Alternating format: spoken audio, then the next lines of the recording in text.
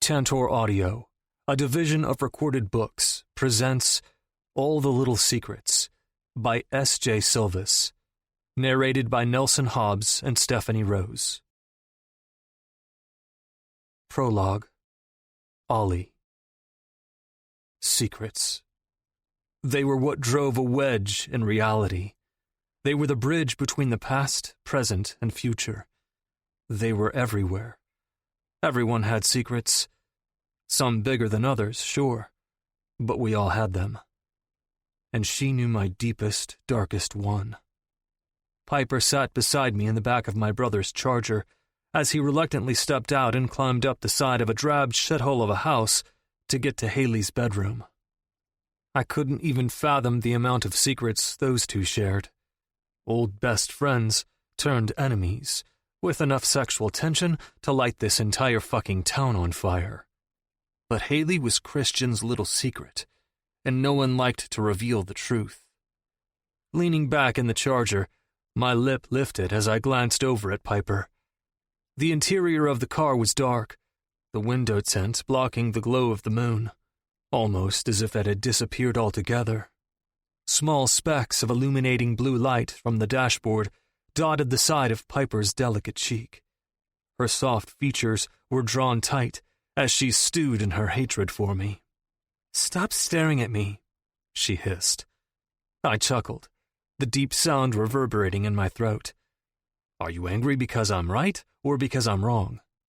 "I'm angry because you tricked me into thinking my best friend was in the car. You all but kidnapped me from the party."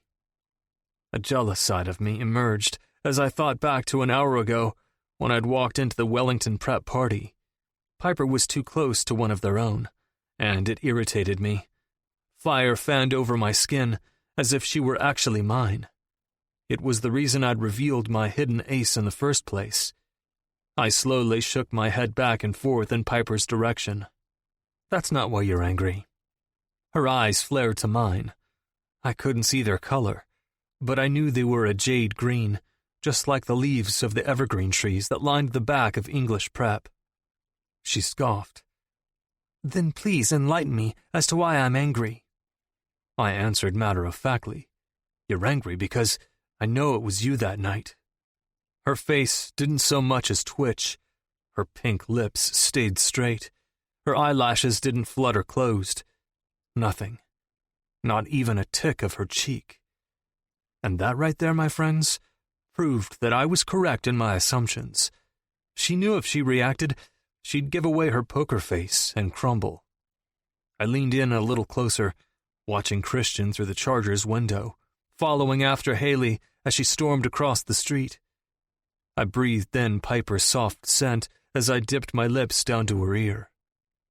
"I know your secret, Piper. You aren't nearly as innocent as you lead people to believe." She held her breath, not daring to make a move. The heat from her body put the interior of the car at a solid 100 degrees, and it stirred up something unholy inside of me. But that means you know mine, too. Chapter 1. Piper. The Secret Keeper. If I ever had a title at English Prep, other than Friend of Haley's, that would be it. Piper, the Secret Keeper.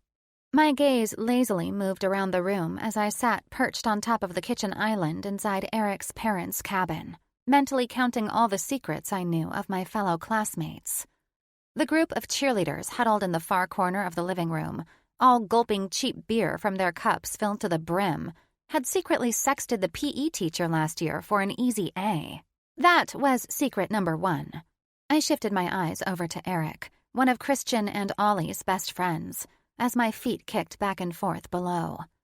Eric, with his sobering dark features and stoic expression, definitely had a plethora of secrets, all of which revolved around Madeline, the ex-queen bee of English Prep.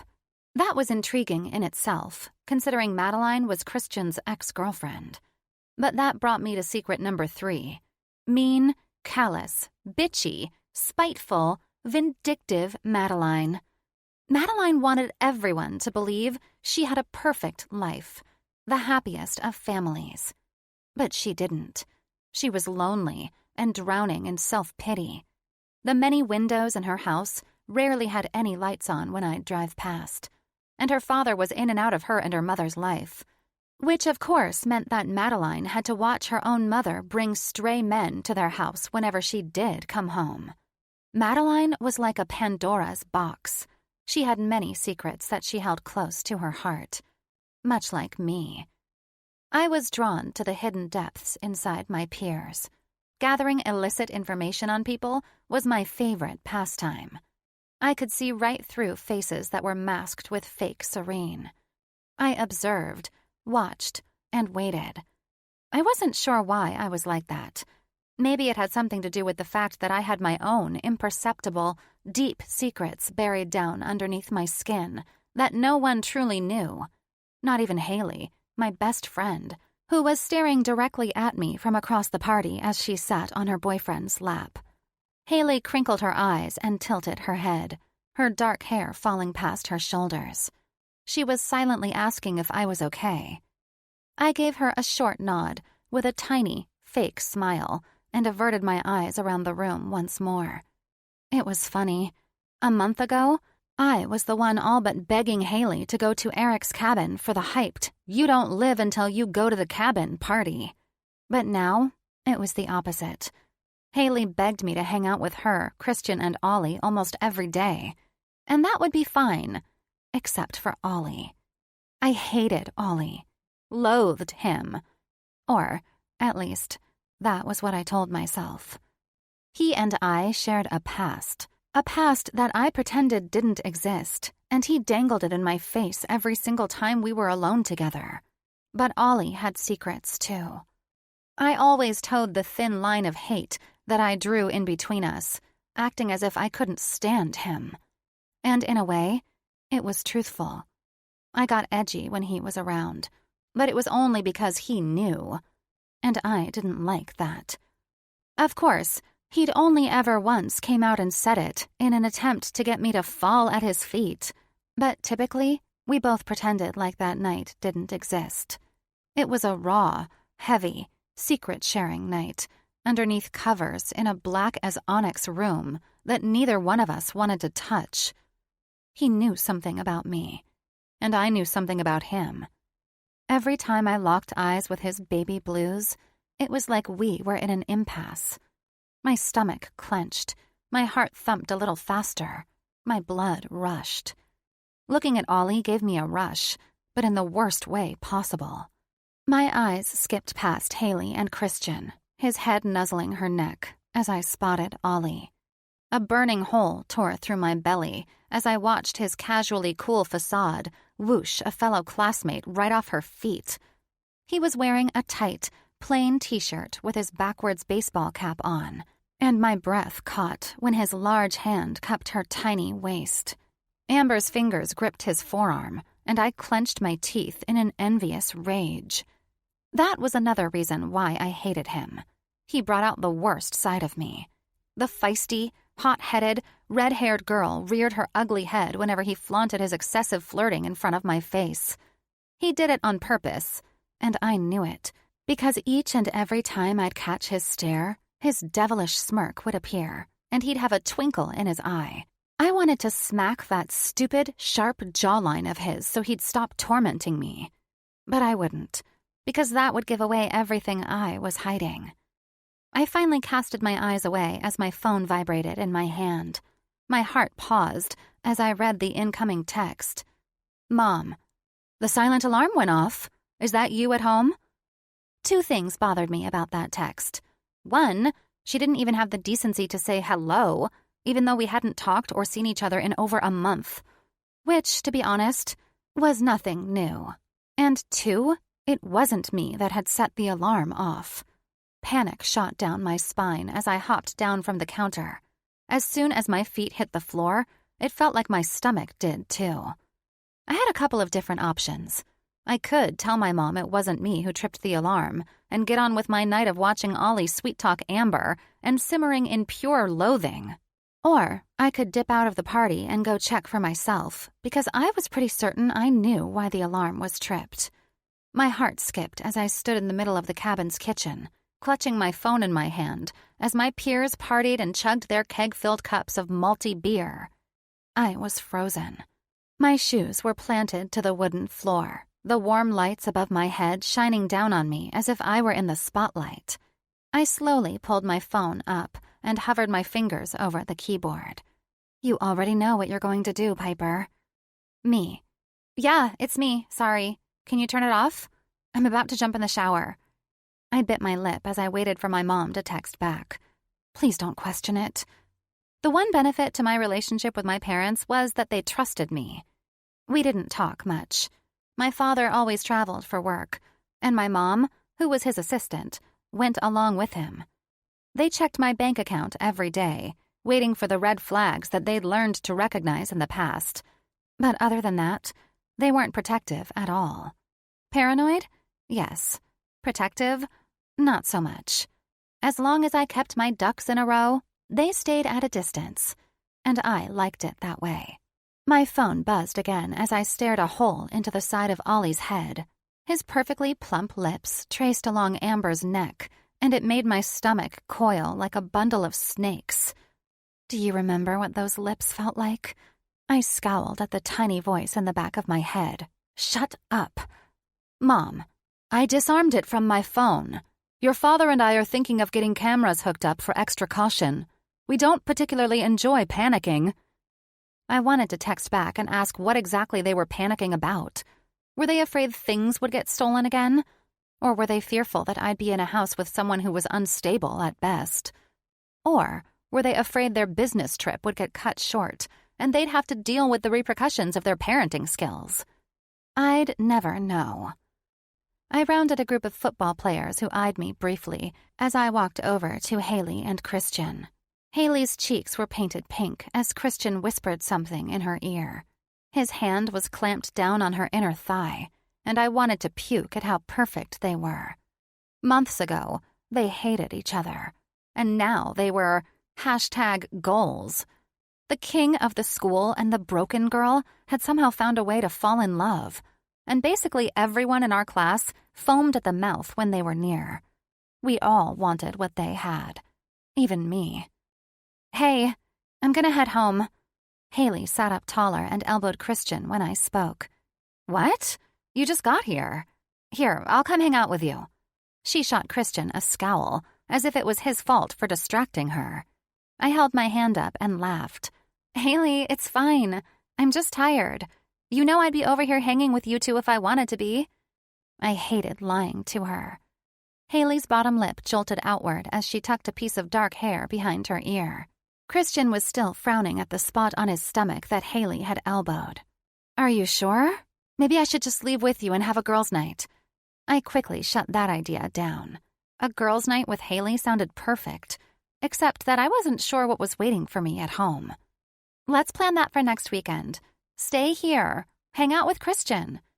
As soon as the words left my mouth, Christian pulled Haley further back onto his lap, clasping his hands around her middle. I agree with Piper. Stay here with me. He bit the side of her ear, and I rolled my eyes playfully. Haley was fighting a smile. Okay, but... Her eyes scanned the living room until they landed on Ollie. No! I rushed out, stepping in front of her gaze. Christian stopped toying with Haley's ear as he flicked his eyes up to mine. I don't need Ollie to follow me home, Haley. Piper? Christian's eyes bounced back and forth between us. I'm fine. The threat is gone. It's been months since we were chased off the road. The men were caught. And plus, you're the one they wanted, not me. I can handle driving 20 minutes to my house. Haley's shoulders dropped, and I realized I may have been a little too rude with my response. It was nice that she cared about me. At least one person did. Listen, I started. I promise I'll be okay. Stay here with Christian. Have fun. That trig test wore me out today. I'm exhausted. And I'm volunteering tomorrow morning at the soup kitchen. I swear we can have a girls' night next weekend, okay? Christian interjected. And I swear I won't interrupt it. A light laugh came out of my mouth. You always say that, and yet you and your brother somehow always show up. Christian's lip tilted upward in the form of a smirk as I looked away, searching for Ollie one last time. As soon as I found him, he was staring at me intently with his head tilted to one side. Amber was still beside him, with her arm draped around his lower back, but his eyes were on me. He raised an eyebrow, I'm sure silently asking me where I was going, but I hastily turned my attention back to Haley. "You have to swear it, Christian," I heard her say. Christian smirked again. Scout's honor. I swear I won't interrupt your girls' night with Piper next weekend. I laughed when she made him pinky promise her after she blurted, "You are the furthest thing from a Boy Scout. Use a different saying." "Okay, I'll text you tomorrow, hey. Bye, Christian." "Later. Be careful. Call us if something seems off." I nodded and made my way out of the party. The last few months had been scary at best.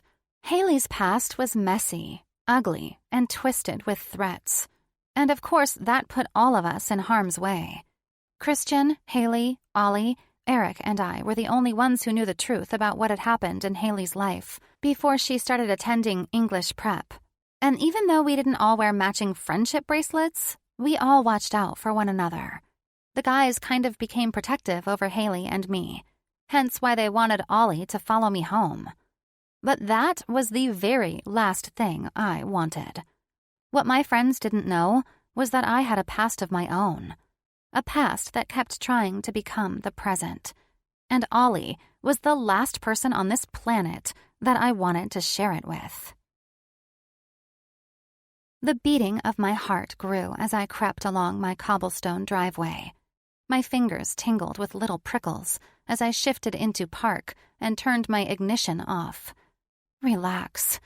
I blew out a breath when my hands dropped into my lap, clutching my keys with so much force, I'd be surprised if I didn't have small dents on the inside of my palm. I quickly flipped down the visor and glanced at myself in the mirror. Soft orange light splayed on my cheeks, showcasing my freckles underneath the worn-off makeup from this morning, and I gave myself a stern talk. "Take a deep breath, Piper." My puffed cheeks grew smaller as air left my mouth with each deep breath I took. I shook my head angrily as I flipped the visor back up, snapping it into place, and opened my door. I wasn't fooling anyone. Even the little twinkle in my eye was downcast by fear and anxiety. The cool night air bit at my cheeks as I stepped out of my car and glanced up at my house. 3 stories of perfectly laid brick, glossy wood floors, soft plush carpet, and expensive furniture was what awaited me every single day. But not a single ounce of love or security resided inside. I remembered the day my parents told me we were moving to a different house, in a different town, like it was yesterday. Their faces were bright with excitement and new possibilities. It was like they thought a new house and school could actually erase the past and rearrange the future. I was absolutely baffled at the thought, and to be honest, I still was. Nothing could change the past, not even denial.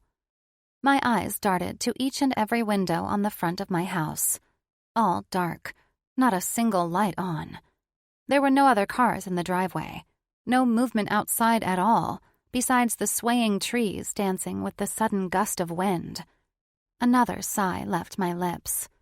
I knew what I was walking into, but just because I'd been here before, in this exact position, didn't mean I was mentally prepared for it. Could I ever be mentally prepared for this? Would I ever be okay with feeling like my heart was lodged in my throat as panic seized my body? My hair swayed with the breeze as I walked up to my front door. It was hard seeing someone destroy themselves. It was like a broken piece of glass becoming more jagged with each new memory, and that piece of glass felt like it was slicing away at my flesh each and every time I got close. But nonetheless, I kept coming back.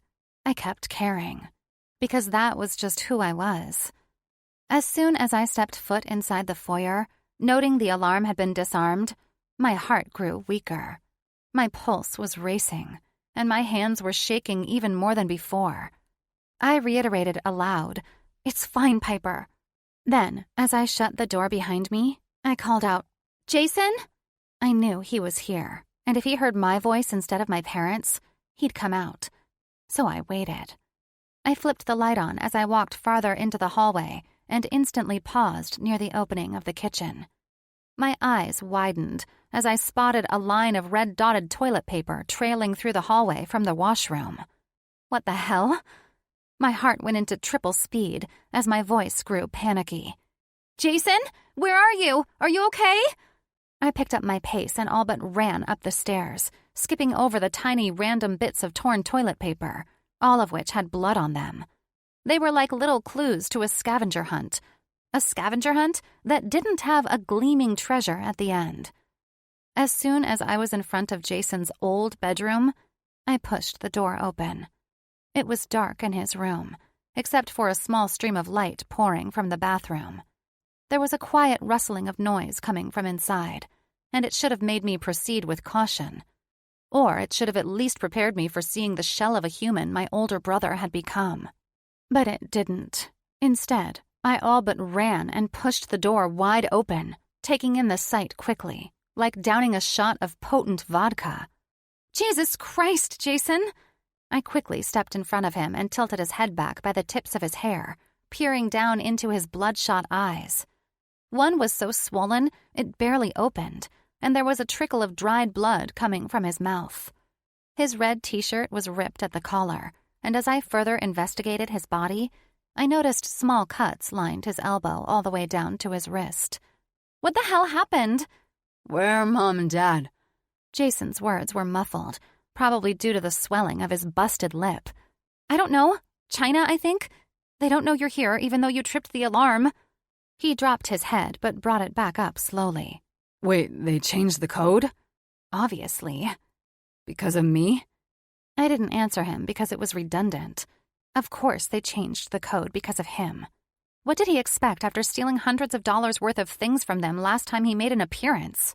He knew he wasn't allowed here, yet he continued to come back, trying his hardest to get around the fact that my parents had completely given up hope on him.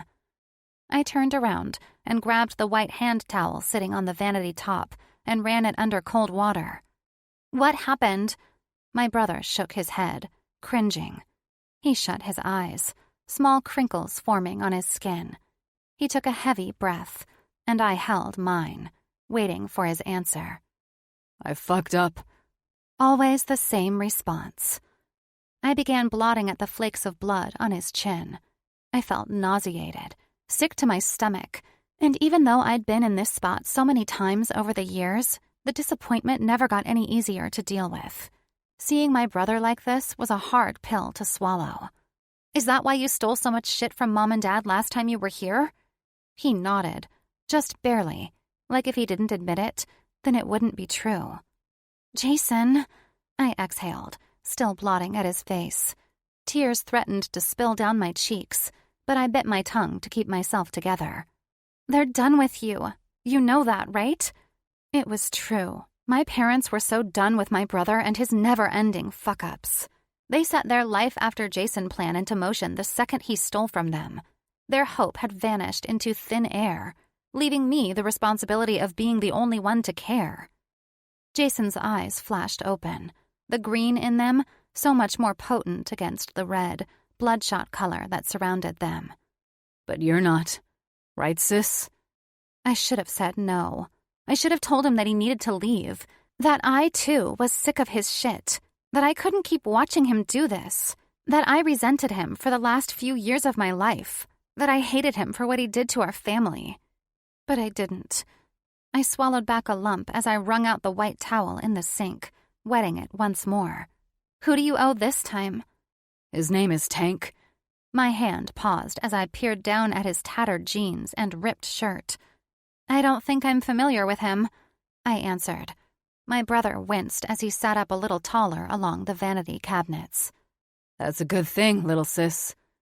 A sigh left my lips as I blotted his face again. How much do you owe? The metallic taste of blood filled my mouth as I bit my cheek, waiting. He paused and averted his eyes away from me. Answer me, Jason. His chin tipped, and I could see the remorse plain as day. 20,000. The cloth from my hand dropped to the floor with a whoosh. My ears felt hot. My chest squeezed a little tighter. What? His gaze shot right through me.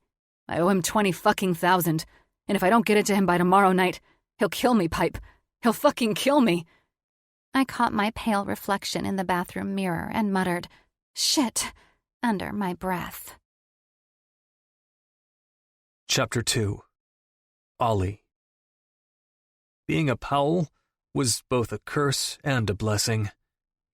Everyone thought they knew me. They thought they knew exactly who Ollie Powell was.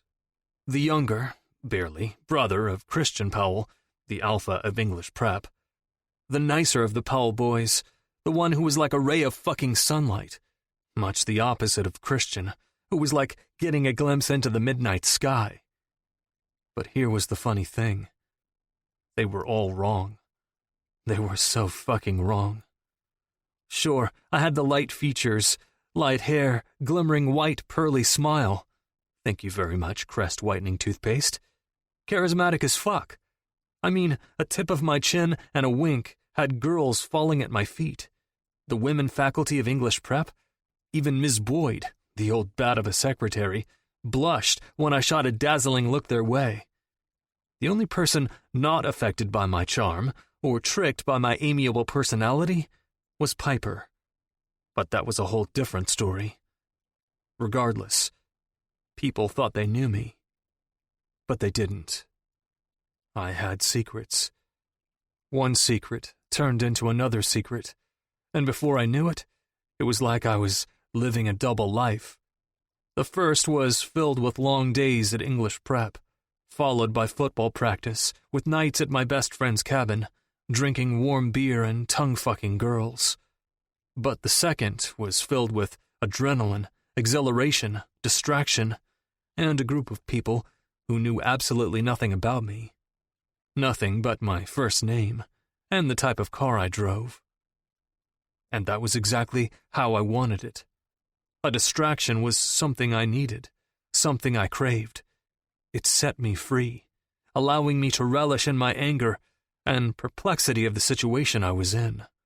I mean, I had to put all those heavy, suffocating feelings into something that was away from Christian and my friends, which was what led me to this place right here.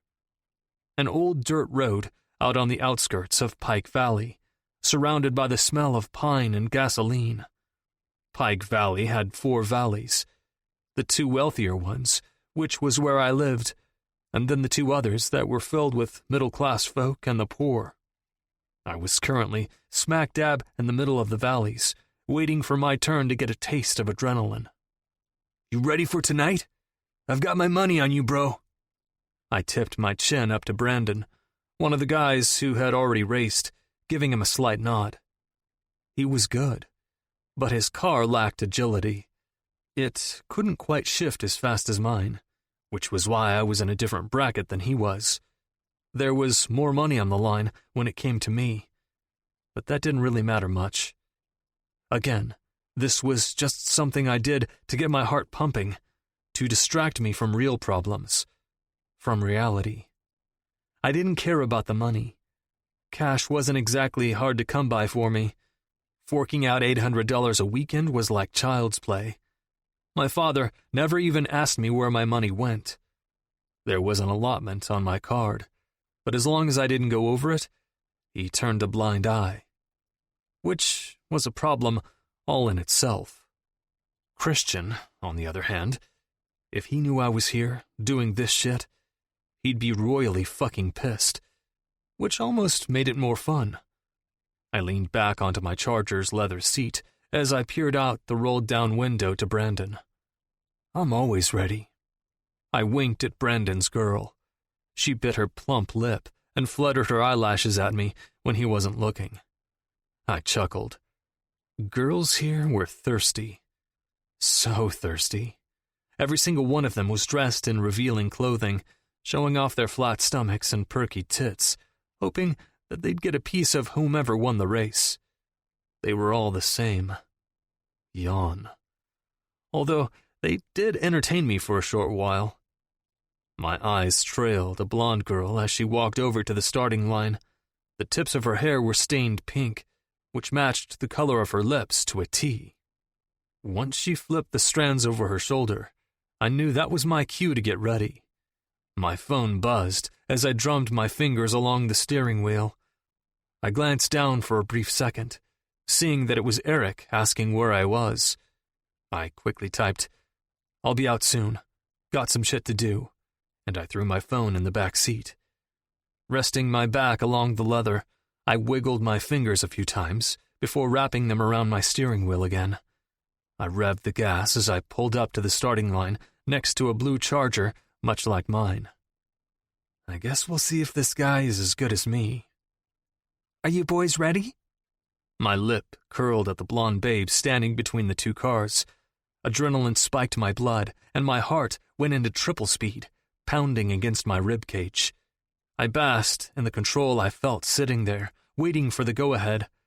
My foot ached to smash the gas as I brought my RPMs up, waiting. My hand held the shift stick as if it were my own fucking dick, ready to go on a wild fucking ride. "Get ready?" the blonde girl shouted. I trailed my eyes down her bare legs, appreciating how short her shorts were, despite the cool evening air.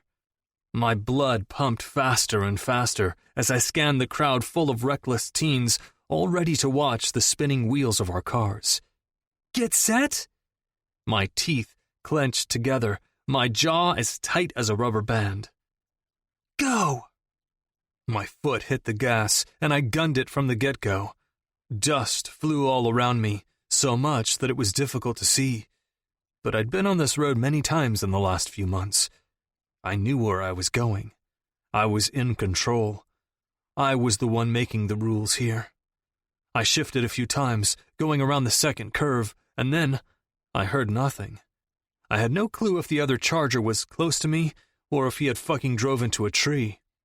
Being in this car gave me a sudden rush of exhilaration that soared through my body. My heart pumped with massive amounts of adrenaline, which carried me further into an abyss. And that was exactly what I needed. Distraction at its finest. I passed the finish line as a deep breath escaped my mouth, my tires squealing as I fishtailed to stop myself from going any farther. I paused, sitting with my back against my seat, my pulse still thumping underneath my skin, as I waited for the other Charger to catch up to me. Fucking pussy. I knew I'd beat him. He probably didn't even know how to handle a car like that. My phone dinged from the back seat, just as my opponent came into view. I pushed my arm out the window and held up a number 1 to him. "Better luck next time, bud." A few guys with their cameras still out sent the text back to the ringleader of the races, Frankie, some washed-up guy from Wellington Prep, who apparently flunked out of college, to let him know I won the race. A sense of pride washed over me, but it did nothing to fill the gap inside my chest that was rapidly splitting back open like a fresh cut to my skin. A few minutes of racing, and the high was already gone. So much build-up for it to just disappear within seconds afterward. But those few minutes of feeling nothing, worrying about nothing, hiding nothing, were worth it. They were so fucking worth it. As soon as I drove back to the starting line, I parked off to the side and climbed out of my car. My lips tipped at the electric blue Charger, the guy inside probably feeling like a complete fucking fraud of a man for racing such a shitty race. But someone had to lose. And it wasn't going to be me. That was for sure. "Good race, my man. Good fucking race." Brandon came over and slapped me on the shoulder and brought me in for a stiff bro hug. It wasn't hard, I bemused as I pulled myself back. His girl was still staring at me with those fuck me eyes, and I silently said, "Thanks, but no thanks." I didn't share girls, even for a night. My phone dinged again as I watched Frankie splitting money for the race. I got a cut if I won, so tonight I made some money, but it would likely just go right back into the next weekend's race.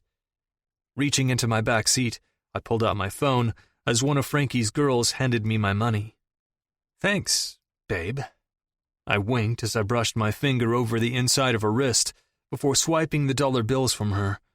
She blushed as she put her other hand up to her mouth, softly biting her thumb in the process. "See? Too easy." One of Brandon's friends piped up as I began looking at my texts. "You down for next weekend's race too? They might move you up a bracket. What is that, like 4 weeks in a row that you've won?" I scanned my screen as he continued to go on about my racing. "Christian, you going to Eric's tonight? I'm with Haley. We're going to watch a movie at the house before she goes back to Anne's, then I'll head out for a bit." Anne equals Haley's ex-social worker, who she now lived with. I swiped that text away and looked at the next. Eric. "Dope. Squad is here, except Christian, since he is pussy-whipped by Hay." I snickered as I gave the guy rambling about my racing a slight nod, pretending that I was listening to him. The next text had me pausing for a beat. Haley. "Did you end up checking on Piper last night? I saw you leave Eric's for a few, shortly after she left." I sighed, still irritated that I just couldn't help myself. It had been months since she and Haley were chased off the road by a bunch of felons who were after Haley due to her father's fucked up shit. Yet I still felt a deep hole carve out in the bottom of my stomach at the thought of her or Piper being on their own. I knew Haley was fine. Christian was with her 99% of the time, which was precisely why he didn't catch on to what I was up to on Saturday nights. But Piper? She had no one watching out for her. There was a strange and twisted part of me that felt like I needed to be her knight in shining armor. I was certain it was a Powell thing. Christian and I always needed to save someone. I was sure a psychologist would say it was because we weren't able to save the most important woman in our lives a few years back. But I wasn't for sure. I quickly texted Haley back. Me. Yes, I did. What I failed to tell Haley, or anyone for that matter, was that I sat and watched Piper's house for way longer than I should have. Once she arrived at her house, she sat in her BMW for a few moments, almost as if she were trying to gain the courage to walk inside her house, which was conflicting, considering there was no one home. From what I'd learned over the last few months of being near Piper and observing her from afar, was that she was pretty much on her own the majority of the time. Her parents traveled often, as did most of our parents. That was why we at English Prep were at English Prep. Most of our parents were loaded, and that was because they worked a shit ton, usually out of town, like my own father. But Piper was alone all the time. Haley was her best friend, and other than her cousin Andrew, who went to the other prep school in the area, that was it. It perplexed me, someone as nice as Piper having no one in their inner circle but one close friend. Why was that? I knew there was more to her than her sweet face and kind heart. I was certain she had secrets. Fuck, I knew she had secrets. That night, so long ago, was far too hot to ever forget. But there was definitely something off about her. Piper was hiding something. That was completely obvious to me, because Piper was a mere mirror of myself. Burying secrets was something we had in common. My phone buzzed in my hand as I finally looked up to the guy, still going on about next weekend's race. He was a drab-looking guy, wearing a shirt with its collar stretched out, and his hair had an unhealthy shine to it, like he hadn't showered in days. My eyebrow hitched up as he stared at me with wide eyes, waiting for me to respond to whatever the hell he'd just said as I was zoning out, thinking of Piper. Again. Brandon nudged him, his girl standing by his side, still giving me those sex vixen eyes. Another text came in, and I glanced down. Haley. Did anything seem off with her last night? Then another text. Haley. Christian and I just pulled up at her house to ask if she wants to watch a movie with us because She isn't answering my texts, and it's weird. No one is answering the door. All the lights are on in the house, and her car is parked in a really weird spot. She's not with you, is she?" I typed quickly. "Me? Why would she be with me?" She texted back within a second. "Haley." "Oh, no reason." Haley wasn't quite convinced that there was nothing going on between me and her best friend. Anytime Haley and I were alone, she'd grill me, and my answer was the same every time. No. I slipped my phone in my pocket and rubbed at my tight chest. The incessant ache was bothering me, but I pushed all thoughts of Piper away. She's not your problem. All right. I stepped closer to Brandon and his friend. What were you saying? Race next weekend? I'm in. The guy looked from me to Brandon with a puzzling look on his face. Huh? Oh yeah, I'll be here for it. He quickly looked back at Brandon and asked, "What the hell is he doing here? I haven't seen him around here for a long fucking time." "Who?" I asked, coming back into the conversation that I completely spaced out of. Brandon's girlfriend spoke up this time. "His name is Tank." I followed her line of sight, passing by large groups of people clustered together, waiting for the next race to happen. Cars were revving up in the background, ready to burn rubber. I locked onto Frankie as he stood back, gripping a wad of cash in his hand. The sun was beginning to set behind him, casting an orange glow along the trees that lined the dust-covered road. What's important about this Tank guy? I watched the guy Frankie was raising his eyebrows to. He was short, with long dark hair tied into a man bun on the top of his head. He was wearing a t-shirt that came down to his mid-thigh, which did nothing to help his lack of height. I bet he drove a souped-up truck, too, just to balance out his short, angry man syndrome. "He's bad news, bro. We should head out. You never know what the fucker is going to do." I continued to stare at him and Frankie, a small crowd gathering behind them, watching to see what would happen. Others were slowly making their way to their vehicles parked off behind the trees, in hiding in case someone decided to call the cops on the illegal racing we did. And then, that was when I saw it, a blur of coppery red hair walking through the wooded forest. No, it's not. My gaze switched from the petite girl with her face hidden behind a curtain of hair to a guy that looked awfully familiar. I squinted, feeling my heart climb angrily inside my chest. The ceaseless ache that was there moments ago was morphing into a gaping hole filled with a hefty amount of apprehension. I ping-ponged my gaze between the couple making their way toward Frankie and this Tank guy. Before I knew what was happening, my feet were dragging me closer and closer to the forming crowd.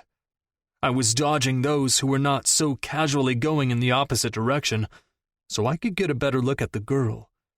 And when I did, I saw red. What the fuck was Piper doing here? Chapter 3. Piper. My brother wasn't always like this. His dull and lifeless eyes used to be the same shade of sparkling green as mine. His hair wasn't tattered at the ends like he took a rusty razor to the strands. In fact, his auburn hair used to have an even healthier shine than our mother's. The scruff on his now sunken face used to be shaved each and every day before school, which typically made us late every morning. But alas, he was bright, happy, and healthy. Now he was a shell of who he used to be, and every time he came around, the memory of my big brother grew even more tainted. I often tried to reminisce on the good times I had with him, the happier memories, the ones of us playing outside on our freshly landscaped lawn while our nanny cleaned up the house and made dinner before my parents came home from a long day at the office. That was another thing ripped away from me after Jason drug our family name through the mud. All the stealing, vandalism, suspensions from Wellington Prep, and then, of course, the drugs, caught up to my parents, and they shut him out, taking me along with them. They uprooted me and all that I knew from one rich community to the next, not caring that I was being affected in the worst of ways. I had to say goodbye to my friends and familiarity at Wellington Prep, even my 10-year nanny, Margie. She knew too much, Per my father's explanation, then followed by my mom. You're too old for a nanny anyway, Piper. Now, some random woman came during the day while I was at school and prepared meals for the week, did laundry, and tidied up the house only to be gone by the time I came home. It didn't really seem fair to me at the time, and it still didn't. I promised myself that I'd stop caring about Jason, that I'd keep our better memories locked away in a pretty, ribbon-tied jar inside my head and let everything else wash away, including him. Yet, here I was, enabling. I knew what an enabler was, and it went against that very promise I made 1,000,000 times over again.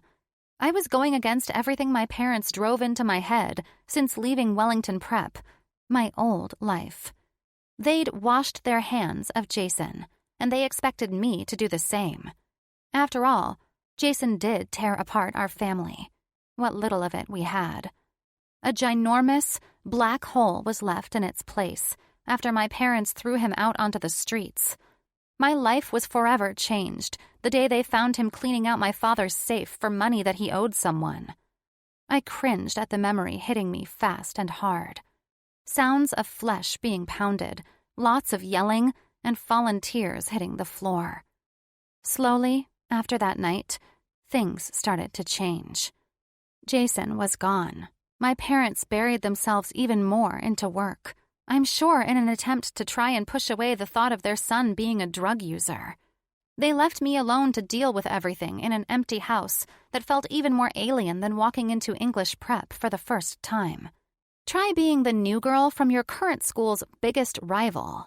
So, yes, I should have been pissed at Jason and shut him out. That was what my parents expected of me. But here I was, making my way to some desolate cornfield on the outskirts of Pike Valley with one of the shadiest guys I knew by my side. I almost laughed at the predicament I was in. My phone continued to go off in the back pocket of my skinny jeans, and I was certain it was Haley, wondering why I hadn't texted her back.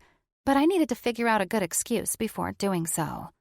I hated lying to my best friend, but this was something I wasn't willing to tell anyone. Because if I confided in someone, even someone like Haley, with a wicked past of her own, then it made it real. And I wasn't quite ready to face my decision of enabling my brother. Again. My morals were being smashed with every blade of grass I stepped on. My parents would kill me if they knew I was helping him. I kind of wanted to kill me too, because I wasn't sure what I was walking into. Cole, my cousin Andrew's friend, and the guy who decided to give me my first kiss when I was 12, only to tell everyone at Wellington Prep that he only kissed me because he felt sorry for me, paused and grabbed my wrist. He was bad news, and that was exactly why I asked him to come with me. Cole had no issues looking for trouble. In fact, he loved trouble, and I knew he'd be all in if I hinted at just that. But to be honest, I'd much rather do this alone. Only I couldn't, because soon after Jason and I came up with a plan to fix things, he snuck out the door, driving off in my car, leaving me a note while I took a shower. He'll kill me if he sees me. I have to hide out. Here are the directions. The only downside to asking Cole for his help was that I was almost certain he'd want something in return. He was a little too eager to give me a ride when I'd messaged him, and it was going to be difficult to get him to keep his mouth shut about this. If he told Andrew, and Andrew told my aunt and uncle, I'd be toast. I snatched my wrist out of Cole's grasp. What? Do we know what we're walking into? I need some more detail, Piper, especially if I'm going to be fighting someone. You've given me nothing. Cole, with his dark eyes and naturally tanned skin, looked out into a flock of people. What the fuck is this? I bit my lip. Hell if I knew. He shot me a look, his brown eyes deepening. You don't know? What the hell are we doing here, Piper? What? Is some guy fucking around on you and you're trying to bust him? A wicked grin formed on his face, and I took a step back. Show me who. I'll make sure to land a kiss right on your lips in front of him. And then once that happens... He brought his thumb up to his mouth and swiped it over his lip as if he were now 10 times hotter because of the simple gesture. You'd be hooked on this dick. I scoffed and rolled my eyes, annoyed. Crossing my arms over my chest, I shot back. I'd rather shave my head and walk around school naked than let you kiss me again. Yes, I was 12 when he first kissed me, but the after effect was mortifying enough that it was still fresh in my head. Again? A gasp flew out of my mouth, just as a gust of wind blew over my shoulders. I quickly spun around, the tall grass brushing over my ankles. My mouth dropped. "What the hell are you doing here?" My words were rushed and sounded like I'd sucked a balloon full of helium. I was already on the verge of losing my footing and letting the nerves fill me with fear, walking side by side with Cole, ready to throw not even a fraction of the money owed at who I assumed to be my brother's drug dealer. And if you add that to Ollie looking at me with his usual light and casual expression gone and replaced with furrowed brows and hooded eyes, I was nearly swaying on my feet. Ollie walked closer to me and Cole, and my heart felt like it had wings of a hummingbird. His eyes were set on Cole with a loathing inside of them that I'd never seen from him before. He looked a lot like his older brother at that moment. The better question is... He got even closer to me, so close I could smell his cologne, his blue eyes growing a shade darker. What the hell are you doing here? With him? I was too baffled to answer him, too caught up in being so close to him, so close that I felt his body heat, to come up with a reasonable answer. I couldn't tell him the truth, and now, to make matters worse, I had to figure out a way to find this tank guy without Ollie butting into my business. Lovely. I recognize you. Cole stepped closer to me, and now I felt like I was the red flag between two bulls. Ollie didn't take his eyes off mine. His tall stance loomed over me like a nightmare in a pitch-black room. I swallowed as Cole's arm brushed along mine. Is this him, Piper? What? I asked, continuing to stare up into Ollie's eyes. His breath was coming out warm and heavy, brushing over my face. I felt Cole's hand slide around my bicep, and before I could do anything, he snatched me over to his body, leaned me back, and placed a wet kiss on my mouth. His tongue plunged into mine, and I froze. Bile was rising up in my throat, and I couldn't figure out if it was because I was getting kissed by Cole in front of Ollie, just getting kissed by Cole in general, or if it was because I was about to meet with a drug dealer who'd beaten my brother senseless and threatened to kill him the night before. Cole's tongue swiped over mine once more before I finally unfroze and pushed him off. He went willingly with a smirk plastered to his face when he'd stood up straight. "What the hell, Cole?" I yelled, taking a step back from not only Cole, but also Ollie. I need air. You've got about 2 fucking seconds to get the fuck out of here before I rip that grin off your face.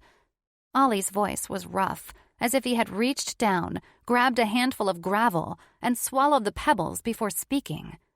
Cole's smile grew even wider, his white teeth shining behind a glimmer of mischief. Oh, now, there, little Powell brother. I'm just giving you some payback for that one night you and your psycho brother decided to crash Andrews. Cole swung his gaze lazily from Ollie to me and then back to Ollie. Do you remember that night? The night your brother nearly put me in the hospital for a rumor his ex-girlfriend made up? Cole's face was becoming darker, a red tint forming on his neck and cheeks. I should beat your fucking ass right now, pussy. Oh, for fuck's sake, I do not have time for this. Ollie seemed calmer, but I could still sense anger boiling under his skin. From what I just witnessed, it doesn't look like my brother beat you up for a rumor. I hear things about you, Cole. Oh, and... Ollie chuckled, looking down at the grass below our feet for a moment. I wouldn't be too keen on spreading that around. It makes you look like the pussy. I don't even think you got one hit in that night. Ollie's laughter filled the air, and for a moment, it made me pause as warmth washed over me. But then I looked past his body and saw a large crowd of people, and remembered what I was doing. Cole took a step closer to Ollie as I took another step away. I'm not a fucking pussy. I was blindsided. Pretty unfair if you ask me. Your brother all but attacked me from behind. My foot stepped to the left, just as Ollie was about to say something back to Cole, but instead, his head flicked over to me at the last second. I jumped like I was caught doing something I shouldn't. Where do you think you're going? A twinge of anger was meddling in with my anxiety as I squared my shoulders. Away from this pissing contest. What the hell are you doing here, Piper? Ollie's square jaw was tight as he waited for my answer. He stood half in front of Cole, like he wasn't sure if he should protect me from him or not. And to be honest, I wasn't sure either. I'd kind of like to know the same thing. Cole turned his body around and was now standing beside Ollie. Both of them were staring at me intently, like they were about to gang up on me. This was such a terrible idea. I should have just paid for an Uber instead of asking Cole for a ride. The wad of cash I had in my pocket was burning a hole in my conscience, and if I didn't do something about it soon, I wasn't really sure what would happen. What if I didn't help my brother? Was he being serious? They wouldn't kill him, would they? Cole and Ollie began arguing about me again as I stood and contemplated what to do next. My brother's sad face flashed behind my eyes, and unknowingly, I began walking past Ollie and Cole. I had to do something to help my brother. My conscience might be slightly ruined by enabling my brother, but it would be downright destroyed if I didn't help him. Chapter 4. Ollie. I wasn't an angry person by nature. Anger wasn't one of those emotions I was so in tune with that it didn't even faze me when I felt it. No, I knew I was angry because every single nerve ending in my body sparked with a raging flame. And I was on fucking fire when I saw Piper walking along the high grass, mainly because I was pissed she was in my secret hideout. But then I saw who she was with, and I was pretty sure I turned into the raging devil himself. I walked up to the pair of them, telling myself to stay calm because what I wanted to do was grab her by the arm and snatch her away. But I was a level-headed guy. I thought about my actions, and I wasn't sure what was worse, knowing you were doing the wrong thing and still going through with it, or blaming it on being blinded by irrational behavior and losing your self-control. Either way, when Cole kissed Piper, I thought I'd never be able to breathe again. The rational part of my brain that I was so keen on keeping alive disappeared. I wanted to kill him. Maybe it was because I wasn't used to seeing Piper with anyone else because, let's be frank, I'd sent out a massive ban over her months ago. Any guy that sent even the slightest compliment her way had a loathing look coming from me. It wasn't fair, I knew that much. Piper wasn't mine to play around with. Yet something inside of me grew twisted and my thoughts became fuzzy and distorted where she was involved. I didn't act like myself. I was on edge, and I desperately tried to cover it up with this side of myself that I didn't like to visit often. But here I was, ready to rip Cole's head off or even breathing in her direction. Speaking of, I moved my body over to the left to give Piper another "what the fuck are you doing with him" look, and I was met with a line of trees and a fading sunset. I moved over to the right, around Cole still running his mouth, and she wasn't there either. I quickly spun around, and my arms dropped to my side. God damn it. What the fuck did she say when she brought you out here? I quickly turned around and faced Cole again. His I-eat-crayons face was flabbergasted for a moment before he recovered, realizing that Piper slipped out from our presence the second he started running his chops again. Fuck, nothing, really. I thought she wanted to fuck. I growled, interrupting him. I'm trying to help you out here. Don't finish that fucking sentence. Cole looked as if he were about to start his shit up again, but he refrained, sighing. She texted me for a ride. That was it, really. Very cryptic, that one. A heavy sigh left me as I turned on my heel and started to follow after Piper. Her tight ass was swaying in her skinny jeans, and her copper hair was brushing back and forth along her shoulders. I didn't see her in skinny jeans often. It was usually her long, lean legs and her plaid skirt at school that I was used to, and I had to admit, this look was really working for her, which was exactly why I was all but running to catch up to her.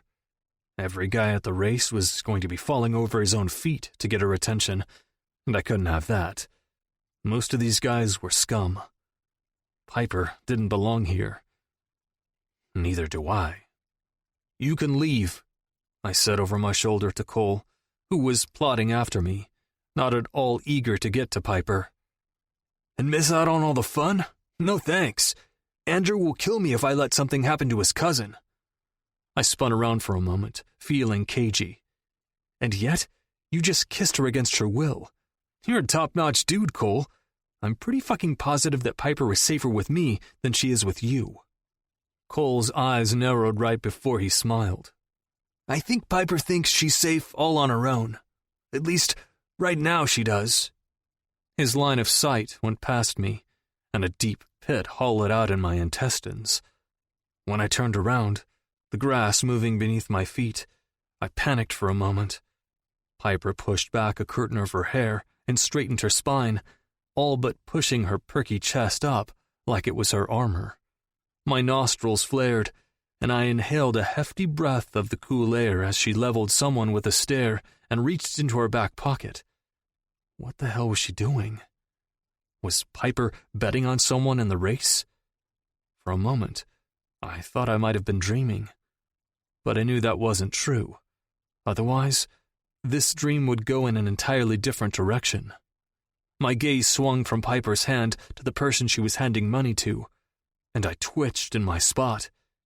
The guy they referred to as Tank smiled at Piper like he was about to enjoy a nice, juicy steak, and I couldn't stop myself from feeling protective of her. Again. One foot went in front of the other as I made my way through the formed crowd. Piper's voice grew louder with each step I took, and it hit me right in the chest when I recognized the fear skirting over her words. I'd heard fear in her voice before, and it was just as unpleasant now as it was a few months ago. Just what did Piper get herself into, and how could I save her? Chapter 5. Piper. Haley once told me that if you acted like you weren't scared, then you'd eventually believe it, along with everyone else. Her exact words were, "If you pretend you're brave, then you will be.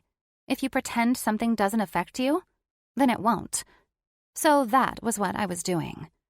I pushed away the fear dotting my vision and stopped the shaking of my hand as I held out $3,000 of cold cash, waiting for the guy that inevitably was the cause of my brother cowering in the bedroom the night before.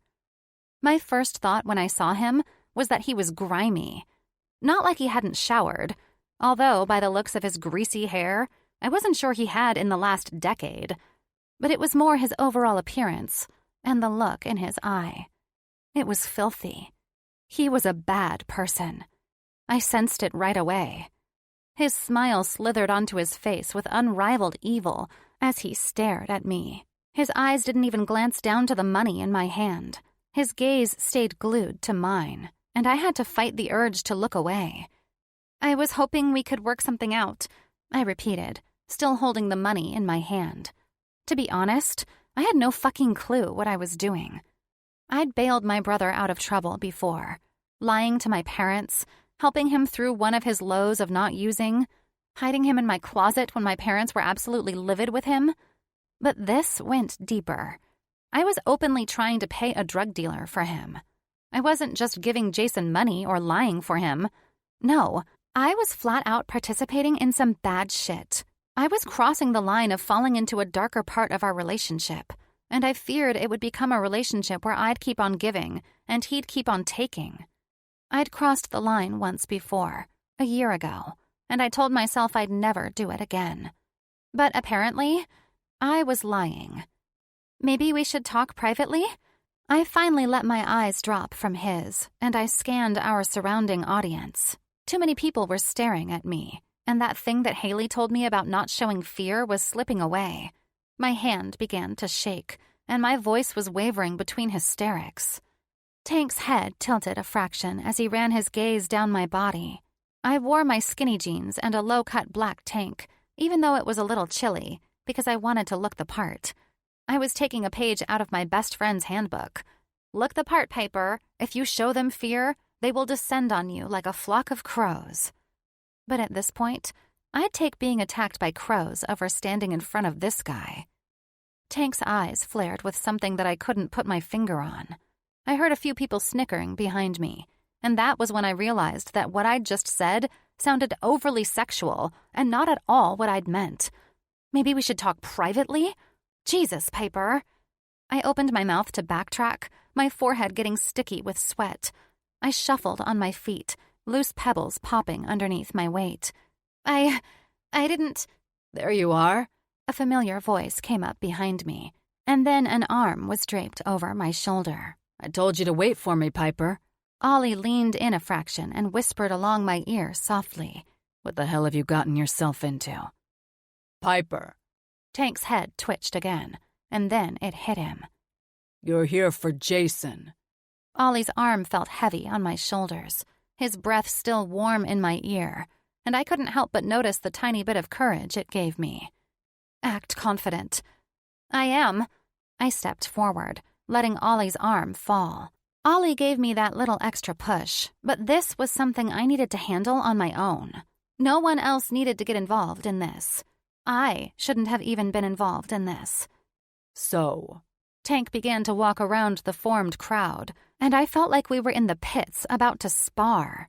You think you can give me... He pushed his hand out and urged me to give him the cash. I reluctantly did so, not daring even a glance at Ollie. Tank took a few moments to count, and then a sinister chuckle left his mouth. This doesn't even make a fucking dent in what Jason owes me. My chest began to squeeze. My knees began to wobble. Sweat droplets fell down my back. I know. I was hoping we could work something out. Oh, we can work something out, all right. I want my fucking money. And just like that, I regretted my decision to help my brother. What are you doing, Piper? The crowd grew quiet as I stood still. I could feel myself panicking on the inside, but things were moving so quickly that I didn't have time to bask in my anxiety. I can get you the rest by the end of the month. Tank threw his head back and cackled in the evening air. Not a single person in the crowd laughed or chuckled, not even the two guys standing behind Tank that appeared to be his right-hand men. He walked closer to me, a mere foot away from my face. I felt Ollie's presence come closer, too, and I hated that he was here, seeing this. But that was something I'd have to deal with later. Right now, I was about to make a deal with the devil. And just how are you going to get me the rest of the money? Tank looked me up and down again, a wicked grin creeping onto his face. Mommy and Daddy? Are they gonna fork over the cash? Are you going to give them a sob story and cry at their feet until they spoil their little princess? That was unlikely.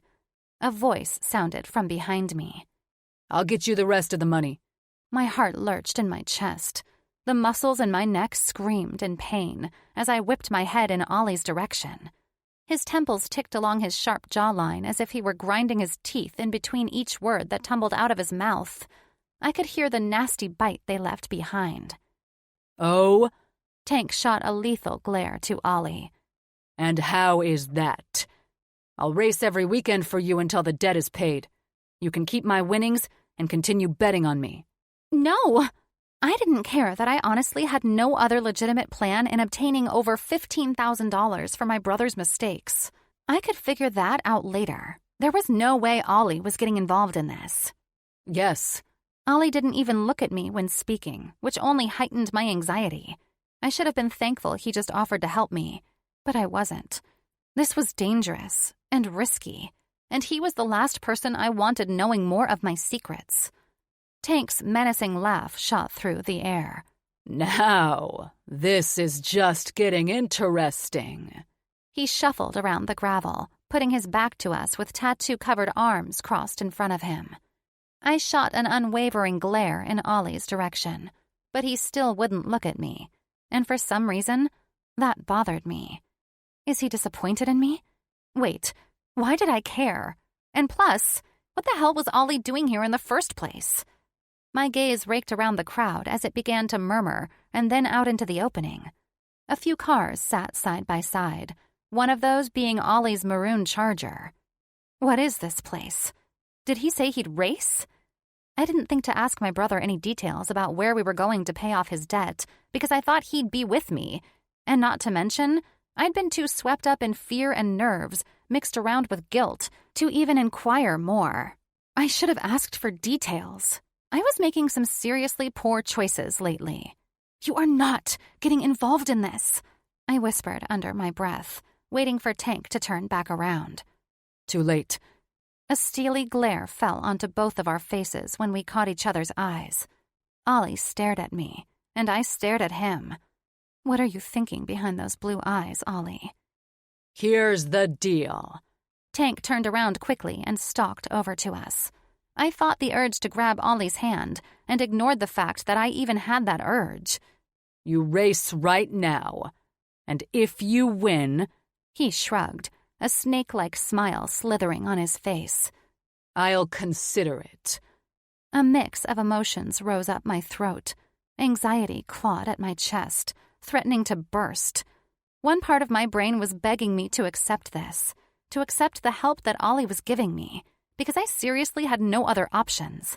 But the other part was yelling at me to stop this before I drug another person into this fucked up mess of things.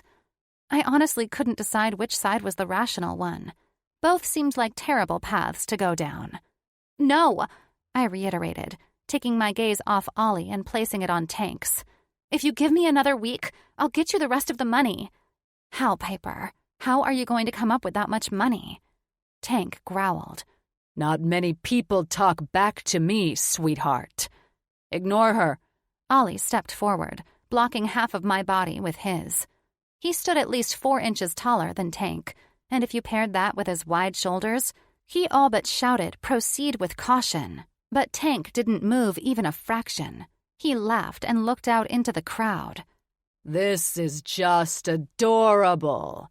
He placed his hands on his hips and moved his head around Ollie to stare at me. Here your boyfriend is, trying to help you. And there you are, trying to help Jason. I ignored the part where he said that Ollie was my boyfriend, because that didn't really matter at a time like this. I straightened my shoulders again, reiterating Haley's advice in my head, and very calmly said, "No one else needs to get involved in Jason's mess. I will get you the money next weekend. I'm good for my word." Tank clicked his tongue. Oh, I'm sure you are. But shit. Jason has fucked up one too many fucking times. The calm and relaxed man in front of me started to change right before my eyes, and I was seconds from reaching out to Ollie and telling him that we needed to make a run for it. This is your one and only fucking chance to get an advance on this fucking money. Take it. I gulped again, swallowing my thick spit. It's fine, Piper. Just breathe. I'd let your boyfriend here race once and for all, because like I said, it's your only chance. Piper. Ollie didn't turn back to look at me. I'm doing this whether you like it or not.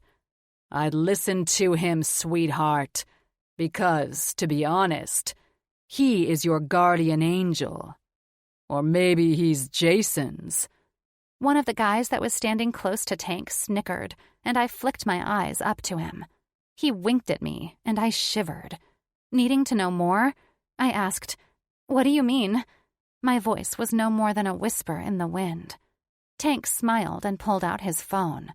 He messed around on it for a second, and Ollie glanced back at me, meeting my eyes briefly. I looked behind me, and Cole stood along the crowd with a wary expression on his face. When Cole looked concerned, that was when you knew you were in trouble. Tank talked into the phone for a moment. Pan the camera over to our pet. Then, with a conniving smile and a sinister look in his eye, he shoved the phone in my face. It took a moment for my eyes to adjust, but when they did, my hand shot up to my mouth as I gasped. Jason! I almost yelled into the phone to ask if he was okay, but at the last second, Tank snatched it back. I'll hold off on my plan until your boyfriend races. Then we talk." He shoved his phone back in his pocket, and I couldn't help the words tumbling out of my mouth. What plan? I thought back to last night when Jason was huddled in the bathroom. The fear in his eyes was evident, but Jason was known to blow things out of proportion so that I'd be more likely to help him. But after talking with this guy for the last few minutes, I wasn't so sure Jason was exaggerating. And now, somehow, Jason was his pet? The conniving smile was gone, the sinister look in his eye more evil than before. But he didn't answer me. He looked out into the crowd as if he didn't want to say it aloud. "Well, what's the verdict, princess? Are you going to let him race? Or am I going to have to go through with it?" My hand shot out, and I grabbed Ollie's wrist before he said anything. The feel of his skin on mine soothed my fear for a moment. "What's your plan?" I asked again. "I wouldn't say it's so much my plan, but more of Jason's." "What does that mean?" A swirl of wind rushed past me, and I felt like it took my breath along with it. He shrugged, his voice lowering so only we could hear him. "Jason has a little bit of a drug problem. It'd be a shame if he overdosed." "What?" I stuttered. Ollie's wrist flexed in my grasp, and it only made me hold on tighter. "What does that mean?" Ollie was the one to speak. "It means I'm racing, Piper." His wrist fell from my hand as he shot me a look, one that sent an entirely new batch of fear down my spine. I stood back and watched as he walked over to his charger, the crowd following closely behind him. Suddenly, it felt like I'd stepped into an alternate reality, and I was almost 100% positive it wasn't going to be a good one. Chapter 6. Ollie. My hands shook as my long strides took me back to my charger. My phone buzzed in my jeans again, and I finally took it out and shut it off, gripping my phone with such force I was certain it was going to snap. I swallowed back the rage bubbling up inside of my chest like a shot of fireball. Being behind the wheel was exactly what I needed after that exchange. There were 1,000,001 things running through my head, so much that I could barely focus on starting my engine. It all began with seeing Piper walk her sweet self through the tall grass with Cole, and from that moment on, I felt like a caged animal ready to rip people to shreds. That was what being around Piper did to me. She brought out something inside of me that was charged with jealousy, anger, and desire. I felt wild. A protective shield shot out of my very bones when I was near her. Maybe it was because she knew my secret. Maybe this was my way of protecting that little bit of myself that I gave to her so long ago. I wasn't sure. Either way, I hated the feeling of unsteadiness that it gave me. Who the fuck was Jason? I turned my charger on, feeling the rumble settle in my blood. Why was Piper so dead set on paying his dues? Why was she protecting another guy? I pulled up to the starting line, eyeing her standing beside Cole with her arms wrapped around her middle. What was she thinking coming out here with him? I revved the gas a few times, waiting for my opponent to pull up beside me. I had no clue who I was racing, but it didn't matter. This was something I had to do. The second I slid up beside Piper and took a stance with her was the second all rationality flew out of my head. Sometimes it scared me how defensive I became around her. I felt tethered to her in more ways than one. She was the one person I had confided in. And even if it was on the sly, she was there. She was my anchor. She helped keep me afloat that night. In a way, I owed her. Maybe that was why I couldn't stop. The other car pulled up beside me as the crowd began to pull back, giving us space. Fuck, I really had to take this one seriously. The need to win had been instilled in me from a very young age. My dad had drilled it into my brothers and my heads. Of course, Christian, being the hothead of us both, always won when we'd played football in the backyard. But that was not to say I didn't let him win, something I was sure he'd argue until he was blue in the face. Nonetheless, winning was usually the only option for a Powell. "But are you even—" I growled out loud, stopping the thought before it consumed me. "Pay the fuck attention, Ollie." My gaze wandered over to the other guy racing. He was driving a Chevy Camaro, and it looked expensive. The cherry red color gleamed, even with the sun fading into dusk, and the tread on the tires had my confidence wavering for a moment. There was a tap on my window, and when I looked over I saw Brandon staring at me with apprehension. I hurriedly rolled the window down. He glanced at the Camaro before giving me a look. "He has a supercharger and nitrous." My heart slammed. Great. Brandon flicked his eyes to the Camaro rumbling beside me. I darted my gaze to Piper, who was biting her nail on the side of the road. Something awakened inside of me. "I'll win, Piper. Watch me." "I've got this," I said, eerily calm. My limbs relaxed as I wrapped my fingers around the stick shift. "I've watched him race before. He has a fast car, which is why he's in the next bracket. But he loses control easily. Stay steady and do your thing. That's the only thing that'll help you now."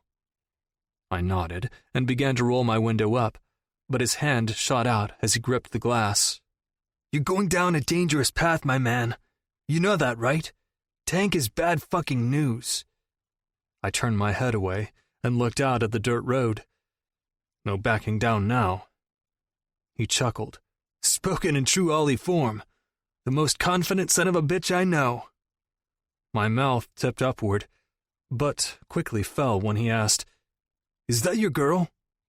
I followed Brandon's line of sight to Piper, and my heart sped up even more. I swallowed, taking my eyes off her.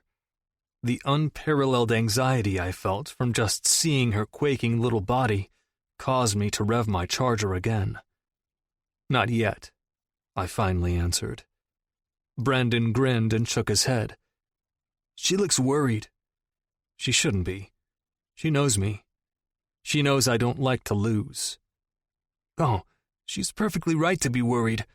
I don't know what type of business she's got with Tank, but the dude is bad fucking news all. Tread lightly. Don't make a deal with him. You'll be signing your own death wish." Too late, bro. The second I saw Piper involved, I'd already signed over my rights. "All right, boys." The blonde chick from earlier walked up beside the passenger side of my Charger and the driver's side of the Camaro. "Get ready?" I rolled the window up, watching Brandon retreat back toward his girl and Piper. My eye caught hers once, and I hoped she could read what I was trying to say. "I've got this, Pipe. Relax." She nodded her head slightly, so slightly that I barely noticed when she did. She knew I wouldn't lose, not with her involved.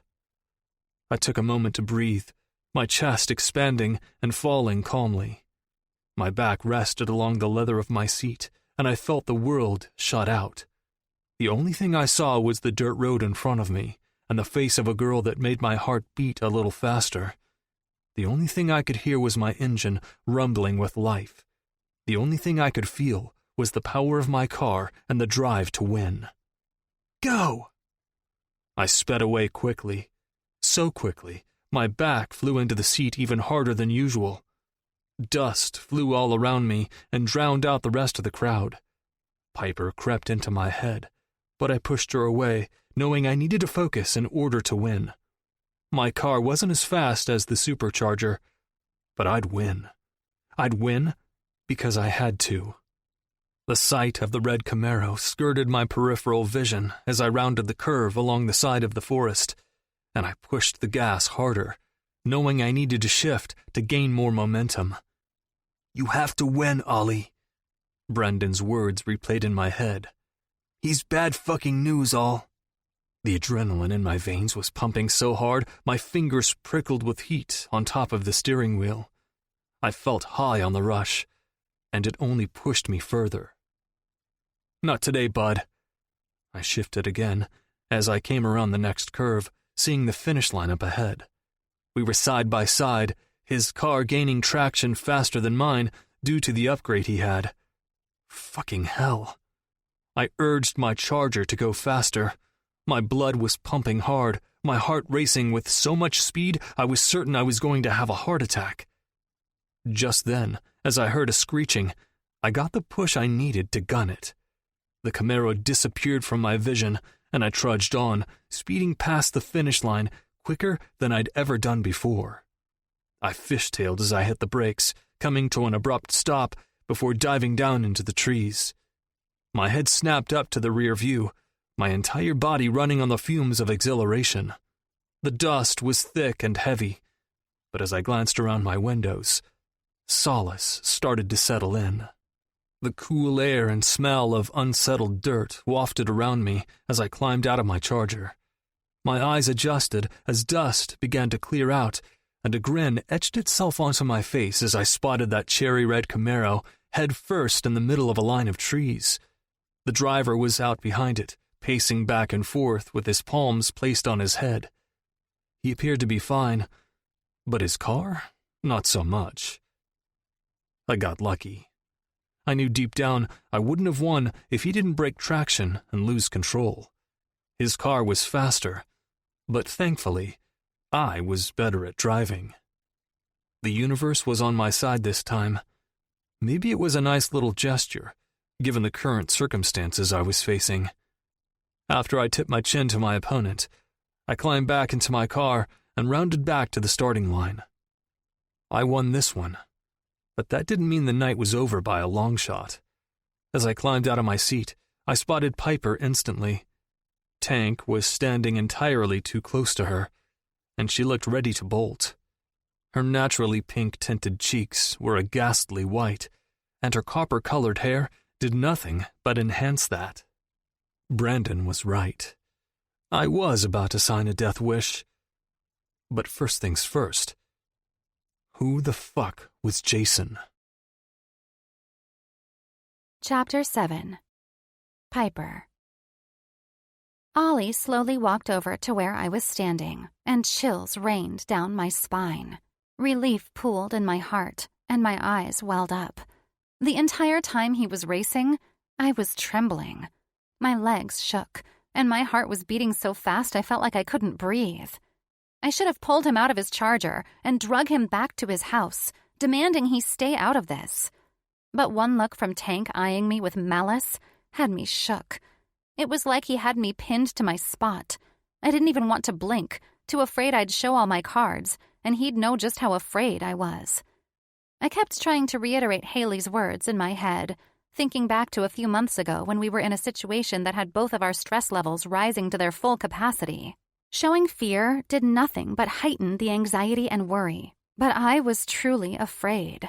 I was afraid the first time I saw my brother high. I was afraid the first time my parents threw him out. I was afraid the first time he came back, beaten to a pulp, begging for my help. And I was even more afraid last night when I'd been met with the same bloody and bruised Jason that I'd grown accustomed to seeing. But this time, he didn't just have disappointment in his eyes. He had fear. He was terrified.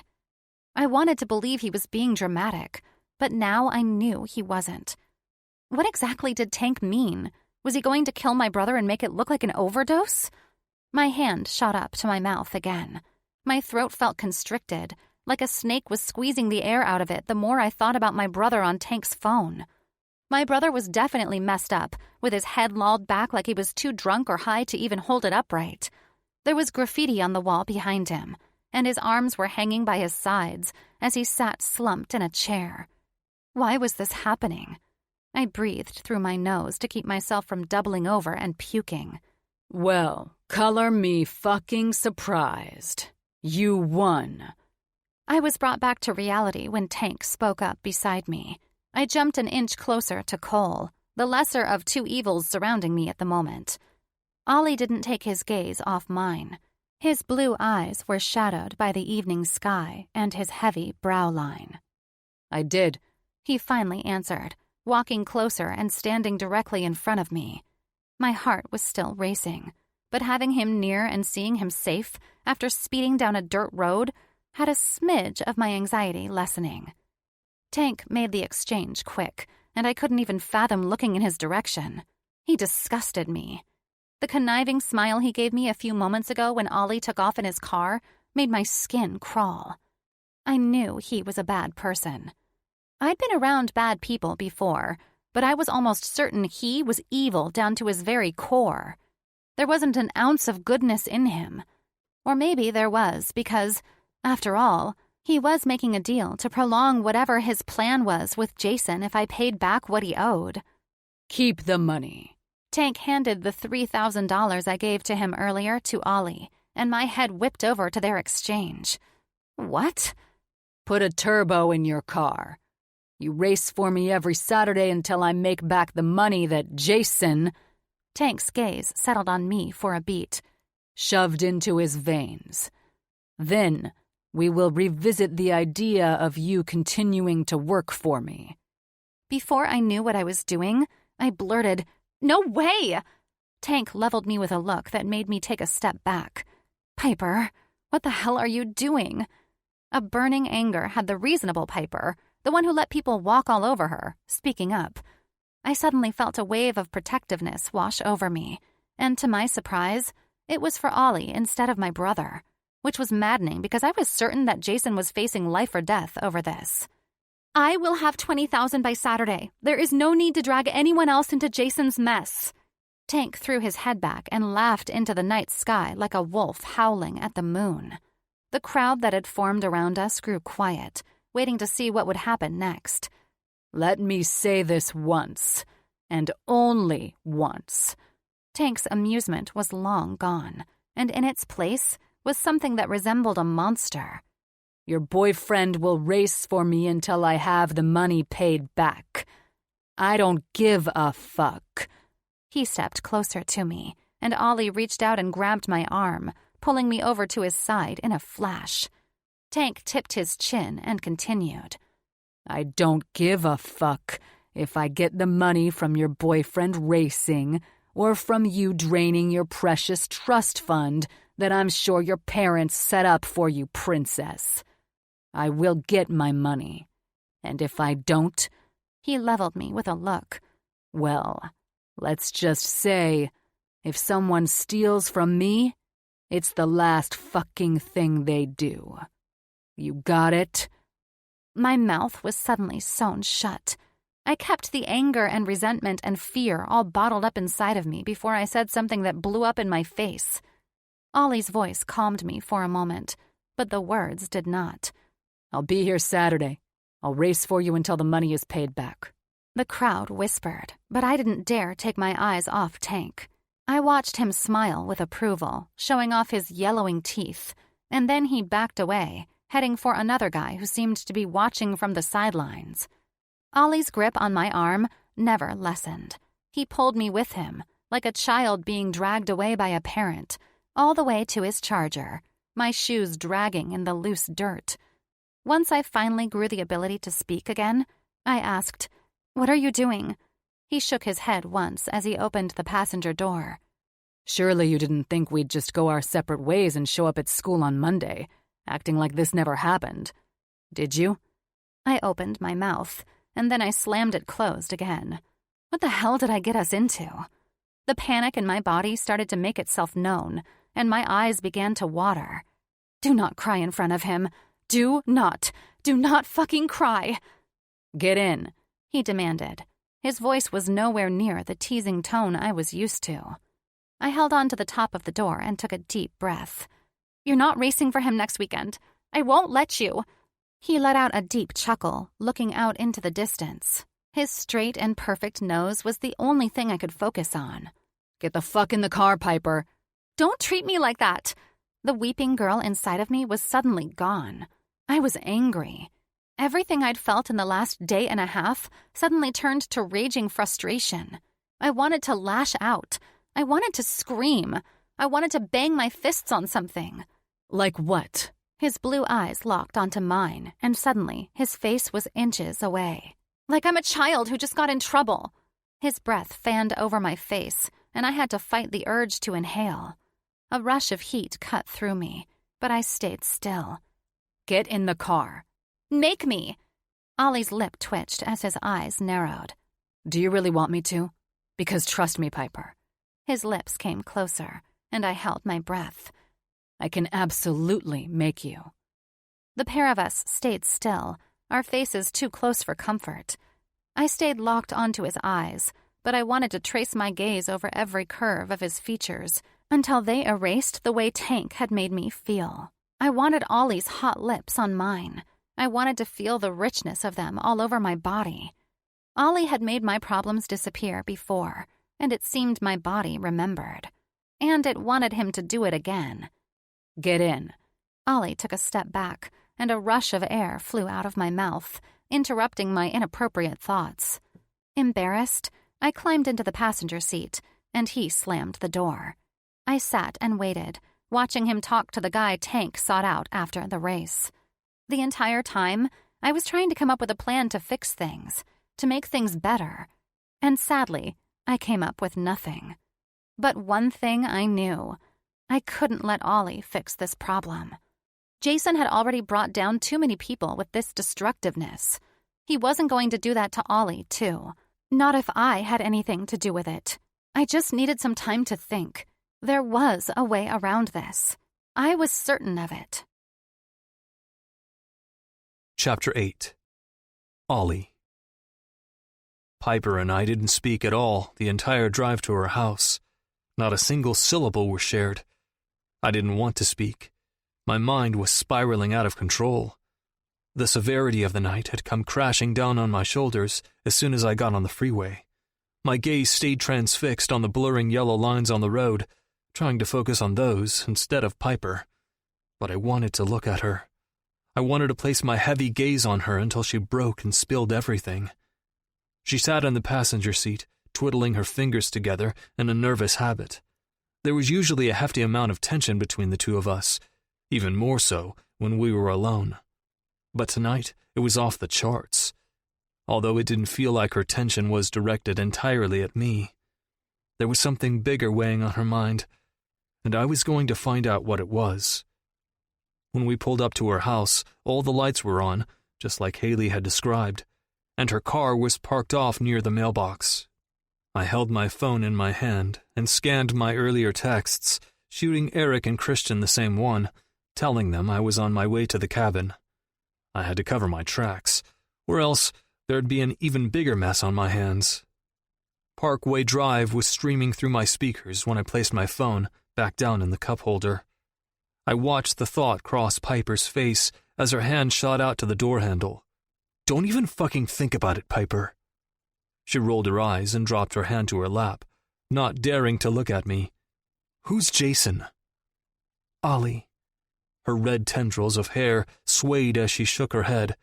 You are not getting involved in this. Don't worry about who Jason is. I have this handled. Why won't she tell me who Jason is? That familiar feeling of jealousy was sliding up my back and resting on my shoulders. Who the fuck is Jason? Shit, calm down. I cleared my throat and leveled my breathing.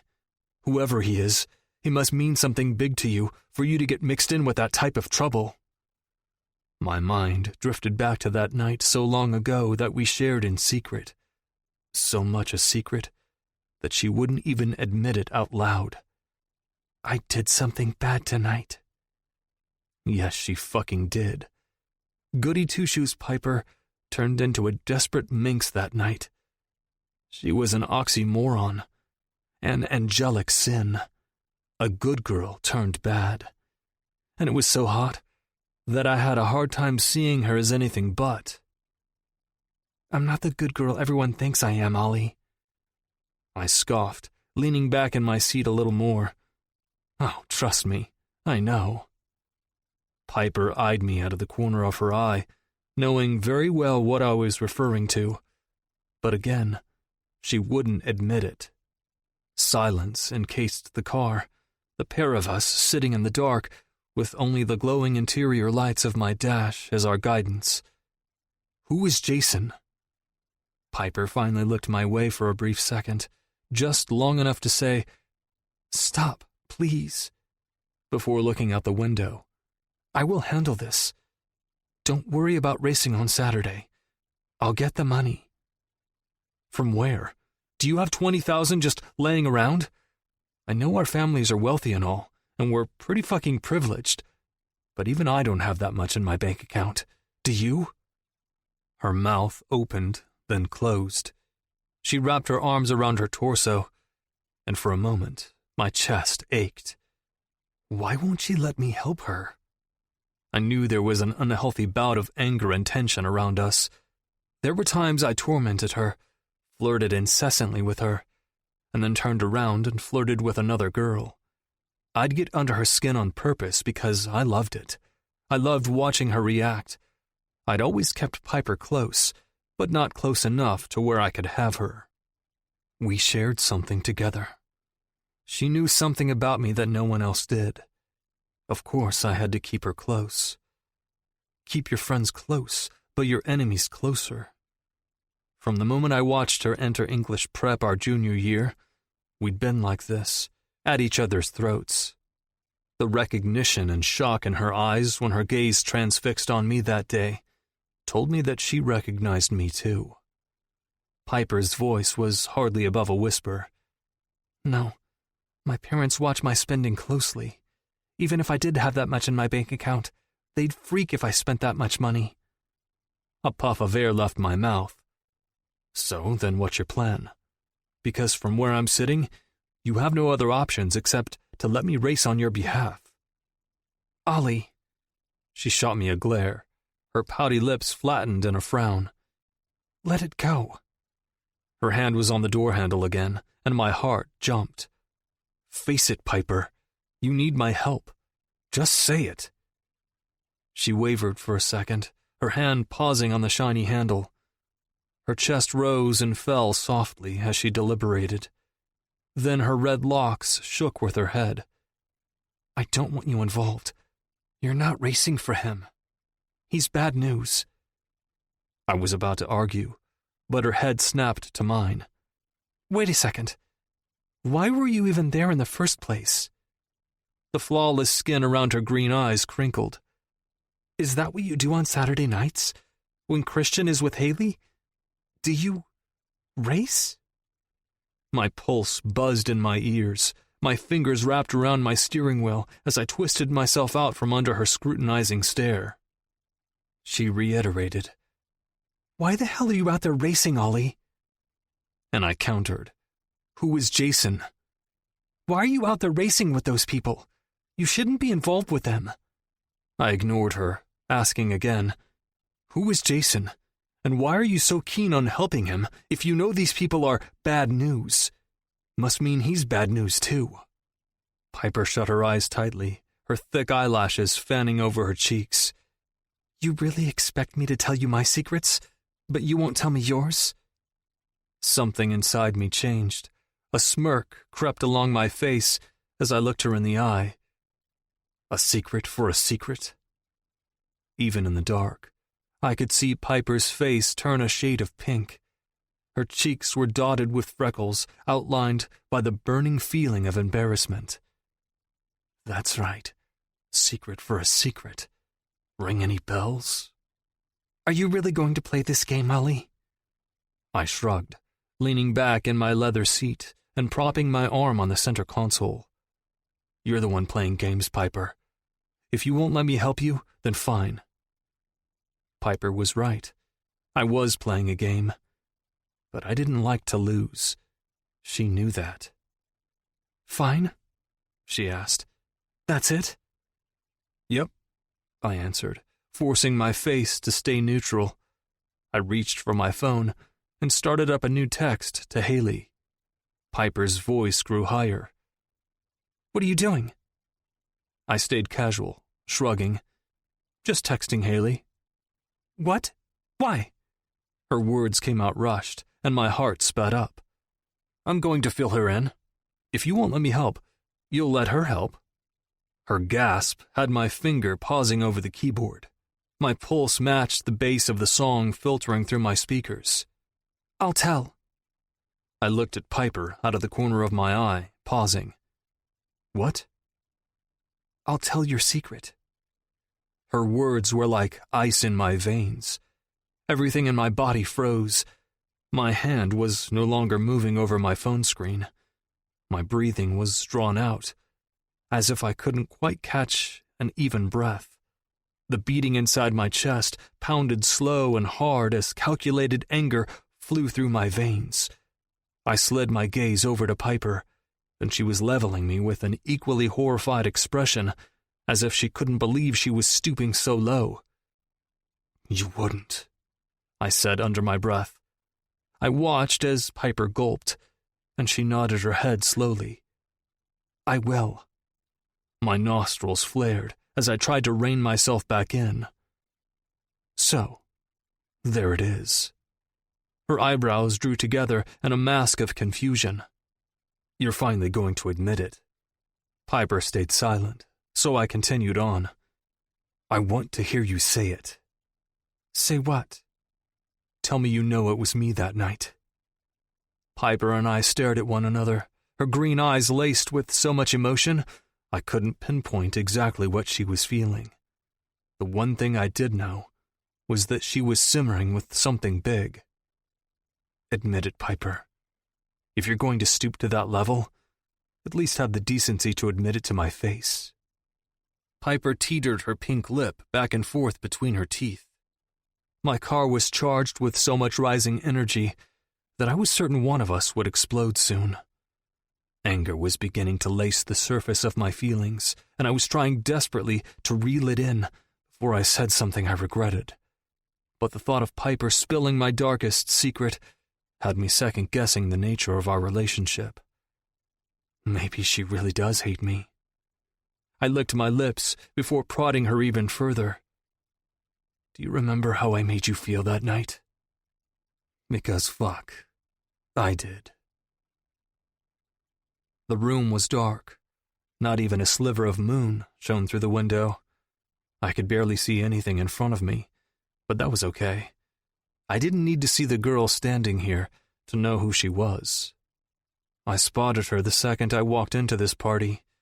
How no one noticed me, I'll never know, as I didn't even go to this school. But alas, I was here, and when she came into my sight, I was stuck to my spot against the wall. She had a bright and pretty face, free of too much makeup, and her hair was the color of a fallen leaf in the middle of autumn.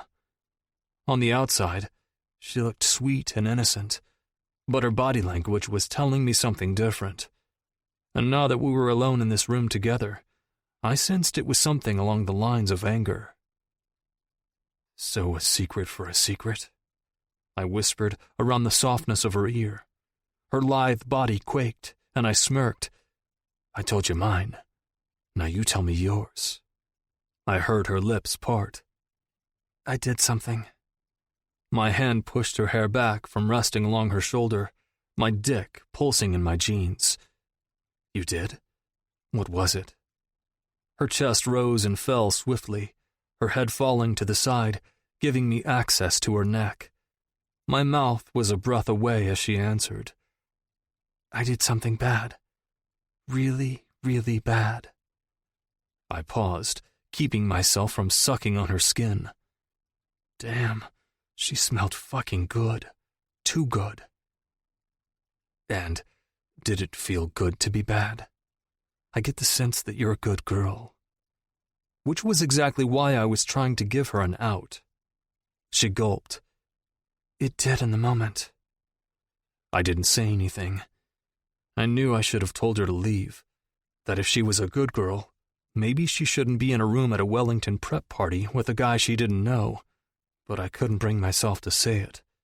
So I just stood there, my hands wrapped around her jean-clad waist, my mouth hovering over her neck. Somehow she took a step closer to me, and now her tits were rubbing on my chest. Fuck. "I want to be bad again." Fuck me. My dick throbbed, begging to be free from my boxers. "Are you sure you want to be bad? If you're a good girl, maybe you shouldn't be in this room with me." Are you saying you're a bad boy? I chuckled against her ear. Depends on who you ask. Her soft breath hit my cheek as she turned her head. I'm asking you. What do you think? My heart was flying throughout my chest. I hated having small talk with a girl, except for right now. I felt lighter after spilling my secret to her. I told this girl something I hadn't told a single fucking soul.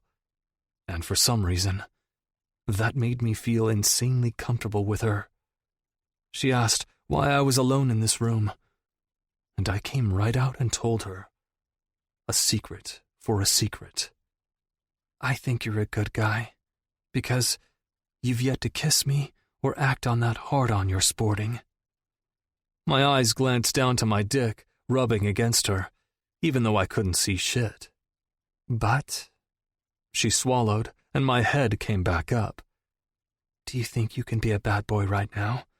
Because, even though I'm a good girl, I really want to be bad. With you. The shift of Piper moving in my passenger seat had me coming back to reality. I poked her again. Do you remember the way my lips felt on that spot behind your ear? Or how about the way your body fit so perfectly in my hands, your soft skin rubbing on my rough calluses? Do you remember that, Piper? She was breathing faster, focusing her attention on anything but me. Knock it off, Ollie. I knew I was pushing her buttons, making her sweat in the passenger seat of my car. My chest was heaving with a hunger for her. Even as Piper threatened to take away the one thing I held under lock and key, I still found myself craving her. I enjoyed watching her squirm. Admit it, Piper. Say it out loud. If you're going to blackmail me, you might as well play dirty. The way her lips felt on mine that night was forever branded into my brain. We were sloppy and desperate, lips on lips, skin on skin. Piper and I were forever different after that night. I never thought I'd see her again. And yet, here we were, stuck inside a car together, with her basically blackmailing me. You forced me into playing dirty, Ollie. If you would just leave this alone, everything would be fine. My voice was low, hoarse. Admit it, Piper. Her hand rested on the door handle as my pulse thickened. I wasn't even sure why I wanted her to admit it. I knew it was her that night, and she knew it was me. It didn't matter if it was said out loud, and yet I wanted to hear it. The cool air sliced through the car when she opened her door. It was a welcome break in the hot and heavy feeling. But I wasn't letting her off the hook. Fucking admit it, Piper! My own voice surprised me. It was rough and demanding, laced with anger. At the last second, with her leg hanging out the door, Piper snapped her head over to me. Our eyes locked. I'll admit it if you stay out of this and keep your mouth shut. This is my thing, my business. I don't want anyone to know. My chest actually ached as the word tumbled out. Fine. No, not fine. Piper's tongue quickly darted out to lick her lips before the words flew out of her mouth. I know it was you at the Wellington prep party. I remember every minute of how it felt with your hands on my body. But that also means I know who you truly are, Ollie. And I swear to God, I'll tell Christian everything if you don't stay out of this. I'll tell him you've been racing too. I felt the muscles in my face go lax as she stepped all the way out of my Charger and slammed the door so hard it made me clench my teeth. Disappointment washed over me. I thought I would have been happier to hear her admit it. I thought a feeling of euphoria would have rained down on my shoulders. I thought it would have given me back the feeling of control. But that was not what I felt at all. Piper was being blatantly ruthless. She didn't want my help with whatever the hell she got herself mixed in. And maybe it was time I listened to her. After all, she just threw me a curveball. I'll tell your secret. Fine, Piper. You fucking win. Chapter 9. Piper. 20 seconds. I was giving myself 20 seconds to breathe before I had to put on a brave face in front of my friends and act like everything was A-okay. How I went from being at Eric's party on Friday with them to seeing my brother bloody on the bathroom floor to some sketched-out race in the boonies with Cole and Ollie by my side to school on a crisp Monday morning, I had no idea. I scanned the entrance of English Prep as I sat in my driver's seat while students zipped through the parking lot to park their high-end cars before the first bell rang. It was chaotic on the outside of my car, but if I just sat inside and stared at the wrought iron doors and lush greenery covering the stone on the school, I'd feel safe, calm. The outside of my car depicted what I'd felt all day yesterday: chaos. I wasn't sure when it had happened, but I was in way too deep with my brother's shit. The urge to run and tell my parents was strong, almost deafening. But I knew they wouldn't do anything. It was on the tip of my tongue when they FaceTimed me last night. My father continued to ask if everything was all right, and after the third time, I almost gave in. But then, Tank's words sounded in the back of my head, and I lied again. The sad thing was that I couldn't even blame my parents for not wanting to help Jason. He had screwed my parents over more times than I could count. He'd screwed over everyone, even me. If you looked up the word selfish in the dictionary, Jason's face would be beside it. But yet, here I was, stuck in the deep end, waving my arms frantically, all while my brother was tied like a chain around my ankles, dragging me under the water each and every time he messed up and begged for me to save him. He knew I'd help him, because it was what I did. I tried my hardest to fix people. It was a fault of mine. I recognized it, but for some reason, I couldn't stop doing it. I wanted to fix Jason so badly. I wanted things to go back to normal. A sigh left my mouth as I opened my car door and stepped out, lugging my backpack behind me. The early morning breeze floated around and caused goosebumps to rise on the skin peeking between my knee-high socks and the hem of my plaid skirt. I scanned the courtyard, noting that Haley wasn't here yet, and neither was Ollie. Not that I was keeping track. My stomach burned each and every time he crossed my mind yesterday. Things got heated between us Saturday night, and when he'd sped away from my house, I felt sick. I was certain he truly hated me for what I'd said. I'd blackmailed him. I threw something in his face that I shouldn't have, but it was the only way to make him stay out of it. Whatever. Leave it be. I had other things to worry about, like what Jason was doing and where he was. I gulped, thinking back to the image of him on Tank's phone. It bothered me not knowing how he came to be in Tank's possession. Did he go somewhere voluntarily? Did someone take him from the house? When Ollie and I pulled up Saturday night, my car was back. And although it was parked in a weird spot, with the keys dangling from the ignition, it appeared normal. So, my thought was that someone had come to the house to get Jason. That means they know where you live. I hated to think what would have happened to Jason if I didn't show up at the races, all but begging Tank to give an extension on his debt. My hand wrapped around my hollowed-out stomach as I walked through the threshold of English Prep. All I want is to be a normal fucking teenager. But as soon as I was in front of my locker, my anxiety lessened some. Being in the halls of English Prep felt familiar and comforting. A year ago, I had felt like an animal that had escaped from the zoo while walking these halls. English Prep was vastly different from Wellington Prep. From the stone walls to the hundreds of years of old history, English Prep felt like more of a monarch. The school was ruled by tetrarchs of wealthy breeding, the Powells being one of them. Christian was the king of English Prep. That was his actual nickname, as ridiculous as it sounded. And Ollie was right there beside him. I cowered in the shadows my first few months at my new school, trying desperately to blend in. But being thrusted into a group of royal-like trust fund babies with their glossy salon hair, flawless skin, and the most pristine uniforms was daunting as I looked anything but. I had a pressed uniform, sure, and an expensive car, but I was the new girl with the red hair and freckles from the opposing school, And if you paired that with the feeling of absolute isolation and a sense of not belonging, I didn't even come close to fitting in. Madeline tormented me, and the guys snickered when I'd walk past. And don't even get me started on the first time I laid eyes on Ollie. My heart lurched, my stomach twisted. Recognition hit me square in the face, but he casually passed over me like I was nothing, as if he didn't take my virginity at a Wellington prep party. He did so well acting like he didn't know who I was that I actually started second-guessing that it was him, my dirty little secret.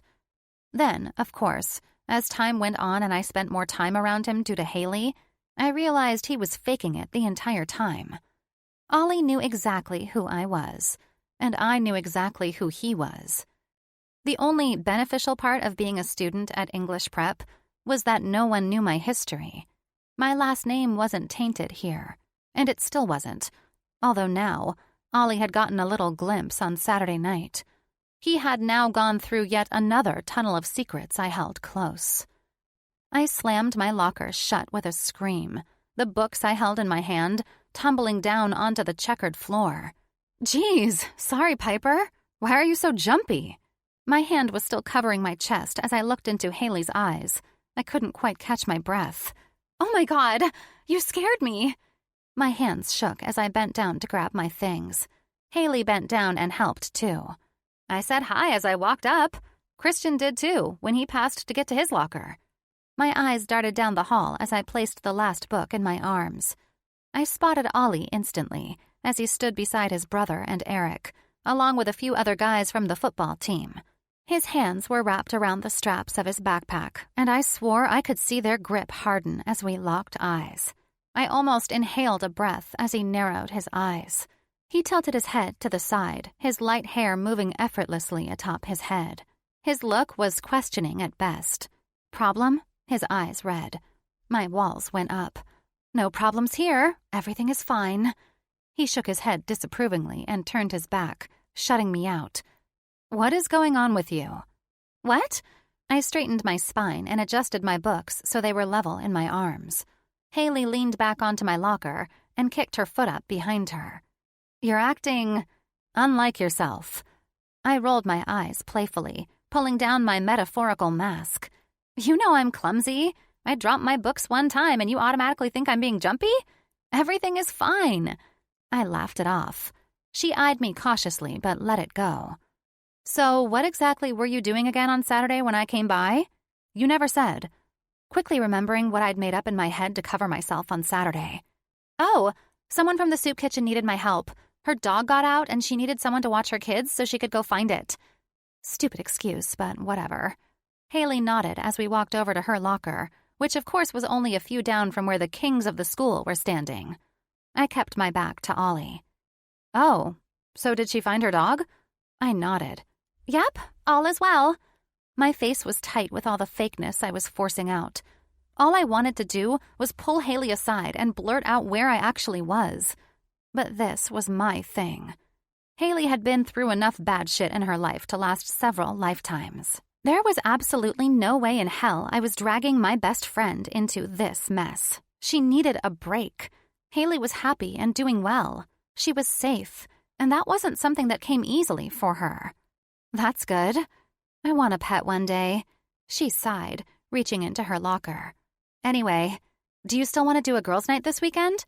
She spun around with a cheerful smile after shutting her locker, the color of life bright in her cheeks. "Would it be okay if we did it at Anne's? I know she's older than us and has a career and all of that, but she's kinda cool, and she'd probably love to hang and watch movies all night with us." She shrugged, looking down at her books for a second, bashfully. "And I think it would make her feel good that I was inviting a friend over for the night.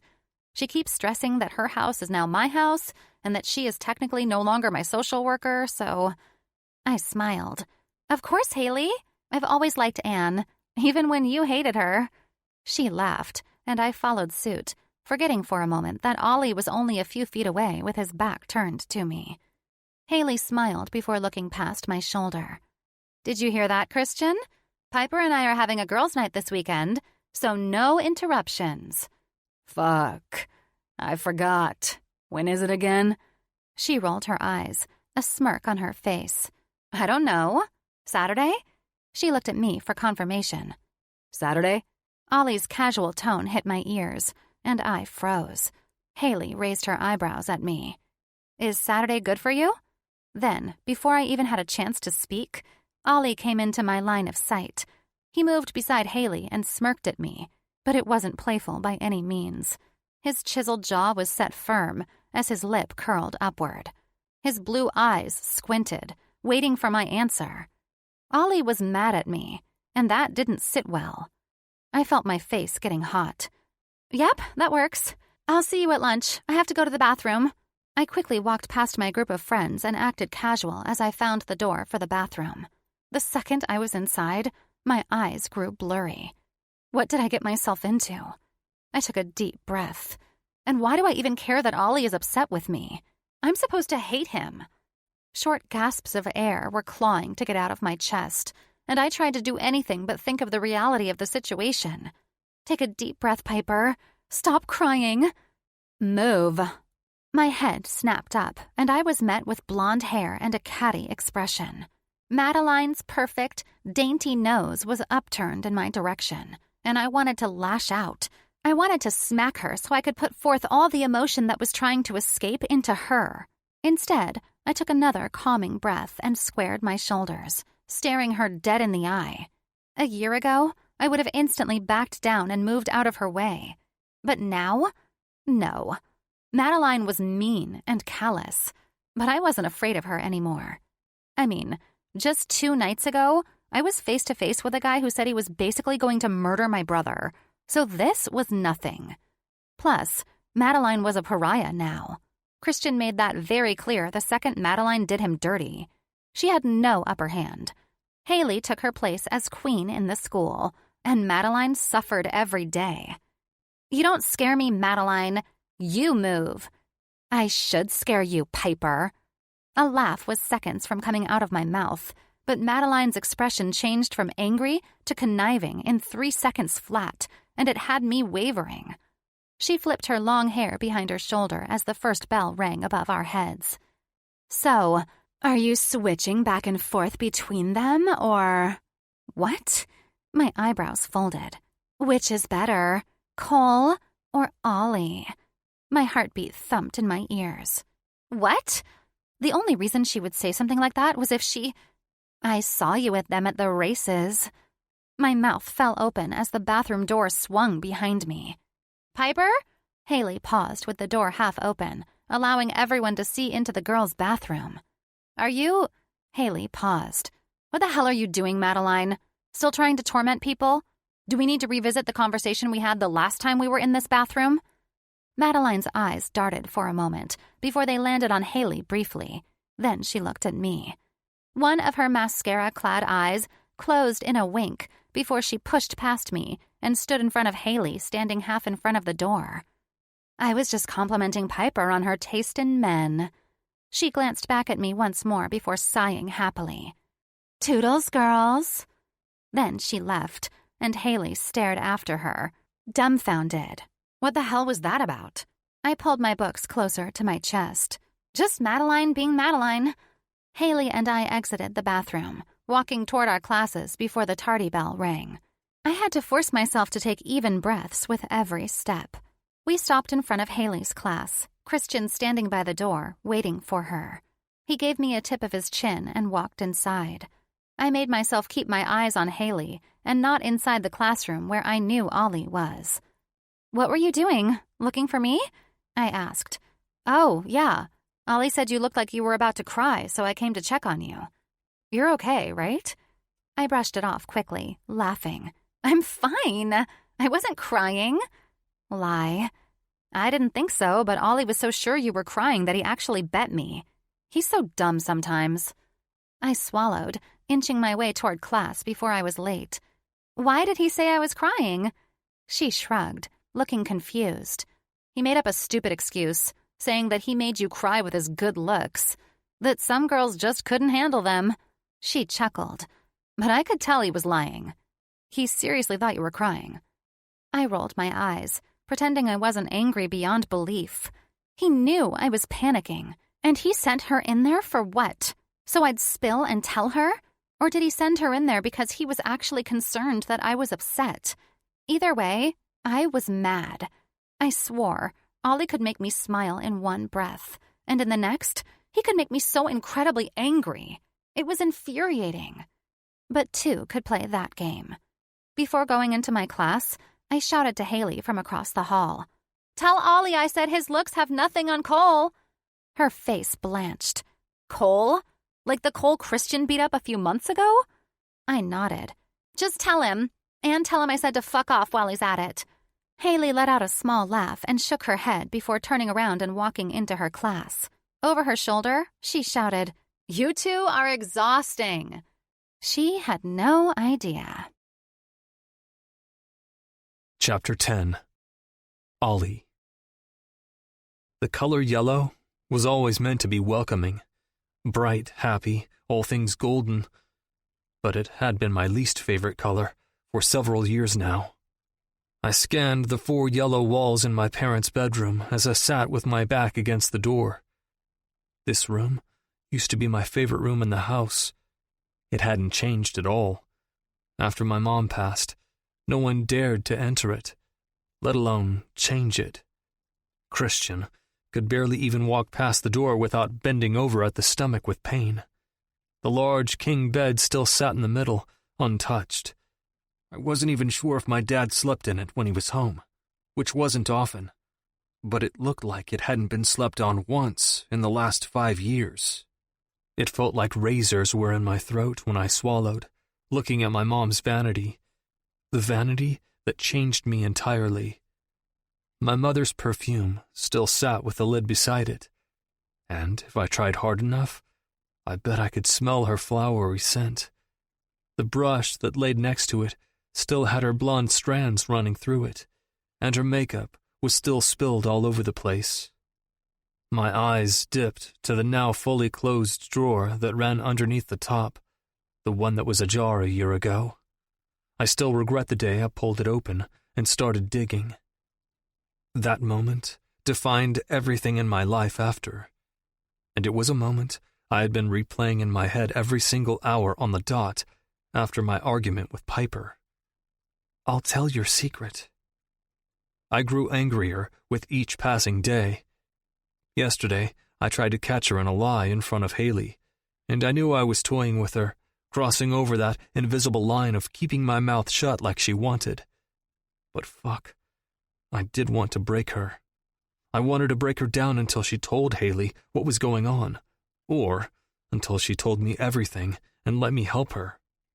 I was half ready to tell Christian what I'd found a year ago, just so Piper couldn't dangle it over my head and keep me at arm's length.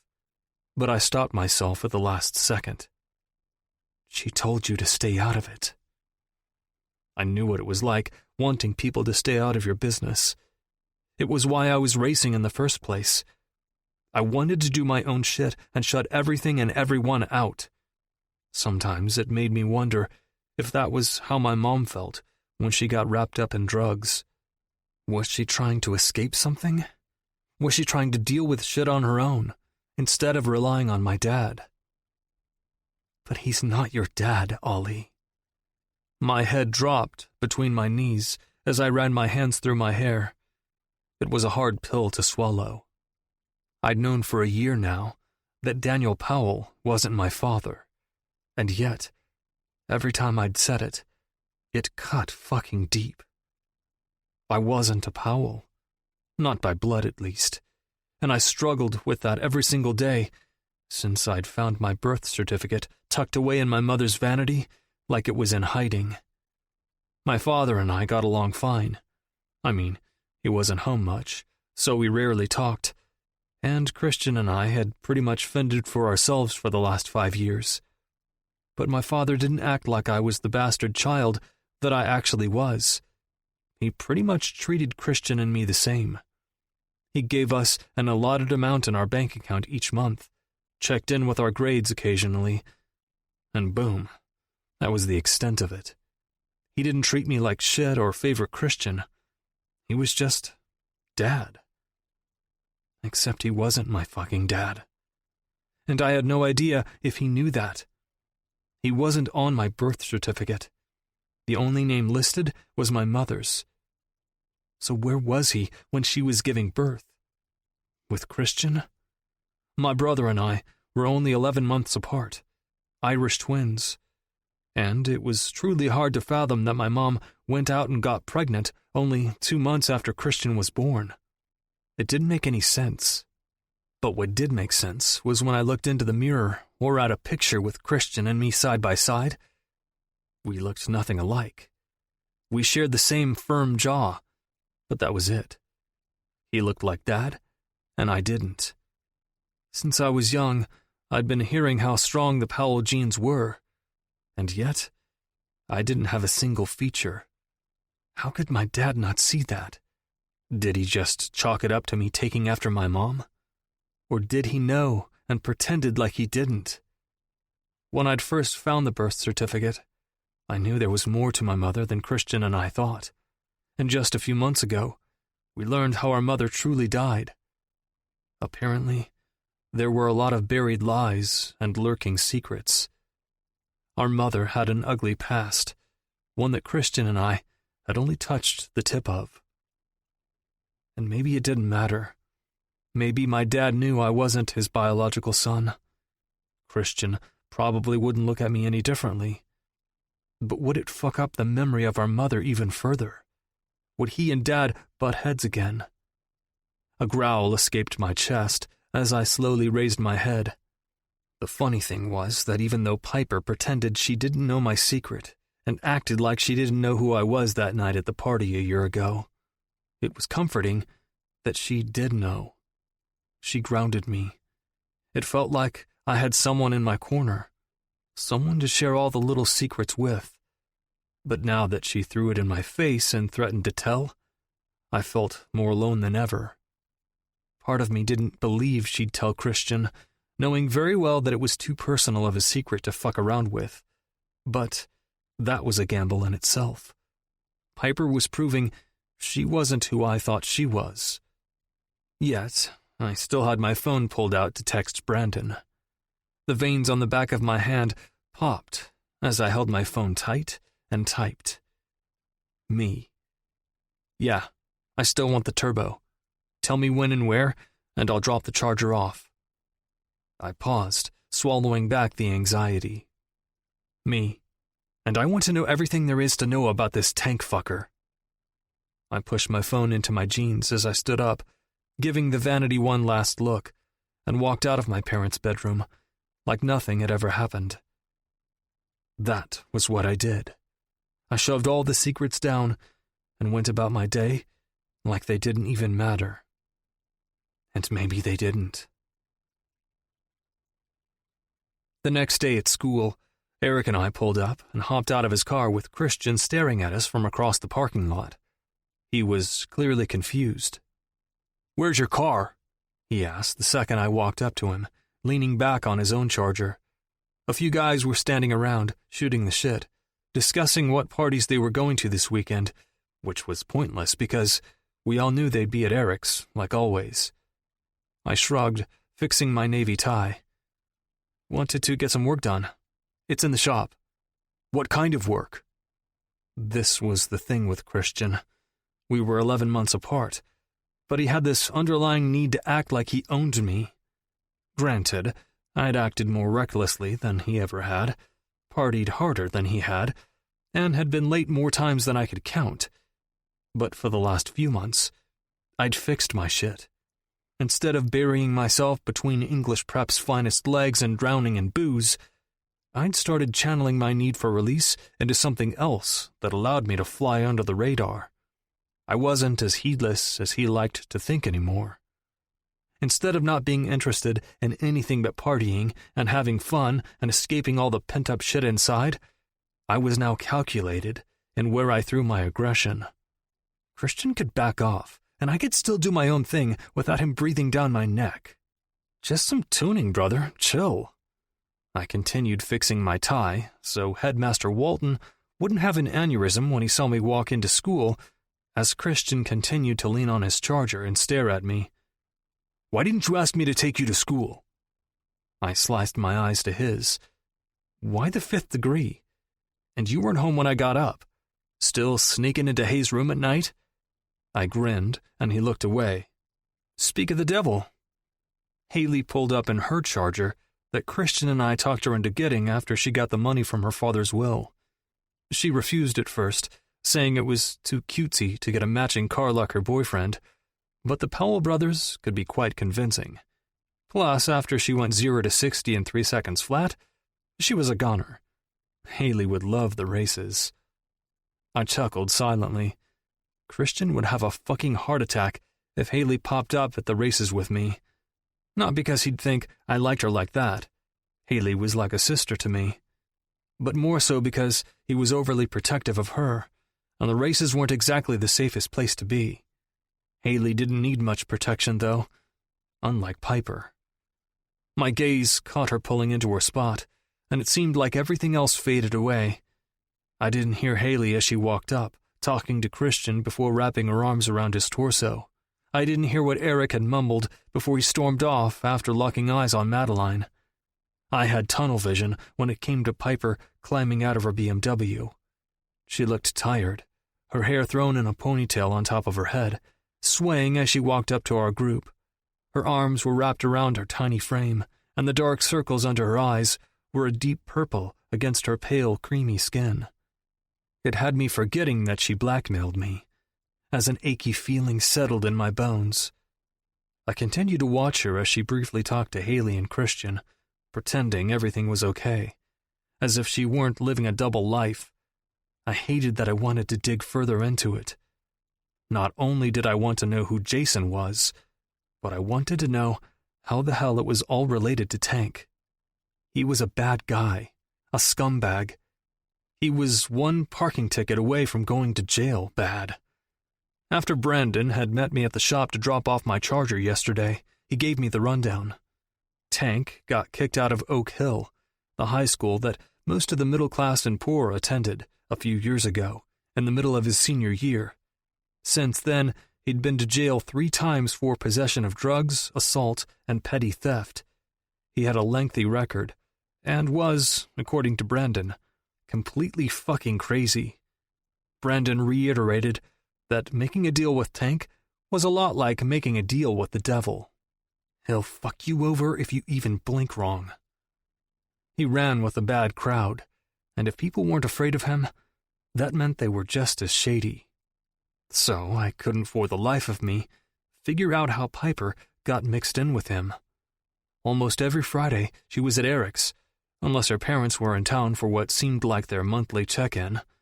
And then on Saturdays, she usually hung out with Haley or occasionally went to her cousin Andrew's. Andrew went to Wellington Prep, and even though he was a fuckboy like Cole, who went to Wellington Prep too, I didn't see those guys getting mixed in with Tank's crowd, but I wasn't sure. Regardless, as I stood back and observed Piper, it completely took me by surprise that she'd somehow be roped into a mess like this. Then again, she did tell me she did something bad a year ago. Not that we went into many details before smashing, but I couldn't help but wonder if the two situations were related. There were too many unanswered questions and variables for it to make sense to me. Piper gasped as she looked at her phone. "Oh shit, I told Mrs. DeWinkle I'd help her prep for today's student council meeting." Haley let out a light laugh. "You're not even on the student council, Piper." Piper sighed as she started to walk toward the doors to the school. "I know, but she was frazzled after class yesterday, and I said I'd help her." "You're too nice, Pipe. You help everyone." "It's one of my faults." She smiled shyly at Haley before turning around and walking through the threshold of English Prep, ignoring me altogether. My brow crinkled. That's not a fault, Piper. But it was true. Piper did help everyone. She was kind and genuine, even if she did give me shit the majority of the time. Piper could dish out all the kindness and help there was, but when it came to someone else wanting to help her, she refused. Why was that? Chapter 11. Piper. The halls of English Prep were quiet, as if I were the only person in the building. All of my peers were still outside, waiting for the first bell to ring, chatting with their group of friends, the guys adjusting their navy ties, and the girls pulling their skirts down so Headmaster Walton didn't turn red in the face when he saw a little too much leg. After Mrs. DeWinkle thanked me for helping her prep the student council packets for their meeting today, I was free to go back outside with everyone. But the peace and quiet with a fresh mind was just what I needed this morning. I had 4 days to figure out how I was going to come up with the money for Tank. 4 days to basically pull a wad of cash out of a magician's hat. 4 days to keep Ollie away and to get my brother out of this mess. I rested my head against my locker, the metal cooling my warm skin. Think, Piper. Just think. The first bell rang above my head, and I sighed, pushing myself off the lockers. Soon, everyone would be coming inside and getting on with their day, their only worry being the Spanish midterm that brought students to their knees every year. Yet, my biggest worry was coming up with a large amount of money to pay off my brother's drug dealer and keeping my story straight so my friends wouldn't know. Sweet. Just as I was about to unlock my locker, I realized that my book bag was still in my car. Get yourself together, Piper. On the way, I passed by Haley. I left my bag in my car. I'll see you at lunch. She nodded as Christian pulled her close. I kept my eyes straight ahead, ignoring the fact that I knew Ollie wasn't far behind and that he was probably eyeing me with suspicion. As soon as I was through the doors and had rounded the bend along the side of English Prep, there was a harsh tug on my white blouse, and I flew backwards. Oof! My body flung on top of the sidewalk, and I tumbled backwards, landing on the grass, banging the side of my head off the ornate stone siding. My mouth gaped as I sat up straight, my hand reaching above my ear and locating my source of pain. Hiya, Piper. A girl who looked a little older than me, or maybe she wasn't, maybe she was just that run down, stared at me from above. I hurriedly tried to scramble to my feet, hearing a loud rip as I moved. I glanced backwards and was met with 2 long legs standing close to me with 1 foot on the hem of my plaid skirt. Nice. Now my fucking skirt is ripped. What is this? I asked, staying on the lush grass, pinned down by an obnoxiously large foot on my skirt. If Headmaster Walton thinks there's too much skin showing in a regularly hemmed skirt, he's going to faint when he sees a giant rip down the back of mine. Let her up. Slowly, the foot holding me down by my uniformed skirt moved, and I slowly stood up. I brushed my hands down the plaid fabric and bit back agitation. Who are you? The girl standing in front of me twisted her ratty, dark hair with her finger, the chipped red nail polish catching my eye. Neither she nor the other girl was wearing an English Prep uniform. I didn't recognize either of them. Tank sent us. I swallowed my thick spit and tried to stay calm, although my body was shaking. Tank sent you? For what? I could feel the panic coursing through my veins, an anxious tremble starting in the tips of my fingers. This wasn't the first time I'd been face to face with someone over my brother's shit. Once, at Wellington Prep, right before my parents tore me away, a girl came up to me and pulled my hair right in front of the entire cafeteria.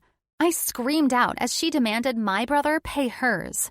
I remembered looking her dead in the face, the entire cafeteria silent as we sparred off, and telling her that I didn't pay for my brother's mistakes, and she shouldn't be doing her brother's business either. Eventually, a teacher came and took her to the office, and Andrew rushed to my side to make sure I was okay. But I wasn't. I wasn't okay at all. I still wasn't. The girl behind me walked over to her friend like a sneaky cat, and she smiled deviously, as if she knew something I didn't. Tank just wanted to let you know that he has his eye on you, and to not get any bright ideas. My arms crossed over my chest in defense. Like what? Going to the cops? My throat constricted as I swallowed back my breakfast. A cool breeze wafted around my bare legs and up my ripped skirt. I fought the need to shiver. I'd have been lying if I said I didn't consider going to the cops over this.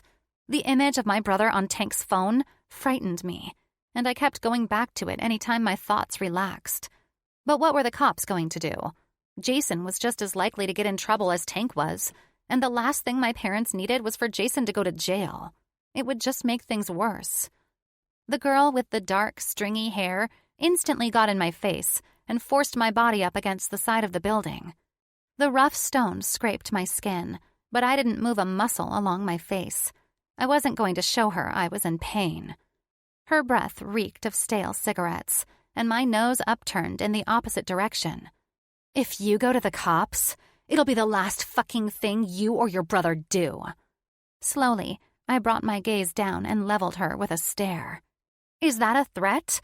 Her hand reached up, and she grabbed onto my ponytail. My heart sped up, but I kept my gaze neutral. Do not act afraid. You've been in this position before. I fought the urge to yell out as she pulled my hair, my chin flying upward. That's absolutely a threat. Jason is already on thin ice, princess. And so are you. A heavy breath flew through my nose as the final bell rang. I couldn't even focus on the fact that I was late for first period. Not a single person was in sight. Everyone was securely tucked inside their classrooms. And here I was, being handled by a bunch of girls who scared me more than I'd like to admit. So what? Tank sent you to do his dirty work? A simple text would have sufficed. There's no need for this. He'll get his money. The girl tugged on my ponytail again, and a small yelp escaped me. Miss Bigfoot cackled like a wicked witch behind her. Sky, that's enough. My eyes moved over to the right where I saw Madeline slowly approaching. She looked from me to Sky, and then to the other girl. Her teacher is going to wonder where she is. The first bell has rung. I think you've made your point. Sky snickered at Madeline, and then looked at me again, her grip on my hair getting tighter. Is that so? Do you get it? Don't fuck over my man, princess. So this was Tank's girlfriend? What guy sends his girlfriend to scare an innocent girl into paying her brother's debt? And how did Madeline know her? Sky tugged on my hair again and got closer to my face. I pressed my back even harder against the stone as a burning pain sliced through my shirt. I get it, I bit out, and she finally let go of me. My body flew forward so the stone would stop digging in, and Sky and her friend turned on their heel and headed for the parking lot. Sky called out over her shoulder, "Thanks for pointing her out, Madeline, and I'll see you on Saturday, Red. Tell your boyfriend to get ready to race." I waited until they were long gone to breathe out a sigh of relief. Madeline continued to stand beside me as she watched them leave too, not moving or saying a thing, as if this were a completely normal day. Lovely friends you have there, Madeline. I felt behind me to determine how bad the rip was in my skirt. What? Did you feel the need to get new friends after Christian ran your name through the dirt? Anger had me spewing at the mouth just with the sight of her face. Are you that twisted inside that you think bullying me is going to get you a spot back at his table? Madeline's cheeks grew pink when she finally took a second to look at me. Newsflash, Madeline. You've got yourself booted from the hierarchy here at English Prep, and I had nothing to do with it. So, for you to follow me around and stick your nose in my business is petty. My face felt hot, and my stomach was bubbling with a fierce need to hit something. I was even more pissed that my skirt was ripped so badly my underwear was showing. You have no idea what you're even talking about. Madeline flung her platinum hair over her shoulder and walked back into school, and I was left standing on the side of English Prep with my skirt literally flapping in the wind. Great. Chapter 12. Ollie. Fucking yes! Jace, who was more of an acquaintance of mine, yelled out as Mr. Calhoun slapped the paper down on his desk. A fucking plus! Yes, I get you're very excited. Mr. Calhoun continued to walk around the classroom, handing out tests, and while I appreciate all words in the English language, the word fuck isn't exactly appropriate, so watch it. I'd always liked Mr. Calhoun, and he was a damn good teacher, not too stuffy, a little lax on the rules, but still taught English so well that I actually paid attention and didn't feel the need to sleep. I wasn't going to lie. I slept through a lot of my classes, and if I didn't get stellar grades, my teachers would have been pissed. But it was hard to yell at me when I still continued to get A's in their classes, and not to mention, I was their favorite student. I could get away with basically anything. Next year was going to be a breeze. Although a lousy breeze because 90% of my friends, Christian included, would be away at college, and I'd be stuck here for one more year. Why my mother held me back 1 year, even though I was technically old enough to be in the same grade as Christian, was beyond me. And unfortunately, I couldn't ask her why. "Great work, Haley, as always." I grinned as Haley smiled at Mr. Calhoun when he handed her paper back, and as Christian tried to hide his scowl at him, giving Haley yet another glowing compliment. He was such an overbearing, protective hothead. My phone vibrated as Mr. Calhoun laid the white paper down on my desk. "You too, Oliver. This was a great paper. I enjoyed reading your view on such a delicate topic." "Thanks, Mr. Calhoun. I did my best to impress, as always." I heard a few girls giggle, and I smirked, but just as the smirk came on my face, it quickly disappeared. The text on my phone had me pausing. Madeline. "Outside, right wing of school. Go now." Me. Is this a booty text? I don't do my brother's leftovers, especially not at 8 in the morning. Sorry. I glanced at Christian, and he was too busy talking to Haley as I waited for a reply. What the fuck was Madeline doing? Why she would think I'd ever touch her pussy was beyond me. Madeline. "Fuck you, Ollie. It's about Piper." I shot out of my chair immediately, my knees banging the wooden desk as I climbed out. "Mr. Powell? Is there a problem?" Christian stood up too, blindsided by my sudden need to jump out of my desk. "Ollie? What's wrong?" I cleared my throat. "Sorry, Mr. Calhoun. I just remembered I left my book in my car." My eyes averted from him as I lied, and I caught Eric's gaze. His dark brow was crinkled, and he shook his head slightly. Oh, fuck. I mean, in Eric's car. Christian now knows I'm lying. "Do you mind if I go grab it?" Mr. Calhoun sighed. "Be quick." Eric tossed me his keys at the last second, going with my story as the lies flew out of my mouth. Christian slowly sat down in his desk and adjusted his tie around his neck, as if it were suffocating him. He stared at me all the way to the classroom door, but I kept my face steady. "Everything is just dandy, big bro." As soon as I was through the door, I quickly made my way to the doors of English Prep, passing by the front office as casually as possible. As soon as the daylight greeted me, I rushed to the side of the school, and that was where I saw Piper pacing back and forth on the sidewalk. Her head snapped up, her ponytail from earlier now loose with strands of copper-colored hair floating around her face. "What are you doing here?" she demanded, wide-eyed. What happened? I walked a little closer to her as I glanced around. No one else was near. The parking lot, which was several yards away, was silent and unmoving. I didn't see Madeline either. Piper appeared nervous. Her hand shot to her mouth, and she nibbled on her thumbnail. The closer I got to her, the more my anger with her faded away. She looked so delicate and innocent standing there. It made me forget that she had so many secrets closed away behind her pretty lips. "Why aren't you in class, Piper?" I was surprised at how soft my voice came out.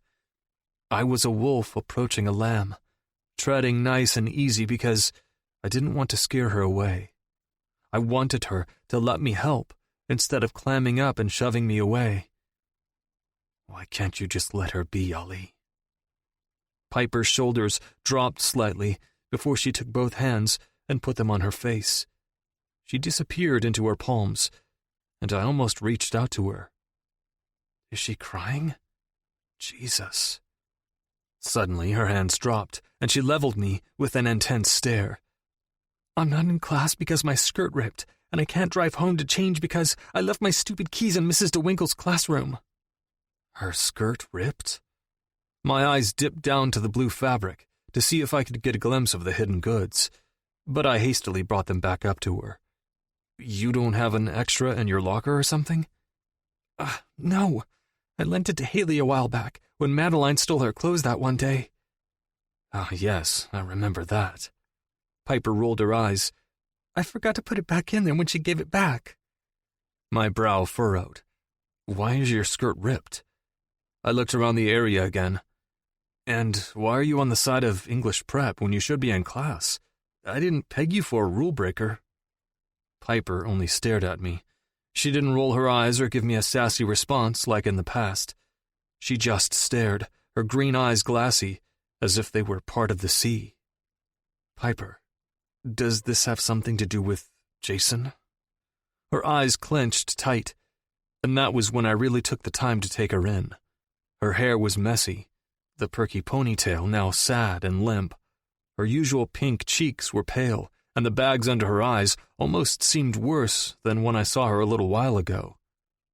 Piper, tell me who Jason is. Tell me why you're involved with a known drug dealer who's been to jail several times. Tell me what's going on. Why can't you just stay out of this? Her eyes opened, and the spark was back. Piper was back. I have everything handled, Ollie. Why are you even out here? She growled. Just go back to class. Madeline texted me. Said you needed help. She scoffed, crossing her arms over her white blouse. Madeline? What is her deal with me? And by the way, she knows you race on Saturdays. She was there. What? Fucking Madeline. I stalked closer to Piper, and she immediately raised her chin and met me with a look that somehow held both fear and strength. Stop fucking around. What's going on, Piper? I held her attention for a moment before I took my hands and threw them around her waist, flipping her around at the last second. Her breath caught, and mine did too, as I scanned the tear in her skirt. The wind picked up just at the right moment, and the plaid material swayed with the breeze. Her panties were a dusty blue, and they looked as soft as silk. I swallowed back a hot lump in my throat. Why is your skirt torn? Piper growled again and swung her body around and hit me with a glare. Her arms flew upward as she shouted, Because Tank sent his girlfriend to warn me not to go to the cops about our deal and tell you to get ready for Saturday. They wanted to scare me. Her breathing was labored as she seethed at me. Looking from the outside in, someone would think we were ready to brawl. She was simmering with anger, angling her delicate chin in my face, and I was towering over her with furrowed brows and a look that could kill. Her voice grew higher as she continued to shout at me from down below. Since you can't take a hint, I'll tell you something that'll hopefully resonate with you and make you back the hell off. I kept my face steady, my brows still a shadow over my eyes. Jason is my brother, and I'm going to do whatever I can to get him out of this mess without anyone butting in. So just stop butting in. I pulled back instantly, almost as if she had punched me in the stomach. She has a brother? As if she could read my thoughts, which I wouldn't put that past her. She and I had an unusual connection to one another. She nodded. Yep, I have a brother, and now you know the whole secret, Ollie. You got a small taste of it a year ago, locked away in that dark room together, and now you get to gulp it down. Just stay out of it. I was stunned, unable to speak. I couldn't wrap my head around the fact that she had a brother. Who? How old was he? And what type of person was he to let his sister pay back money he owed to a guy like Tank? I allowed myself 5 seconds to take in the information, and then I piled it away in my back pocket for later. Piper was on the verge of tears, and I wasn't sure if it was because she was angry with me, upset about her brother, or if it was the fear of some chick coming to scare her this morning. Maybe it was all of the above. Regardless, this wasn't the time for me to ask questions or prod her more. She was crazy if she thought I was letting her handle this on her own, though. Blackmail or not, I wasn't backing down where she was involved. She should have known that by now. Go to the girls' locker room and stay there until I get back. Piper looked up from staring at the grass. What? Where are you going? And I can't just skip class. I have it handled, Piper. Does your house have a code to get in? What is it? I'll grab you a skirt and come back and bring it to you. I'll handle Headmaster Walton. Piper looked ready to argue, and I tilted my head, silently telling her that it wasn't going to work. Reluctantly, she obliged. Top drawer of my dresser. I'll text you the code. The cleaning lady might be there, but just tell her I sent you. Call me if she doesn't believe you."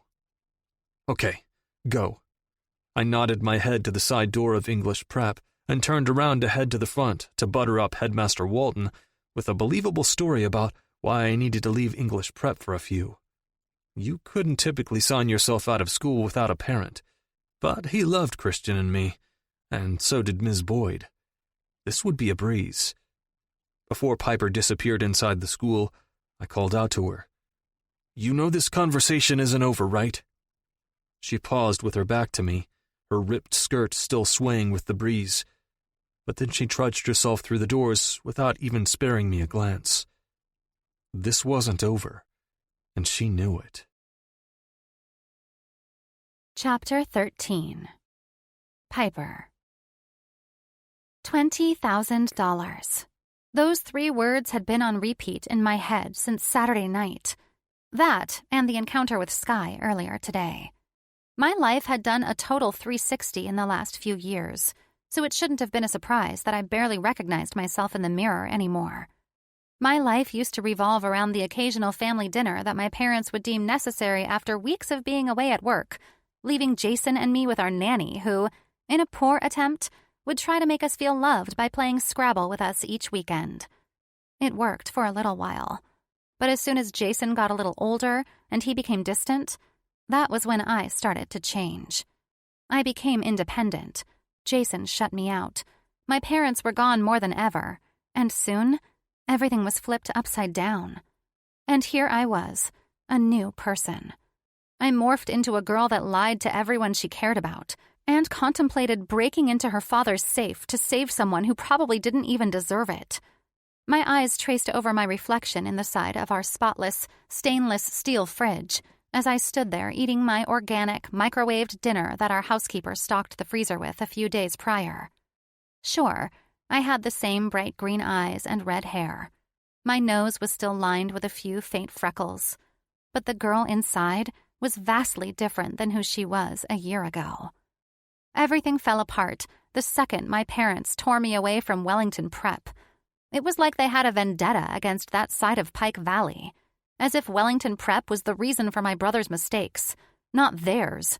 Not the fact that, instead of getting my brother help, they just turned a blind eye and buried themselves even further into their careers, acting like everything was okay, all just to keep their appearances clean and pristine. That was why they tore me away from my old school in the first place. Jason had ruined our name, painted them as bad parents. It was why I'd kept it a secret for so long. That was what I was taught to do. I turned away from my reflection with frustration as Ollie's face popped into my head. Ollie knew. The shock that rippled onto his face earlier was blatantly apparent. I told him who Jason was. My secret was no longer a secret, and maybe it never should have been, but the mere thought that someone was getting a peek into my life made me uncomfortable. All I wanted was to fix my brother's shit discreetly and go about my business, pretending that my life was normal. I only had a few more months until college. Once I got to college, everything would be better. At least, that was what I had been telling myself since last year. I'd be several hundred miles away. I wouldn't have to worry if Jason was going to pop up randomly one day, asking for my help. I wouldn't have to feel guilty either. Sorry, I'm 4 hours away from home. I can't come get you. Who was I kidding? I'd still feel guilty. Placing my dinner on the counter, I pulled out a piece of paper and flung my damp hair over my shoulder. The clock on the stove read 8:58. My homework was done for the evening. I had already showered, and my linguine was half eaten. This seemed like the perfect time to come up with a list of ways I could somehow make $20,000 within a few days without Ollie's help. My stomach continued to twist as my thoughts drifted toward him, and then it dropped completely when there was a knock on the front door. I gasped as the piece of paper flew out of my hands and floated to the floor. The first person to come to mind was Tank. He was like a bad dream that lurked in the dark shadows inside my bedroom before I fell asleep, reminding me that bad things were on the verge of unleashing. He'd already sent his girlfriend to scare me at school. I wouldn't put it past him to send someone to my house, too. I tried taking a deep breath as I walked through the long hallway to get to my front door. I eyed the alarm on the far wall, noting that it said, armed. At least I did one thing right today. My calves stretched as I reached up on my tiptoes to peek out the peephole. Open the door, Piper. My breath caught as I saw Ollie standing with his back against the side railing of the porch, with a black hat backwards on his head, looking as casually hot as he always did. My feet fell flat to the hardwood with a slap. What is he doing here? I brought my hands up to my damp hair and ran my fingers through the wet strands. Wait, who cares what I look like? I was pretty sure Ollie had seen me look much worse. The heavy door creaked as I slowly swung it open, half hiding behind it. Ollie, go home. A throaty chuckle left him as he flew past me, the door opening even wider. The beeping of the alarm was ringing in the background as I stood with my mouth gaping. Why I was surprised that Ollie just rushed into my house like he owned the place was beside me. It was Ollie, after all. You gonna get that? Ollie nodded his head to the beeping coming from the side of the wall as I stared at him. He shook his head and gave me a chaste eye roll as he stalked over to it and punched in the numbers. At that moment, I knew I shouldn't have given him the alarm code earlier in the day. But he did grab me a new skirt from my house and handled Headmaster Walton, so... Ollie, what are you doing here? Ollie stood back along the wall with his eyebrows raised to the brim of his hat. His mouth was slowly creeping into a smirk, and I felt my face flame. What? His head tilted to the right slightly as his fist came up to rest on his chin. Are you... He scanned me from the top of my head all the way to the tips of my toes, and I tried my hardest not to shift on my feet. I hated more than anything that Ollie's stare did things to my body. His look heated me up from the inside out. Piper, are you wearing my shirt? What? I snapped my head down and almost died right then. Looking back up at me was the face of a bulldog on a navy shirt with big block letters that said English Prep in white.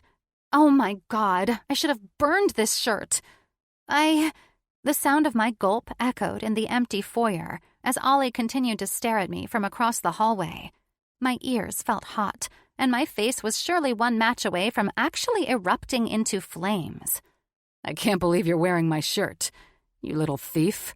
He shook his head lightly. Did you steal it that night you and Haley stayed at my house? I totally did. Haley and I stayed at Christian and Ollie's the night she was attacked after one of the football games. It was a comfy shirt. Of course, I took it with me. Speak, Piper. Deny, deny, deny. Ollie pushed off from the wall, looking more smug than I'd ever seen him. You did. You stole my shirt. He sighed. Naughty, naughty Piper. I knew you weren't a good girl. My eyes narrowed, and I could tell by the instant spark in his eye that he enjoyed the rise he was getting out of me. Well, he chuckled, glancing away for a moment. I kind of already knew you weren't one of the good girls. I crossed my arms over the stupid shirt, ignoring that little snide remark. What do you want, Ollie? Or did you come here just to feed your egotistical personality? He stared at me, still from across the hallway, wearing a dark gray t-shirt and jeans with a smile that could dazzle me right off my feet if I let it. A troubling thought seemed to flash across his face as his smile fell, and it surprised me at how much it bothered me to see him not smiling. I looked away quickly, annoyed. Ollie's voice was softer now, less playful. I just came to check on you. I flashed him a look. You're lying. You want to know more about Jason? He shook his head, looking down at the floor for a second. That's not true. You know I'm not a liar, Piper. I came to check on you. It bothers me that someone came to the school to mess with you, especially on Christian's and my watch. I snickered. On your guys' watch? What are you, the bodyguards of English Prep? Ollie's naturally cheerful personality was replaced with something fierce. The planes on his face were drawn tight. When it comes to you and Haley, yeah, pretty much. I do remember, not too long ago, when you both were run off the road in what seemed to be a high-speed chase. Oh, and again, when Haley was actually taken. My heart thudded in my chest at the thought, but it burned with heat as I thought of Ollie feeling protective over me. I wanted to close the vulnerable part of myself off so I could bask in the warmth of his protectiveness, but I quickly shut that down. I hated that I was like this, that I so desperately wanted to be alone, invisible. Letting someone in was very difficult for me, and I recognized that. I guess it was the lack of love and attention my parents gave me growing up. Or maybe it was because Jason kind of just left me hanging, by myself. Regardless of the reason, I thrived in my independence. I didn't need anyone's help. There was no way I was getting close enough to Ollie so he could just leave me too. "I'm fine," I finally answered, not daring to look him in the eye, too fearful he'd see right through the wall I threw up. Ollie ignored me as he pushed off the wall, more than likely frustrated with my fake answer, and headed for the kitchen. "Alone again?" he asked over his shoulder. I watched as he took long strides down the hall, and again as he sat down at the kitchen island, waiting for me to follow. "I'm always alone," I mumbled, walking around the counter to stare at him. The island was a nice barrier between the pair of us, made me feel a little more grounded. There was just something about being alone with Ollie that stirred things up inside, things that I'd rather push away. Ollie leaned back and crossed his arms over his chest, tightening that steely jaw. "Precisely why I'm here. Do your parents ever come home?" I shrugged as I stood back along the cabinets lining the kitchen. "Sometimes on the weekends. Just depends on their schedules." "And what about Jason?" I swallowed to keep myself from cringing. I knew we'd have to touch on this subject eventually. "He's not allowed to be here." Ollie raised one eyebrow as he leaned his long arms on the bar top. "Not allowed?" I shook my head. "No.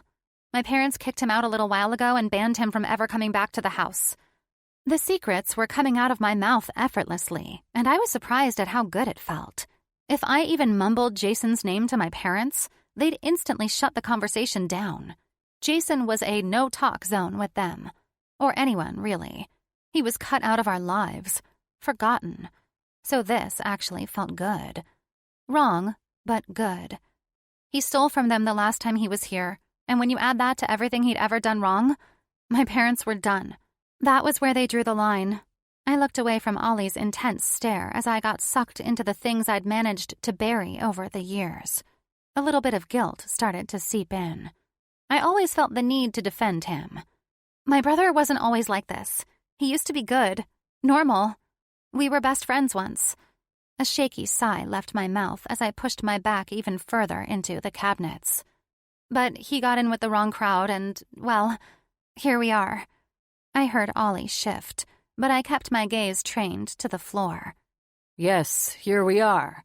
Raising 20 G's to pay back a drug dealer." My stomach dipped, and I stood up straight, placing my attention on him. "There is no we, Ollie. You aren't getting involved. These people—" He interrupted me, throwing his hands out. "Are bad fucking news, which is why I'm so intent on helping you. I don't like that you're near these people." I didn't like that he was near them either. "Why were you even racing that night?"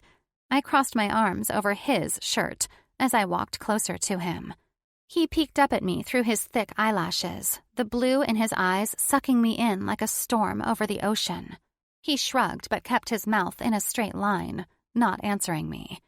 Our eyes were locked and loaded. I gave him a look that said I wasn't backing down, and he gave me one right back. "Why were you racing?"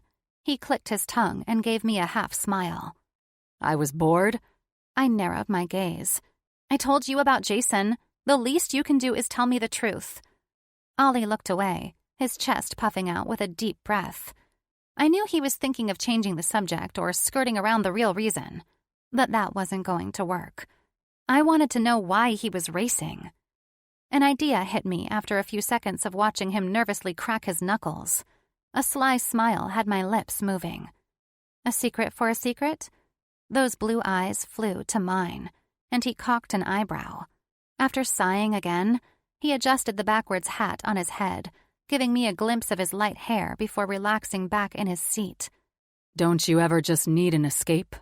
My mouth fell into a frown at the sound of his voice. For a moment, I forgot that I pretended to hate him. We were almost face to face, the kitchen island no longer in between us. The barrier had suddenly vanished. It was always like this with us. Things got stirred up between us within a moment's notice. The chemistry pulsed. Our emotions ran high. I blamed it on that night at Andrew's. Like some twisted spell was cast over us in that room, forever tethering us together. He was raw that night, spilling his secrets to a complete stranger, and looking at him now, I got the sense that he felt the exact same way, as if nothing had changed in the last year we'd pretended to be at odds with one another. The secret he held close still ate away at him. I could always tell when the thought would cross his mind, whether it was someone mentioning how he and Christian didn't look alike, or when Eric would compare Ollie's chipperness to Christian's broodiness. Each and every time, I'd watch Ollie's behavior. His smile wouldn't reach his eyes. His laugh wouldn't echo throughout the room. And above all else, he'd look lost. "Is that why you're here tonight?" My voice came out like a lullaby, soft and welcoming. The air quickly changed between us, and for once, I wasn't trying to hide behind my masked hatred or basking in an old grudge. There was a weird pull in my heart that ached with the need to rid him of his problems. Strangely enough, I wanted to pull him in instead of push him away. He cleared his throat, and I quickly snapped back to reality, shaking off the warm and fuzzy feeling I was getting. "I'm here because I was worried about you, and because we need to figure things out. I don't like not being in control." I began to shake my head to protest, but he slapped his hand on the counter. "I'm fucking racing regardless, Piper. Go ahead and say you'll tell Christian he's not my real brother." All of a sudden, the tall chair scraped the floor as Ollie stood up. My arms quickly uncrossed and fell from my chest as he crept toward me. I began walking backwards to the cabinets, trying desperately to put some space between us. Ollie was tall, much taller than me, and with the look of desperate determination in his eye, it felt like he grew 10 more inches. The heavy tension was back as he pinned me to my spot and almost spat the words, "Tell me you'll blackmail me and tell my dirty little secret. I don't care." I could never. I was bluffing the other night, fueled by the intense need to cover up my problems, and he knew it. Ollie was within spitting distance, erasing almost all of the space between us. If I reached my hand out even a fraction, I'd be touching his rising chest. My head continued to tilt upward as he came closer to me, caging me in with his heavy presence. In this moment, I very quickly learned there was more than just one side to Ollie. There was the light and fluffy Ollie, the one who teased and joked and smiled so brightly he lit up an entire room. And then there was this one, the fiercely protective, determined beyond belief, and intimidating Ollie. It was a little bit like getting a glimpse of his older brother. They may not have shared a father, but they sure shared something. His determination was unwavering. He wasn't going to take no for an answer. I felt his seething hot breath on my face as he towered over me. My heart thumped hard, and my vision was a tunnel to his mouth as the words continued to tumble out. "You can pretend all you want that you're dark inside, Piper, that you'd take something so fucking personal and skew it to benefit yourself. But you and I both know that's a lie." I held my breath as Ollie's hand cupped my chin. "You're too good. You're sweet. Caring. You wouldn't do that because you know it would hurt Christian and me both. You don't destroy others, Piper. You help others." I said nothing as he continued to hold my chin. The blues in his eyes sucked me in, and I felt myself becoming submissive. My body wanted to sink into him. I wanted to dive in deep. Ollie was the water, and I was completely on fire. Ollie's eyes searched mine as he asked, "Have you ever noticed that the broken ones are always the ones who help others?" It felt like a knife was being thrusted into my chest. "No," I answered breathlessly, barely keeping my legs from giving out. His grip on my chin tightened. "That's because you're the broken one, Piper. You're too busy helping everyone else to realize you're the one that needs help." The knife twisted with his words. "I'm not broken." A lump began to form in my throat at the validity of his words. "I'm not broken." "You are, Piper. Don't you realize it? You instantly stepped in and helped Haley the first day she arrived at English Prep, and you continued to do so even though it put your own life at risk." I tried to shake my head, but Ollie's grip wouldn't let me. He shook his head, that stupid backwards baseball hat staying perfectly perched on top. You're helping your brother even though I'm certain he doesn't deserve it. And I wonder how many times you've helped him in the past. Too many. And yet, you can't see that you're the one that needs a little help. You can't do this on your own. I clenched my teeth together. I know I need help. I just don't want it. Well, you're helping me, so what does that make you? Ollie and I stared at one another for far too long. The moment between us was full of crackling electricity. We were covered with an impenetrable blanket. Broken, he said, clenching his jaw. It means I'm a little broken too. And that's how I know you won't tell Christian. That's not you. So stop pretending it is. I finally tore my chin away from him, and his hand fell swiftly from my face. I breathed in a heavy breath, like I was starved for oxygen. You don't know me, Ollie. He slowly walked away from me, and I wouldn't dare look at him because he was right. He was right about everything, and I hated it.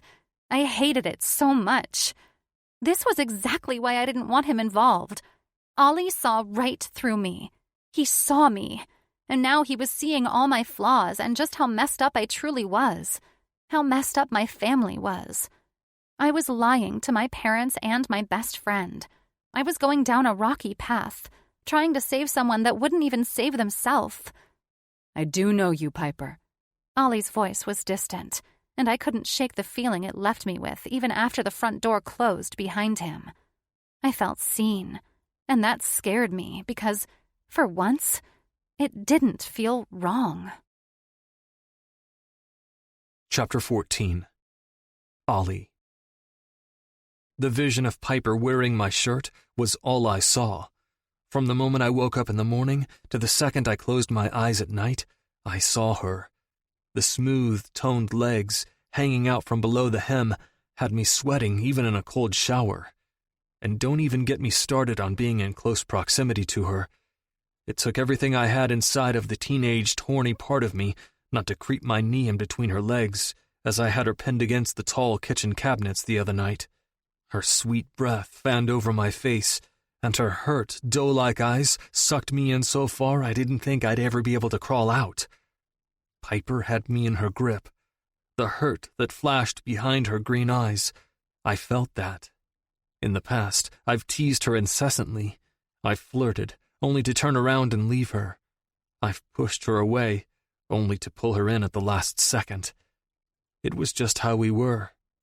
But the other night, both of our shields were down, and I didn't know if she noticed it, but I was at her mercy. I wasn't playing. I wasn't trying to make her uncomfortable. My body was acting on its own. Piper had me at her mercy. She needed saving, whether she wanted to admit that or not, and I was going to be the one to do it. What the fuck is going on with you? I glanced to my left and saw my brother standing beside Eric, both of them staring at me. What? I asked, as I pulled myself back to reality. I quickly scanned the room and realized that Eric's cabin was full of most of my classmates. When the fuck did they get here? Christian straightened his shoulders. You've been sitting in that spot for over 20 minutes, lost in thought. Are you high? I thought you quit smoking. I shook my head. I'm not high. I did stop smoking. I was just thinking, I guess. Eric raised his eyebrow. He'd been on to me since the day I made up that stupid shit about my book being left in his car, when he and I both knew very well that it was a lie. I had to turn around later that day and make up another excuse when Christian asked why I'd never come back to class. He texted me 4 times before he all but demanded I tell him what was going on during lunch. I was lying to him more and more lately, and I wasn't sure what was worse, lying to him over and over again about the little shit, or keeping something big from him. If I just told him the truth about Dad, I'd probably never have to lie again. I wouldn't have to avoid my dad at all costs, and I wouldn't feel the need to race to escape anything. It would all be out in the open. But then, what would that lead to? I wasn't sure where that would put the 3 of us. Things were good with my dad and Christian. I didn't want to fuck it up. Christian dipped his head in low. Thinking about what? You okay? My lip tipped. Bro, I'm fine. Why does everything have to have an underlying cause?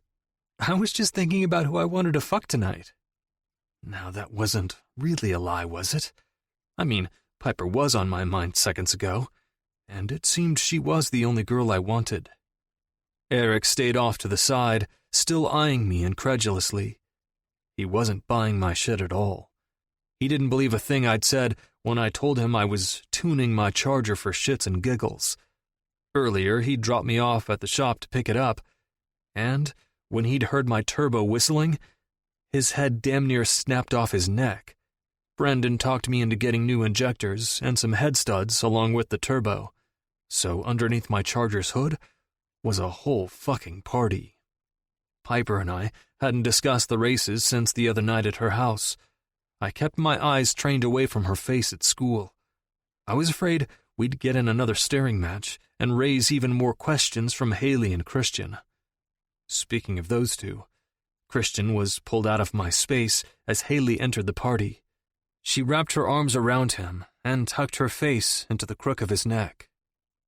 Leave your brother alone, Christian. He's fine. I grinned. Haley always had my back. Standing up, I gazed around the room, trying to land on the only person I truly wanted to see. Some girls in the corner all smiled wide when I passed over them, and I winked in an attempt to appear normal. Where's Piper? I asked, as Haley came out from my brother's grasp. Nonchalantly, she answered, Oh, she stopped at Andrew's to talk to Cole. My heart thudded to the floor. What the fuck? Alone? Again? With him? I knew I should have threatened him further the other night. Before Piper and I had left the races, I shot him a glare and told him to lose her fucking number. He was bad news, and I didn't trust him. My pulse drummed beneath my skin as I started to head for the door. Where are you going? Christian called out, but I didn't answer. Just as I was pulling my keys out of my pocket, I collided with something small.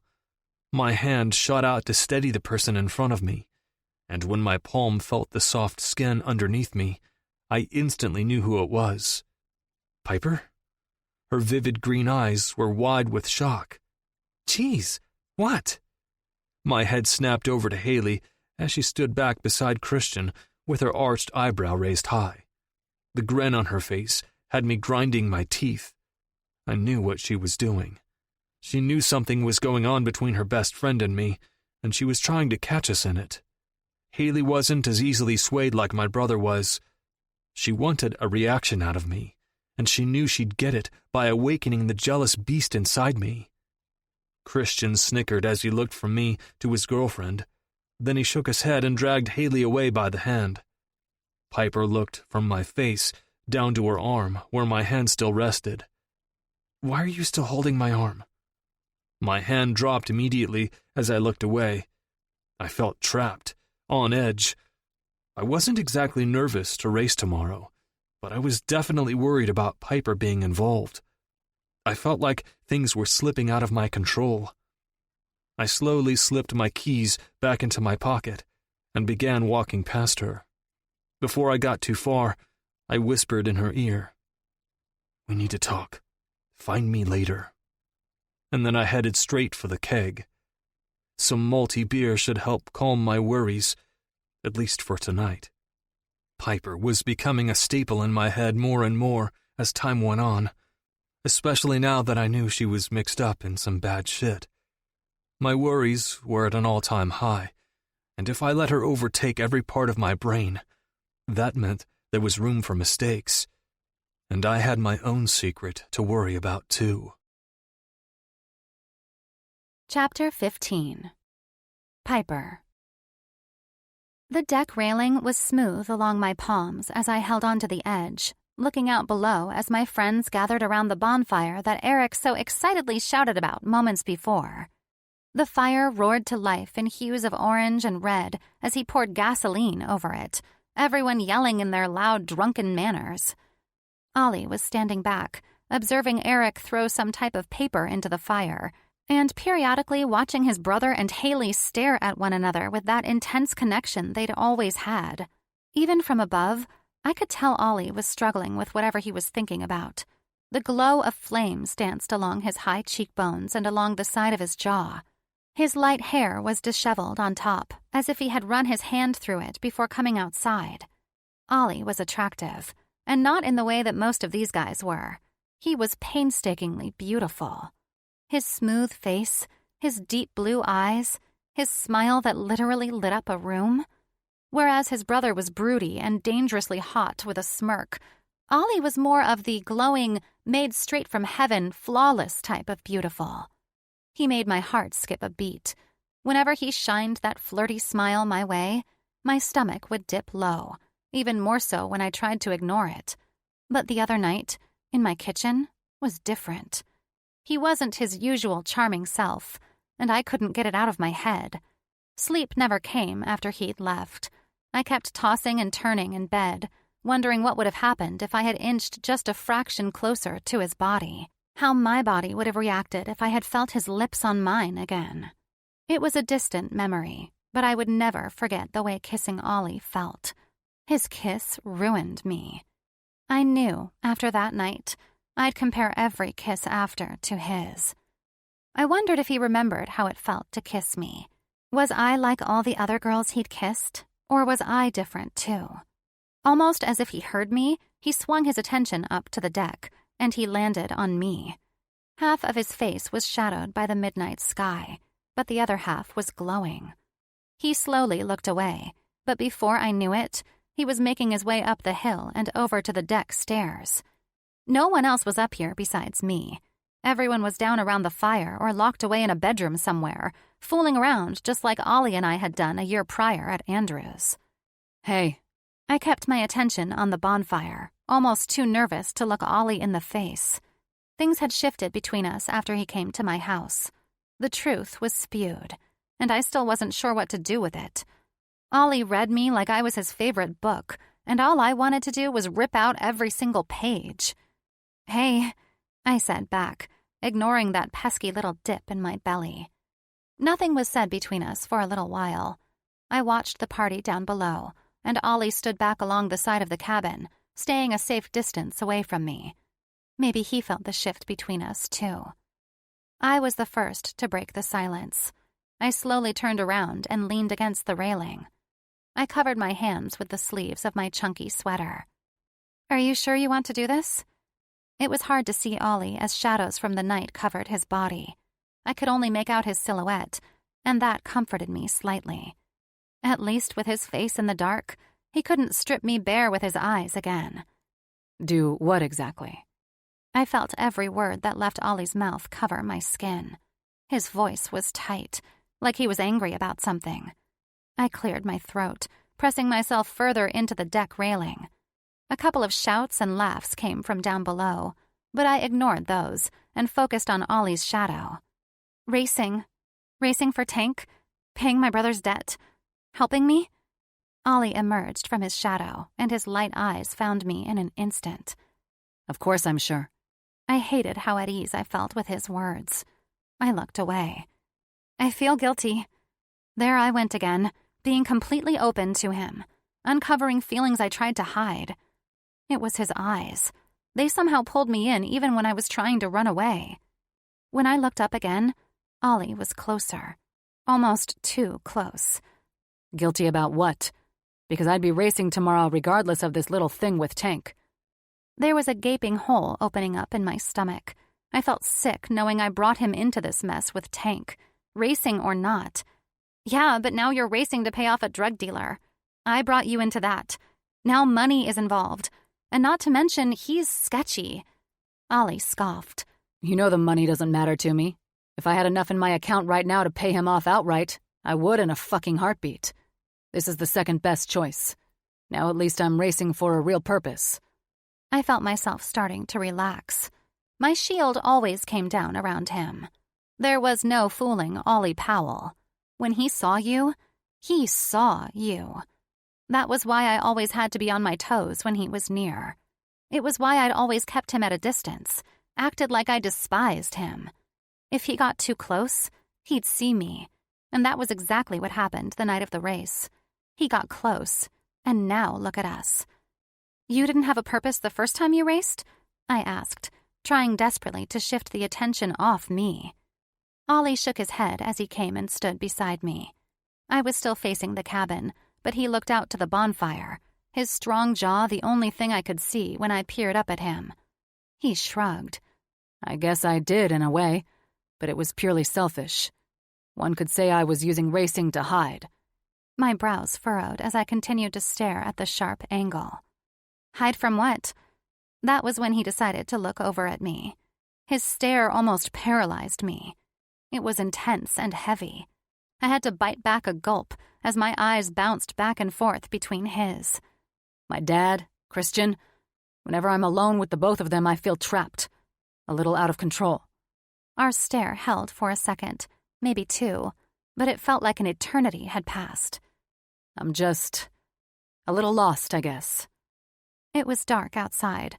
The distant stars our only light, but I could still see the defeat on his face. I opened my mouth to say something, anything, but Ollie quickly looked away. He didn't say a word, but I could tell he was done talking about the subject. He closed that wound almost as soon as it opened up. Whatever. That's not what I wanted to talk about. I decided to let it go for now. What did you want to talk about?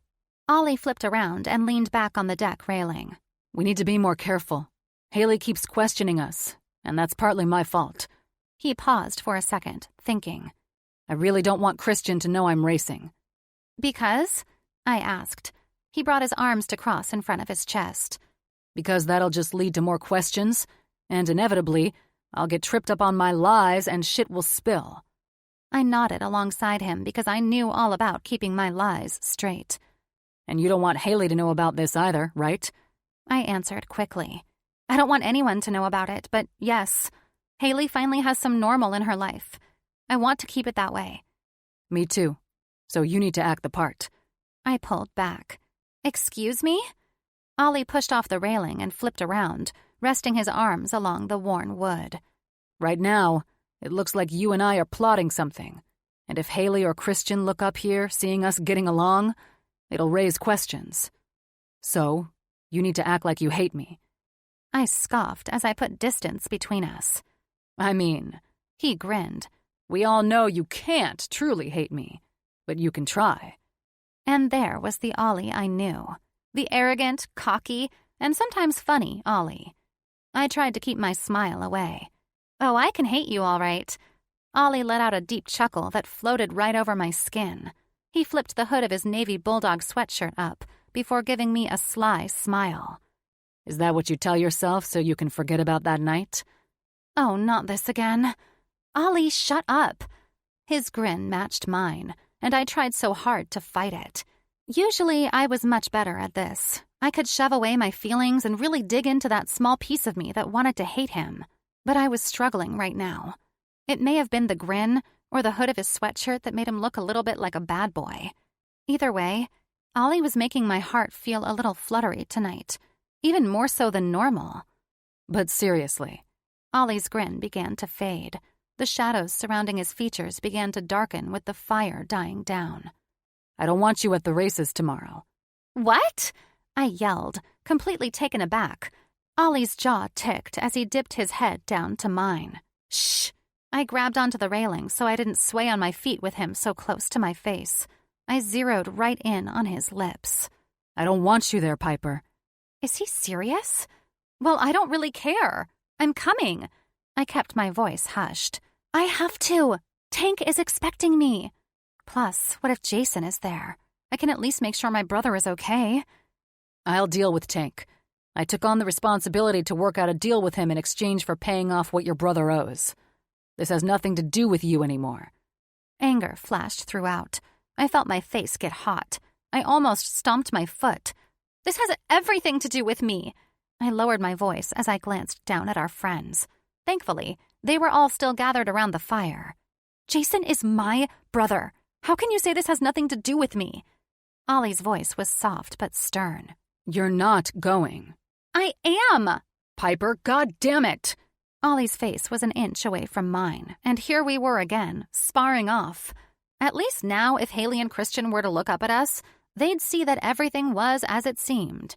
We were still at each other's throats. But damn it, I just couldn't help but stare at his mouth. I don't want you there because I'll fucking worry about you the entire time. I won't be able to focus. I stepped back a hair. Ollie, I'll be fine. I'll bring I swear to God, if you say you'll bring Cole to keep you safe, I will lose my shit. My mouth smashed shut as Ollie towered over me. His jaw was clenched tightly, the small muscles dancing along his temples. Piper, let me handle this for you, okay? I've got it under control. It's no different than any other Saturday night. I'll race, I'll leave, and I'll come here. Except this time, I won't be leaving with any money, which is fucking fine by me. I wanted to protest. I wanted to stomp my foot and throw my arms up like a child. But it would have done no good. Ollie was set in his ways, determination present in his icy tone. He said he'd be worried about me if I went, but didn't he understand that I was worried about him? In the end, I finally submitted. Fine. His cheek lifted, and he backed away slowly, lowering that stupid hood on his head, thinking he'd won. But he didn't. I'd be at the race. He just wouldn't know it. Chapter 16. Ollie.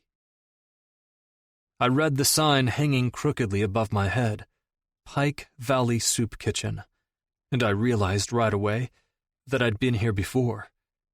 To the naked eye, or to my naive 10-year-old self, it looked like my mom was trying to teach Christian and me a lesson by bringing us here, teaching us to volunteer our time to feed the poor, teaching us the importance of giving to others.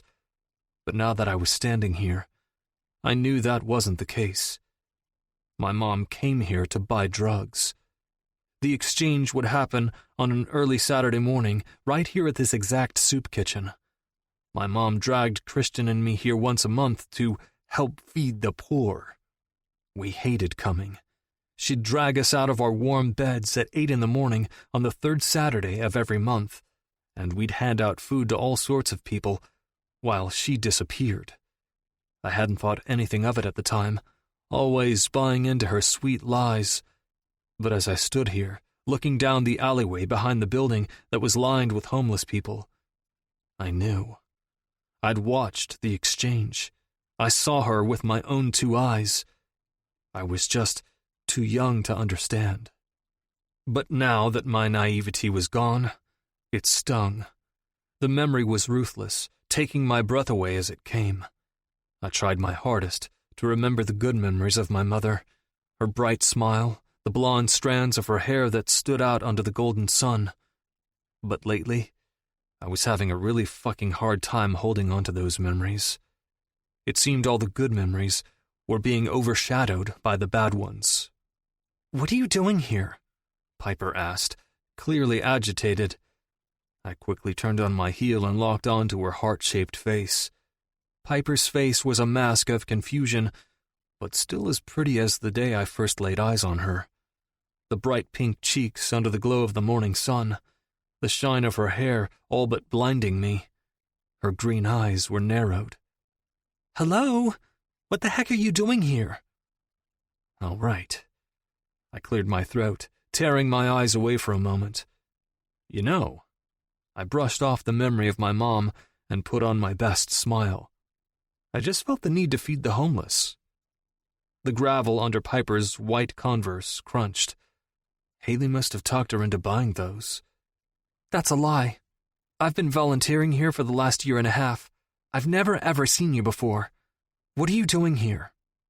I eyed more people jumping into the line, wrapping around the building, most with crying babies, some other randos, a few in wheelchairs that looked as if they'd seen better days. "I'm serious. I'm here to help." Piper raised an eyebrow and crossed her arms. "Ollie?" I fought the need to roll my eyes. "Fine. I just felt like you needed another friendly reminder not to show up tonight." What Piper failed to realize last night was that I could read her like a fucking book. Her sudden agreement after I told her not to come to the races, raised some serious red flags. She didn't back down easily, and I saw the motive right behind her eyes. I already told you I wasn't coming. I laughed, and I'm honestly surprised you thought I bought that. A small puff of air flew out of her mouth as she stormed past me, all but ignoring that I was right. I chuckled the entire way down the alleyway, following after her.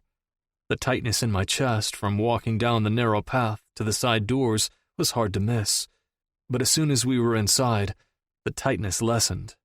Did you really think I bought it? I asked, swooping in behind her, shooting my words down her neck. Piper jerked out of the way, flipping her red hair over her shoulder. You should have. I'm having a girls' night with Haley. Go ahead. Text and ask her. I stood back and watched as Piper began pulling her hair into a bun on top of her head. She hastily walked over to a tall cabinet, smiling briskly at the other volunteers who were eyeing me suspiciously, and pulled out something from a small box. She was back in front of me within a second, holding out a net. "What's this?" I asked, taking it from her hand. She rolled her eyes, clearly not pleased. It's a hairnet. If you're going to hound me, you might as well do it while passing out food. Put it on. Piper didn't give me a chance to argue. She turned on her heel and walked away, leaving me standing in a room with a bunch of strangers. I sighed, slipping the stupid net onto my head. I don't remember having to wear this years ago. After walking down the hall and entering a giant room full of people, I spotted Piper. My heart came to a sudden stop because she was simply glowing. She looked adorable, scooping out mashed potatoes with a giant ladle into styrofoam containers. Her cheeks were flushed, and her smile was wide. Something in my heart tugged, and before I knew it, I was standing right beside her. "Well," she said, glancing at me between patrons, "grab a ladle and help." My tongue darted out to lick my lips as I followed her instructions like a lost puppy. Piper could have just told me to cut my arm off, and I probably would have done it. After filling several rounds of styrofoam containers, not speaking to one another, things began to slow.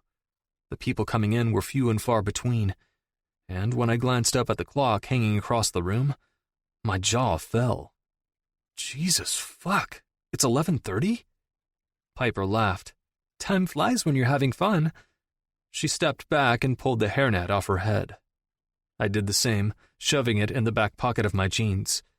I mean, I wouldn't really consider this fun, but time did fly. I shrugged. I really just came to give you a little in-person reminder to not come tonight. But somehow you roped me into feeding the homeless. She rolled her eyes again, but not before I caught the tiny glimpse of a smile. I told you, I'm not coming. In fact, Piper pulled out her cell phone, walking back to the far wall, away from the food line. I followed after her, my eyes tracing her backside and the faded jeans she was wearing. You can read the text between Haley and me about our girls' night tonight.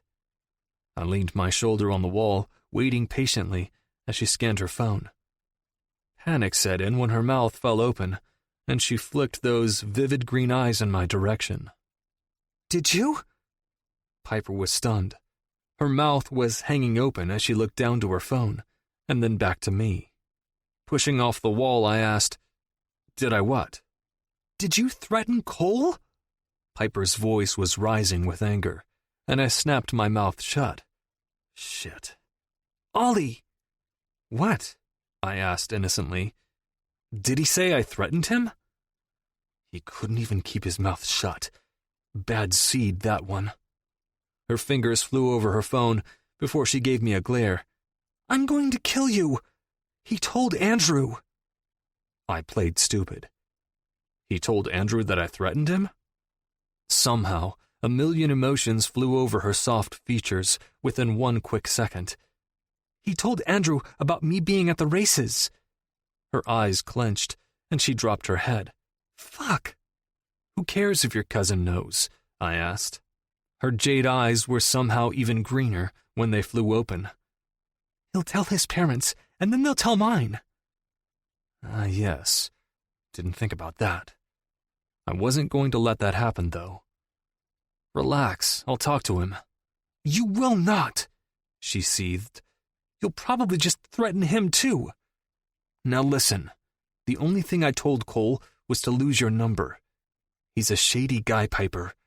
I don't fucking trust him. Do you? She threw her arms up, clenching her phone in her hand. Her voice was hushed as she looked around at the line picking back up. Of course I don't trust him. Then can you blame me for wanting to protect you? Piper's lithe body was quaking with anger, her cheeks so flushed it started to creep down her neck. I had to bite my tongue to keep my gaze trained on her eyes. Ugh! She finally ended up saying. She turned on her heel and stormed off to the mashed potatoes again. I did the same, following after her. We both stayed silent when we put our hairnets back on and began dishing out more food to the line that was picking up. I wasn't sure of what to say. I liked pushing her buttons, but for some reason I felt myself pulling back. I might have felt a little bad. I'll talk to Andrew, okay? I whispered, nodding my head at a man who looked to be around 100 years old. Do not talk to Andrew. I'll fix this. More silence passed between us. She put up a good front, though, smiling and laughing with the homeless. But any time she would catch my eye, she would scowl. I sighed and continued handing out mashed potatoes, trying to find a way around the anger she was throwing my way. I should have welcomed the familiar feeling, but instead of feeling it like a comfort, it felt heavy. So, I started, dipping my ladle into the container. Do you just volunteer here for fun, or? Piper glanced at me for a millisecond before reluctantly giving in. I've been volunteering here since I started at English Prep. Headmaster Walton said volunteering would look good on college applications. Aren't your college applications already in? I asked, glancing up at her every few seconds. Yep. Then why are you still volunteering? Piper paused, her hands stilling on the ladle.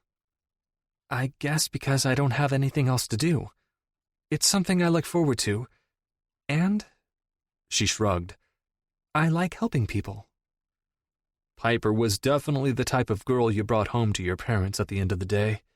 Nice, sweet, caring. It really irked me that her parents were never home. I've actually been here before. She looked over at me, a crease evident on her forehead. What? Like, to volunteer? I lifted a shoulder. I guess you could say that. What exactly does that mean? I nodded my head at an older man as he shoved his shaking styrofoam container in my direction. My mom used to bring Christian and me here before she passed. One Saturday a month, we'd hand out food or whatever. Really? Piper reached under the lip of the metal container, no longer holding mashed potatoes, and lifted it up, her arms straining with the weight. I quickly put my ladle down and grabbed it. Refill? Where? She nodded back toward the kitchen, her lips slightly parted. I quickly took it back and found the other metal container full of mashed potatoes and came back, placing it down. Piper switched spots with me, her shoulder brushing over my chest. As soon as we were back in our rightful spots, continuing to fill people's containers, she asked, What made you guys stop coming? I swallowed back a lump, feeling the tightness in my chest return. Well, I started, clearing my throat. I kind of just forgot about this place after my mom died, and... Do you really want to go there with her all? Piper's soft voice floated all around me, almost luring me to tell her all the things I kept buried. And what? I focused on the half-lumpy cloud of mashed potatoes resting on the end of my ladle. And when I got here this morning, and the memory started to come back to me, I realized that my mom wasn't exactly here to volunteer. The line had started to pitter out again, so I placed the spoon down. I dropped my head and counted the worn tiles beneath my feet. My chest stopped rising when I felt a small palm slide into mine. My eyes moved to Piper's hand, clasping mine, and that was when I let the vile memory spill. I remembered the alley, The one we walked down to get to the side door? I swallowed back another rough lump before continuing, focusing on her palm against mine. I remembered seeing my mom down the alley once, soon after she dropped Christian and me off inside to pass out whatever it was, and I'm almost certain she was getting drugs. A sarcastic chuckle left my mouth. She brought us here once a month, under the impression that we were giving to the needy, when really she was here to meet her drug dealer. A light gasp sounded from beside me, and I instantly regretted telling her. I hated pity, but didn't everyone? And there was no denying the amount of hate filling my head at the memory resurfacing. I fought the urge to rip off my hairnet and turn around, leaving Piper alone so I could be away from this place. But her hand in mine tightened, reminding me that she was here, and I wasn't alone. Not really. I hadn't thought about it until now, but Piper and I had something in common. Maybe it was why we were so drawn to one another. She loved someone who had an addiction, and I did too. It was hard loving someone, knowing they didn't love you the same. An addict would always choose you second, and their vice first. I learned that the hard way. Piper's hand tightened in mine again, and I glanced up, ready to swallow that pity whole. But she wasn't looking at me. "Oh my God," she whispered, finally letting go of my hand. "What?" I asked, confused. Her head turned to mine for a second before she angled it toward the door. "It's Sky." I followed her line of sight to a girl who looked as if she hadn't brushed her hair in weeks. "Sky?" Piper turned to me with a hushed voice. "Sky, as in Tank's girlfriend, the one who—" My voice turned steely. "The one who came to the school the other day?" "Yes," she whisper-shouted. A woman who reeked of cigarettes stood in front of Piper and me, thrusting her styrofoam container in our faces. Piper scooped up a bundle and placed it down, hearing the container crack under the weight. "Don't even think about it," Piper urged, giving me a side-eye. "What?" I asked her innocently. She rolled her eyes. "You've already threatened Cole. Leave this one to me. The last thing we need is you threatening the drug dealer's girlfriend." I cracked my neck, watching the girl in the far corner grab a styrofoam container and climb into the line for free food. Piper was right. Threatening a chick wasn't really on my list of things to do. I'd never even had the thought before. But if Sky wanted to throw bows at Piper, a little word wouldn't hurt. "Trust me, Ollie," Piper said, dragging me out of my thoughts. "Being on this side of the table versus the side she's on is enough to put her in her place." I scoffed. "I doubt that." She shrugged. "I'm all about giving people a break. She's mean, but what good is going to come of it from me telling her so, or you threatening her? She knows that she's mean. It's because she's unhappy. I mean, she is dating Tank." I chuckled. "Touché, Piper. Touché." She smiled at me before dipping the spoon back in the mashed potatoes as another person came up. I felt a strange string in my chest, pulling at the muscle inside, as her smile lingered. Piper was definitely the type of girl you brought home at the end of the day. There was no question about it. And it was really hard to believe that she had a drug addict for a brother and parents who didn't seem to give two fucks about her. This girl deserved more. After I left the food bank, reiterating to Piper, again, that I didn't want her at the races, I went home and basically sat and watched the clock. With each slow and painful tick forward, the anticipation grew. Soon, the sun would be setting, and I'd be on my way to flying down a dirt road with a couple hundred people gathered around, all with wide eyes, hoping they had bet on the right person. The right person equals me. I walked through the front door of my house, feeling even more excited to race after practicing with the turbo one last time. I wanted to make sure I was ready, and since Brandon talked me into getting a turbo, injectors, and new head studs, I needed to get a feel for my Charger with all the extra power. I was good at driving, I always had been, and racing for the last few months only strengthened that trait. I stopped at the threshold of my house as the unwelcomed thought filtered through. Was my real dad a good driver? It was thoughts like that that made my skin crawl. Guilt threatened to suffocate me from every angle. I felt like complete fucking shit every time I let myself wonder about my real dad. Who he was, what he was like, if he had a family, if I had any other siblings. That last one especially fucked me up. I never wanted to replace Christian, and even having the mere thought of adding another sibling into my life made me almost double over. This was exactly why I needed to race tonight.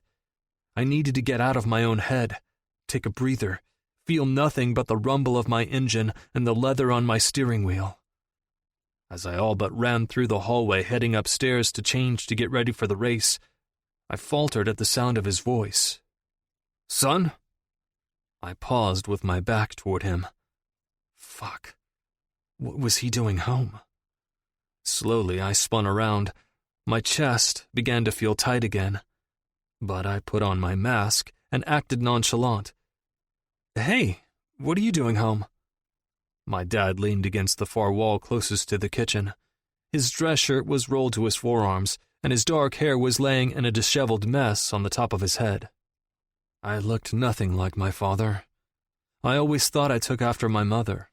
I mean, we both shared the same light hair and light blue eyes. But now that I knew my dad wasn't actually my dad, I wondered if I took after my mom after all.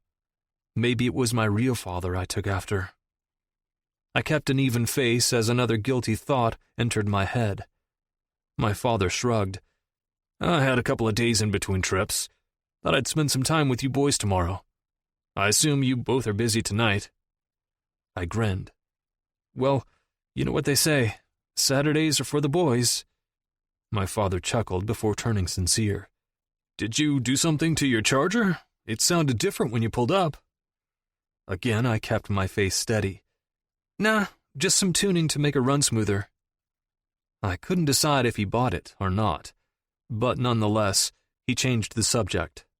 "So, tomorrow? Text your brother and tell him I want to have lunch with you boys. Maybe even dinner, too. I never know what mood I'll catch Christian in, so it's up to you to make sure he gets word." He raised his eyebrows at me, waiting for me to agree.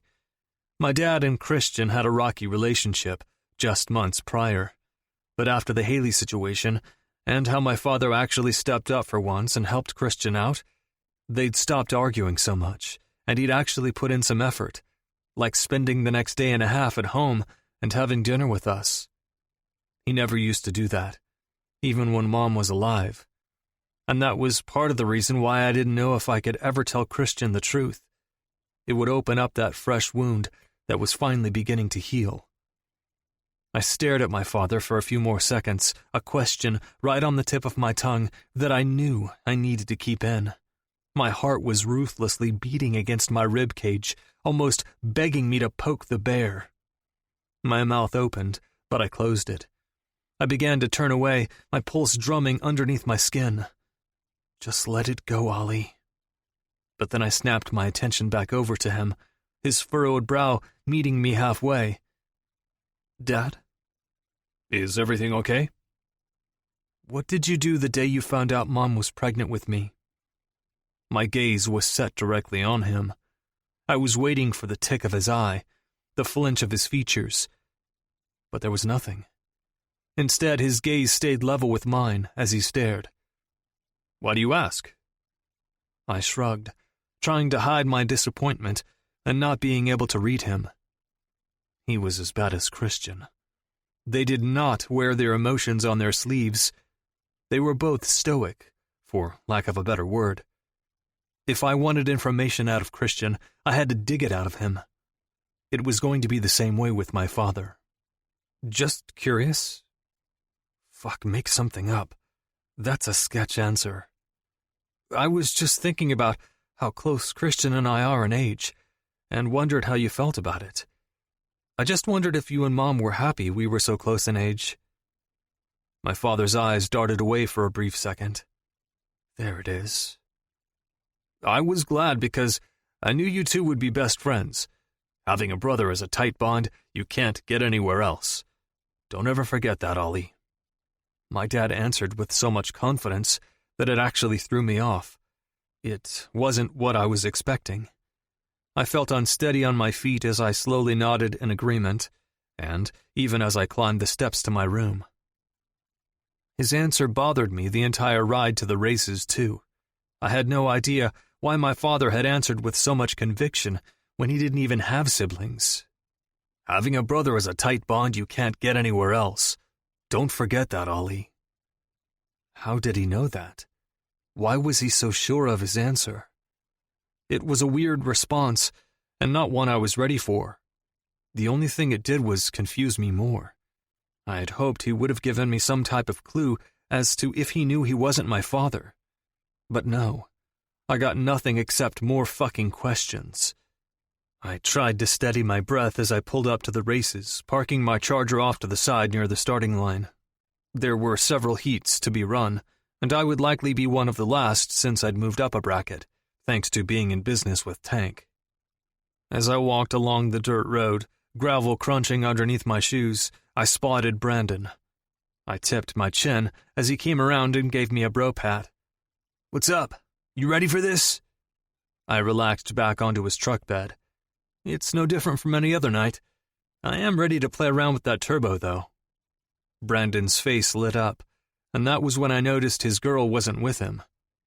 "Where's your girl tonight?" Brandon gave me a side glance. "I told her to stay put. Word has it that Tank will be here since someone had some business with him." He flicked his eyebrow up, the shiny hoop hanging off it, catching the setting sun. "And I didn't want her around him." I nodded. Good call. I was glad I'd told Piper to stay away tonight. There was no fucking way I'd be able to concentrate if I knew she was here on the sidelines with Tank looming in the darkness. I understood that the business deal technically wasn't with me and Tank, but more so Piper and Tank. But I couldn't handle the thought of her being here in this environment. The races were no place for a girl like Piper. I'd handle her shit with pride. She had nothing to worry about. Brandon was talking to a few other guys about the turbo in my Charger when I looked up ahead at Daniel, who was cupping his hands around his mouth, calling for the next race. There were 2 more sets until I raced, and I could almost feel the anticipation tingling in my fingertips. I had texted Piper an hour prior, again, to remind her to stay home, and that I'd let her know how much we had left to owe after it was over. I glanced around at everyone watching, hoping the majority of them bet for me and forked money over into the pool. Not only did Tank keep 50% of the entire money pool, but he was also keeping my share tonight too. And the better the race, the more people bet and participated.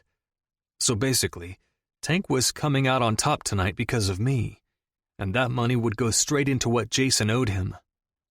A little bit of unease settled in my bones as the race began. The 2 cars zipped past me as I reminded myself that I needed to figure out some unanswered questions tonight.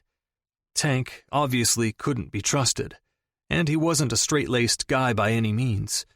But I needed his word that after the debt was paid off, Jason was free to go, and Piper was no longer even a thought in his tiny birdseed-sized brain. I didn't give a shit if he wanted me to keep racing to gain him more money. Whatever. That was not what I was worried about. Piper was who I was worried about. She needed to stay far, far away from this shit. Brandon nudged my shoulder as I was deep in thought. "Bro, isn't that your girl?" My blood ran cold.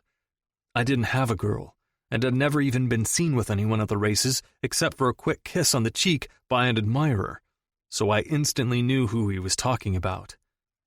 My vision blurred when I spotted that beautiful copper-colored hair hiding behind... What in the actual fuck? Eric's gaze was dead set on me, as he had his hand wrapped around Piper's wrist like she was a toddler being dragged to the car after running the aisles in a grocery store. Piper looked pissed.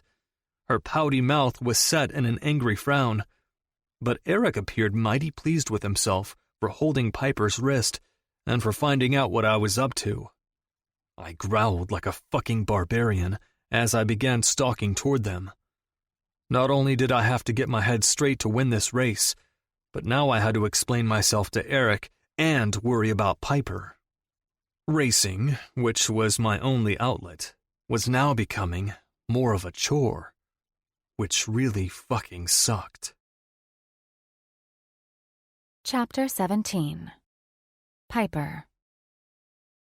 Ollie was all but stomping toward Eric and me, and for a moment I thought about running away, which was pointless because he'd already seen me and Eric, who was now my #1 enemy, wouldn't let go of my freaking wrist.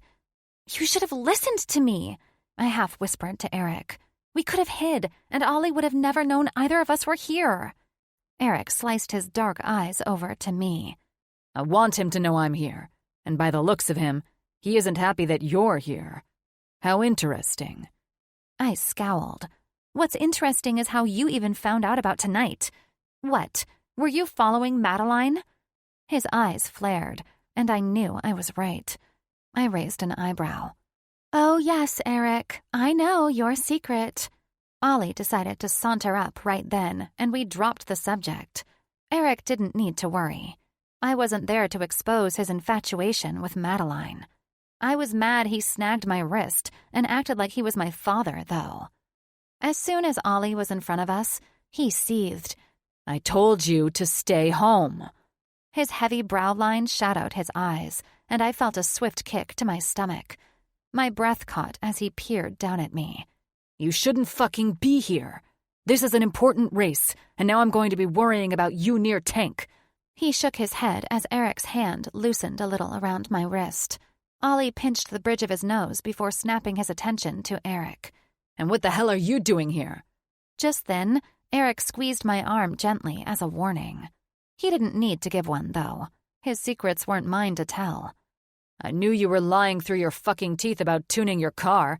Christian is going to be livid when he finds out you've been racing down here. Ollie's stare darkened, and a fire erupted. My God, he's hot when he's mad. Butterflies swarmed my belly. Christian isn't going to find out. Do you hear me? This has nothing to do with him, and you're going to keep your mouth shut. Eric slowly raised his hands as a smirk covered his face. I swore these boys and their smirks could make panties drop everywhere. They were dangerous.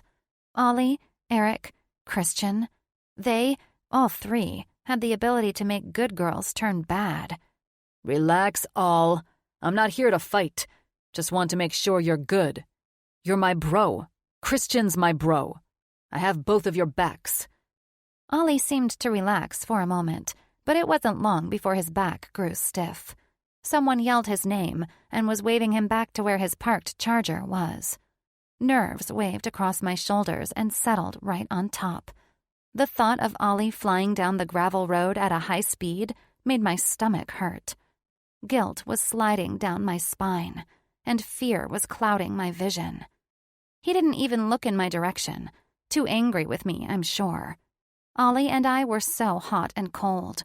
We were either angry with one another or our guards were down, and we were sharing something on an entirely different level. And I had no idea what that even meant. Keep her off the sidelines and out of people's sight. She shouldn't be here. Eric nodded. I got you. His hand wrapped around my wrist again. Ollie focused on Eric's hand on my arm. Just keep her safe. Then he turned on his heel and began jogging back to his Charger. My heart was lodged in my throat. He's fine, Piper. He knows what he's doing. But did he? I could feel myself spiraling out of control. What did I get us into? Eric's thumb rubbed along the inside of my wrist. Relax, Piper. I've got you. No one will mess with you. I craned my neck up to Eric, my hair tumbling down my back and out of my face. I'm not worried about someone messing with me, Eric. I'm worried for him. I nodded my head in Ollie's direction, and his eyes flared. What kind of shit did you guys get yourselves into? I only shook my head, unable to answer as I watched Ollie's long legs climbing into his Charger. His window was rolled down, and when he pulled up to the starting line, he glanced my way once, and it was enough to make me regret every bit of my acceptance in letting him race for Tank. One could have argued that I didn't have much of a choice, but that wasn't the truth. I didn't have to let Ollie in, but deep down, it felt really, really good knowing I had him to lean on. I was so messed up, jumbled. Nothing seemed right anymore. One thing I did know. I had to figure out how to get the rest of the money for Tank before Ollie got too much deeper in this. I had to keep him safe. And somehow keep Jason safe, too. Eric didn't wait for me to explain what I'd gotten Ollie and myself into. Instead, he pulled me by my wrist, and we ended up near the starting line, away from the thickening crowd. I heard murmurs from people as we snuck by, talking about who'd win the race and who'd they'd bet against. The majority of the people said they bet for Ollie to win because someone let it leak that he'd done some upgrading to his charger. I only hoped that he knew what he was doing, because the suspense was wrapping around my throat and suffocating me.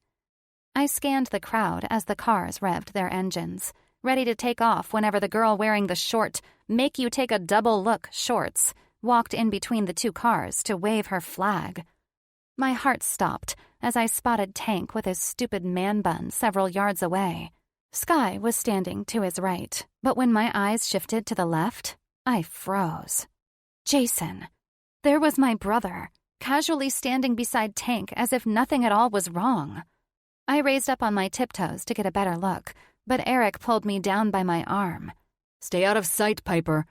I gave Eric a dirty look before trying to get a better glance at my brother when I heard the two cars taking off at a rapid speed. My heart fell to the ground along with my stomach, and my hand flew up to my mouth. Oh my God. The back of Ollie's maroon Charger zipped down the dirt road, and people flocked to the billowing dust to get a better look. Black dots crowded my vision as I tried to catch my breath. Ollie. The only thing I could envision was Ollie's car being wrapped around a tree, or it coming to a sudden stop and flipping with him inside. The distant roar of the two engines faded into the background, and I continued to force out choppy breaths. Small puffs of air escaped me when I felt two hands on my shoulders. I peeked up and saw Eric hovering over me. Breathe, Piper. He's going to be fine, but not if you pass out right here. Take a damn breath. I gasped as I watched the worry fade from Eric's eyes. There you go. Just breathe. He'll be back soon. My eyes shifted past Eric, and I searched for my brother. Another wheeze escaped me, and oxygen seemed to come in a little easier knowing my brother was here and that he appeared to be okay. What the hell are you doing here? Eric's hands dropped from my shoulders as he settled in on Madeline's voice from behind me. I didn't dare take my eyes off the direction of the rising dust and crowd of people. I kept my attention on Tank and my brother, waiting patiently for Ollie's Charger to reappear. What the fuck, Madeline? Why the hell are you hanging around here? Madeline's tone was packed full of heat. I don't know. Probably the same reason you are. I tuned the two of them out as Eric rounded my body and walked over to her. I could hear my heartbeat in my own ears, but as soon as the sound of a roaring engine filtered in, everything else faded. My throat squeezed with anticipation. My heart fluttered against my ribcage. The one and only time I'd felt relief like this was when I'd seen Haley again after she had been taken by the men from her father's past. A small yelp left my mouth as Ollie's Charger got closer, and before I knew what I was doing, my legs were pulling me into the sea of people. Ollie! My legs were picking up their pace as I pushed past people I didn't even know, my hands coming out and moving them aside so I could get closer to him. Ollie! I heard Eric calling after me, and I was certain he was hot on my heels, but I didn't care. The only thing I was worried about was wrapping my arms around Ollie, because the fear of him dying in a car crash was still fresh in my mind. The anxiety that I'd pushed away all week was catching up to me. My hair swished around my face as I continued getting closer, and when I saw his long legs climb out of his Charger, I almost wept right there. The sun was setting, and the moon was coming up, but when his eyes landed on me, I swore I could still see the shine in them. He's fine, Piper. But my body acted on its own. I rushed past the last person, and before I knew it, my arms were around his torso, and my head was pushed against his chest. I was gasping, all but wheezing for air, almost to the point of hyperventilating. Piper? Ollie's hands immediately wrapped around my upper arms, but I only clung on harder. Piper, what happened? Jesus fuck, Piper. You're fast. Eric sounded out of breath, but I pushed my head even further into Ollie's chest. He smelled like Ollie, woodsy but calming, comforting. The sound of his heart beating had mine calming. The guilt was still there, lingering right over my shoulders. But he was okay, and that made me feel entirely too happy. What does this mean? What the hell happened? Ollie asked as his strong arms wrapped around my body. She's fucking trembling. I am? Ollie's voice dipped lower. Was it Tank? Eric was closer, too. No, bro. She kind of flipped when you started down the lane. I had to tell her to relax, and as soon as she saw your car, she fucking took off running. She's fast as fuck. Piper? Ollie's voice was soft, almost like a light touch to my skin. What's going on? I slowly took my head off his chest and met his eye. He took in my face, and his blush-colored lips parted. You're crying. I am? I swallowed and unclenched his t-shirt that I had unknowingly bunched up in my hand. My face was sticky and wet when I touched it. Oh. What's going on? I gulped, trying to swallow down my emotions. I don't like this. I knew there was a crowd around us, but for some reason, it felt like it was only Ollie and me standing in the middle of a dirt road underneath the darkened sky. I'm going to fix this. I'm going to get you out of this. You shouldn't be here racing like this. He began to shake his head when a hush came over everyone's murmurs. Tisk, tisk. My body stilled as I recognized the voice. You won me a hell of a lot of money tonight, boy. I watched as Ollie's Adam's apple bobbed up and down. The sides of his temples flexed. I told you I would. Get these people out of here. Tank barked to one of his friends before coming over and grinning down at me. My eyes searched around him frantically, trying to find Jason, but he was no longer in sight, and that made me feel even more nervous. Soon, the only people left standing around were Tank, two of his friends, Eric, who refused to leave, and Ollie and me. Ollie's large hand was suddenly clasped in mine, and my entire arm sparked when our palms touched. I still felt twisted with nerves, though. Where's Jason? My voice was shaky, but having Ollie near gave me a boost of confidence. The fear from watching him race was slowly dissipating, and now that I was looking Tank head-on, I felt the fiery girl inside awaken. Tank shrugged, grinning with his stained teeth. I sent him on an errand with his handler. My stomach ached. His handler? I want to talk about terms. Ollie squeezed my hand as he squared his shoulders. How much of tonight is actually going on to what Jason owes? Tank stared at Ollie for a moment before tipping his chin back. I'll know more after Derek counts the winnings for tonight. He nodded to a guy several yards away, standing around everyone who'd watched the race, passing out money. I recognized him from last week. Once I've made back what Jason owes me, and fucktard himself is out of my hair, we'll talk more about you racing for me for good. A sneaky grin found its way onto his face. Or doing some more business for me. Absolutely fucking not. My mouth opened, but Ollie's hand almost broke mine with its force, so I quickly slammed my lips closed. Sure thing, he answered, completely indifferent about the situation. I just want to make sure that these races are going toward our end goal. Tank's beady eyes sliced over to mine, and I was suddenly thankful that it was dark out and he couldn't see the pure disgust that lingered within. Don't worry. Your princess's fears will vanish after a few more races, I'm sure. $20K isn't that hard to come by when you race that well. Although, I'll be sad to let Jason go, as he's quite the little helper these days." Helper? What did that mean? Ollie nodded. "All right, good shit. I just want to make sure we're clear on terms if I'm burning gas like that." "Not a worry, brother. Not a fucking worry." Tank walked over to us, and I held my breath. He nodded his head over to the guy counting out money. "Let's take a walk and see how much money we made, yeah?" Ollie's hand left mine as he glanced down. A warning flashed along his features before he turned to Eric. "Make sure she gets home." Then he walked away with Tank by his side, and it left a sickly feeling in my stomach. Eric stepped up beside me, and we watched Ollie walk with Tank.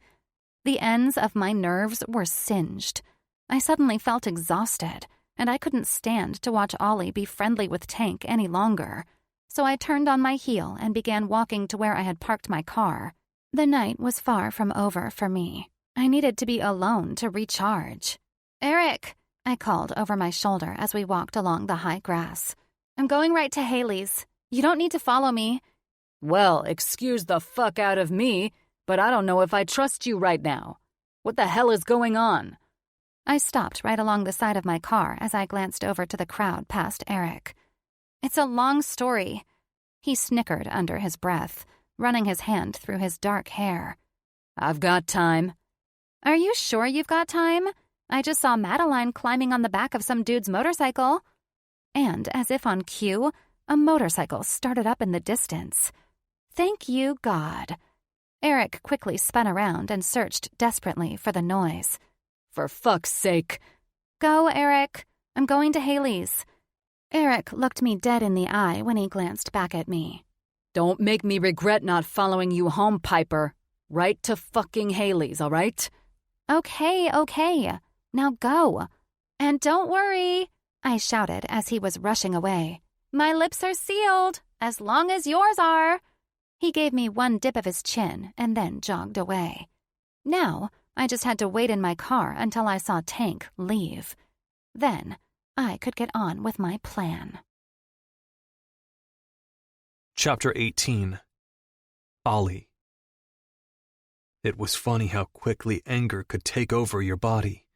One minute you're laughing, and the next, your blood pressure is rising to an unsteady level.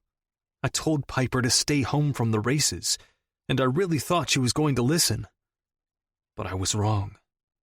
The second I found her, it was as if my finger was hovering over the trigger of a gun loaded with protectiveness as the bullet. It was ready to be unleashed at a moment's notice. I was certain her absence from the races would have helped me focus, but I might have been wrong. I had raced even better, knowing she was there watching. I had pushed my foot down on the pedal in hopes that I'd get back to her quicker, that I'd get back to her before Tank ran his devilish eyes down her body. Tank pocketed 6,000 extra tonight from the bets on me, so that meant we owed 14 more. There was no doubt that the next 2 or 3 races would cover the rest of the money, but then I had to figure out how to get out from under his thumb. I went along with his little scheme of having me work for him, or continuing to race, but that was all for show. I knew pissing him off or challenging him in any way whatsoever would be a bad move. There was a time and place to show dominance to a guy like him, and this wasn't it. Tank liked to be in control. He liked people fearing him and obeying him. I wasn't that guy. But for now, I'd pretend. Slamming the door to my Charger, I lazily walked up to the cabin. It didn't look to be a banger tonight. Only a few cars were there. Eric's, Christian's, and Jace's. My phone lit up as I glanced at the screen, waiting for Piper to text me back, letting me know she made it to Haley's, which is where Eric had said she went. A dull ache nestled into my stomach with each second that passed, and she hadn't texted back. But I took a calming breath and put on a front as I walked through the threshold of the cabin. The lights were dim as everyone sat in the living room. There was some movie playing on the screen and a box of pizza on the counter. Christian was the first to look up, and he immediately pressed pause on the remote. Then all eyes were on me. I swear to God, if Eric told him. "Brother?" "What up?" I answered, keeping my face relaxed. Christian tipped his chin to Jace and Max, and they hurriedly got up and went out onto the deck, leaving Eric, Christian, and me in the room. My nostrils flared at Eric when Christian looked away. He shrugged innocently. "Did you get Piper pregnant?" I sputtered as I choked on a piece of pizza. "What?" Christian's stare hardened. "Dad thinks you got someone knocked up, and Haley is convinced you and Piper are fucking." I walked farther into the living room. Why the fuck does Dad think I got someone pregnant? Christian leaned forward, placing his elbows on his knees. Eric sat back, observing us with an amused expression on his face. I scowled. Oh, fuck off. "He said you came home and asked a loaded question, but when he tried to poke you for more information, you shut down and left shortly after." He shook his head. "What did you ask?" I clenched my jaw, grinding my molars back and forth. My hands squeezed the back of the couch so hard my knuckles ached. "First off, Piper and I are not fucking." Eric snickered, and I envisioned myself picking up a chair and throwing it at him, which, to be honest, was way out of character for me. But never say never when a certain redhead was involved. And, just before I could make up something to feed my brother about asking shit I shouldn't have been asking, the door barged open. Haley shoved through, and the second she saw me, she placed her hands on her hips. "What the hell is going on with my best friend?" My pulse immediately quickened. "What are you talking about? I thought she was with you tonight." Haley shrieked. "No, and she gave me a bullshit excuse last week when we were supposed to hang, and she texted a little while ago and made up another excuse. She isn't home either. Her parents are, but Piper isn't. Something is going on, and—" Haley's voice dropped, and she all but glared at me. "I know you know what's going on. Did you break her heart, Ollie?" Christian interjected. "They're not smashing. I just asked him." I stood frozen as I stared at Haley. If Piper isn't with her, then where the fuck is she? My gaze went right to Eric, but just as I opened my mouth, my phone vibrated. Piper. "Ollie, I messed up." My fingers flew over my phone's screen as Haley came over and read the text. "Ollie, what is going on?" I ignored her and texted back. Me. "Where are you?" Piper. "I'm at Tank's and I'm stuck inside. He doesn't know I'm here." My heart clunked to the floor. Just then, another text came through. Piper. "I'm scared." My entire body went into overdrive. I blocked everything out. I knew Haley was asking me questions, and I knew Christian was trying to calm her down. But the only thing I could concentrate on was getting to Piper. Me. "Tell me where. I'm coming." Fuck. My chest felt like it was split open, and I was scrambling to put myself back together so I could focus on getting to Piper. I needed to calm down. My feet dragged me across the wooden floor of the cabin, back and forth. "Ollie!" My head snapped at Haley yelling at me with frantically desperate eyes. "Please tell me it isn't Tank, the high school dropout turned drug dealer Tank." My legs stopped moving. I froze. "You know who Tank is?"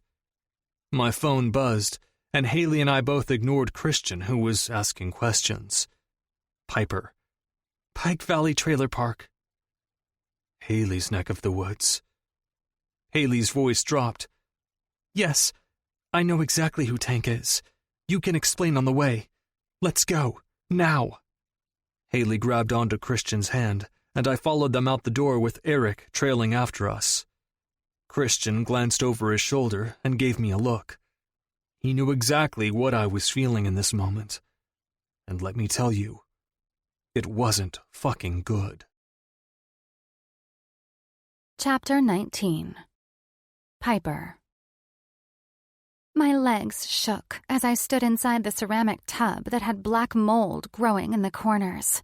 It smelled like a dirty basement with a touch of Irish Spring. I glanced at the ceiling of the bathroom, and there was mold growing on it, too.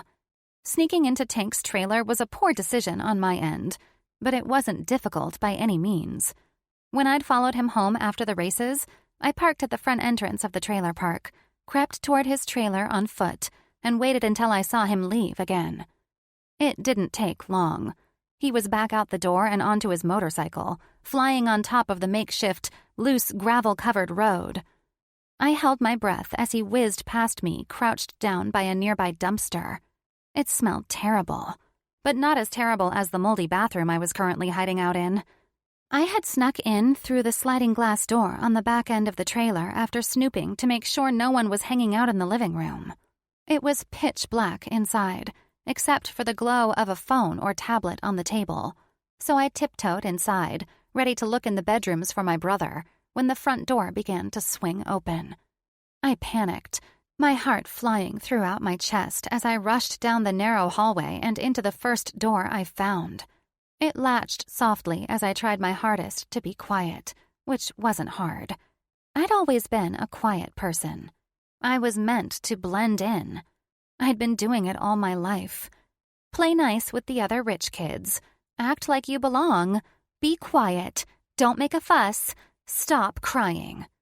My parents wanted nothing more than to fit in with their superiors, to make the same amount of money, to have the brightest children wearing their expensive prep school uniforms following in their footsteps. Only Jason ruined their plan. Thus, why I was stuck in a rundown trailer's bathroom, holding my breath until I found a way out. I sunk down into the tub, my eyes well adjusted to the dark bathroom. There was a tiny sliver of moonlight casting a bluish hue from the tiny window above the toilet, which allowed me to take in the size of the area. There wasn't much room inside the bathroom, other than a few feet between the front of the tub and the wall. There was a tiny vanity beside the toilet and a chipped, oval mirror leaning on the wall above it. My first thought was to climb out of the window and go back to my car without finding Jason. Tank was back. I could hear his booming voice through the thin-as-paper walls, as well as several other muffled voices, all of which were hard to identify due to the now blaring music. So, leaving was my best option. But the window was jammed, and the ends of my fingernails were now bleeding from trying to pry it open. Through the pain, I'd texted Ollie, desperate for him to help. I knew he'd be pissed that I was here. He was already angry that I'd shown up at the races, but I had no other choice. Ollie was the only one who knew about Jason, my fucked-up brother who I kept saving over and over again.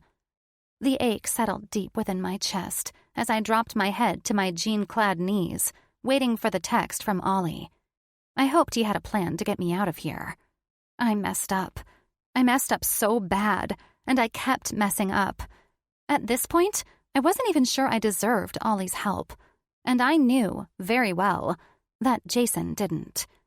My head snapped up as the bathroom door creaked open and the light blared on. I looked to my left, meeting the hanging, brown-stained shower curtain as a shadow passed by it. Oh my God. Small, steady puffs of air fell from my lips as I tried to stay calm. Relax. They're just going to the bathroom. My spine was as stiff as a board as I leaned forward, out of sight. There was a small gap between the shower curtain and the shower wall, and all it would take is one glance to the left as someone was using the toilet to see me crouched in the tub, all wide-eyed with fear. My lips smashed together to keep my breathing silent, but when I looked down at my shirt, I could see the rapid rising and falling of my chest. Staying calm was becoming harder and harder. Nerves were eating away at my sanity. What if they're about to take a shower? What the hell am I going to do if they spot me? What if it's Tank?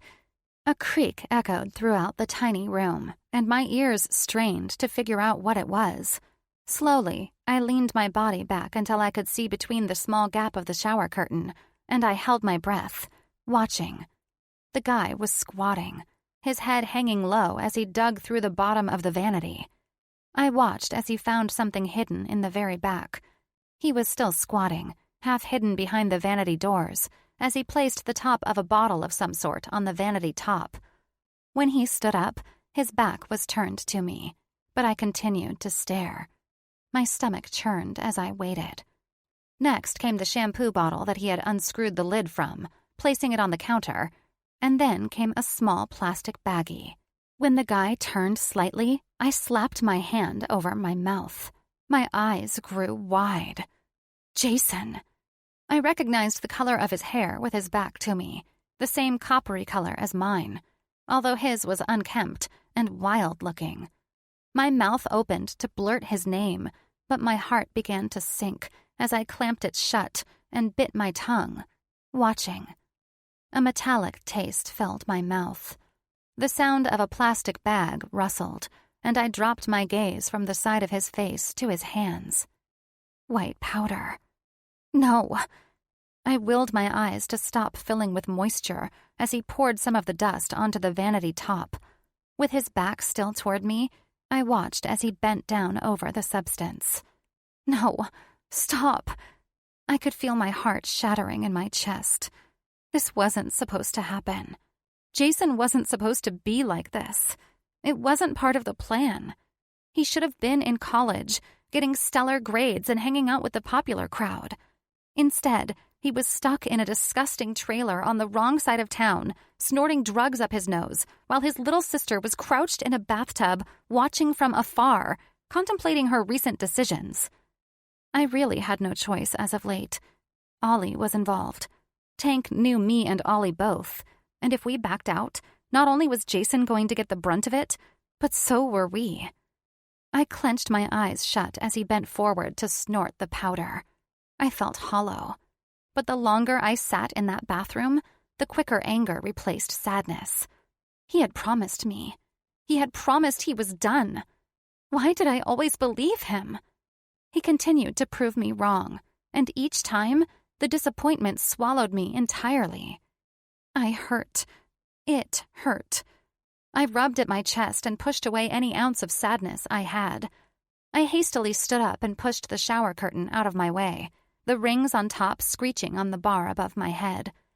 Jason's head flew toward mine, his nose a mere millimeter away from the white powder. What the fuck? I was too angry to say anything. I just stood, standing in the disgusting tub, my hand still on the mildewing shower curtain. Jason's mouth dropped. Piper? What the hell are you doing in here? I barely recognized my own voice. I snuck in here to come see if you were okay, to tell you that everything was going to be fine and that I was figuring out a way to pay off Tank. But look at you! My voice rose toward the end of my sentence, and I shot my eyes to the bathroom door. I hurriedly stepped out of the tub and ran the few feet over to the door and locked it. Music was still blaring throughout the trailer, so I felt confident that no one heard me yell. You're in here using? At a party? Having a grand old time? My brother stuttered. I... You what? My phone buzzed, and I glanced down. Ollie. Almost there. Haley is with me. She knows where Tank lives. Tell me how to get you out. My stomach fell out from beneath me. A hot coat of embarrassment and shame covered my body, but I shook it off. I didn't have time to worry about who knew about Jason and my life. I needed to get the hell out of this trailer before someone other than Jason found me. Me. I'm in the bathroom on the back side of the trailer. The window is jammed. Try to stick something under to pry it open. I looked back at Jason, ignoring the texts I had from my parents who were demanding I come home since they were here for one night and one night only. I dropped my head, trying to push my guilt away. It was almost suffocating. Jason, I'm done. My voice trembled, breaking with every word. After the money is paid back, and I get my boy... I paused, clearing my throat. I mean, my friend. After I get my friend out of this stupid mess I drug him into to save your ass, I'm done. I can't keep doing this. Jason stood in the same spot, his lips sealed shut. I can't keep saving you if you won't even save yourself. His bloodshot eyes had my own eyes watering, but I knew I needed to keep my shit together. Otherwise, he'd use it against me. Jason might have been drunk, or maybe even high, but he was smart. one of the smartest in his class, actually. And if he knew I was hurting, he would turn it around and use it to his advantage. He'd done it before, and he'd do it again if I gave him a chance. You sound like Dad. It felt like he took a knife and carved an X on my forehead. He felt betrayed by me. Telling me I sounded like our father was brutal, because we both held resentment when it came to our parents. "Jason!" I jumped as a loud bang sounded on the bathroom door. Flesh pounding against the wooden door had my heart climbing to my throat and staying there. Fuck! Jason scrambled to grab the little plastic baggie, scooping the unused powder back into it. Someone yelled from the other side of the door. Jason, get your pussy bitch out here and make us some fucking food. You might be a cool guy, but you're still my bitch, until your hot-as-fuck sister pays back that money. Our eyes met, and I knew instantly that the drugs he'd just unscrewed from an empty shampoo bottle weren't really his for the taking. The questions were non-stop. Did he steal them and hide them? Surely Tank wouldn't have let Jason in here alone when he knew there were drugs in here. What drug addict could be trusted being alone in a room with drugs? I'm coming, bro, he yelled back through the door. He quickly put the baggie back into the empty shampoo bottle and placed it underneath the sink. My phone vibrated a few times as I continued to watch Jason move with agility. I ground my teeth back and forth, trying to will away the tears. I barely recognized my brother standing in front of me. I'd never felt so alone in my entire life. "You need help," I whispered as he stood back up. Jason's eyes found mine, and they were empty. So empty, it was like I was looking right through him. When he walked over to the door, he dropped his head and paused. My phone vibrated again, but I continued to stare at him, feeling sad. I just felt sad. He finally whispered, I know. I fucking know. My phone vibrated again. I finally looked down. Ollie. Haley is about to cause a diversion. Eric and I are going to pry the window open. Get ready. I'll try to keep people from coming back here. Hurry up and get out before Tank finds you. He's cool with me right now, and he's happy he's making money off your friend, but he can turn vicious in a fucking second. Trust me, Piper. He's fucking dangerous. That's why I'm still here. That's why I haven't tried to leave. Not until he gets his money. My voice came out low. My friends are here. They're about to pry open the window because it's stuck. I'll be gone soon. He nodded, and I could see the muscles along his jaw clenching. He shared the same jaw as my father, and watching it twitch like that brought back many, many memories of my father holding in his temper. I'm sorry, Piper. I'm so fucking sorry. I'll fix this. I will. I climbed on top of the toilet as I heard pounding on the front door of the trailer, knowing it was probably the diversion from my best friend. Before Jason left the bathroom, I said over my shoulder, I hope so, because if not, I'm done until you find it in you to help yourself. He said nothing as the light switched off, and the door opened and closed behind him. Ollie had seconds to pry this window open and help me climb out, or I'd likely be caught red-handed. And for some reason, I didn't even care if I got caught. A numbness fell over me the second I watched Jason dip his head down to the counter, seconds away from snorting something, and I wasn't sure if anything could bring me back. Chapter 20. Ollie. My heart rate climbed to an unhealthy speed as I stood behind a run-down trailer, staring at the window on the back side. There was a chill in the air, and I wasn't sure if it was from the cool temperature or if it was from fear. It was a shaky feeling, and it had my heart pounding. Usually spontaneity was my thing. I was the guy who everyone dared to do stupid shit because I liked the thrill. But this was different. Piper was involved, and she was scared. My girl was scared, and that had me flexing my knuckles. My girl? Yes, my girl. She felt like mine, even if she truly wasn't. And I wanted to pound her brother's face in simply because he was the reason she was here in the first place. It's go time. Tank is on the porch, talking with Haley about her mom. Eric's voice was low as he came back into sight. I immediately went to the window and stood up on the cinder blocks Eric and I had found a few yards away and had stacked below. It was hard to make out anything, but I could see the glow of Piper's phone. My fingers tried to pry the shitty window open, but I was certain it hadn't been opened in years because it wasn't budging at all. It's fucking stuck. Let me try.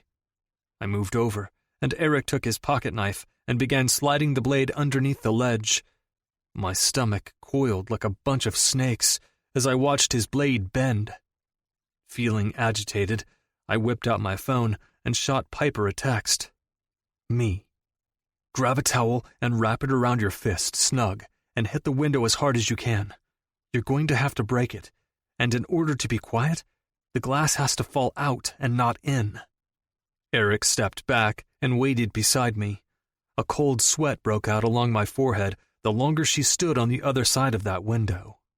You all right? Was I all right? No, I was not fucking all right. I answered harshly. No.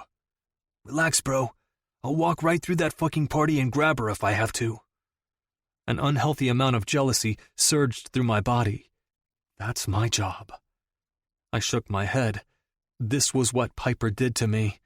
The girl snuck inside my head and ran circles. She messed with my heart, and the sad thing was, I didn't even think she knew she was doing it. My phone went off, and Eric and I both looked down. Piper, there aren't any towels in here. Me, use your shirt. Don't even think about looking at her tits when she climbs out. Eric chuckled. Relax. What's yours is yours. I know the bro code. My eyes strained to listen to Tank and Haley. Christian was probably losing his shit, knowing Haley and Tank used to live close to one another. The trailer park was probably the worst thing I'd ever seen in terms of homes. I thought Haley's last foster home was shitty, but now I knew that it was an upgrade from where she grew up. My head snapped up as glass came tumbling out of the window. I gritted my teeth, hoping Tank didn't hear from his barely standing front porch. Eric and I quickly got to the window, and I stood up on the blocks, reaching in after snatching my own shirt off my back and wrapping it around my hand to brush away the remaining jagged glass. My hands immediately found her ribcage. I got you, I whispered, pulling her out inch by inch. The window was small, but so was Piper. My large hands cupped her body, and a sense of relief shot right into my chest. Having her body in my hands did something to me. Something shifted and locked into place. I would go to hell and back for her. Her shaky hands grabbed onto my shoulders as her hair swung in between us. As soon as her legs were out of the window, I heard her hiss. You okay? What happened? Did you get cut? Her voice was monotonous. I'm fine. She wasn't fine. Once I placed her down onto the ground, I kept one of my hands on her warm skin and placed the other under her chin. The moon and stars shined above us, and when I tipped her head back, I saw the glassy waves. Piper was definitely not fine. What happened? Not now! Fucking go! Eric came out of nowhere. I forgot he was even here. I saw the light in the bathroom click on, and I snatched Piper's hand and rushed us around the side of the trailer. I pushed her body back into the metal siding and caged her in, shielding her from whatever came our way. We were closer to Haley and Tank now, but stuck on the side between the other shitty trailer, propped a few feet away. Either way we went, we were fucked.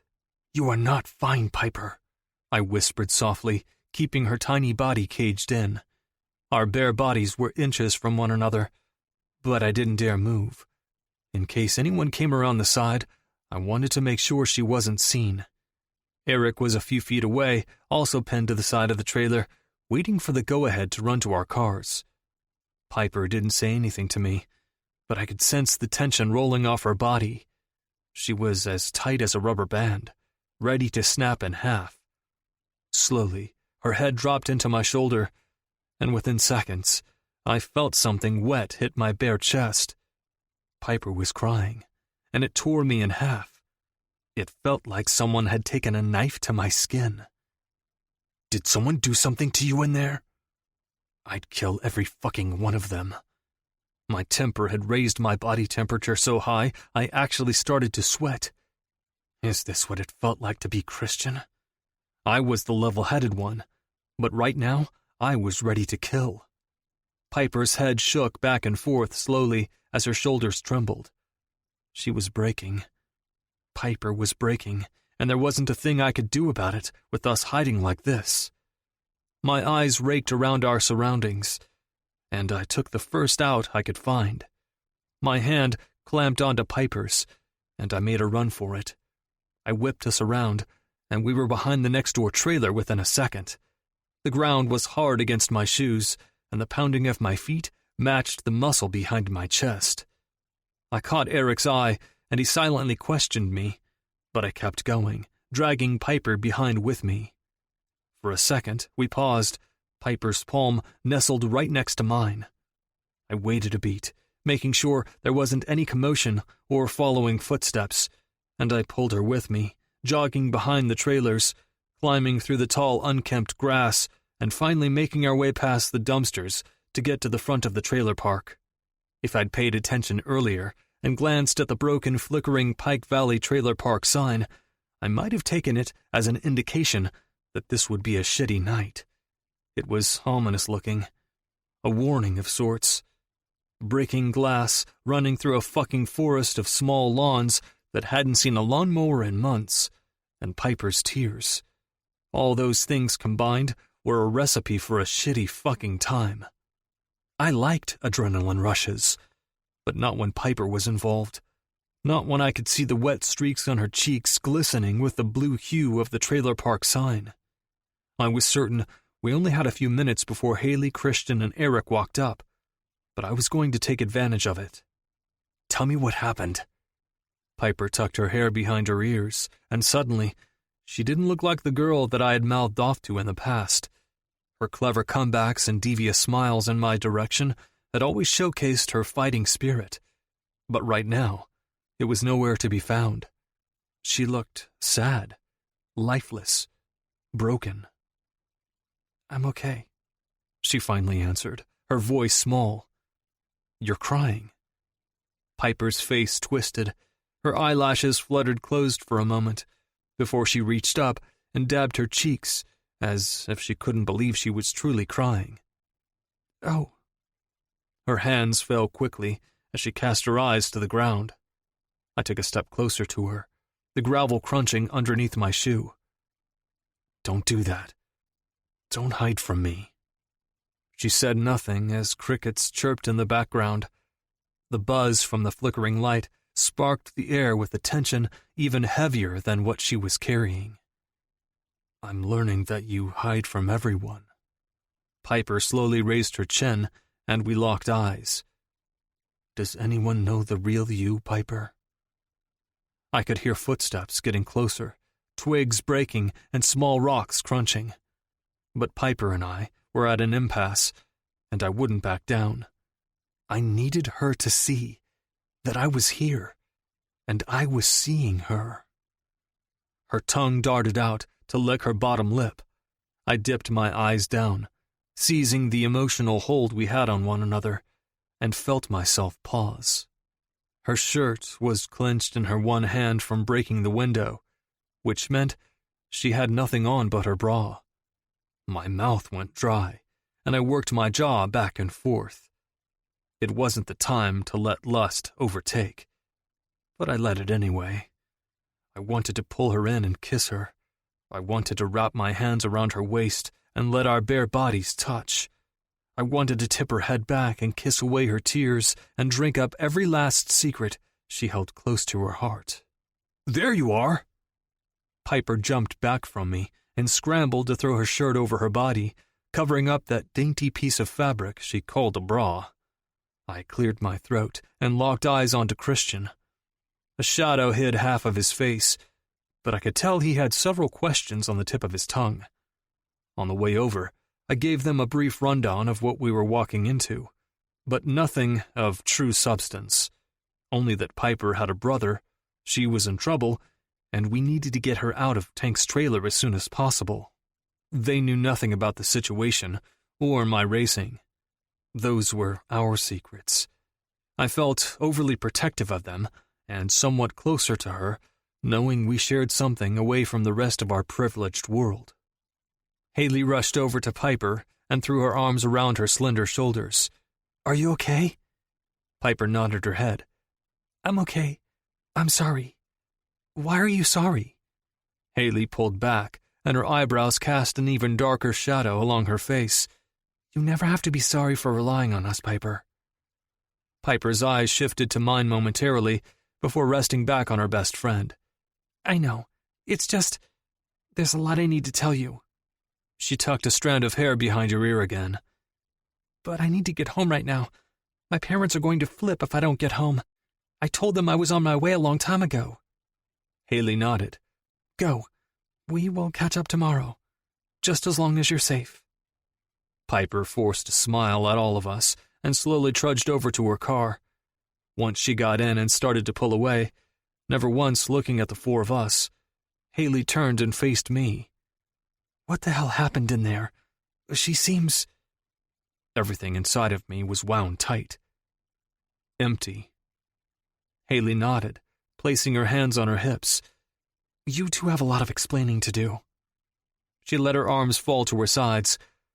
"But for now, let's just go back to Eric's and give her some time." Eric was the first to walk over to my charger. "And let's not forget we just broke a fucking window in that trailer. We need to get going. Now." Christian cracked his neck.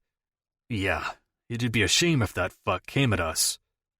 Haley started to climb in the back of my car. "You don't want to pick a fight with a guy like Tank, Christian." "I'm not scared.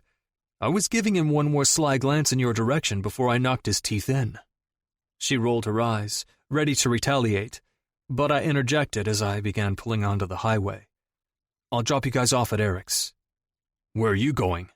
Christian asked. Haley's head popped in between Eric and me up front. "Ollie, her parents are home, and they're pretty strict. I've met them once, and that was plenty. You can't just walk through the front door like usual." I shrugged, flipping on my blinker. "Who said I'm walking through the front door?" For a moment, she stayed quiet, but then she began shaking her head. "No, you cannot climb into her window. Her room is on the 3rd floor. It's not like Pete's house when your brother climbed in and out of my window every night." Christian snickered. "I still climb through your window." Haley turned back. "And it's on the 1st floor now, not the 2nd. Piper's room is way up high, and also—" She turned back to me. "She probably wants to be alone." There was a ding in my chest, and I almost reached out and rubbed it. Being alone is the last thing she needs now, Haley. Piper's always alone. "That's true," I finished her sentence. "It's true. Her parents are never home, and even when she's hanging out with you or the group, she's alone. She has secrets, and we just walked right into one." Haley slowly sunk back into the back seat with Christian and didn't say anything until we got to Eric's. When I parked the car, silence filled the car until she finally said, "You're right." I nodded. "I know I am." We all sat in my charger, letting the beat from my music ring out around us. Haley took a deep breath before placing her hand on the door handle. "Go make sure my best friend is okay, and then tomorrow, after lunch with your dad, we'll all meet and figure out what the hell is going on. Piper doesn't need to be alone, and I should know that better than anyone." I watched in the rearview mirror as Christian grabbed onto her hand. Haley smiled softly at him, and they climbed out. My brother shot back through the door before shutting it. "Don't think I forgot about what you said to Dad earlier. I know when something is eating at you, Ollie, and I will beat it out of you if I have to." "I'd like to see you try," I answered back, playing it cool. But, deep down, I was sweating like a motherfucker. Why couldn't I have kept my mouth shut with my dad? Haley pulled Christian farther toward the cabin, and I waited for Eric to climb out. He kept his eyes forward, looking out the windshield. "Do you know what you're doing, bro?" "No." "Of course. I always have a plan. Don't worry about it. Just keep His lip curled. "Just keep my mouth shut. I got it." I dipped my head, and as soon as he slammed the door, I threw my charger into reverse and headed right toward Piper. There was no way in hell I'd be able to get her sad eyes out of my head tonight. There wasn't enough alcohol in the world to drown that out. So, going to her was inevitable. Chapter 21. Piper. What made parents good parents? The question was certainly subjective, but it was one that I couldn't quite answer. Were you good parents if you simply provided shelter and food for your child? Or did it go further than that? Did it make you good parents if you read bedtime stories to your child every night and put bandages on their scraped knees? I really wasn't sure. I didn't consider my parents to be bad parents, but I didn't consider them to be good ones either. They provided me with a house to live in, clothes to wear, a car to drive, and I had a housekeeper who stocked my fridge weekly, although I never really saw her. They put money into my account, and even though they watched my spending incessantly, they still gave me an allowance nonetheless. So they weren't bad parents. They just weren't the loving kind. They never had been. Maybe that was why I had such a hard time letting other people in. But Ollie, he was finding his way in more and more lately, and I liked it. When his hands wrapped around my body as he pulled me out of Tank's trailer, I felt safe. I felt okay, like I wasn't alone. Seeing his face after being crammed in a bathtub, hiding, was like holding on to a lifeline. I didn't know when it had happened, but my feelings of annoyance and anger toward Ollie had changed to something else entirely. I liked how I felt when he looked at me. I liked how I felt when he was worried about me. But then, of course, I got in my car, and everything came rushing back to me. The slimy feeling I had talking to my brother. The shame that went through me seeing Haley looking so wounded that I hadn't told her I had a brother and that I was struggling with something. I felt like a terrible person who kept trying to save someone who wasn't even worth saving. God, that made me feel even worse. So, yes, brunch tomorrow with your father and me before our flight? We'd like to talk to you about your college acceptance letters. I stared at my mother as I sat lost in thought. Her long fingers drummed over the counter as she waited for my approval. Her red hair was tied into a loose bun at the nape of her neck, resting right above a dainty gold necklace my father had given her for their 15th anniversary. My college acceptance letters aren't even in yet, Mom. She rolled her eyes. Well, we already know you've been accepted to Stanford. Marcus called to let me know weeks ago. What? I squeaked, jumping up from the chair. She waved me off. Oh yes, you know our friend Marcus Kellens. He's on the admissions board. Once he saw your name, he immediately put it in the acceptance pile. Disappointment came crashing down. So I cheated my way into a good school? Because you're friends with Marcus? Of course not. My father walked in and began rummaging through the fridge for something. His shirt was unbuttoned at the top, and his dark brown hair was rustled on his head, probably from running his hands through it during the conference call he was just on. You're accepted because of your hard work and dedication, something you obviously got from me. He glanced at my mom and smirked. She rolled her eyes. I always found it funny how my parents could work so well together in a business sense, but when it came to family dynamics, they lacked severely. I wondered if it was how they were raised.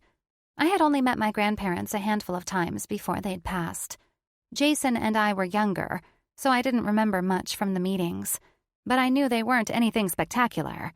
There were no baking cookies with grandma memories in my childhood. There were no baking cookies with mom memories in my childhood either. Your father is right about one thing. You are dedicated and a hard worker. We are so proud of you, Piper. Her hand reached out and grabbed onto mine, and I was shocked. My eyes glanced down. When was the last time we had even touched? Thank you for making the right choices. And there it was, that achy feeling I always got when my parents came around. It didn't matter the situation or where we were. There would always be an underlying insult thrown at Jason buried underneath a compliment for me. Thank you for making the right choices. If only they knew I was showing up at illegal street races and sneaking into trailers during my spare time. My throat was tight as I removed my hand from my mother's. I gave both of my parents a brief goodnight before all but running up the stairs and down the hall. Once I was safely tucked behind my bedroom door, I rested my head against it and took a steady breath. There were times that I'd wished with all my might that my parents would come home from their business trip so I wouldn't be alone. But now, as I grew older and the resentment grew bigger, I found myself wishing that they'd just stay away. Not only did I not know Jason anymore, I didn't know my parents either. Our family was broken into puzzle pieces that no longer fit together. I continued to rest my head against my door, willing my thoughts to stop for just a second. The night was young, but I felt like I'd lived an entire lifetime from the moment I woke up to now. I was mentally exhausted. Just as I pushed off from my bedroom door, I heard a small ding from the balcony. I spun around and looked past the glow of my bedside lamp and zeroed in on something glowing outside. What is that? Another ding. My feet padded over the soft carpet, and as I got closer to my door, my heart jumped like I'd been shocked.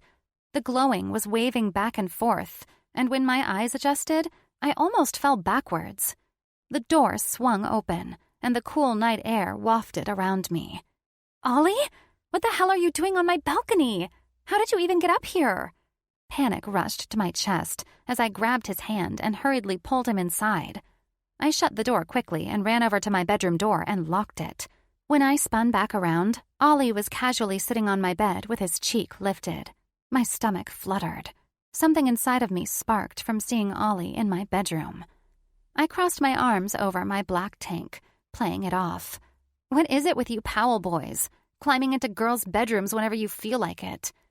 Ollie's deft fingers ran through his light hair, making it even more unruly. It was a good look for him. Way too good.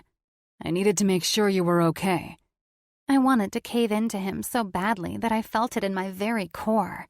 Something softened inside of me, and that vulnerable feeling that I kept pushing away was creeping back as I stared at him from across my bedroom. He was sitting perfectly still on my white comforter, wearing the same dark t-shirt he had on earlier. His blue eyes were drinking me in, watching my every move. His face was relaxed, not a trace of playfulness on his features. He appeared cautious, probably waiting for me to lose it again, like a few hours ago. My eyes dropped quickly, feeling embarrassed about earlier. I walked over to my desk and opened up my calculus book. Ollie, I started, flipping through the pages for the lesson I needed to study. I am perfectly fine. Thank you for helping me earlier, but things are okay now. I shot him a soft glance, and he was now leaning forward on the side of my bed, his arms resting lazily over his legs, with a look on his face that made me shift on my feet. It was the I can see right through you look that made me want to hide. Why do you do that? He asked. I glanced back at my book, focusing on the numbers so hard they started to blur. Do what? Why do you hide from me? Pretend you're okay when I know damn well you're not. There was a bite to his voice, and I popped my head up, staring at the wall above my desk. Do you thrive on being alone? Do you like not having anyone in your corner? It has to get lonely, right? A protective shield of anger was falling down in between us. My nostrils flared as I straightened my spine. I suddenly wanted the old Ollie back. It was a defense mechanism, I was sure, because the old Ollie who teased me and flirted only to turn around and flirt with someone else didn't do this. He didn't spit the truth at me. He didn't make me feel so seen. My hair was a blur of red in front of my face as I spun around in my chair. I could ask you the same question. His gaze never left me, but it did narrow. I do have someone in my corner. Who? Did you finally tell Christian about your dad? He had my full attention now, and just like that, my anger had vanished. I tucked my hair behind my ear and waited with hopeful eyes. Nah, he smirked. I've got you. An exasperated sigh left me. Just because I'm the only person who knows your dad isn't really your dad doesn't mean I'm in any way helping you, Ollie. I'm not in your corner. His jaw ticked before he asked, Why do you think I'm here, Piper? I don't know. To check on me? Which is pointless because I am fine. My words came out sharp and fast, like knives being thrown at the wall. I could feel myself closing up again, becoming angry at myself for doing just that. Part of me relished in the fact that Ollie was in my bedroom, that he cared enough about me to climb up a tree and jump onto my balcony to make sure I was okay. But the other part of me was panicking that he saw me, the real me. You're not fine, and neither am I. I'm here because I don't want to be alone either, Piper. Do you know how fucking hard it is to go home to an empty house, knowing there are secrets buried all over the place? Do you know how much it kills me to wonder if I have another sibling out there? How much guilt it causes me to even have that thought? I have to bite my tongue every time I look at my father, knowing he likely knows that I'm not his son. And the worst part is that I want to know who my real dad is. What does that say about me? Ollie was up on his feet now, pacing back and forth in my bedroom. My life is good. I mean, yeah, I lost my mom, and that shit digs deeper than deep. But at least my dad is starting to come around. He asks about my grades, where I want to go to college. He's making an effort to have dinner with Christian and me on the weekends. And here I am, wondering about my real dad. I should just be happy with what I've got. He ran his hand through his hair and tugged on the ends. I feel guilty. Confused. I stood up and rested my back along my desk, watching him unfold. Why do you feel guilty, Ollie? You shouldn't feel guilty. He shot me a long glance, the edge of his jaw profound in the soft glow of my room. Do your parents ask you those types of questions? Do they ask where you want to go to college? Do they care? Why are they okay with you being home alone all the time? I went to stop him, but he continued on. Do they know that you're in line to become valedictorian? How does he even know that? Do they ask about Jason? Do they even ask about you? He shook his head angrily. My dad isn't the best, but he's better than your parents. That's why I feel guilty. I should just be thankful I have him. I shouldn't be digging into the past, but I can't seem to stop. It was like a slap to the face with every question he asked, but seeing Ollie all worked up had me ignoring every single one. I felt selfish. I was so focused on my own shit with Jason and Tank that I forgot Ollie had his own shit too. He was good at downplaying it, putting his focus on something else to hide. But Ollie needed someone. Hey, I whispered, walking over and taking his wrists in my hands. He paused, his eyes latching onto mine. Take a breath. No, he answered sharply. I don't like this. I don't like feeling like shit is spiraling out of control. I don't like seeing you sad. I don't like knowing you're alone all the time. And I hate that you push me away. You push everyone away. I see you, Piper. I've seen you for months. I see you too, Ollie, I whispered, gazing up into his eyes. I felt like he was sucking my soul into his. We had a connection, and we'd had that connection since the Wellington prep party. Sharing secrets connected you with someone. I saw that now. You're doing the same, Ollie. You've pushed everyone away so you don't have to deal with your own stuff. You're trying so hard to help me so you don't help yourself. He turned away, but my nails dug into his wrists. You've pushed everyone away, and I've done the same. His Adam's apple bobbed up and down as his arms slowly relaxed in my grip. Our eyes locked again, and I could see the way his walls were crumbling, just like mine. The more time I spent with Ollie, the weaker they grew. Then maybe we should just stop. My voice was soft as I took a step closer to him, our body heat melding together. Okay? His hands moved to my waist, my grip on his wrists never lessening. Okay then, he whispered.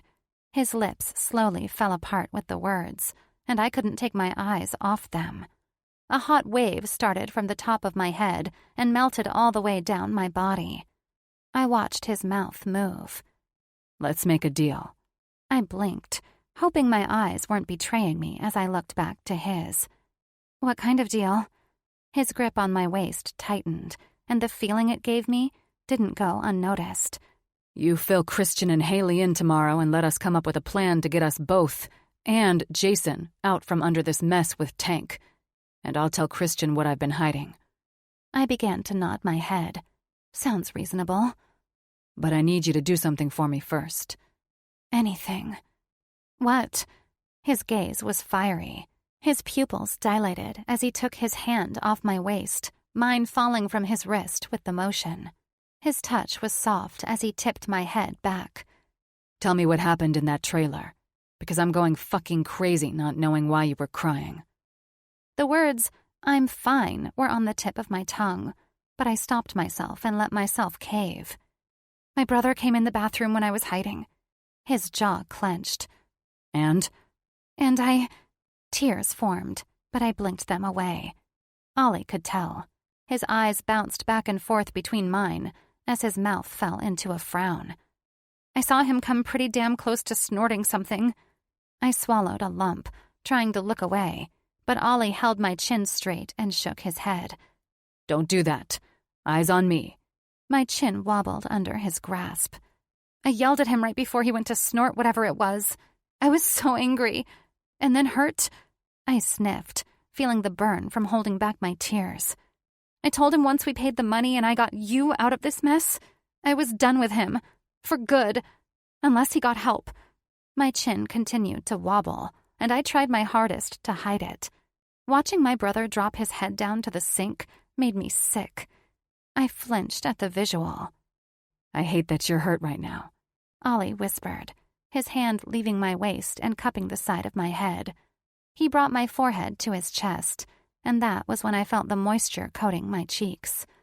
Ollie's fingers wove throughout my hair as a sob erupted from deep within my chest. Oh my God, I'm breaking right in front of him. Shh. I tried to focus on Ollie's beating heart to calm my own, but it was no use. I let the gate open. I let myself fall apart, and there was no going back. Ollie rubbed circles on my back as he pulled me over to my bed. He lay down, never letting go of me, and I instantly curled into his side. I'm sorry, I managed to choke out while squeezing my arms around his torso. His hand stilled on my back as I continued. I'm sorry you're involved in this mess. I'm sorry you have to see me like this. And I'm sorry I threatened to tell Christian your secret. Stop it. I shook my head. I promise I'll make this right. I'll get you out of this mess with racing. Piper, fucking quit it. I'm a big boy. I can take care of myself. I sniffled. And I'll take care of you, too. I stilled in his arms as my silent tears continued to fall onto his shirt. I wanted to argue with him and tell him that he didn't need to take care of me, that I was fine on my own. But I couldn't find it in me to say the words, because, deep down, I wanted him to take care of me.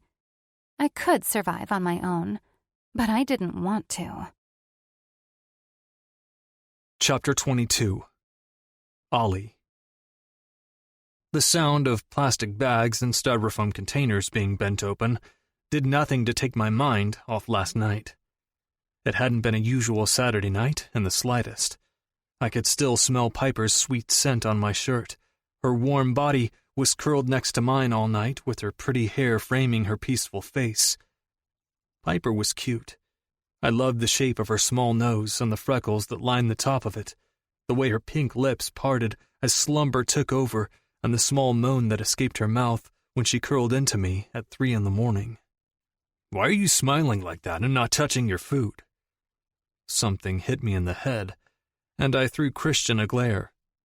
Did you just throw a fucking French fry at me? My dad cleared his throat. Don't curse in front of a lady. I gave my dad a glare too, and heard Haley giggle. You like Haley better than you like us, I joked, giving her a grin. She blushed and shook her head. She was always a little shy in front of my dad, and I had no idea why. Christian thought it was cute. I wondered if Piper would be the same way. What are you thinking about over there, Ollie? Haley raised an eyebrow as she stuffed a French fry into her mouth. I bet I know. Christian grinned. Do you have a girlfriend? my dad asked, truly interested. No, I quickly answered. Pretty much, Christian mumbled, and I shot him another glare. Shut the fuck up. Haley smashed her lips together as my dad drummed his fingers on the table, eyeing me with curiosity. Are you taking this mystery girl who isn't your girlfriend to the winter formal? How do you know about the winter formal? Christian asked, mid-bite of his hamburger. My dad pulled back before he coughed uncomfortably. It was a little surreal, sitting there talking to him about normal, mundane high school things. Usually, whenever my dad and Christian were around one another, it was like an airing of WWE, but without the actual wrestling. I was usually the one stuck in the middle, trying to keep the peace. But things were calm now. Better. Which was exactly why I was keeping my mouth shut about the birth certificate. For now, at least. No need to disrupt the calm waters with my massive fucking tsunami at lunch. I read about it in my parent newsletter. I choked on a pickle. Your what? My newsletter. I signed up for the English Prep Parent newsletter a little while back. My brother's mouth opened a little as he stared at my dad in disbelief. Haley, always wanting things to stay calm, smiled. I think that's great. I didn't even know they had a parent newsletter. But, she glanced at me with a twinkle in her eye. Are you taking Piper? Shit.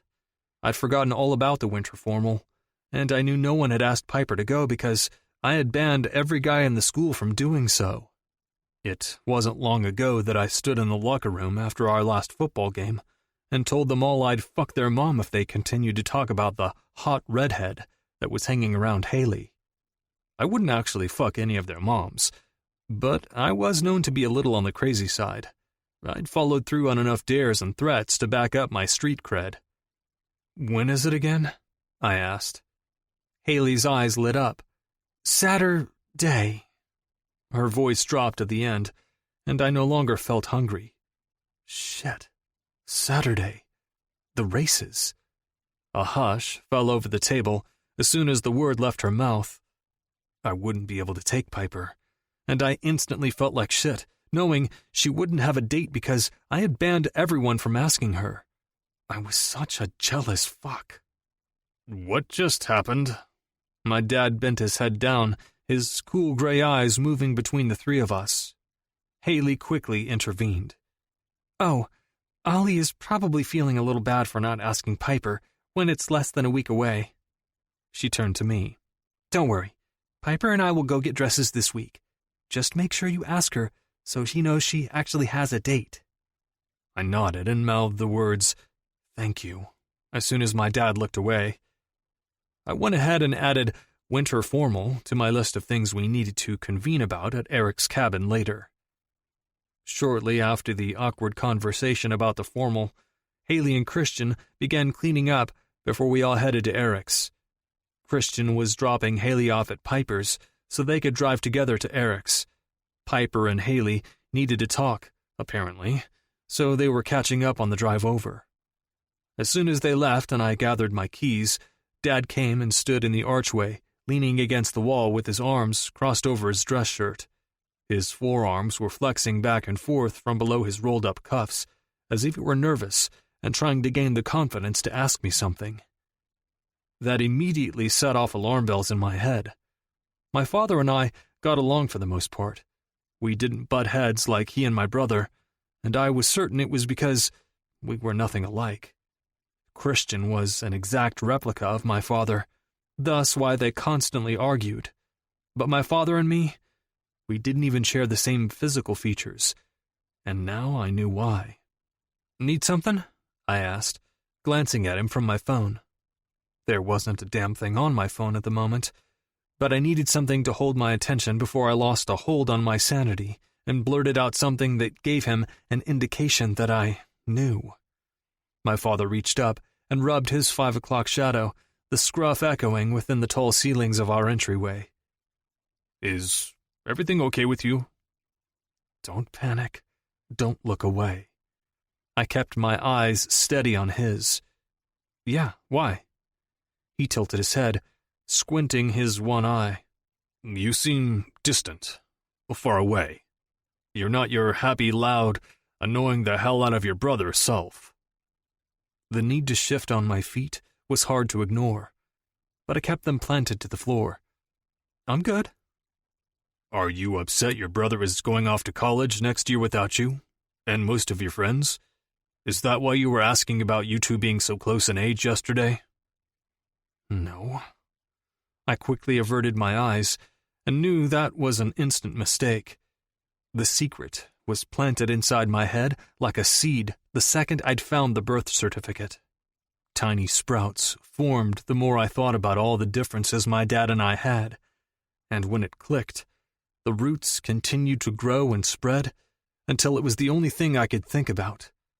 It consumed me. The desire to hear it from him. The confirmation I needed. The questions I wanted answered. Standing here, looking at my father with his quizzical eye, was too much. But then my phone vibrated. Unknown. We need to talk. I glanced at my father again and then back down to my phone. Me. Who is this? Unknown. Who the fuck you think? Meet me here and we can discuss what we need to do this weekend. I recognized the pin that was sent. It was Tank's trailer, the one I was at the night before, rescuing Piper. I felt like I had been hit in the back with a baseball bat. My back went rigid for a moment before I shook my arms out and slipped my phone in my pocket. I grabbed my black hat off the banister of the stairs and placed it backwards on my head. Everything is just dandy, Dad. I gotta go. Before stepping out the door, I glanced back at him, and his mouth was in a straight line. I knew I was raising more questions with being standoffish. I knew he was likely concerned, or maybe he was sweating a little, wondering if I'd found out his secret. I wasn't sure, but I turned back and said, "Later," before closing the door and walking to my car. First stop, Tank's. Second stop, Eric's. Hopefully, the first didn't interfere with the second. Walking into Tank's trailer alone was probably a step in the wrong direction. But what choice did I have? Chapter 23. Piper. My lips stung from biting it so many times.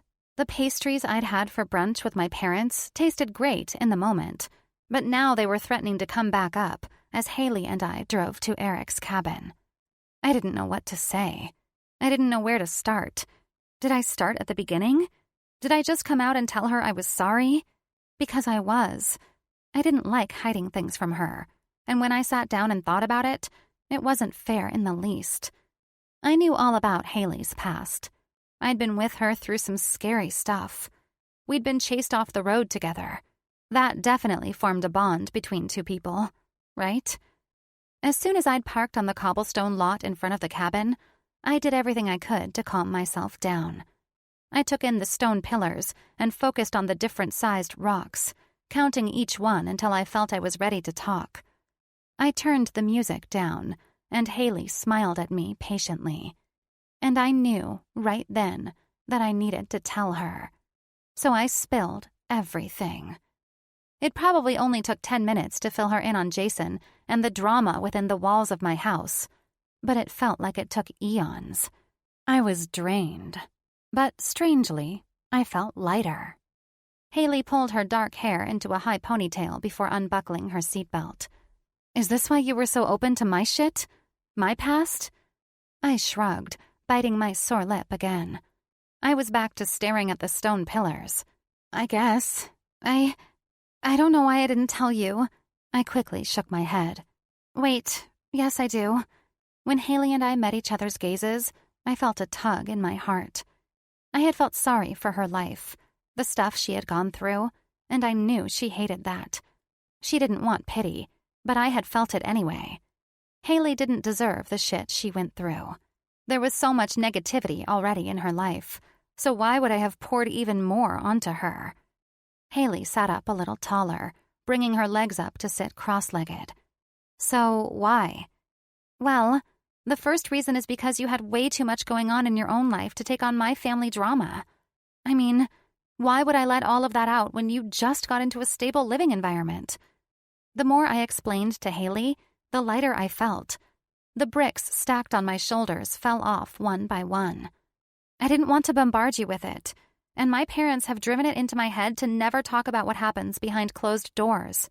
I wrung my hands together in my lap. They even took me out of Wellington Prep and moved us to the other side of town, thrusting us into yet another rich society just so we could hide the mess in our family. They completely shut Jason out of our lives. There aren't even family photos of him hanging up in the house anymore. Not only did I feel angry about that, I felt hurt, too. I knew Jason was making mistakes. I knew he was in way too deep. But if the thought of him being shunned from our family hurt me, I couldn't even imagine how it felt for him. Or maybe he didn't care at all. Did addicts have feelings? Or did everything and everyone they'd ever cared about slowly dissipate, and their worries morphed into where the next party was, or when they'd be able to get high again? Slowly, I brought my head over and rested it along the window. I had the urge to bang it off of it a few times to get the thoughts to stop. I told Jason last night that I was done with him when Ollie and I finished cleaning up his mess. I turned to look at Haley, who was fiddling with the locket around her neck. I have to figure out how to get Ollie out of this mess. This is all my fault, Haley. Haley frowned as she reached over and put her small hand on my leg. She gave it a squeeze. We will figure it out. Not you. You're not in this alone, okay? Just then, Christian walked out of the cabin and leaned along one of the stone pillars. Haley's cheeks turned pink as she smiled through the windshield before turning back to me. I love you. Christian loves you. Ollie loves you. And I'm pretty sure Eric does too, even though he's grumpier than Christian now. A light laugh fell between us. And I know very well there is something more going on with you and Ollie. I desperately tried to catch the butterflies flying in my stomach. Why do you say that? Haley was fighting a smile, the apples of her cheeks twitching. You're going to be pissed when I tell you what he did. The butterflies stopped abruptly. What did he do? He may or may not have banned every guy from asking you to the winter formal. My mouth fell. Wait, the winter formal? Haley let out a loud laugh, plopping her legs back down. Winter formal, remember, this weekend? Aren't you on the committee? Shit. This time, I really did hit my head off the window. Damn it! I have shit to make for that. Decorations. And I don't have a dress. Oh my God. See? This was how I knew I was in way too deep with Jason's shit. I was leading a double life. High school was still on the horizon. College acceptance letters would be coming soon. Those things hadn't crossed my mind in a while. I sighed. I don't even have a date. Haley was quick to add, yeah, because of Ollie. Wait. I flung myself up from resting along the glass. He did what? I'm going to kill him. Ugh! I opened my door and stepped outside onto the uneven pebbles. Haley was giggling as she followed me up the stairs. She was loving this. She secretly liked seeing Ollie get under my skin. I was pretty sure everyone did. Christian pushed off the stone pillar and placed his arm over Haley's shoulder. Everything okay? Are you ready for the gang to help? I was fuming underneath my skin. I couldn't believe Ollie had banned everyone from asking me to the dance. Not only was I annoyed with Ollie for doing that, I was almost irritated that a twisted part of me liked knowing he didn't want me going with anyone else. Why was it like this with us? 1 minute, I wanted to punch him and push him away, and the next, I was basking in his touch and pulling him in close. Haley snickered under her breath as she filled Christian in. I just told Piper that Ollie banned everyone from taking her to winter formal. Christian chuckled. And he's too much of a pussy to ask you himself. Or maybe he just doesn't want to go with me. I bit my tongue as I roughly started throwing my hair up in a ponytail. I didn't have time to think about if Ollie liked me like that. Jason was stuck in a cockroach-infested trailer. Ollie was racing for Tank. We had over $10,000 to pay back before Tank would let my brother go. I had to figure out a way to get Ollie out from Tank's slimy grip. And I had 7 million things to do for winter formal. Oh, and a stupid 5-page paper to write on the fucking Great Depression. And don't think I didn't see the irony in writing about the Great Depression. My life was pretty fucking depressing at the moment.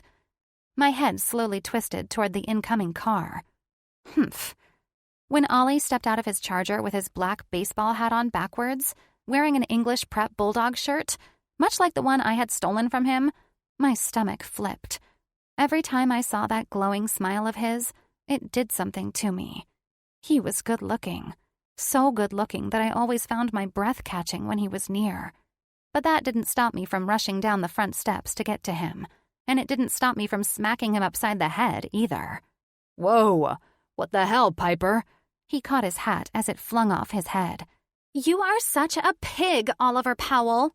What? You can't stand to see another guy take me to the winter formal? He tried his hardest to wipe the grin off his face, but it stuck, staring at me, taunting me. But the only thing it did was piss me off further, because my knees wobbled a bit. I don't want to hear a single word out of your mouth right now. Get inside so we can figure this bullshit out with you racing like you're trying out to be on the Fast and the Furious cast. I need to get home and get started on the other part of my life where I have papers to write and decorations to make. I stepped aside to let him walk up to the cabin. Eric was outside now, and everyone but me had smiles on their faces. Even my best friend. Oh, and you need to do your homework, too, I shouted as Ollie began walking past me.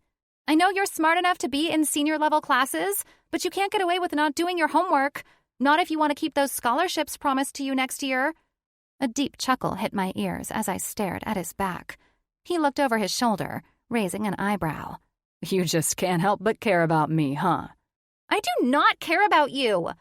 I do. Even more now because he kept swooping in, saving the day. I rushed past him, still trying to keep a tight grasp on my anger that was washing away, when he snuck a hand around my waist. A gasp caught in my throat when his palm connected to my hip.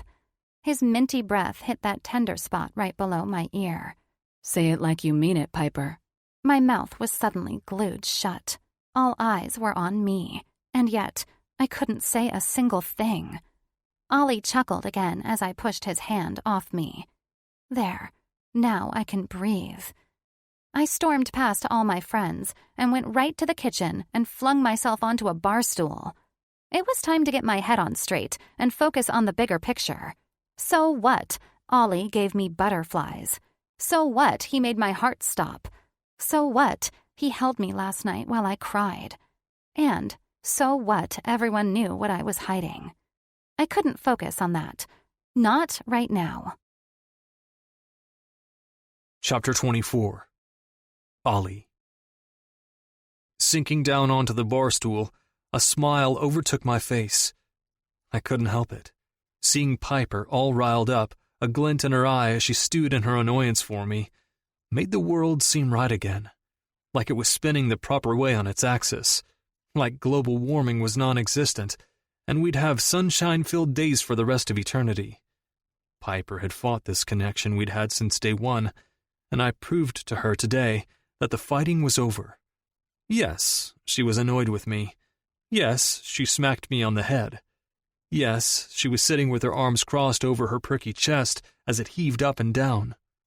But she didn't deny it. She didn't deny that she cared about me.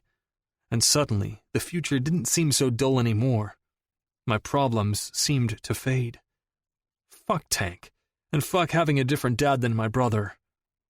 Piper cared about me. So, are we gonna figure this shit out? Or are we all gonna sit in here and explode from the rising tension you two have compiled up together? Eric lazily leaned back onto the counter, picking at the label on his beer. I glanced at the clock. 2:43. I watched as he tipped back the bottle and chugged it like it was water. What the hell was going on with him? I pushed back my concern for later, after my own shit was handled. Can someone fill me in?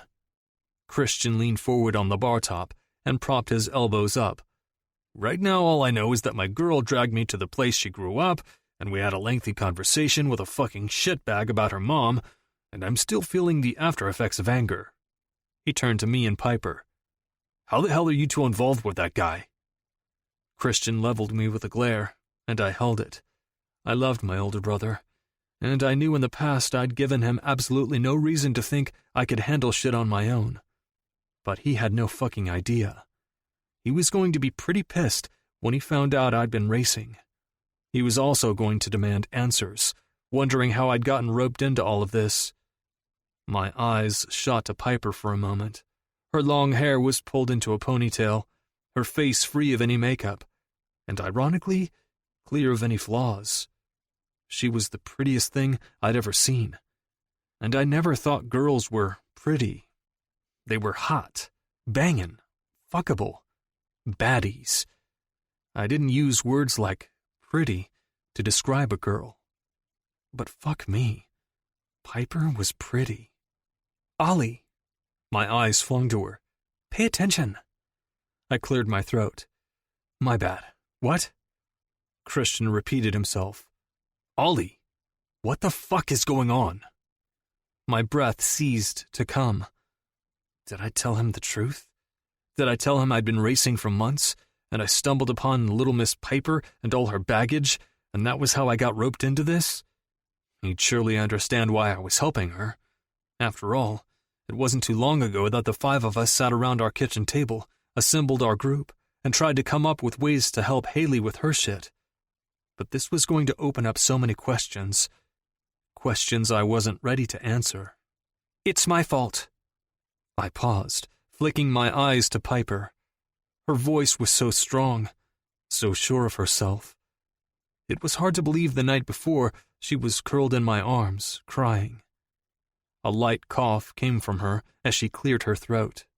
I asked Ollie to go with me to meet Tank so I could hash out a deal in order to pay him back. That's when Ollie offered to race for him. Tank bets on the races, and he gets a certain percentage of the money pool, even more so if he bets and wins. My girl. Coming in clutch. I almost wanted to raise my fist with triumph. Christian's eyes were in slits. Pay him back? For what? Haley was biting her lip, looking from Piper to me.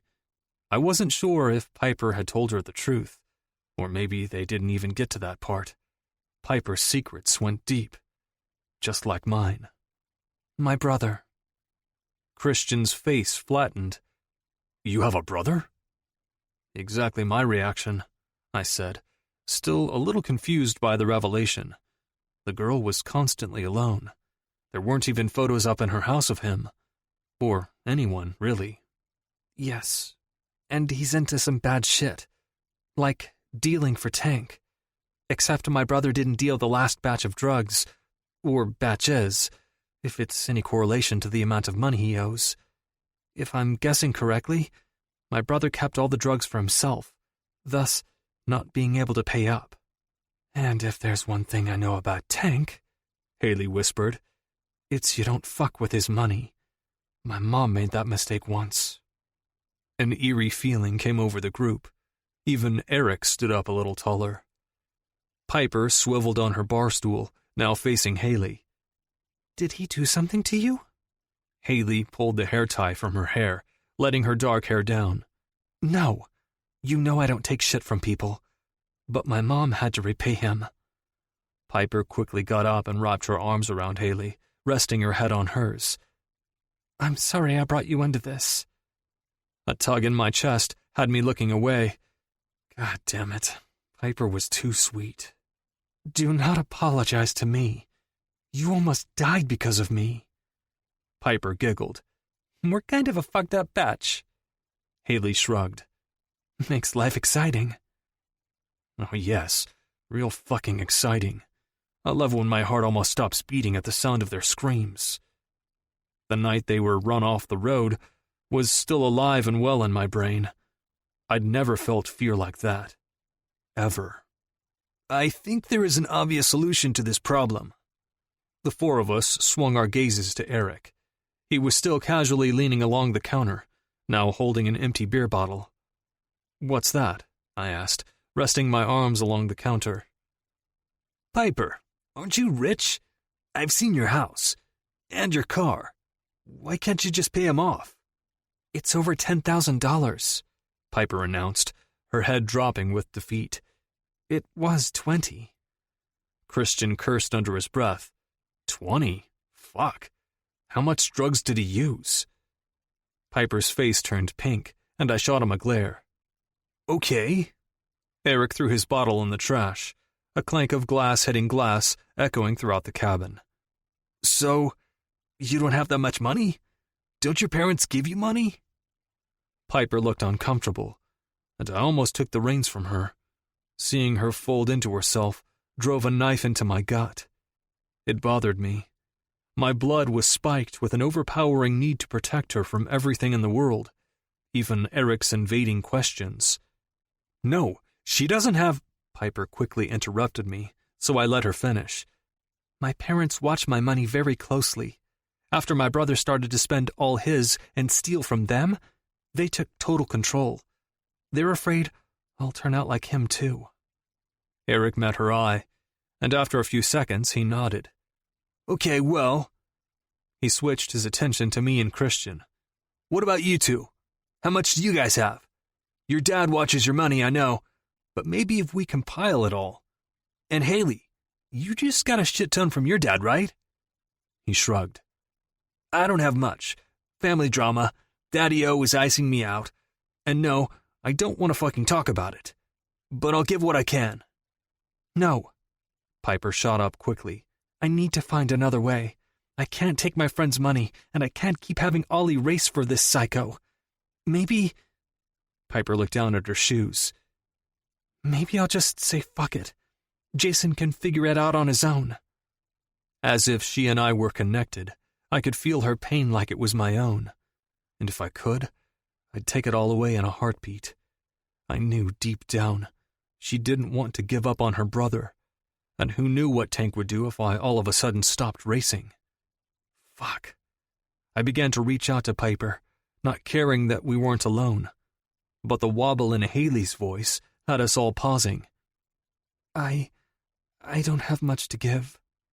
We all stared at her, and Christian turned his body completely and had her caged in. What do you mean? Her head dropped, her dark hair almost shielding her. She was cowering, and Haley didn't cower. Piper's voice was hesitant. What's going on, Hay? Is everything okay? The gulp from Haley was loud enough for all of us to hear. I don't have much money left. How do you not have any money left? You put back some for college in case you didn't get a scholarship, and you bought a car, but you still had plenty. Christian's voice was unsteady. I'm sure no one else noticed, but I did. I knew my brother. I knew when he was seeing red. Did someone take money from you? Threaten you?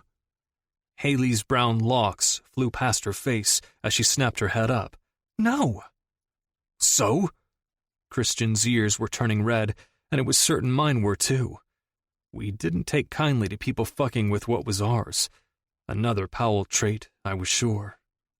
Haley held her breath, smashing her lips together. Piper inched closer and delicately placed her hand on her shoulder for support. I paid for my mom to go to rehab. My heart jolted. Oh, shit. Christian's nostrils flared as his fists clenched. I sat back, waiting for steam to come out of his ears. That was one major difference between my brother and me. I could hold my anger in, level out my temper, and think rationally. Christian could not. You... what? Haley's eyes were like glass. Unshed tears were on the brink of her dark eyelashes. I was going to tell you. Christian shot up from his bar stool and stormed out of the cabin kitchen. Haley rolled her eyes, sighing, and reluctantly followed after him. Piper slowly came and sat back down as Haley and Christian argued in the other room, loud enough for us to hear. Piper dropped her head to the counter. This is all my fault. I leaned back and crossed my arms over my chest. I didn't see how any of this was Piper's fault. None of this is your fault. A sarcastic chuckle tumbled out of her lips as she sat back up. How is none of this my fault? What exactly is your fault? Me racing? I shook my head roughly. Nope, I was racing way before you showed up. Haley and Christian fighting right now? Not your fault either. It has nothing to do with you, really. And Eric and me sitting in here with you, trying to get a hold of this problem? That's just what friends do. Eric nodded silently.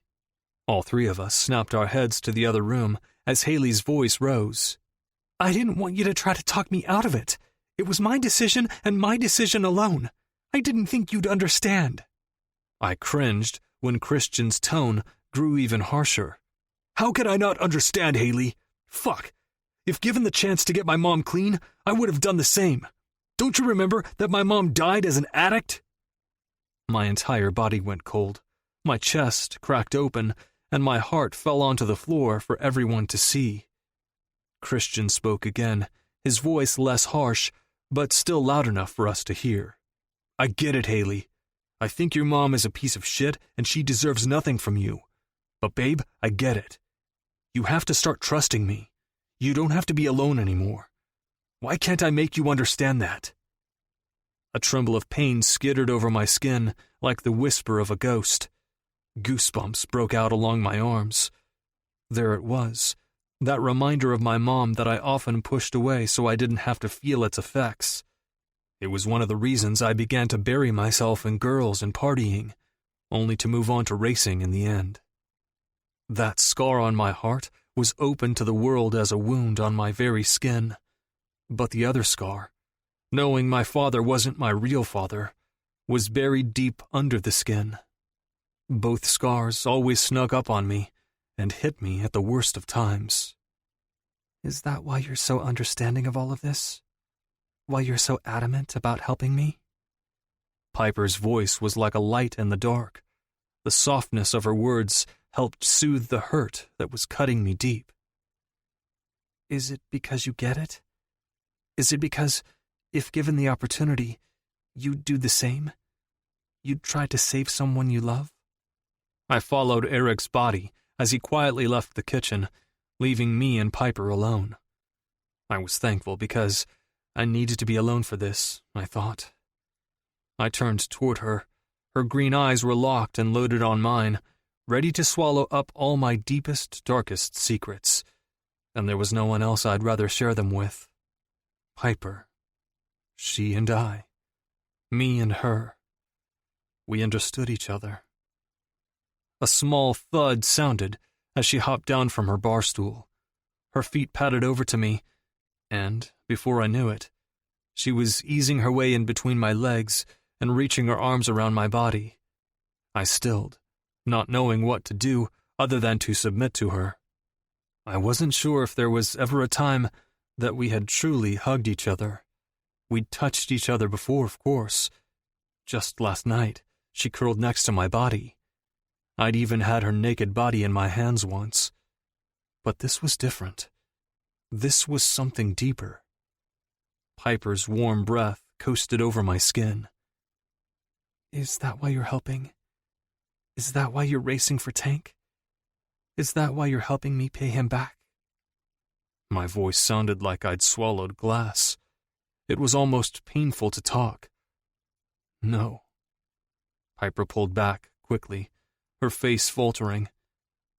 I'm helping because it's you, Piper. Didn't she understand I'd do anything for her?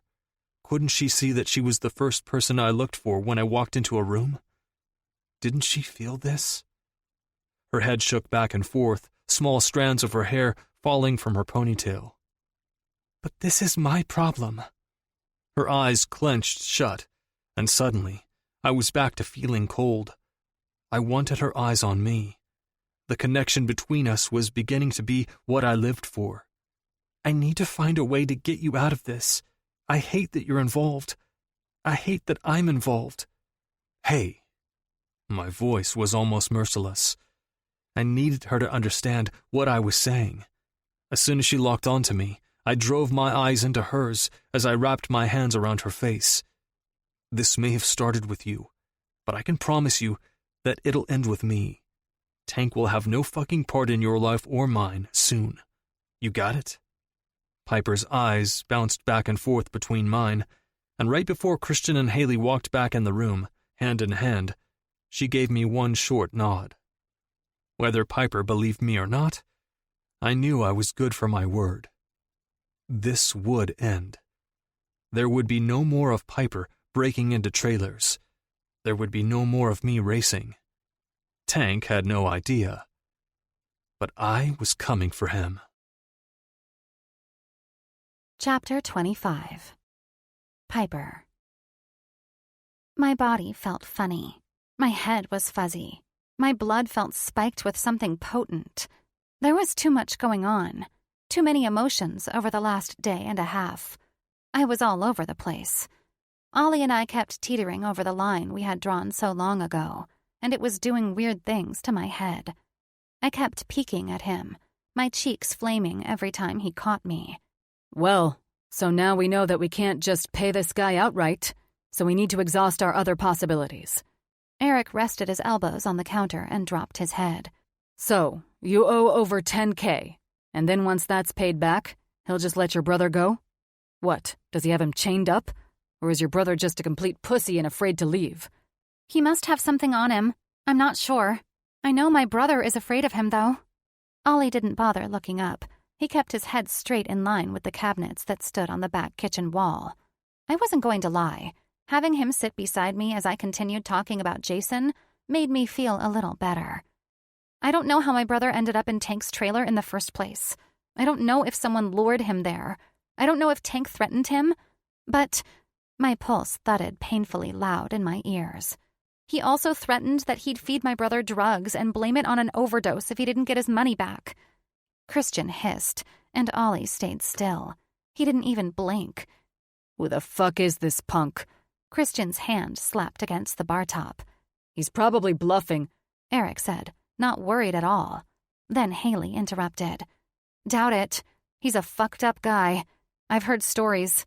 I don't even know how the police haven't put him away for good. Which was exactly why Ollie needed to get away from him, too. Haley scoffed. Oh, wait. I know why he hasn't been put away. It's because the system is completely unreliable. At least where I come from it is. Silence encased the room, all five of us sorting through our thoughts. But then Eric's chuckle cut through and cut the silence in half. Does anyone else think it's funny that we're a bunch of rich, privileged kids who can't even pay off a drug dealer? Why did our families choose now to rein in our spending?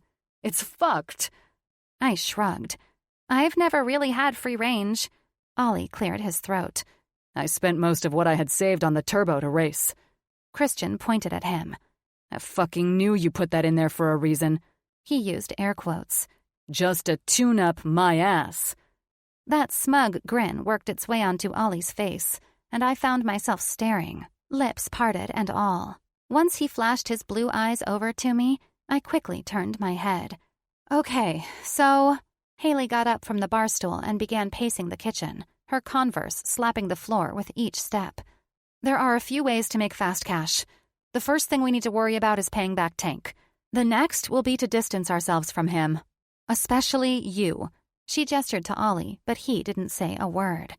I opened my mouth to include what Tank had said, that he was wanting to work something out with Ollie after the money was paid back.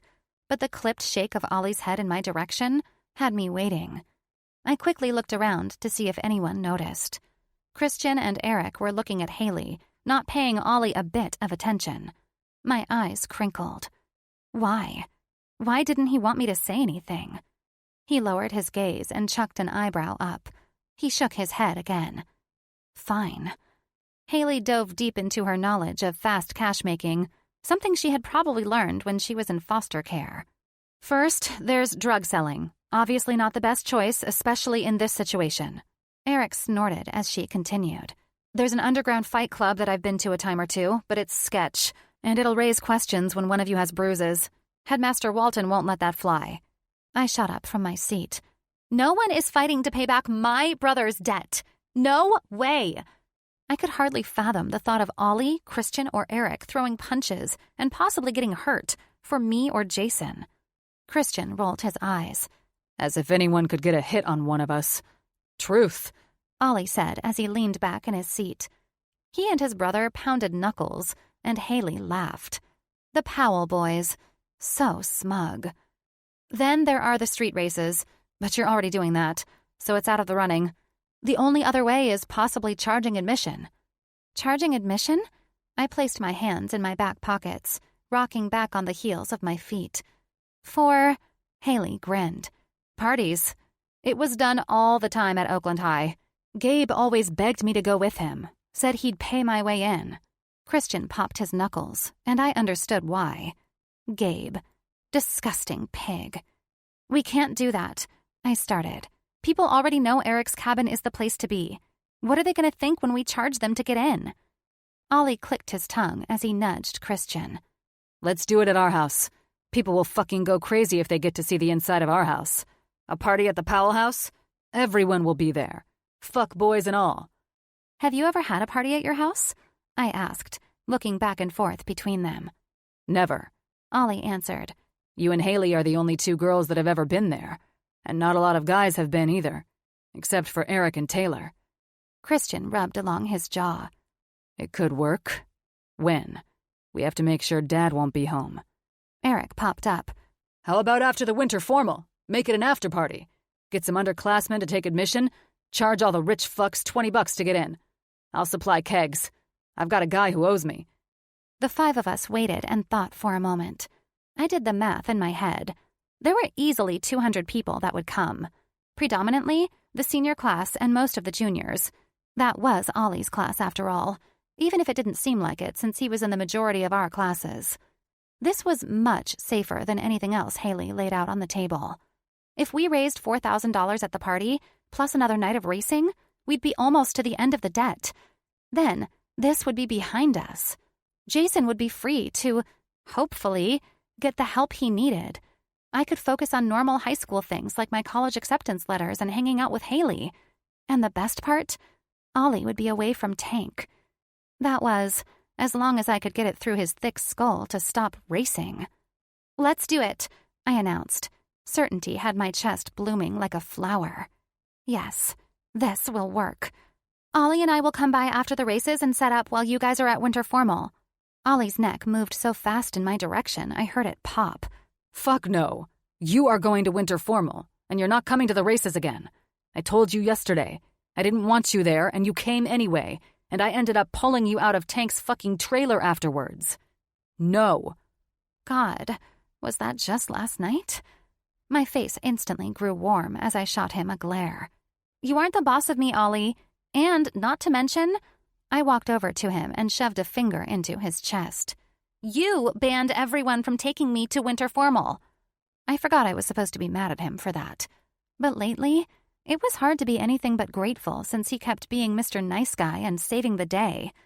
It was becoming harder and harder to stay on the other side of that line, especially when I kept getting a glimpse of the true Ollie.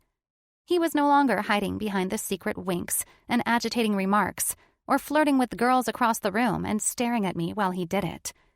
Ollie was letting me in, and I secretly loved it.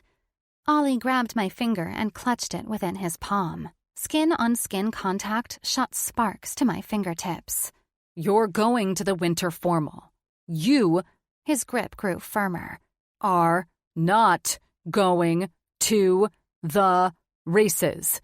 Ah! I ripped my finger out of his grasp, feeling myself becoming submissive again. We were so hot and cold. Ollie and I were either stuck together like a magnet to metal, or we were two ends of a battery. On or off. There was no in-between. Ollie's cheeks were becoming red with hidden anger. His bossy side came out in full force. Eric will take you to the winter formal, right? My face fell. Was he serious? No. Eric shrugged. I'm cool with it. I'm cool with it? Yes. That was what every girl wanted to hear from their date. He's cool with it? I shot Ollie a look. What are you, my handler? Not only do I find out you banned guys from asking me out, but now you're forcing me to go to the dance with your best friend? You're acting like you're my father or something. Picking my dates out for me now? Eric mumbled under his breath. Why am I always in the middle of this shit? Haley and Christian silently laughed. Hey, someone's got to do the job. Your parents couldn't care less. Oh, don't act like you care or like you're protecting me by warding off other guys. You're just making Eric take me so you can make sure I don't show at the races again. Why was I being so difficult about this?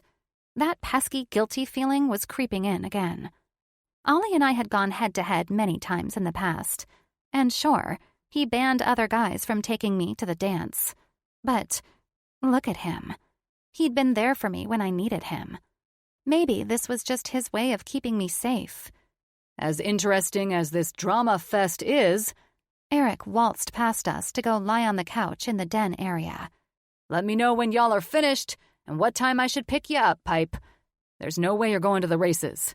I'm with Ollie on this one. You simply cannot be trusted. My mouth dropped. What? Why? Eric's dark head of hair popped up for a moment. You know why. Then he flopped back down on the couch and started looking at his phone. I did know why. I lied last night and told him I saw Madeline climbing on the back of some guy's motorcycle, knowing very well it would make him bolt. Madeline was not, in fact, on someone's motorcycle. It did, however, prove that Eric was keeping secrets of his own. I heard Ollie sigh from beside me, and I peered up at him. He inched his head to the door. Come on, I'll drive you home, and you can continue yelling at me the entire way. It'll be loads of fun. His cheek lifted as he stood up and walked out the door. My mouth was still set in a firm line when I glanced at Haley leaning back into Christian's arms.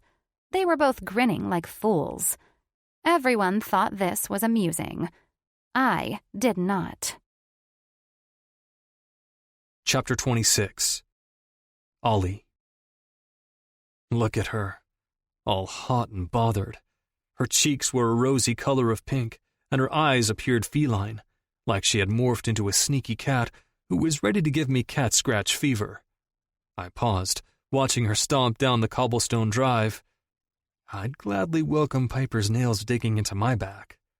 The door of my Charger swung open, and Piper angrily got in. She used too much force putting her seatbelt on, and the only thing it did was make me laugh. I loved seeing her like this. I loved getting a rise out of her. It excited me that she was all worked up again. I quickly backed out of Eric's drive and headed toward my house. Piper had no idea we were making a pit stop, but she'd soon find out. The whistle of my turbo filled the air as I went around the bend in the road. Piper refused to look in my direction, so I laid it all out for her. Listen, I'm sorry. Her head snapped over to me, her hair whizzing past her face. You are not. I shrugged slyly. I mean, I am in a way. I was being selfish when I told the team to back off, and you didn't deserve that. But you're right. I'm more not sorry than I am.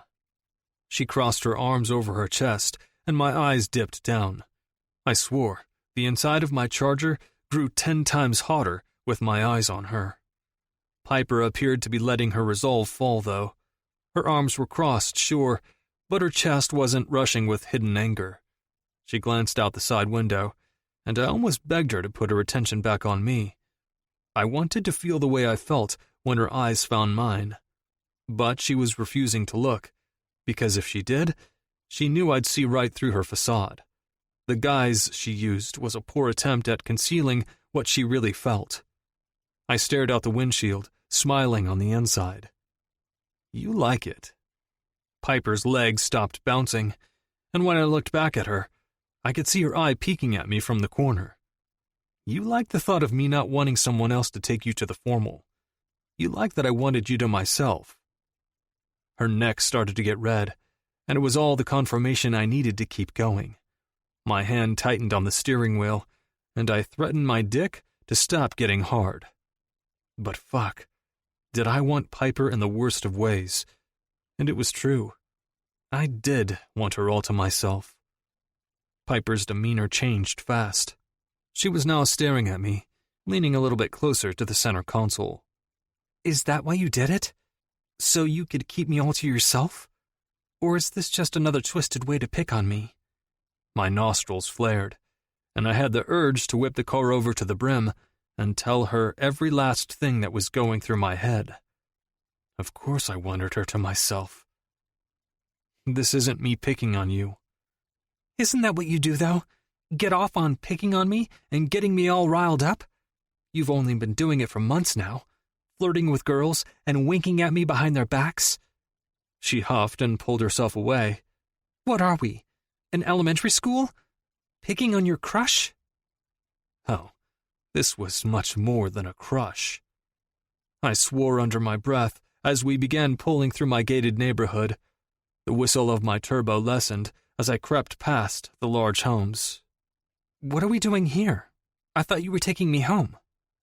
As soon as I pulled up into the empty garage, I put my charger in park. I need your help with something. She glanced around the garage. Okay, what? Come on, I'll take you home right after so you can work on your paper. I climbed out of my charger and waited for her to follow, knowing she would. I glanced at the time on my phone. My father was long gone now, and hopefully Christian wasn't coming home soon. But that was why I had Piper with me. She could keep watch as I dug a little deeper into my parents' past, hopefully finding out something that would answer the questions constantly floating around in my head. It was easy to get lost in Piper's problems, and it was easy to bury myself in things that served as a distraction. Girls, partying, racing. But I knew the time would soon come that I had to face my brother and dad. There would be many more slip-ups, and I couldn't keep shit locked away forever. I did, however, need to get my head on straight. I needed to collect myself. I needed answers. What are we doing, Ollie? Piper's whisper floated throughout the hallway as she followed me past my bedroom and Christian's. I spun around quickly, startling her. I'm taking you to bed. What does it look like? Her rosy lips parted instantaneously with the widening of her eyes. She tripped over her words. You're... what? Oh, shit. Was she down for that? I snatched the hat off my head and ran my hand through my hair, tugging on the end slightly to keep me level-headed. I'm kidding. Her face flamed, and I had to turn around so I wouldn't change my mind. Jesus Christ. I knew that. I couldn't fight the lift of my cheek as I threw my hat back on. I cleared my throat before saying, I need you to keep watch. We stopped in front of the very last door at the end of the hall, and silence encased us. What am I keeping watch for? What are you doing? Well, here goes nothing. I need to go through my parents' things, and I don't want Christian to come home and see me. It'll raise questions that I'm not ready to answer. Piper's eyes ping-ponged between mine. My pulse mimicked the little drummer boy's drum. Thump, thump, thump. I bet if she looked hard enough, she could see it thumping along the side of my neck. Nerves started to eat away at me. I suddenly felt vulnerable, which, in the end, only made me feel weak. Why aren't you ready? I blinked. What? You've been keeping this secret for how long? Her eyes darted away momentarily. Since that night. That night. Images and lost feelings came crashing through my head as I dipped my gaze down her body. Tight jeans, loose, off-the-shoulder shirt, tiny glimpse of her lacy bra strap visible. I swallowed back the urge to palm her hips and pull her body into mine. I'm just not ready. You should know that better than anyone. Piper took a step toward me, and my vulnerability increased. I took a step back. Everything in my body grew tight. I didn't like this. The roles were reversed. Piper somehow was driving into me, causing my resolve to fall without even touching me. Her rosy lips beckoned for me to spill every last secret I had. And fuck me, I wanted to tell her everything. I wanted her to be my clutch, my anchor. I just wanted her. What do you think will happen? She took another step closer, and I clenched my jaw. What are you afraid of? I felt suffocated, like her hands were around my neck, ready to squeeze. My mouth was sealed shut. Nothing would come out. What do you think will happen? Fuck. Bro, just say something so you can move past this conversation. My hands began to shake by my sides. I wasn't sure what would happen. I wasn't sure how Christian would react when he found out.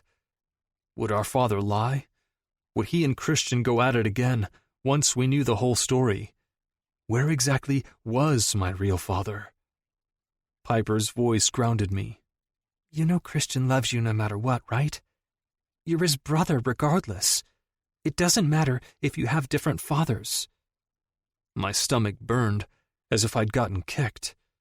I placed my hand on the door jamb to keep myself steady. I didn't want to talk about this anymore. I didn't want to look up and see Piper's doe-like eyes staring back at me. I didn't want her words of encouragement or her comfort. She saw me. I was split wide open for her to see. I couldn't hide behind a witty comeback or a sly smile. "Whatever," I mumbled, quickly unlatching the door to my parents' room to escape. "Knock twice if you hear Christian come home. This won't take long." Then I slammed the door shut, pressing my back along the wood. It felt good to be alone and away from Piper's prying eyes, but at the same time, it felt lonely. I cursed under my breath and counted to 10, staring at the ceiling. Being in this room always made me a little edgy. I used to come in here for comfort, to feel closer to my mom, to feel less alone when Dad was gone and Christian was closing himself off. But now it just made me tick. I zeroed in on the untouched vanity. Everything was still the same as it was the last time I was in here, which wasn't much of a surprise. As my feet carried me over to the dainty piece of furniture, something foreign came over me, and I froze, my hand outstretched toward the little drawer that had changed my outlook on everything. Fear. I was afraid. Piper was right. I was afraid. I cracked my neck as I pushed down the need to call out her name. The clank of the drawer opening did nothing to soothe me, and when I looked down and saw the cream-colored paper missing, my stomach fell to the floor. Frantically, I pushed away the untouched makeup and lipsticks, looking for the paper I knew was there. What the hell? I heard a noise and inclined my head toward the door. I stopped moving, my finger still well inside the drawer, like I'd been caught with my hand in the cookie jar. But when I didn't hear another noise, I went back to searching. Where the fuck is it? It wasn't there. My birth certificate wasn't there. I snapped my neck over to the door again when I heard a louder, more frantic knock. Shit. Slamming the drawer shut with frustration, I whipped the bedroom door open to find Piper's wide eyes. What, is someone... Her hand wrapped around my wrist as she pulled me toward her. I slammed the door in the process, and when she backed herself along the wall, she looked up at me and said, "Quick, kiss me." She didn't have to tell me twice. My lips were on hers within a second, and everything I was feeling moments ago, the anxiety, the fear, it was completely gone. I grabbed her waist, and I assaulted her lips with mine, our hot breath mingling and swirling as I moved my tongue over hers. A fire erupted inside of me, and there was no putting it out. I palmed the backside of her ass as a whimper escaped her mouth, and before I knew it, her legs were wrapped around me, and her hands were knocking my hat to the floor. This. Fucking yes. Her lips on mine. This was sealing that loud but invisible connection we had. It was just her and me, and I didn't fucking care about anything else.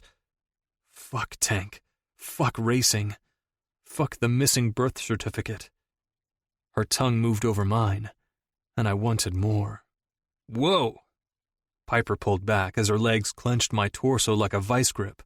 She wiggled to get down, but I gave her a look. Not a fucking chance. The sound of a slow clap had us breaking our stare. We were met with Christian's lazy grin and Haley's amused eyes. "It's about fucking time." Christian clapped again, and Haley smiled wide, glancing down to Piper's legs wrapped around my body. Piper wiggled again, and I finally obliged. "This isn't what it looks like." Piper answered, all but pushing me away. Christian chuckled and shook his head. Right. I reached down to grab my hat and secretly glanced at the bedroom door, making sure it was shut. There is no way he knew you were in there. Chill.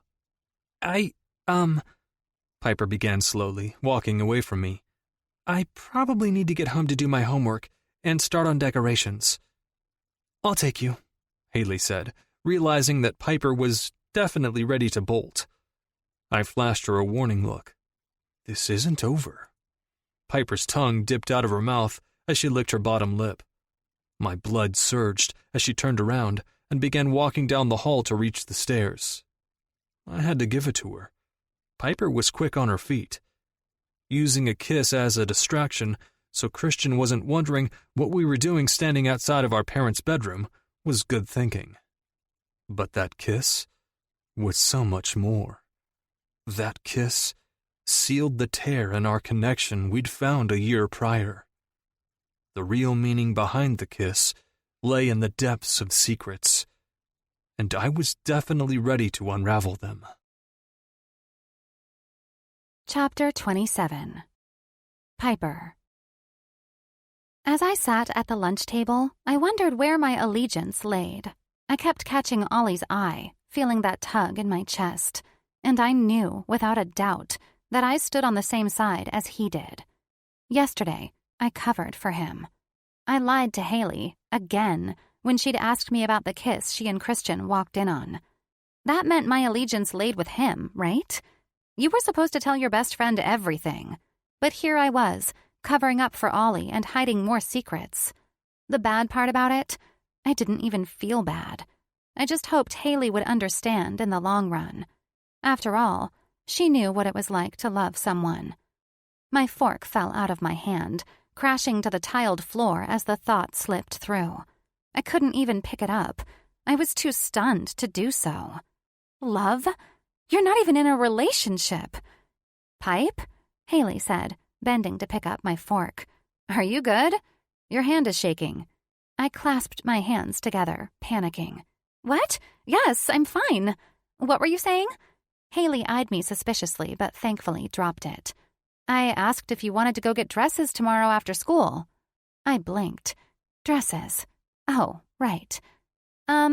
The answer is yes. She'd love to get a dress with you tomorrow because Piper is, in fact, going to the winter formal with Eric. The urge to shoot Ollie a dirty look had the hair on my arms standing erect. But I wouldn't dare look at him. I couldn't look at him. The second I did, my face would flame. He'd know exactly what I was thinking. I swore he could read my mind sometimes. There was no way I was risking that, not after having the thought I just had. And, not to mention, this morning, I peeked up from my trig book, skimming my eyes over his forearm that was peeking out from beneath his rolled cuff, and my face instantly flamed. Then, at the last second, he turned in his seat and caught me staring. I almost fell out of my desk. Trying my best to ignore Ollie, I answered Haley. Sure, can we go around 5? I'm going to work on some more decorations tomorrow after school. Yeah, do you need help? I picked at the food on my tray, giving her a nod. We can use all the help we can get. I wasn't in charge of the winter formal, but somehow I was the only person taking it seriously. There were a few cheerleaders who were on the committee that said they'd stop by to help after practice today, but it was hard to tell how much help they'd actually be. I can help too. I could tell that Ollie was smiling just by the way his voice sounded. I kept my eyes down low and tried to keep my heart from sprinting right out of my body. No thanks, we've got it. Oh, now, come on. Even his voice was becoming hard to listen to. I kept thinking about the kiss. It was packed full of heat. Ollie's kiss came from the center of the universe. It gave life. I said I was sorry. Haley could sense my agitation, so she spoke up for me. You banned every guy from taking her to winter formal. Saying sorry was just the tip of the iceberg, Ollie. You're gonna have to do better. What do you think the kiss was for? I couldn't help it. My eyes instantly flashed to meet his. He did that on purpose. He wanted me to look at him and knew the only way I would was if he pushed my buttons hard enough. The entire lunch table hushed, except for one of the football players. Wait, you guys hooked up? A few cheerleaders that Eric was entertaining gasped. We did not hook up, I said very flatly, attempting to shut down the rumor mill before it even started. I shot up out of my seat quickly, snatching my tray in the process. I'm going to work on decorations. I'll see you later, Haley. I left the cafeteria, my legs trembling with anger. I wasn't sure if I was angry with Ollie for telling everyone we kissed, or if I was angry with myself for liking it. Either way, I was angry. By the end of the school day, I felt a little better about what had happened yesterday with Ollie and his need to gloat about it at lunch. I took out my frustrations on snowflakes for the formal, and sure, they were cut like shards of glass and looked more like weapons than actual snowflakes, but whatever. It made me feel a little bit better. I tied my hair up in a ponytail and took off the little navy bow that was hung around my neck per uniform requirements, and got to work. I gave the two nerdy boys the job of hanging the banner at the end of the auditorium, so they'd do something other than stare at me with stars in their eyes as I waited for the group of Madeline's ex-friends, aka the cheerleaders, to see if they could make better-looking snowflakes than the ones I'd made. Glitter coated my fingers, and blue and white paint was splattered on my shoes. But it was sort of therapeutic being lost in a creative lull that didn't involve fast cars, drugs, money, or the kiss. Hey. My paintbrush stopped stroking the cardboard cutout of an ice-covered tree. I stared at Ollie's shoes and tried to appear unbothered. What are you doing here, Ollie? I'm here to help, obviously. The cheer in his voice had a small smile trying to work its way onto my face. There was the Ollie everyone was used to. The happy one. The light one. The one who acted like he didn't have a care in the world. I put the paintbrush back in the silver paint container and wiped my hands down my skirt as I slowly stood up to stare at him. The lift of his lip and hooded eyes made my heart stop momentarily. My mouth opened, but nothing came out. Why couldn't I seem to stay mad at him? Why wasn't he annoying me? Was it the kiss? It was. It was the kiss. Go away, Ollie. I cringed internally. Even I didn't believe my words. He chuckled. Oh, you can do better than that, Piper. I placed my hands on my hips, telling myself to stay angry with him. You're a jerk for what you said at lunch. Telling everyone we kissed? Ollie ignored me as he began taking his uniform blazer off. My eyes followed his every move. He threw it to the side and loosened his tie. Then he began to unbutton the top of his shirt. I felt my mouth go dry, and yet I couldn't stop myself from staring. Next, he rolled the cuffs of his shirt up to his elbows, and I was instantly sweating. In the past, I'd done an exceptional job at keeping my feelings to myself. I'd blocked out the night I spent with him like it was nothing.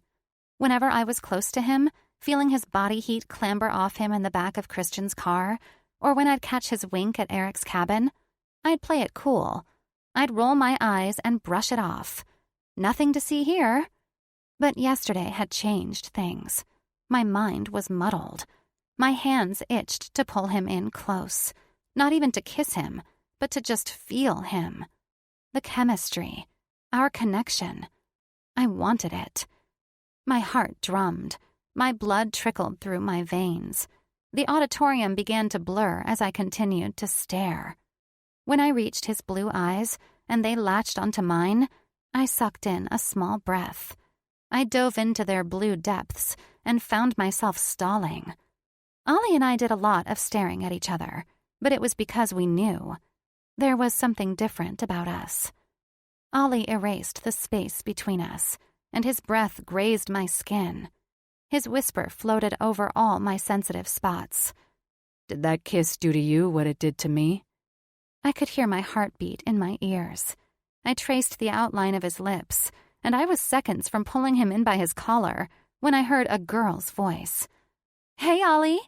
Ollie growled, his eyes narrowing, clearly annoyed with the interruption. But me? I was thankful. It helped me get myself together. I was becoming swept away by Ollie. and that scared me. Ollie ignored the cheerleaders and kept his head dipped down low. "What are you thinking? I see it in your eyes." His mouth was set in a straight line as he tried to read me. "I see the fear. I see the retreat." My mouth opened, and I stuttered. I'm thinking I need you to hang these up over there." I quickly backed away and bent down to catch my breath as I pulled up some deranged-looking snowflakes. He was clearly confused as he took in their appearance, but, nonetheless, his large hand wrapped around the snowflakes, and he began walking over to the auditorium entrance and started climbing the ladder. His eyebrows raised in question as he held one up, asking if it was where I wanted. I gave him a nod and turned around, kicking myself for acting so stupid around him. It's just Ollie. Get a grip. Chapter 28. Ollie. I wasn't going to lie. I missed football. I missed the feeling of grass underneath my cleats, and I missed the way the pigskin felt in my hands as I caught the ball, dashing to the end zone. In fact, I almost tried out for the baseball team just so I had something to do with my time until summer conditioning came around, but I was glad I hadn't. If I'd taken up baseball, I wouldn't have been standing in the middle of the auditorium, helping Piper with these stupid winter formal decorations. I supposed the old adage was correct. Everything did happen for a reason. "Why are you attacking it like that?" Piper's head popped up. She was fucking adorable. "Huh?" I smirked. "You're painting that tree with so much aggression, your bristles are fraying." Piper looked down at the paintbrush in her hand, and her mouth fell open. "Oh, oops." Leisurely, I walked over and gently took the paintbrush from her. "Here, let me." A shimmering blue color shined underneath the lights of the auditorium as I stroked the paint on lightly. Piper took a step back, and instead of sighing with frustration, like she'd been doing for the past half hour, she actually looked relieved. Her body slumped down along the wall as she watched me. My eyes danced around the auditorium. A few guys were standing back, looking at the banner I'd made them rehang because it was crooked the first time they'd hung it. Then a few cheerleaders, that I may or may not have hooked up with a while back, were wrapping some see-through material around tables, and then I was back on Piper. She had her plump bottom lip tucked in between her teeth, and her legs were crossed at the ankles. I scanned the bare skin between her knee-high stockings and her skirt, and forced myself to look away. "So," I asked, still painting, "how am I doing, boss?" Piper's lip plopped out of her mouth with a pop, and I was honestly very impressed with my self-control. I wanted her. I was like a lion on the prowl, my blood pressure rising when I thought back to yesterday. Her lips on mine, her legs around my hips, my hands digging into her skin. Hot. It was so fucking hot. "Why are you here helping?" Stroke, stroke, stroke. Why was painting feeling dirty all of a sudden? "Just wanted to help out. Give back to the school, you know." Piper shot me an incredulous look, but I ignored it, going back to painting. "So, what did you find yesterday?" Playing stupid, I asked, "Yesterday? What was yesterday?" I waited a second, and just before she tried to answer, I said, "You mean before you begged me to kiss you?" Piper sucked in a breath and sat up a little taller. The fire in her eyes was evident, but instead of saying something snarky back, she stopped herself. I watched her entire body language change. She wasn't putting up her metaphorical fists to fight with me. She was backing down. I was confused at first, and a little let down, until I realized what she was doing. Her face softened. "Don't do that with me, Ollie." I played it off, getting more than enough paint on my brush. "Do what?" "Try to change the subject, so we don't have to discuss your problems." The grip on my paintbrush grew harder. "Why not? Your annoyance with me is a far better topic to discuss." I glanced up at her, and her features were relaxed, patient. I could feel the control slipping. "I know what we can talk about. Let's talk about your hatred for me. That used to be your favorite topic. I don't hate you, and you know it. You just don't like people knowing I kissed you. Piper ignored me. So, what did you find? I held back a sigh as I placed the paintbrush down. I walked over to her and slid down along the side of the wall beside her. Her legs were still crossed at the ankles, her hands in her lap, folded nicely together.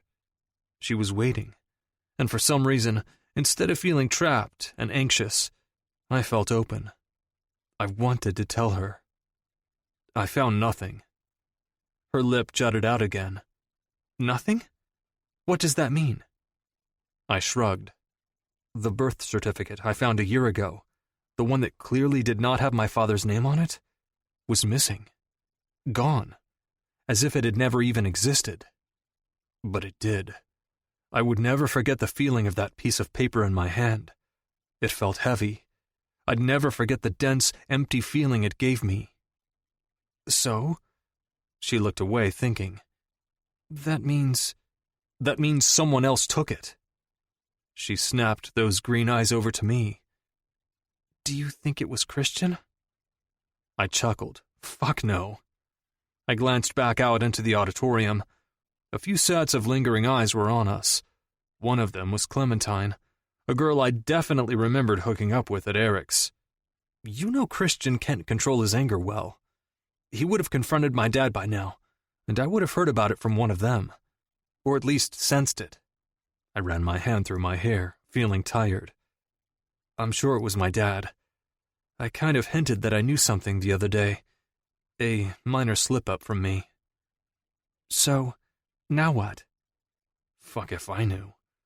My head fell back against the wall, and I angled my chin up to the tall ceiling.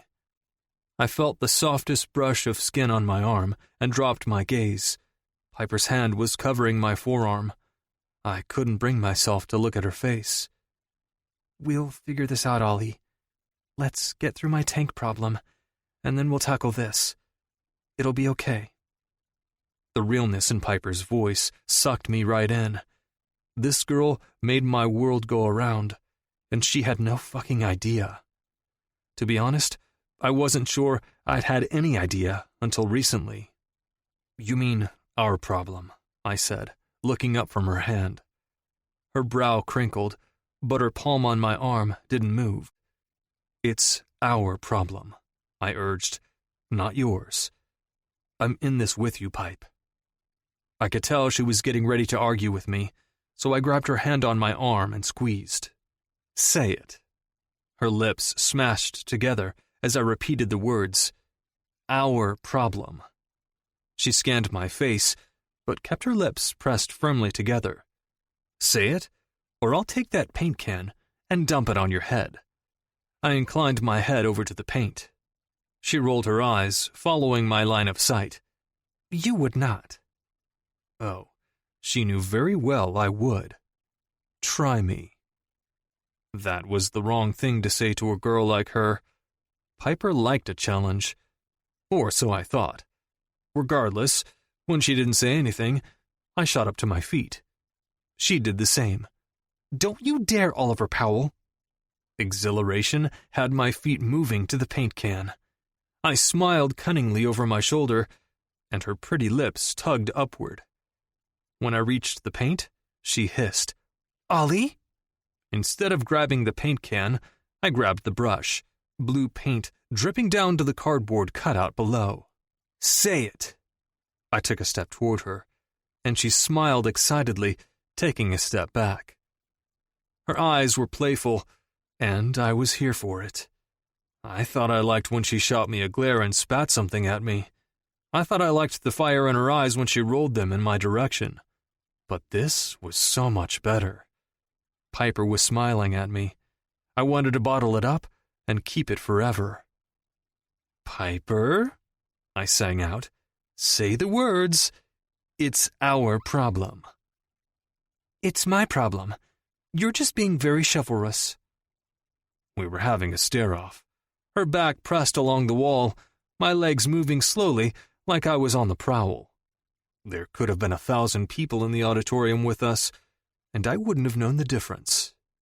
"That's it," I said, and her twinkling eyes grew wide. My strides were 3 times hers, so I took one long step and swiped the paintbrush over her cheek. Her mouth fell open as a squeal came out. "Ollie!" She tried to run away, but I wrapped my arm around her upper body, and her back fell into my chest with a thud. Her hands came up and wrapped around my forearm, and I whispered into her ear, "Say it." She wiggled so much, I ended up getting more paint on her. Her laugh echoed throughout the room, and I swore I felt my heart grow. What the fuck was she doing to me? She fought me for a few more seconds as I swiped another bit of paint on her forehead. "Fine, fine," she shouted, still laughing. "It's our problem." I didn't want to let go of her, but in the end, my arm dropped. She spun around quickly, her hair a chaotic mess in front of her face. A laugh erupted from my mouth as I took in the streaks of grayish-blue paint on her cheeks. Her smile was captivating, her eyes bright with humor. "I can't believe you painted me." I raised my eyebrows. "You know very well I'm a man of my word, Piper. I said I would." She tried to hide her smile as she reached up and smeared the paint from her face. "So," she eyed me closely, "since it's our problem," she used air quotes around the word our that I completely ignored, "does that mean I can come to the races on Saturday?" A loud laugh came out of my mouth. "Nice try." She cursed under her breath. "You're acting like you're my father." I shrugged innocently. "Like I said, someone has to." She rolled her eyes and huffed. "Fine." That was easy. Before I knew what she was doing, the paintbrush was ripped from my hands, and something cold was coating my face. Her laughter floated around me, and I couldn't even be mad. I loved this side of her. I liked making Piper smile, and I thought it was the best distraction yet. Chapter 29. Piper. So, Haley walked down the aisles of the dress store, scrunching her face at every other gown she looked at. "How did you rope Ollie into helping with the decorations yesterday? And today?" She paused. "Actually, how did you get most of the football team to help?" I laughed, running my hands down a blue dress that would likely look amazing on her. "He came on his own and rallied all those guys." I smiled. "I'm glad, too. Mostly everything is done with their help and yours. Thanks again for helping today. I know it's not your thing." Haley rolled her eyes. "Anne and Headmaster Walton cornered me the other day during school hours to tell me that I needed to do more teenage-y things, especially now that I was in a safer environment." I laughed. "I'm sure you loved that conversation." I pulled a dusty blue strappy dress off the hanger. "But it's true." "What is?" "You do need to do more teenage-y things. You missed out on a lot." Haley's shoulders fell. "I know, but we've all got our issues. No one's childhood is perfect, right?" Oh, she was right, all right. "How are you doing with the whole Jason thing? I'm still concerned that you're involved with Tank. Christian is too. He's worried about Ollie." I stilled. Every part of me wanted to spill every last dark secret to my best friend. Every single one of them. But I couldn't, because they weren't my secrets. "You're breaking our agreement." Haley's hand paused on a dress. "What agreement?" "The agreement of not talking about Jason or the races, or you paying for your mom to go to rehab." Haley's dark brows knitted together. "We didn't agree to that." I laughed. "Worth a shot." Haley's laugh was light as she turned around and looked at a few more dresses. Just when I thought she was going to drop it, she intoned, "Piper?" I took my gaze off the pretty purple dress that I was holding and took in her expression. Haley's features were drawn into a frown, her bright eyes crinkled around the edges. "Do you remember that time in your car when I was being super standoffish, and you looked me in the eye and said, 'This is what best friends do? We tell each other everything and then dissect it together?'" I swallowed my guilt. "Yes." Haley erased the few feet that stood between us and rested her hands on my shoulders. "I'm here for you, okay? I get what it's like to hold things in." "It gets," She slowly dropped her hands after giving my shoulders a light squeeze. It gets lonely. But these weren't my secrets to tell. I gave her a soft smile, and she continued walking down the aisle, pulling out a few more dresses. I wanted to say something, but the words were stuck. I was too busy shoving down my guilt to come up with anything good to say. My hands stilled on the soft fabric of a rose-colored dress when she yelled over her shoulder. "Also, I know there's something more going on with you and Ollie." My entire body grew warm. "Don't try to deny it. I just want you to know I'm here when you're ready to talk." Haley smiled as I nodded in relief. I wasn't necessarily about to deny something going on with Ollie and me. I just wasn't sure what exactly to say. Thankfully, though, with Haley, I didn't usually have to say anything. She understood me, and I understood her. She knew that I'd come to her when I was ready. The rest of the shopping trip went smoother after our conversation. Haley and I stopped talking about the serious things, and we just had fun. Something I thought we both needed. It all felt very normal, which wasn't something we had often. "Christian is going to pass out when he sees you." I cocked my head to the side, running my gaze down Haley's body once more. She was wearing a navy blue dress that hit mid-thigh. The bodice was lacy and cut very low in the front. "Then he's going to wake up and demand you take that scrap of fabric off. Mark my words, that's exactly what he'll say." Haley threw her head back and laughed.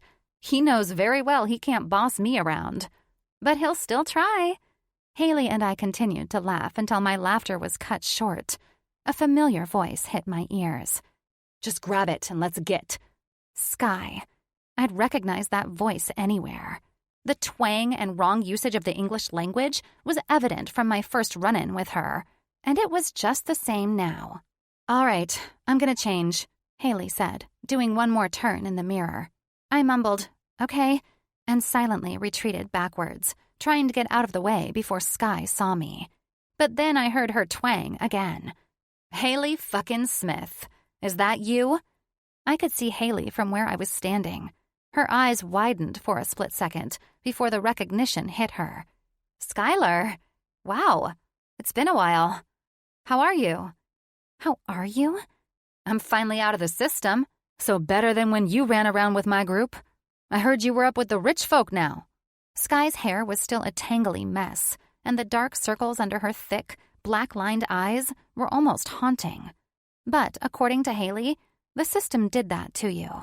It'd eat you alive until you were of age, and then it threw you back out to the wolves. Maybe that was why she hung around Tank. Haley shrugged. "I go to English prep, but it's not because I'm rich." I still stood back to the side, hoping Sky wouldn't look my way. It wasn't that I was afraid of her. Well, okay, that wasn't true. I still got a little twitchy walking to my car after school, as if she'd show up out of thin air again and pull me back by my uniform blouse. But right now, it was more that I didn't want to have to tell Haley about my little run-in with her. That was just another thing to add to the things I've kept from Haley list. Sky blew a bubble with her pink gum. What was she even doing in here? English prep? No shit. I was just there a couple of weeks ago. Haley looked confused. Why? Oh, I was there delivering a message for my man to this little rich redhead bitch who owes him money. She looked like she was going to shit herself. Sky laughed, and it pissed me off. I stepped out from behind the dressing room door. She's referring to me. Haley's confusion quickly turned to anger. If there was one thing I knew about my best friend, it was that she loved fiercely. She didn't cling to people often, but when she did, she clung for life. Sky's mouth turned into a snarl when she saw me standing there with my dress draped over my arm. You again? I bit the inside of my cheek as I walked over to Haley. Come to try and scare me again? Depends if your little boyfriend knows how to follow directions. I hid my confusion. Directions for what? Haley asked. My spine straightened as I kept my gaze on the girl in front of me. I almost felt bad for her. What a shitty life she must have had to end up with Tank. As long as Jason comes out unscathed and you leave us the fuck alone after this is done, everything will be fine. I hardly recognized my voice as the words came out. I sounded confident and angry. And I was. A wave of protectiveness came over me when she mentioned Ollie. Sky's dull eyes sparked when my voice rose. Even Haley glanced over, clearly astounded by my outburst. Another voice sounded from behind me. Wow, so she does have a backbone. I spun around quickly and found Madeline standing with several red dresses hanging over her arm. Her platinum hair fell in luscious waves, framing her perfect face. It was a shame she was so callous, as she truly was pretty. A bigger backbone than you, some would say. Haley's tone was neutral, but I knew deep down she was holding back a snarl. She and Madeline didn't get along, but did anyone get along with her? It seems we hit a sweet spot with this one. Sky casually walked past me, her unkempt hair brushing my arm because of how close she was. I didn't move a muscle. She was trying to intimidate me, but it wouldn't work. I was too riled up.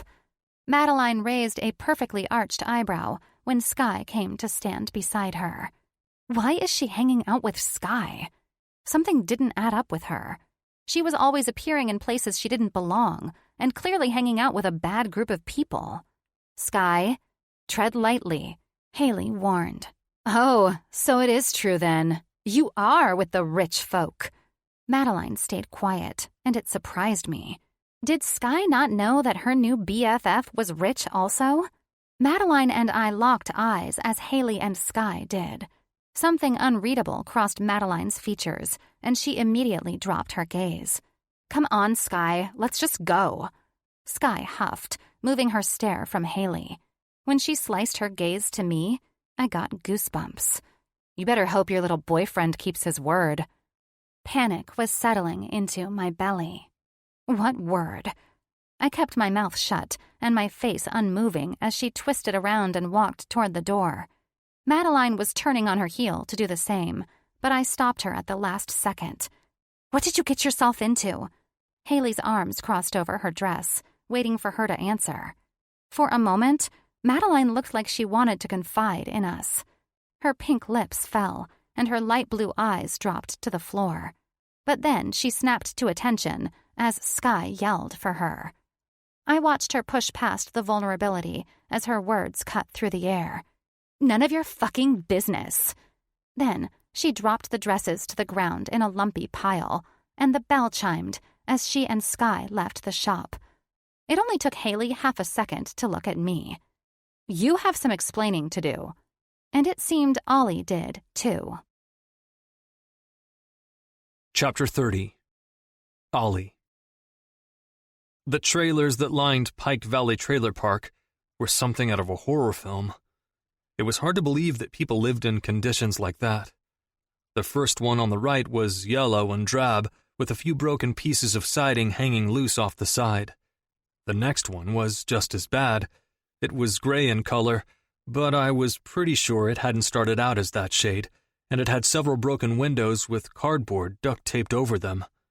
They were all like this, run down, dirty, and full of filthy people who were barely surviving. It made my skin crawl thinking back to when Piper was stuck inside Tank's bathroom. The second I stepped foot in his trailer the other day, it was like cold water being dumped on my head. Chills ran over my flesh. A place like that wasn't a place for her. She was too clean, too delicate. While I was there, I couldn't even stomach looking in Jason's direction. After all, he was the reason Piper was in the trailer in the first place. When Tank asked me to sit down beside Jason, it took everything in me not to reach over and punch his crooked nose. But I knew I had to keep my cool. I needed to act unbothered by the entire situation.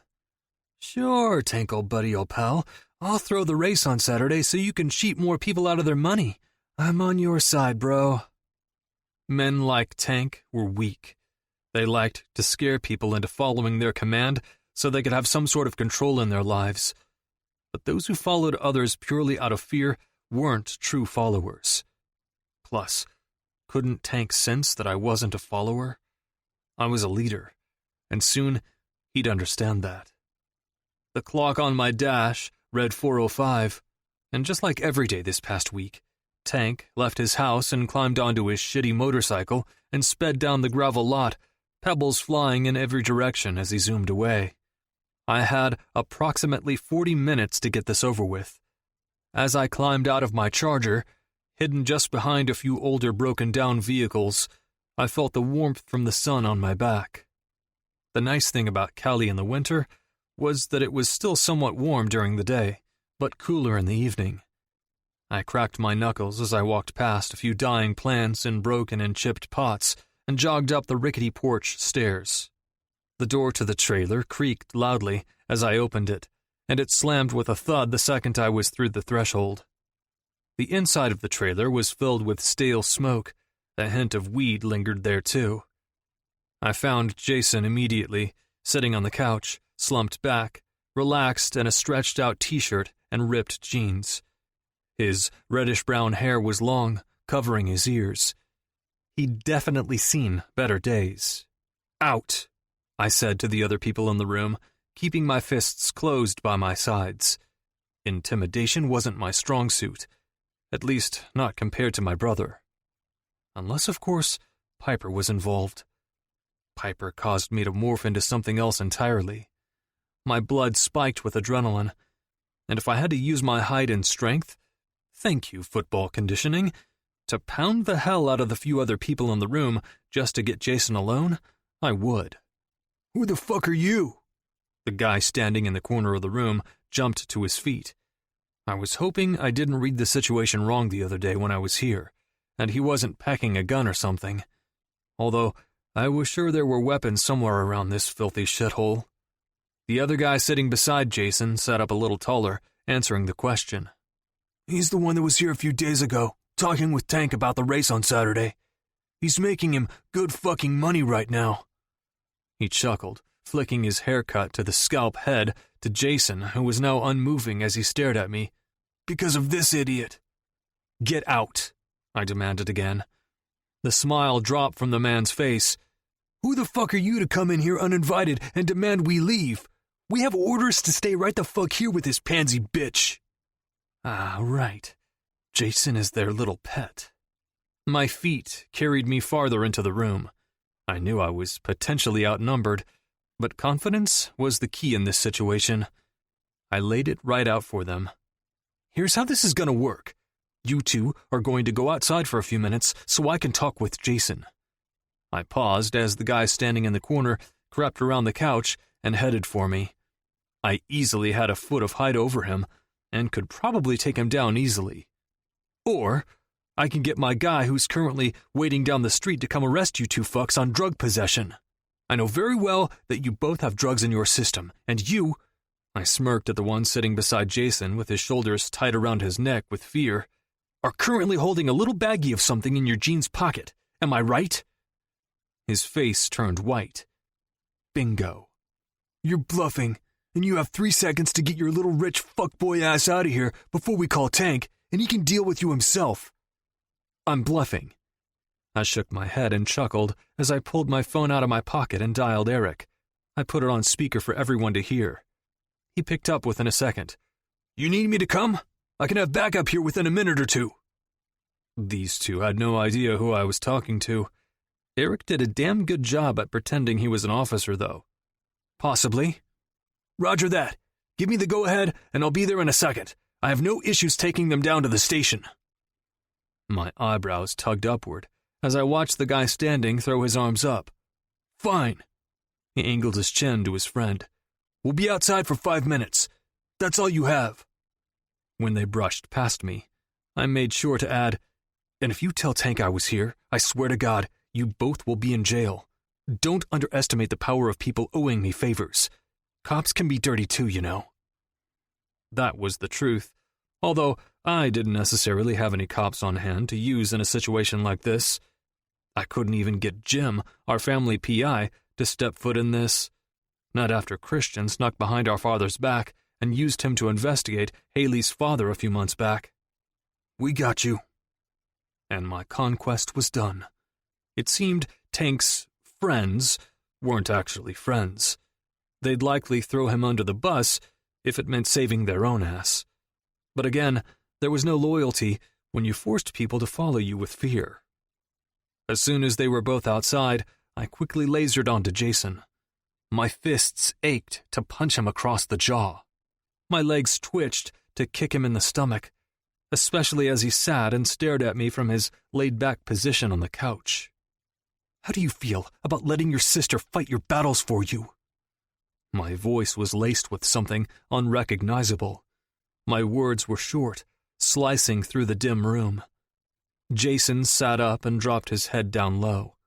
His arms came out and rested along his knees. I hope you have a plan because Tank is never gonna let you go, man. I walked closer to him, wanting him to hear me loud and clear. And yet, you let your sister walk right into his fucking hands. What were you thinking, letting her take on the responsibility of paying back your debt? What is wrong with you? I was full-on seething. The muscles along my chest were straining. My fist squeezed so hard that my nails dug into my skin. But I just kept thinking about the pain on her face when she talked about him. The fear in her voice. Do you understand how dangerous this is for her? Do you not understand that she is absolutely destroyed by what you've become? Do you enjoy knowing she cried her fucking eyes out the night she almost watched you snort that shit up your nose in that tiny fucking bathroom down the hall? Jason's head shoved away from me, as if he were trying to get away from my words. I half expected him to cover his ears. But I didn't care if this wasn't what he wanted to hear. I kept going because he needed a little dose of reality. You are a selfish prick for bringing her into this. She's broken, and each time you run to her and drag her into your shit, she's flooded with guilt. So much that she has a hard time keeping afloat. Your sister is drowning. Jason's voice was strained. Fuck, I know. He threw his arms out. I fucking get it. I got closer to him, but quickly took a step back because I couldn't trust myself not to knee him in the face. But do you? His empty gaze found mine. Yeah, you want to talk about guilt? I can't even keep myself clean for more than a day. He scoffed, dragging his attention around the room. It's not like it's easy being around these guys, especially since I know all their hiding spots. That could come in handy. So, are you going to do something about it then? What? Jason looked confused.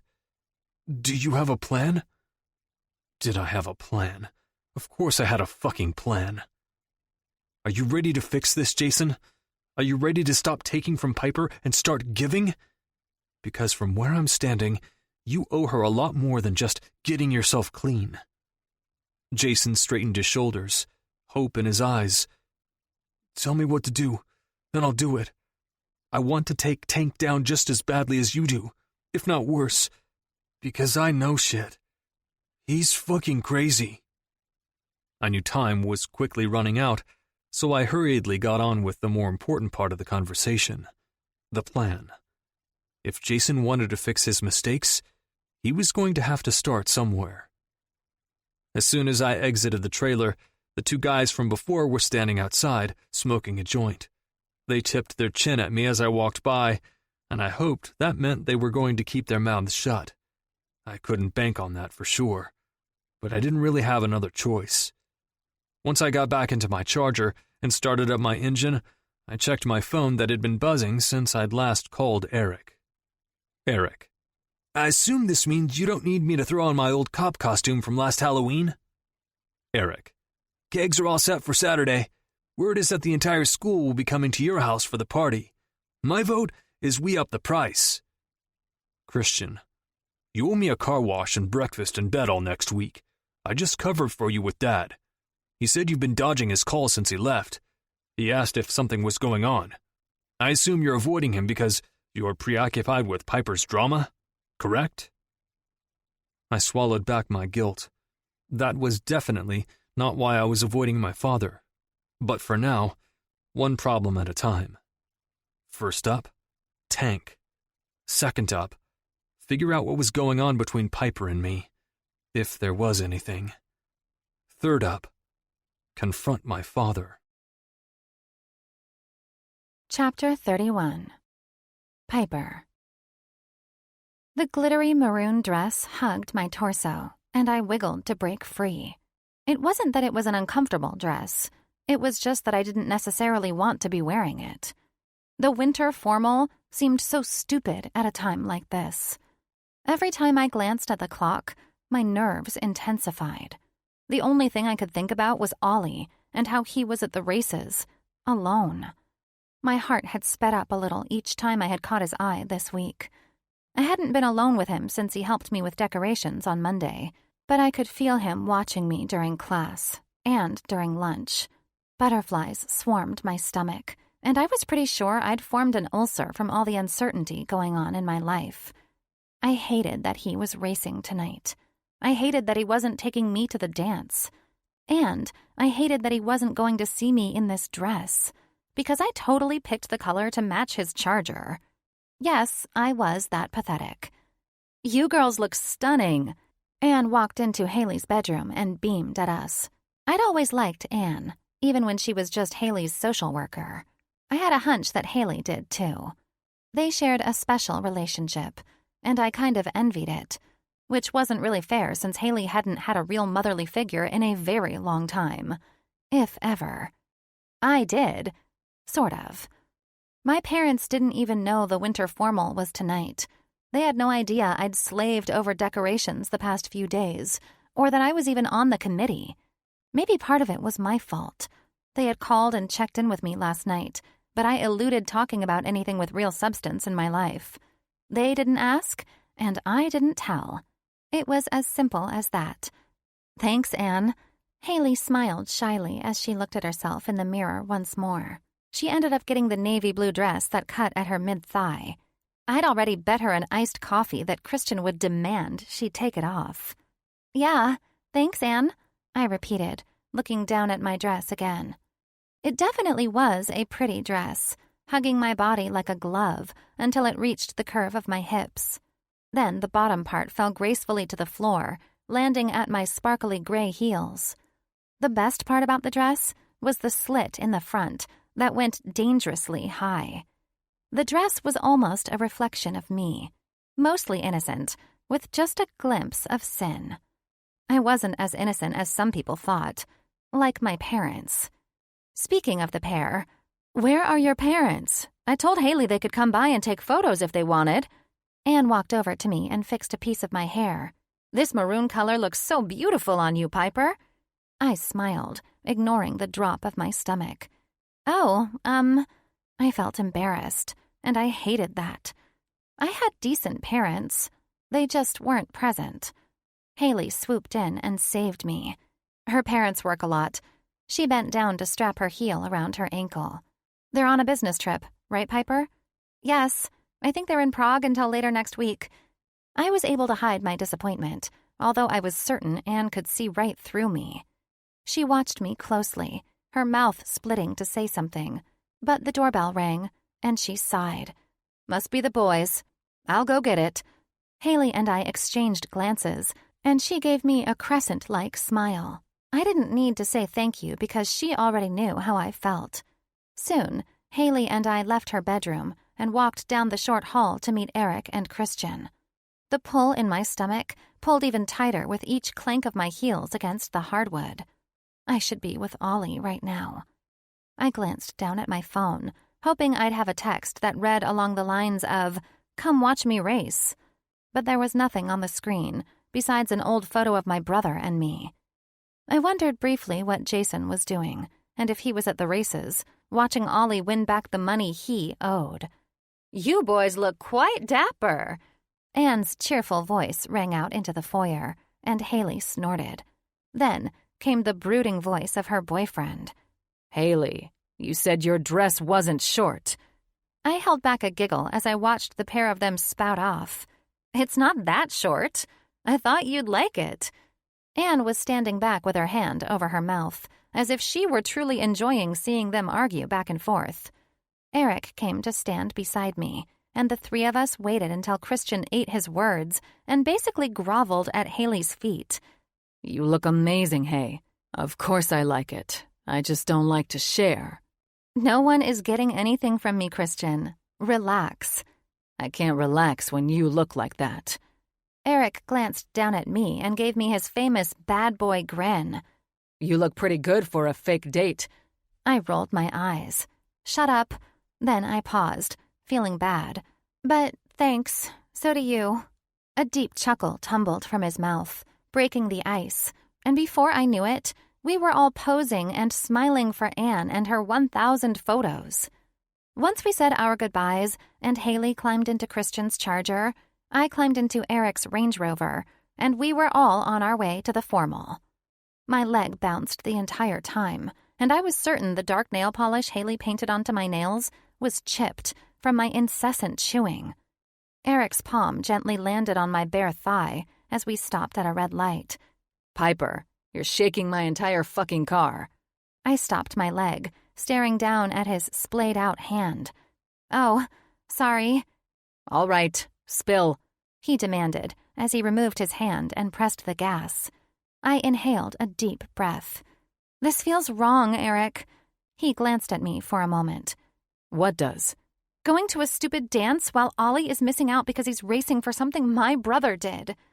He shook his head, his dark hair unmoving on his head. Not happening. My bare shoulders fell with disappointment. I played stupid. What? You are not talking me into driving you to the races. Ollie has it handled. I looked out the window at the blurring cars. It still doesn't feel right. I should be there. For what? For every scumbag to check you out and for Ollie to feel stressed about you being on the sidelines alone? He clicked his tongue. That'll just fuck him up, Piper. Leave it be. I ignored Eric and crossed my arms over my chest, still staring out the window. Ollie might have felt uneasy if I were on the sidelines alone. But what about me? I felt uneasy knowing he was there alone, too. Didn't he understand that I was worried about him? Didn't anyone understand that? This was exactly why I didn't want him involved in the first place. It was just one more person I had to worry about, because whether I liked it or not, I cared about Ollie. And I should have been there. I should have been there for him, just like he'd been there for me. One way or another, I'd get to the races tonight. I just had to figure out a way. Chapter 32. Ollie. I wasn't nervous to race tonight. In fact, I was as relaxed as ever. Piper wasn't here. She was safe with Eric. And also, I didn't even have to try to win tonight. I had to race to lose. Fun. Sure, it kind of sucked for my street cred, but soon I'd be done racing, and it wouldn't even matter. Tank was standing a few hundred feet away with his arm draped heavily over his girlfriend's shoulders, and for a moment, I envisioned myself running his body over with my car. Jason was standing right beside him, being the good little pet that he was, and I hoped to God he'd keep his word until next weekend, when shit hit the fan. My fingers flexed over the steering wheel as I waited for my turn. I was racing a guy named Jackson tonight, and if Tank hadn't asked me to throw the race, so he'd make more money, of course, I'd easily beat him. My car was faster. I could tell just by listening to his idle. Mostly everyone was betting on me to win, except for this douchebag's friends and girlfriend. But since I was throwing the race per Tank's request, and he was betting against me, he was about to make fucking bank. Part of me wanted to be defiant and win anyway, because what a fucking cheat. But, in order to keep my cards aligned to make sure things went the way I needed them to down the road, I had to stay on his good side. Being on Tank's good side meant he was on my good side. Our relationship was mutual at this point, at least in his eyes, and he wanted nothing more than to keep it that way because he thought I was going to continue racing for him well after Jason's debt was paid off. Little did he know I had no intention of doing that. Tank was someone that needed to be knocked down a few notches, and I would gladly be the one to do so. I checked my phone for the 100th time, wishing more than anything I was the one being tagged in photos on social media at the winter formal. Not because I wanted to go, but because I knew Piper was there without me. The gentleman side of me wanted her to have a good time, but the selfish side of me was sweating from jealousy. As soon as my car creeped up to the starting line, I scanned the crowd. Usually I looked forward to racing. I craved the escape it gave me. But now I felt agitated and bored. I was ready to get this over with so I could see Piper at the party later. My phone vibrated as my charger rumbled, and I all but dropped the phone when I saw Eric's name flashing. I quickly answered. "Hello?" "She fucking stole my Range Rover!" My foot hovered over the clutch. "What?" Eric shouted. "Fucking Piper! I have no idea what we're going to do with her. She's out of control." I couldn't help the laugh that echoed throughout my car. "She stole your car?" "Yes! Fucking keep up! She's probably already at the races, even though I told her not to go. I swear, your girl is worse than a toddler." I wanted to be mad, but I wasn't in the slightest. An excited thrill went surging through my blood. It was the same feeling I got when I'd catch her staring at me from across the room, or when she tried to hide a half smile from me. I hung up on Eric, throwing my phone in the center console, and scanned the crowd again. I wiggled my jaw and drummed my fingers along the leather steering wheel. "Where are you, Piper?" Just as the thought entered my head, I found her. The smile etching itself on my face was too hard to ignore. There was Piper, standing back behind the crowd of people, wearing her winter formal dress. She stuck out like a sore thumb, but she was by far the prettiest sore thumb I'd ever seen. Our eyes locked almost immediately. She was already watching me, probably knowing very well that I'd be searching the crowd for her. I rolled my window down, the rumbling car engines filling the space. We kept a hold of each other's eyes, and when I let my grin free, she smiled coyly. "Well, what are you waiting for?" Piper read my thoughts, because before I knew it, she was pushing past people and heading straight for me, winter formal dress and all. This race was about to get a whole lot better, even if I was about to lose. Chapter 33. Piper. The second I got into his car, his cologne flooded my senses. I almost closed my eyes to savor the woodsy smell. I suddenly felt very calm being next to him. The nerves I'd felt while driving to the races intensified as I walked through the tall grass. And when I found Ollie staring at me, I almost retreated backwards. At least, until he grinned. It was almost like he knew I'd show up, and if I wasn't mistaken, he was glad. We both stayed silent for a few seconds, neither one of us wanting to admit the truth. I wanted to be with him tonight, and he wanted to be with me. Why was that so hard for us to admit? "So what? You wanted to be my good luck charm tonight or something?" I gasped as I came to the realization that I was sitting in the passenger seat of his Charger, seconds before he was due to race down a gravel road. How did that slip my mind? How did everything slip my mind when I was with him? I waited for the fear to come as I gazed out the windshield, noting everyone standing around, ready for the next race to start. But it never came. Racing with Ollie should have scared me. I had all but fainted the last time I watched him speed down the gravel road, but here I was, buckling my seatbelt, with him in the driver's seat, like it was him and me against the world. I spotted Jason a few yards down, standing beside Tank. He looked like he always did, run down, tired, a little messy. It made me sick to see him. "So?" Ollie repeated. I turned away from my brother and found Ollie's patient stare.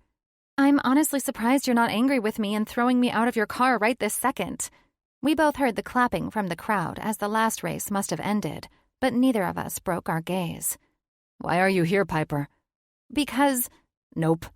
Do not say because it's your problem. We've been down that road before." Ollie leaned over the center console, invading my space. "Tell me the truth. Why are you here? Why are you in my car, about to race down this gravel road like you aren't scared out of your mind?" I licked my lips and turned my body even more toward his. I felt the slit of my dress open, the cool air conditioner blowing over the bare skin on my thigh. Oddly enough, I don't feel scared at all. No? He asked. I felt the car moving forward a bit, knowing it was almost his turn to race. Shaking my head, my eyes dipped down to his perfect lips, the ones that had been on mine almost a week ago. Heat coated my skin. The tension in the car was charged with electricity, and I swore if anyone were to stick their hand through the window, they would have been electrified on the spot.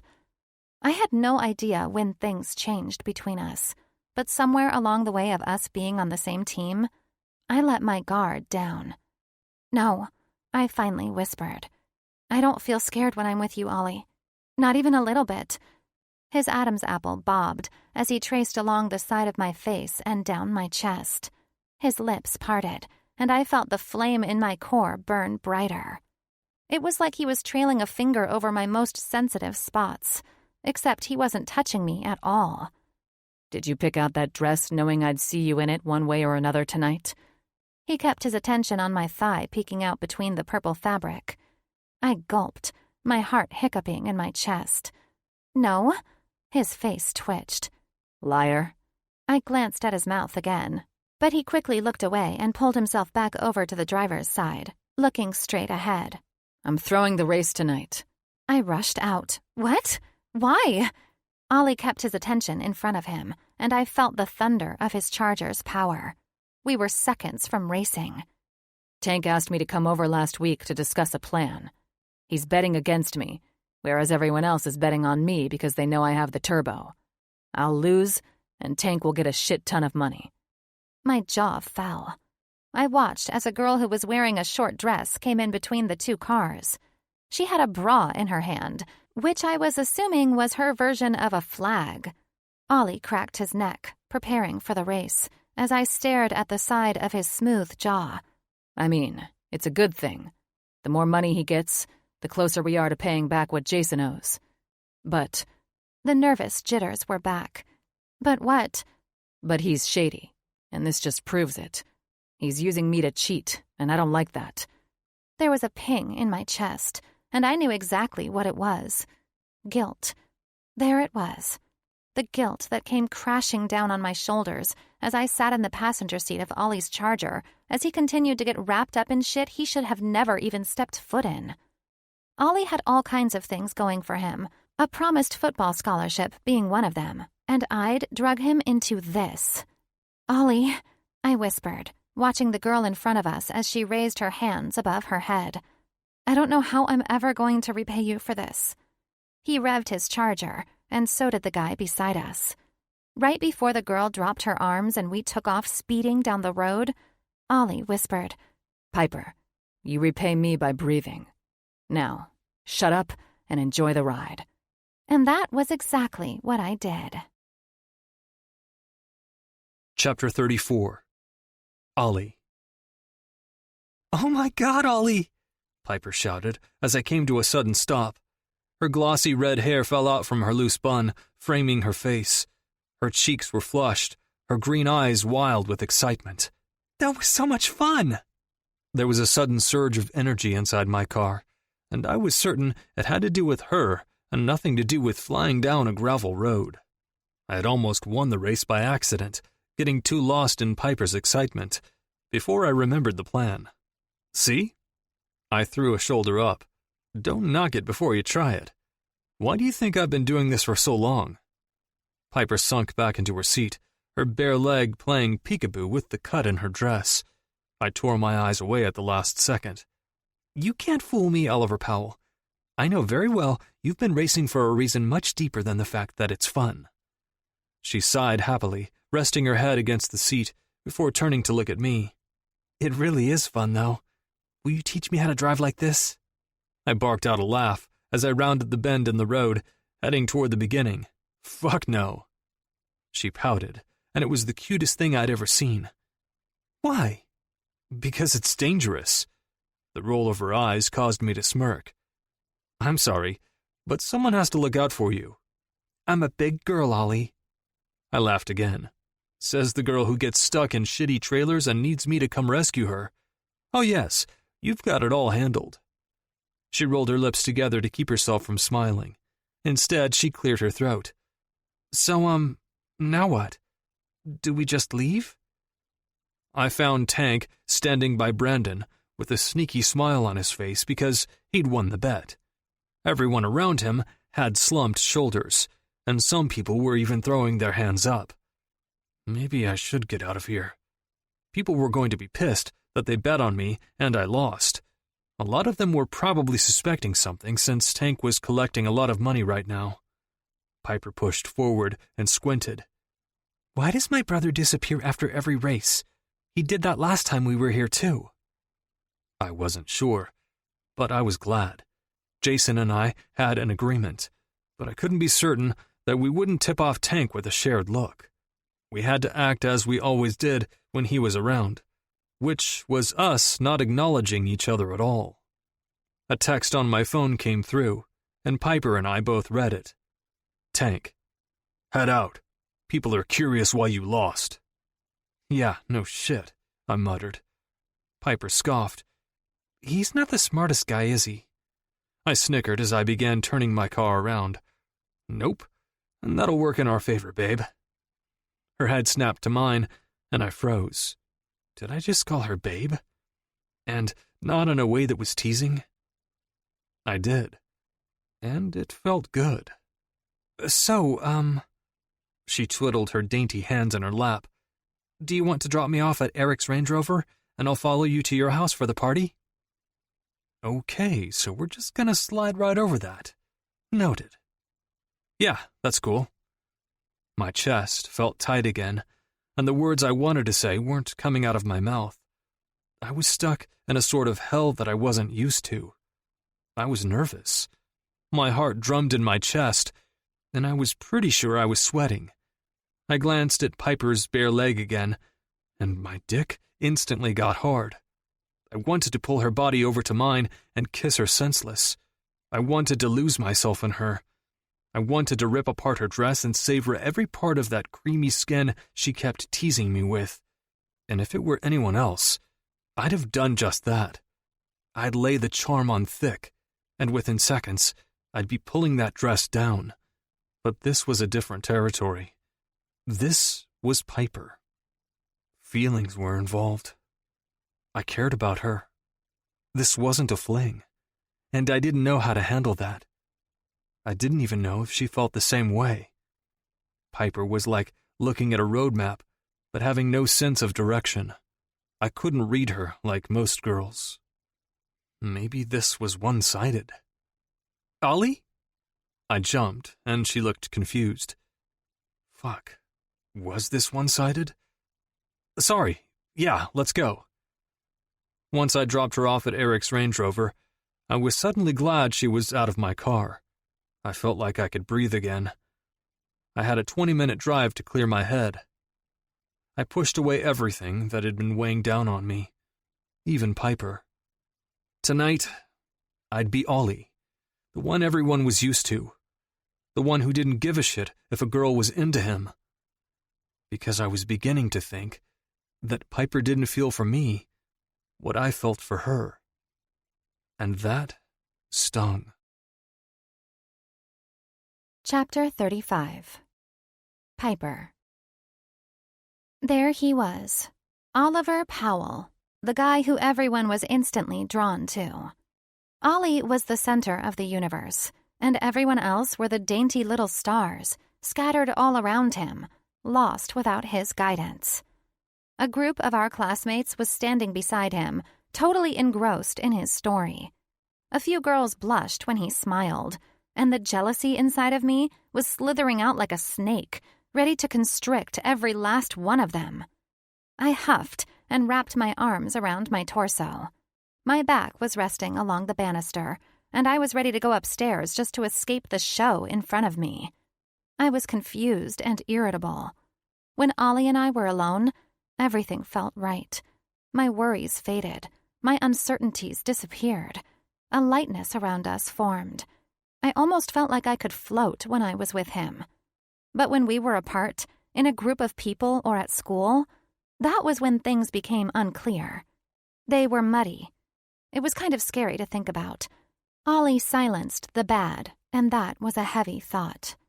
My heart came to a screeching halt as I watched Ollie dip his head down to Clementine, a girl I knew he had frequented many times in the past. She used to brag about it in the library during study hall, not quite loud enough to draw the attention of English Prep's cranky librarian, but loud enough so everyone around her could hear. It used to infuriate me, and seeing her whisper something in his ear did just the same. I quickly pushed off the stairs and shot her a dirty look. Holy shit, relax, Piper. My breaths were coming in fast and hot, jealousy being the main component. Run! I turned on my heel, knowing very well I needed to take a breather, when I smacked right into someone. My hand shot up to my head as it thudded off a hard chest. Eric's brows were furrowed with confusion, and when he saw it was me, they furrowed even deeper. Where are you going now? Eric was angry with me, and I couldn't even blame him. I stole his car and left him at the winter formal with Haley and Christian. But he was preoccupied with watching Madeline the entire time, so I didn't feel that bad. Look, I started, staring down at my Converse. I'm sorry I took your Range Rover. Here. I reached into the back of my jeans that I had changed into the second I got here and pulled out his keys, handing them to him. Eric's hands clamped down on them as I placed them into his palm. His voice was deep. Why don't you just tell him? I played dumb. Tell who what? He tilted his head, his dark hair falling slightly over his forehead. Why don't you just tell Ollie you want him? For fuck's sake, you left the winter formal and stole my car just to be at the races with him. I opened my mouth to argue, peeking up at him through my eyelashes. Eric was standing on the first step, so he was even taller than usual. Don't blame it on needing to see your brother or needing to be there for any other reason. You and I both know you went to the races because you couldn't stand the fact that he was there without you. You went solely to be with him, didn't you? I mean, yeah, he was right. I wasn't going to admit it, though. Eric stood up taller and looked out into the party over my head. Just tell him. It's annoying watching you two dance around one another. My hands found my hips. Well, it's annoying to watch you dance around Madeline.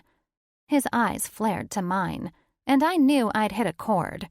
I pushed past him and the truth that he so clearly stated and climbed the stairs, huffing. Ollie and Christian had banned everyone from coming upstairs, but I was hoping I was an exception.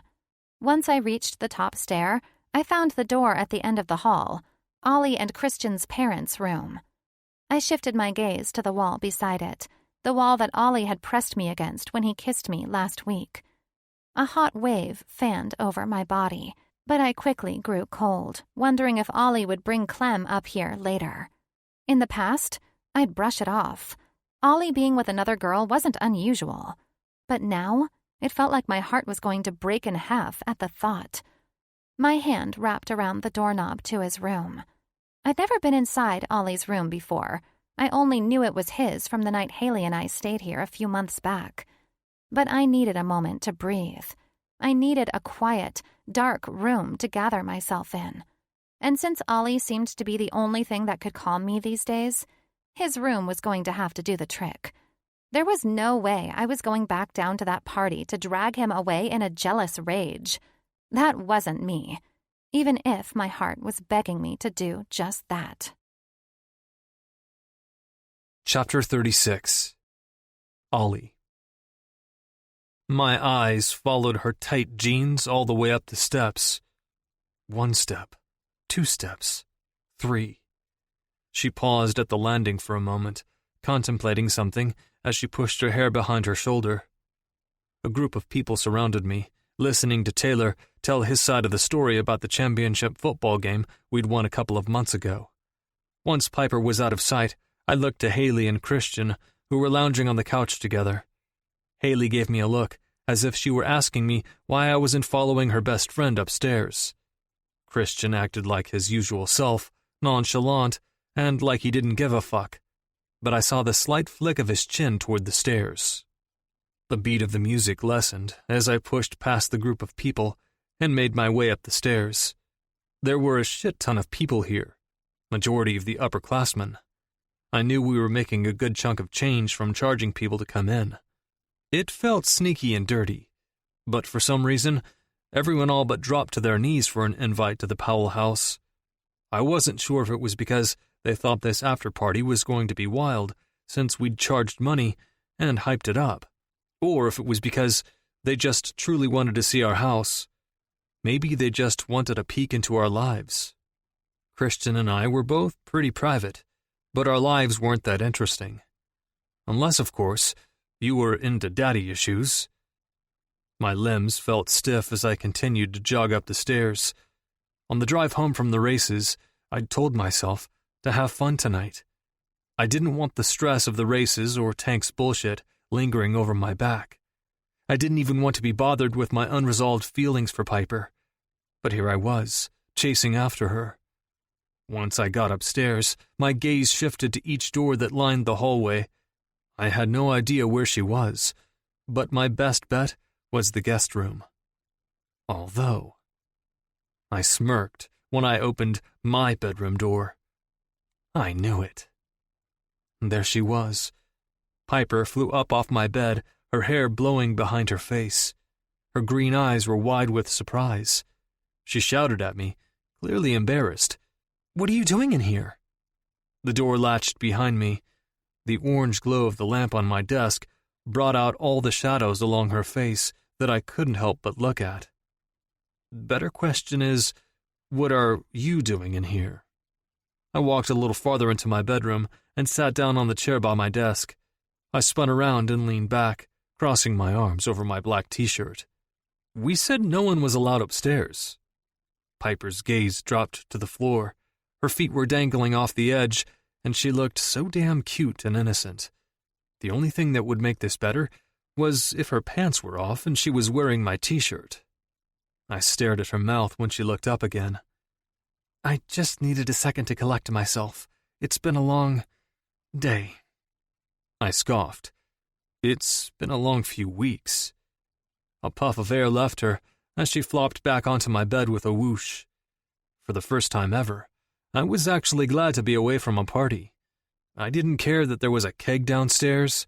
I didn't care that Clementine and Casey both whispered dirty nothings in my ear. I didn't care that my friends were playing a game of Pong in the kitchen. What I cared about was lying on my bed, and the only person I wanted beside me was her. So, that was what I did. Piper tensed as I dipped down on the other side and lay the same way she was, both of our backs flat against the mattress, staring at the white ceiling painted with our silhouettes. Our hands were millimeters away from touching, and it was daunting. I actually had to fight the temptation of interlacing our fingers. "We've come a long way," I whispered, still staring at the ceiling. I felt the shift of Piper's head, and I knew she was looking at me. I swallowed. Being this close to her sparked something inside of me, anticipation and exhilaration. She was such a tease, but innocently so. "We really have." Her soft breath floated across the bed and hit the side of my face. My chest heaved. The dip in my core did not go unnoticed. Silence passed between us, and I couldn't help but wonder if she was thinking the same thing I was. The air was crackling. I could feel the zing of electricity through our hushed words. I loved these quiet, small moments with her, the two of us shut away from everything and everyone. The soft sound of her moving her head back to look at the ceiling caused me to look out the corner of my eye. I was mesmerized by the slow rise and fall of her chest. "Have you decided what you're going to say to your dad? Or when?" I clenched my eyes tight and felt myself slipping into that territory I didn't like to get into. "I don't want to talk about that. Not right now." Another hushed moment passed, the low thump of music, our only melody. I slowly shifted so I could see her again. I traced over her delicate profile as she continued looking straight. The high cheekbones, the long eyelashes, her dainty nose, the curve of her lips that I wanted to run my tongue over. I moved back to my rightful position, taking my eyes off her. "Have you decided What you're going to do once Tank is paid off? Where that'll leave you and your brother? Piper sucked in a sharp breath. The slow rhythm of her breathing sped up. I wanted to rest my hand over her chest to let her know I was here. But when I felt her move, I turned, and our gazes locked. I also don't want to talk about it. Not right now. We're quite the pair, you and I. I grinned and took pride in the fact that she was fighting her own smile. Shoving away our problems, hiding out upstairs during a party. This isn't the first time we've done this. She said it so softly, I almost didn't hear her, but her whispers were like a beckoning call to me. I clung to them hard. The memory drifted back, and I had glimpses of that night again. The dark room, her soft curves, the slow in and out movement, the sloppy, lustful kisses that I would never forget. Groaning, I sat up in bed, pushing away the memory. I shifted some, putting much-needed space between us as I rested along the headboard. I wanted nothing more than to relive that night. But this moment right here was nothing like the past. We had been able to let our boundaries down that night because there was nothing on the table but hidden secrets in a dark room. We weren't invested. We didn't care about each other. Feelings weren't involved. But now they were. I could feel it, and she could feel it. There was something between us. Leaning over and kissing her had the potential to blow up in our faces. There was a frightening connection between the two of us, and it'd only grow stronger if we crossed into that territory. Do you remember that night? She asked quietly. My jaw clenched as I pushed my back further into the headboard. Stupid question, Piper. Of course I remember that night. She whispered under her breath. I told you something that night. I looked at her out of the corner of my eye again, too afraid that if I saw her longing eyes, I'd throw caution to the wind and take her right there, not caring about the consequences. I cleared my throat. I remember. You told me you did something bad, and you came upstairs to escape the party, for a moment of silence. There was nothing about that night I could forget. Piper shifted a little closer to me, and I held my breath. Our jeans rubbed together, denim scratching against denim. And you told me you had just found out that your dad wasn't really your dad. I huffed. Just two teenage strangers telling secrets in a dark room at a banger. All of my nerves were at a standstill. A year of rising tensions rested between Piper and me, and I was certain we were seconds from exploding. The entire house was going to go up in flames if I didn't get out of this room as soon as possible. But I couldn't. I couldn't leave with her looking at me the way she was. Her pupils were dilated, and the apples of her cheeks were tinted. Her soft lips did nothing to deter me from staying in my room with her. Did you know it was me that night? When we had sex? Did you know? I asked, curious. Piper nodded, and my eyes went back to her mouth. I watched the words fall out. I did. Thanks for sticking around. Time for a quick 1-minute break. Enjoy this calming tune. And remember, everything here is free for your enjoyment.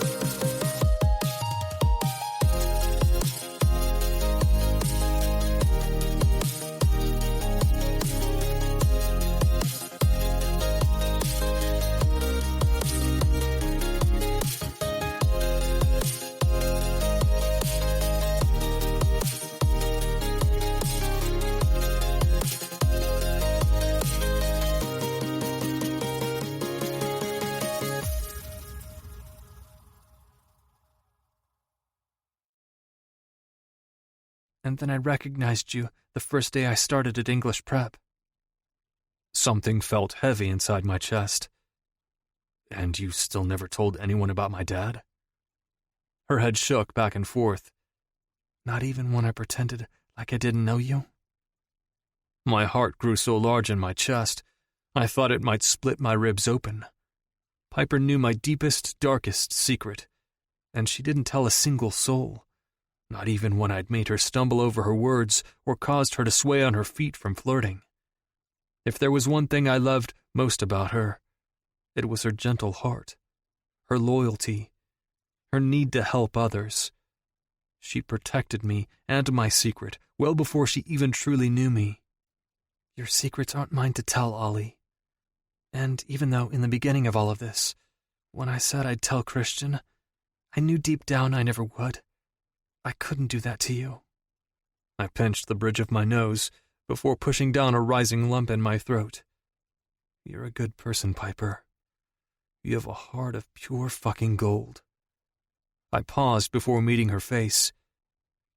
I really hate that it's broken. She quickly looked back to the ceiling, keeping her features calm. It's not broken. It is. The broken ones are always the ones who help others. That's you. Silence fell between us like a brick wall as she gathered her thoughts. I felt unsettled. My words were true, but part of me wished I'd never said them. Piper slowly rose from the bed, and I waited for her to leave the room. I was certain I'd upset her. But instead of her swinging her legs over the side of the bed and walking back down to the party, she turned toward me, leaning against the headboard. Then mend me. I stilled. What? She was staring at my mouth, and I grew hot. Don't tempt me, Piper. You were the one who said I was broken. She scooted closer, and the bed dipped, her hand wrapped around my bicep, her warm palm on my searing skin. There was a single lock of her copper hair that fell onto her face. So mend me. Fuck. I wanted to be a gentleman. I wanted to tell her no. Because I knew deep down, fucking her wasn't going to fix things. But at the same time, I knew it would put a Band-Aid on her heart. And if that was all I could give her right now, then so be it. Whatever she wanted, I'd give it to her, even if it tore my own heart out in the process. It happened fast. My hands were on her body, her hair spilling out all around her as I pushed her flat to her back. Piper gasped as I towered over her, one of my knees wedged in between hers. You really want to do this? I bounced my eyes back and forth between hers as my chest constricted. Please say yes. Piper kept a hold of my stare, and her pretty lips parted. Yes. Let's be us again. The us that no one else knows. And just like that, every single coherent thought left my head. Even if this was only a trip down memory lane, I didn't care. Piper and I were like putting gasoline on a flame. There was no putting us out. Not tonight. Chapter 37. Piper. My legs trembled as Ollie shot up from the bed. The beating of my heart drummed so wildly, it drowned out the low music from the party. His long legs carried him over to his bedroom door, and for a moment, I thought I'd made a fool out of myself. I thought I'd read the situation all wrong. But when I heard the click of the lock, I clenched my thighs together. Ollie's sharp jaw was pointing toward me, his pretty blue eyes burning all the places he touched. My chest was heaving as shivers skittered down my back. This was it. Ollie and me, again. And there was absolutely no way I was denying this feeling. Something was different between us, like we were tethered by a fraying thread of twine. I wasn't sure if it would hold, but for tonight, we weren't pulling in opposite directions. It wasn't pulled taut with tension. Tonight, we were on the same side. There was no question about it. I lay still on the bed as Ollie appeared at my feet. I felt small on his king-sized bed, his dark comforter soft underneath my body. The small lamp on his desk made the room glow in warmth. There were shadows underneath his firm jaw, on his high cheekbones and straight nose. He ripped his shirt off, and I felt my jaw fall slightly. Peaks and valleys of muscles lined his torso, and I couldn't stop staring. Last time we did this, we were fumbling in the dark. I'd felt his hard muscles and traced over the lines with trembling fingers. But now that he was standing right in front of me, I was certain I'd never seen anything so beautiful. Take your clothes off. I sucked in a breath at the sound of his demanding tone, but I loved it all the same. I gingerly sat up and reached under the hem of my shirt and flung it off. Ollie watched my every move with each tracing line of his eye, and I swore it made things 10 times hotter. I liked this. I liked watching him fall to his knees with lust. His chest was moving quickly, the veins in his forearms bulging as he clenched his fists together. You like this, Ollie? 'Cause so do I. The button of my jeans sprang free, and his hooded eyes widened. I shimmied off the bed and pulled the tight material down my legs, kicking my pants across the room. A black lacy bralette and a skimpy pair of underwear were the only things left on my body, and for some reason, I wasn't timid in the slightest. The last time we'd done this, it was too dark to see anything, which was good because I was nervous. I had been way out of my comfort zone, but so desperate to rebel that I had pushed away all doubts and uncertainty until afterwards. But tonight, the nerves were gone. The only thing I felt was excitement.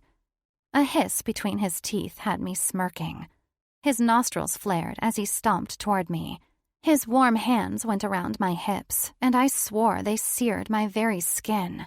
For a moment, we just stared at each other. My chest pressed along his fingers digging into my hips. I gulped as he took his hand and angled my chin up. I'm going to ask you one more time, Piper. Are you sure about this? It only took half a second for me to nod, and the other half for him to kiss me. His tongue slid in and moved over mine languidly, and I fought back a moan. Ollie was a damn good kisser. Warm, soft lips, and a slow, calculated tongue that dipped in my mouth, making warm tingles float over my skin. But soon, our slow and sensual kiss turned into a starving thirst that neither of us could quench. Our teeth clanked, and my lip was tugged by his bite as he quickly backed me up against his closet door. My legs involuntarily spread open as his knee slid in between them. Our kisses were rushed and raw, his hand pulling on my hair as I opened myself to him. The heat between our bodies was enough to melt anyone who came near. His hardness hit my belly, and I panted, pulling away for a moment.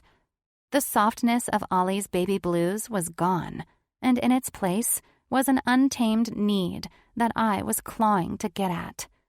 His dark pupils were dilated with lust, and I simply felt wild.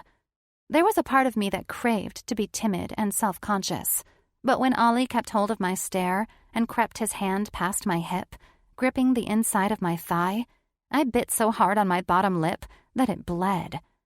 Open those legs for me, babe. A rush of breath fell out from my mouth, and I fluttered my eyes shut. His palm was rough along my soft skin as he very slowly traced a line from the inside of my knee to my most sensitive spot. A growl from him had me withering against the wall, my legs opening even wider. I felt the cool air brush over me as he moved my panties to the side, and I had to force my legs straight to keep my knees from buckling. I was shivering. When his fingers slowly dipped inside of me, my eyes flew open. Ollie was watching me, his eyes lustful and dangerous. His free hand came up, and he gripped my face as he dipped his mouth onto mine again. His kisses mixed with the swirl of his finger had me losing my breath. I couldn't breathe or think clear thoughts. The line I had drawn between us over the last year was completely invisible now, and I didn't care in the slightest. Hate blurred with love, and I wasn't sure where I stood anymore. The only thing I cared about was riding his hand. "Ollie," I managed to croak out. His knee pushed my legs even further apart, and I threw my head back. His hand slipped from my face and rested along my neck.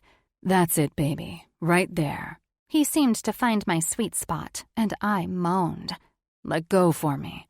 And I did. My body exploded, and I all but collapsed in his arms. He caught me quickly, scooped up my legs, and wrapped them around his waist. They felt like jello as he laid me on the bed. Ollie's hair was a rustled mess, the light strands sticking up in the hottest way possible. His tongue darted out and licked his swollen lips as he stared down at me with a look that had me burning up all the same. "Fuck me," I whispered, surprising myself. His eyes flared as his hands wrapped around my legs. Only if you promise you'll say those words to me again, preferably in the near future. Was that even a question? I slowly sat up in his bed and kept his stare in line with mine. I reached my shaky fingers behind my back and unclasped my bra, letting the straps fall down one by one against my shoulders. "Fuck me, Ollie. Fuck me like I'm the only girl you want to fuck." In an instant, Ollie was completely naked and pulling a condom over himself. He was hovering over me with a look that I'll likely take to my grave. Don't you see, Piper? His mouth was a breath away from mine. He pulled my panties down my legs and tossed them to the side. He began to slide into me, and I arched my back. The only. He was one thrust in, and I lost my ability to focus on anything other than him. The only girl I fucking see. His thrusts were slow at first, but as soon as I began moving below him and our lips fused, they were hard and fast. His name fell off my lips through a muffle of moans as I found another release. And just as I thought it couldn't get any better, he flipped me around mid-thrust and took me in a completely different way. His hand trailed over my spine slowly as he paused for a minute, and I felt myself tighten almost instantly. This is way too good. If I wasn't careful, I could completely lose myself in all things Ollie. This might ruin me for life. My body was spent, but it was winding up again as Ollie moved over me. "Fuck, Piper," he moaned as I began crumbling. His hand found my breast, and all it took was one handful and his body stilled. His head dropped to my back, and his heavy breathing coated my skin like a warm blanket. He placed a soft kiss to my spine, and I felt something I'd never ever felt before. Ollie was all sunshine and smiles around a group of people. He was chivalrous and a true flirt. But behind closed doors, he was dark and raw and unforgiving in every single way. And I loved every single second of it. Chapter 38. Ollie. Never in my life had I acted so feral. I was wild with lust and desire at the sight of Piper opening herself up to me, and I took every single part of her. Her creamy skin and fuck-me eyes. Pair those with her dirty mouth, and I could fuck her every day for the rest of my life, and it still wouldn't be enough. Nothing else mattered now that I had her like this. I had her completely. It wasn't a secret locked away in a dark room, disguised as a one-night stand. This was unforgettable. We did it, and we knew it. This wasn't something you brushed under the rug. This wasn't something you came back from. Piper was mine, and I hoped she knew it. Once I pulled out of her and wiped the sweat off my brow, I got dressed and threw her one of my t-shirts. She sat up in my bed, her hair tumbling down her chest, hiding those perky breasts that were in my hands a second ago, and pulled the shirt over her head. I smirked as I walked over to her, standing at the foot of the bed. "Don't steal this one, okay?" Her head tipped down as she took in the English prep shirt. "I make no promises." I chuckled as I climbed onto the bed. Piper tried to sit up straight, but I wrapped my arm around her and pulled her in close. Her warm body snuggled up to me as she fit in the crook of my arm. The bareness of her leg hooked over mine, and for the first time in months, maybe even all year, I felt at peace, calm, serene, like all was right in my world again.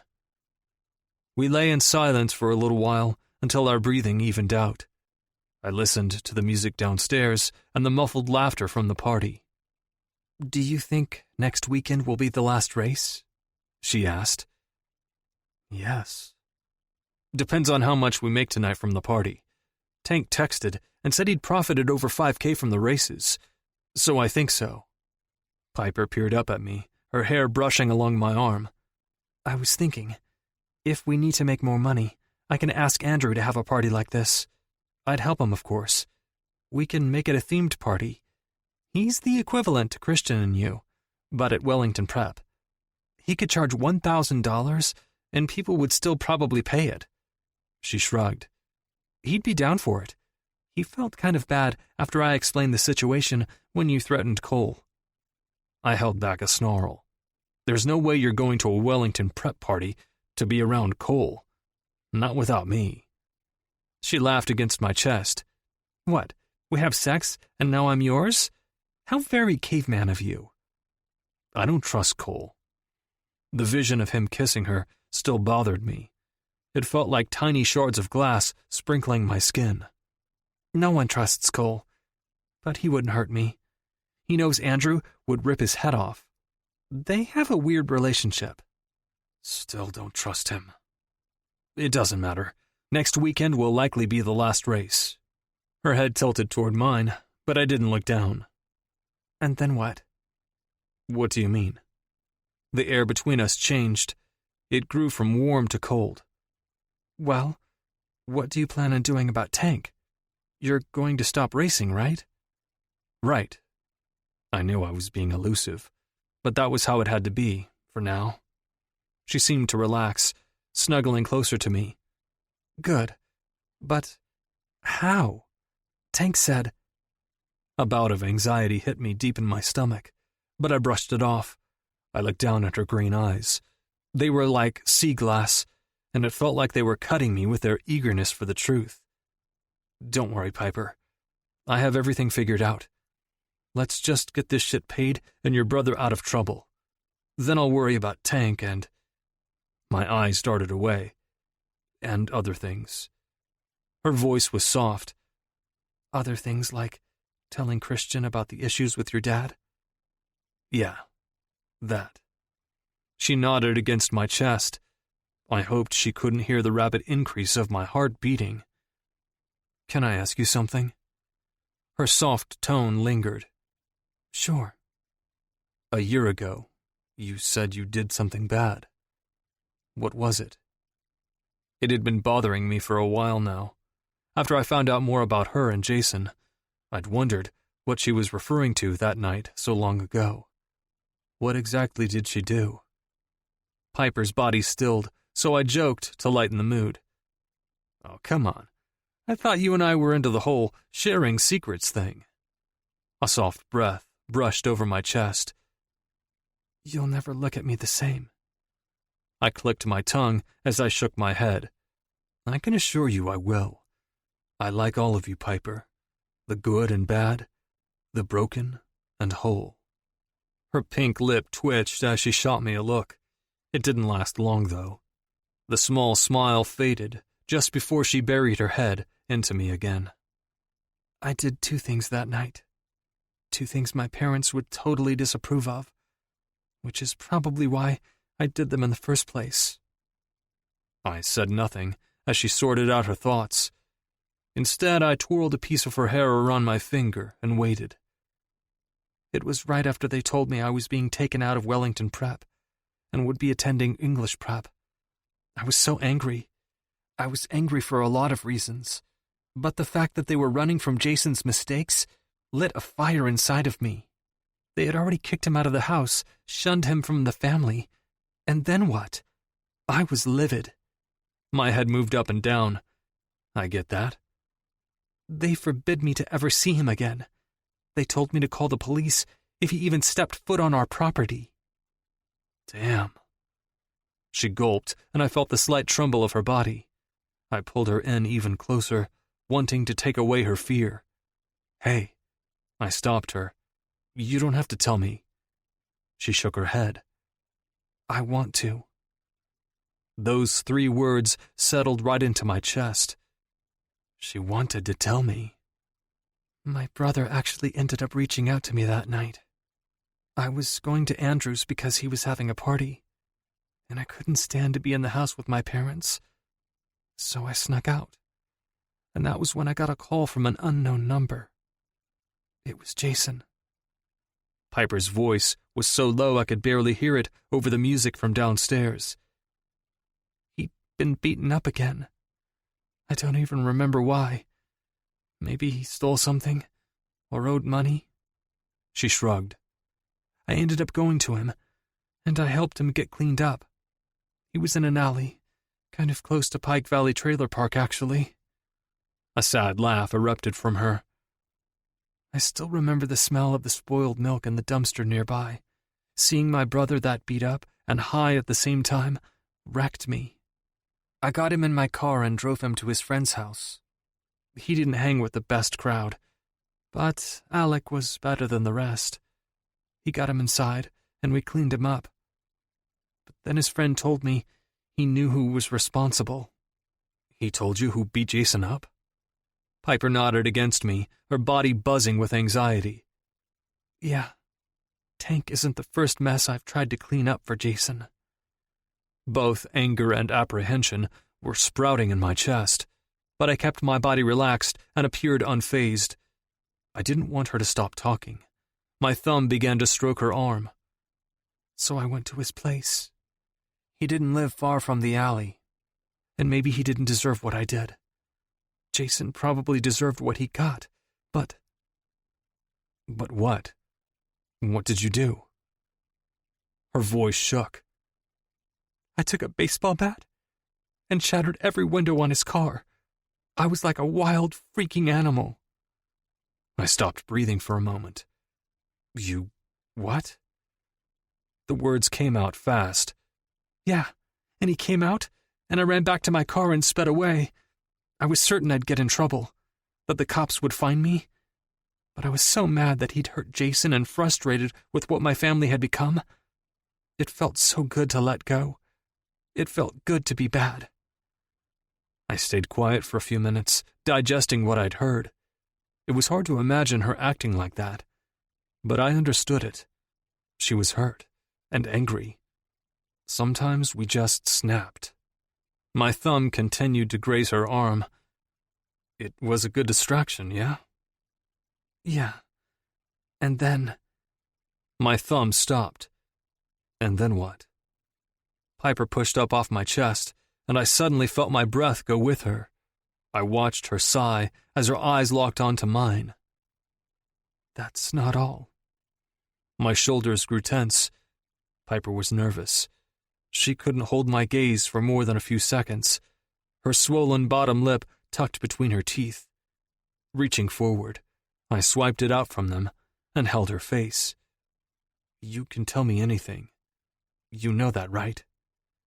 She took a deep breath. I also lost my virginity that night. My hand instantly dropped from her chin. I felt my eyebrows come together in a bundle.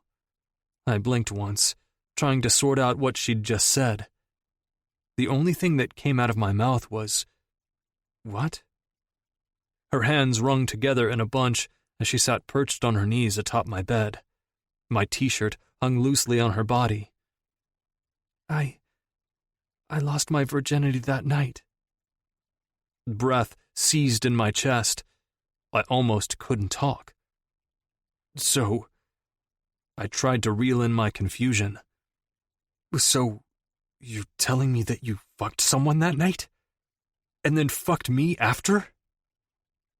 This doesn't sound like the Piper I know.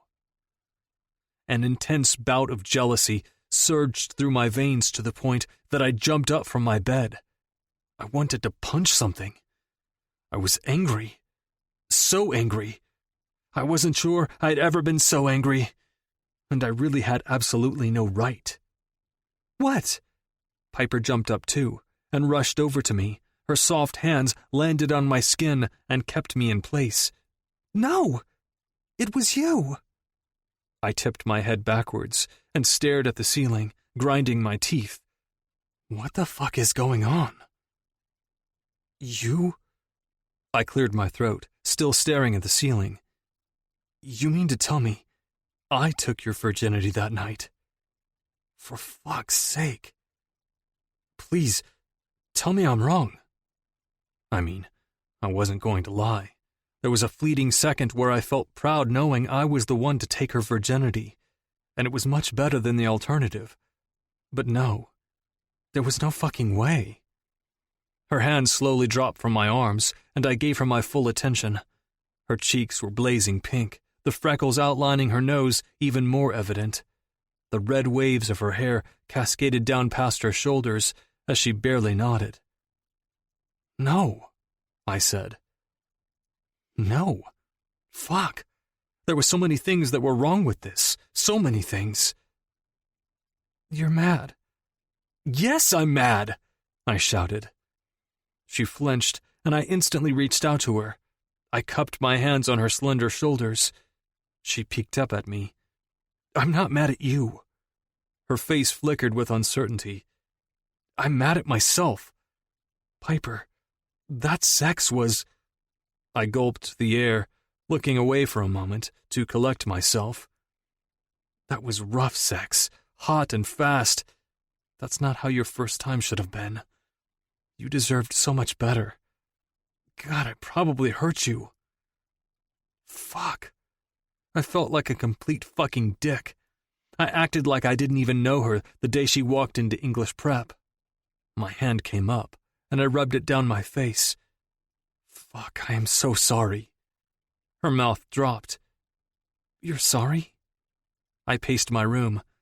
Yeah, I'm fucking sorry. I would have never fucked you that night if I knew it was your first time. I continued to pace, but stopped abruptly when she started to giggle. Her cheeks were still red. Why are you laughing? She giggled a few more times and ran her fingers through her hair before smiling. My God, she is beautiful. I didn't see that smile often, not the real one. Things had been so serious lately, and emotional, and draining. But this was something I could get used to. Her hands fell down to her sides, and suddenly I forgot about everything we were discussing when I truly took her in. She was standing there, smiling, with nothing but my t-shirt on. She took my fucking breath away. Ali. Her voice brought me back. You are such a good guy. Her smile fell a little as her eyes glossed over. I know I didn't know your mom, but she would have been so proud of the man you turned out to be. We stayed locked on one another, and I felt so fucking much. My heart was roaring, and the only thing I wanted to do was pull her into me. And I wasn't sure if I'd ever let her go. Chapter 39. Piper. Ollie's arms felt like chains of protection. The beating of his heart sounded like a lullaby made just for me. The smell of his t-shirt was my favorite scent. Everything felt beautiful when I was with him. Can we just stay up here all night, away from the party and everyone's watchful eyes? My muffled words made him laugh with his arms locked around me. His chin wobbled on top of my head. There's honestly nowhere else I'd rather be right now. Once he dropped his arms from my body, he pulled me over to his bed. We snuggled in under the covers, and I was back in my spot right in the crook of his arm. I never thought I'd see the day where Ollie Powell didn't want to party. His deep chuckle vibrated his chest along my cheek. Neither did I. But I also never thought I'd take a girl's virginity. But here we are. My face flamed. I never ever expected to tell him that little tidbit. But there was something about Ollie that had me spilling all of my secrets, one by one. It was as if he had the password to my diary. A few weeks ago, I would have hated that. But now, I loved it. It felt good to be real with him, to show him all of me.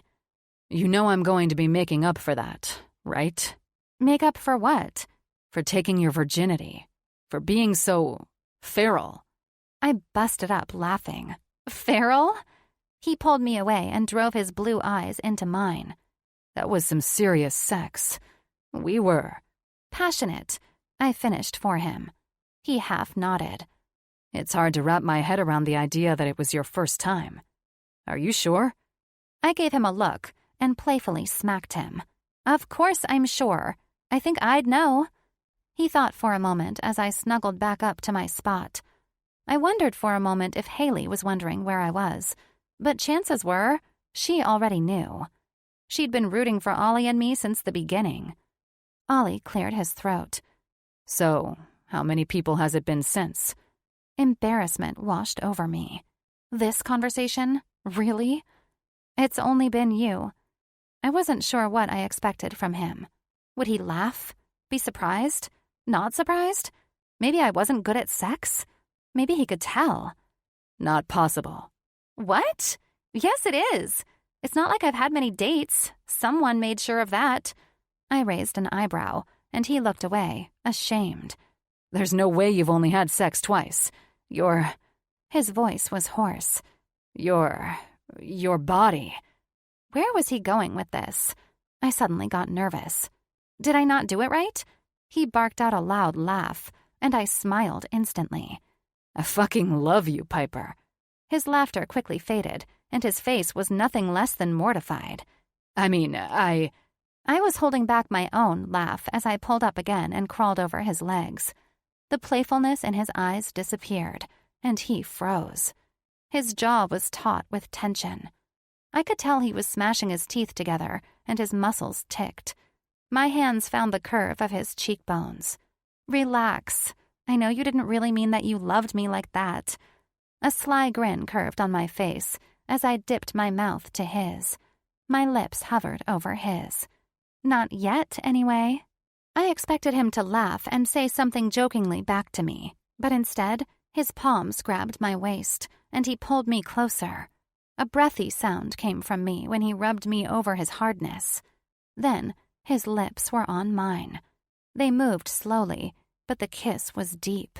His fingers dug into my skin as mine found his hair. I moaned as he moved me up and down over his sweatpants. He pulled away for a second. You and we're going to do this whole thing right after next weekend. What thing? Our lips were almost touching. You and me, in a relationship, dates, holding hands at school, prom, you and me. You got that? His voice was soft but rough in all the right places. I swore I could feel his words gracing my skin. I got it. Then, our lips were back on one another, ceasing the conversation. The distant sound of vibrating woke me from a slumber. My body ached as I shifted my legs on top of Ollie's and peeled my eyes open. I instantly shut them again as the lamp on his desk almost blinded me. I felt Ollie move, too, and when I was finally able to peek out from under my eyelids, I saw him reading his phone with squinty eyes. He looked sleepy, and it made me smile. What time was it? I no longer heard the music thumping from downstairs, and it sounded quieter, but that didn't mean much when it came to an English prep party. I was certain people were still here. Oh, fuck. Ollie snapped up, and I fell backwards onto the pillow. What? I slowly eased up and rubbed my eyes before looking at his text. It was a group text between him, Christian, and their dad. Dad. Nothing better be broken, and you boys better have that house spotless for Miss Porter on Monday. Ollie mumbled. How the fuck does he know we had a party? Another text came in from Christian. Christian. Have no idea what you're talking about. Dad. The hell you do. I just saw you go to your room with Haley, and I assume Ollie is in his room with her friend. I almost choked on my spit.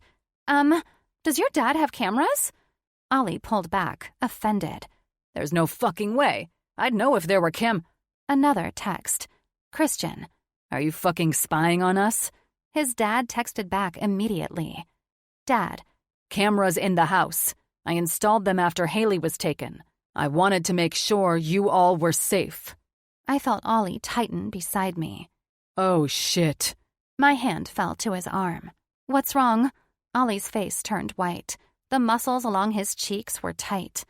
Ollie, are you okay? He turned his head to mine, and the look in his eye had my own heart beating fast. He looked afraid. Or sad. Maybe both. He knows. My voice was softer. He knows? He knows what? He knows I know, Piper. That's why my birth certificate was missing. I go in their room all the time. I don't usually snoop like the day I had you come keep watch, but I go in there and sit. He dropped his head. It helps me feel closer to my mom.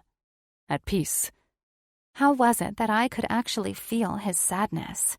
His sadness became mine, and I was bleeding out watching him. His broad shoulders were caved in. His head was low. His breathing was choppy as I pushed his phone out of his hand and made him lie down. Ollie was lying on his back, and I did the same, falling softly onto the pillow behind my head. I intertwined my fingers with his and held his hand tight. Then, that means it's time to face the truth, Ollie. He sounded pained. I don't know if I want to know the truth. We both stared at the ceiling above our heads.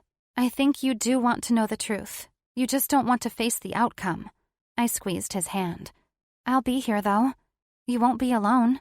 He squeezed back. This is going to open up a lot of shit.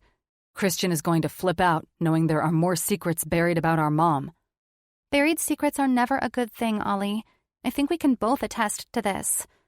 I felt him look at me, so I did the same. He shrugged. They're not all bad.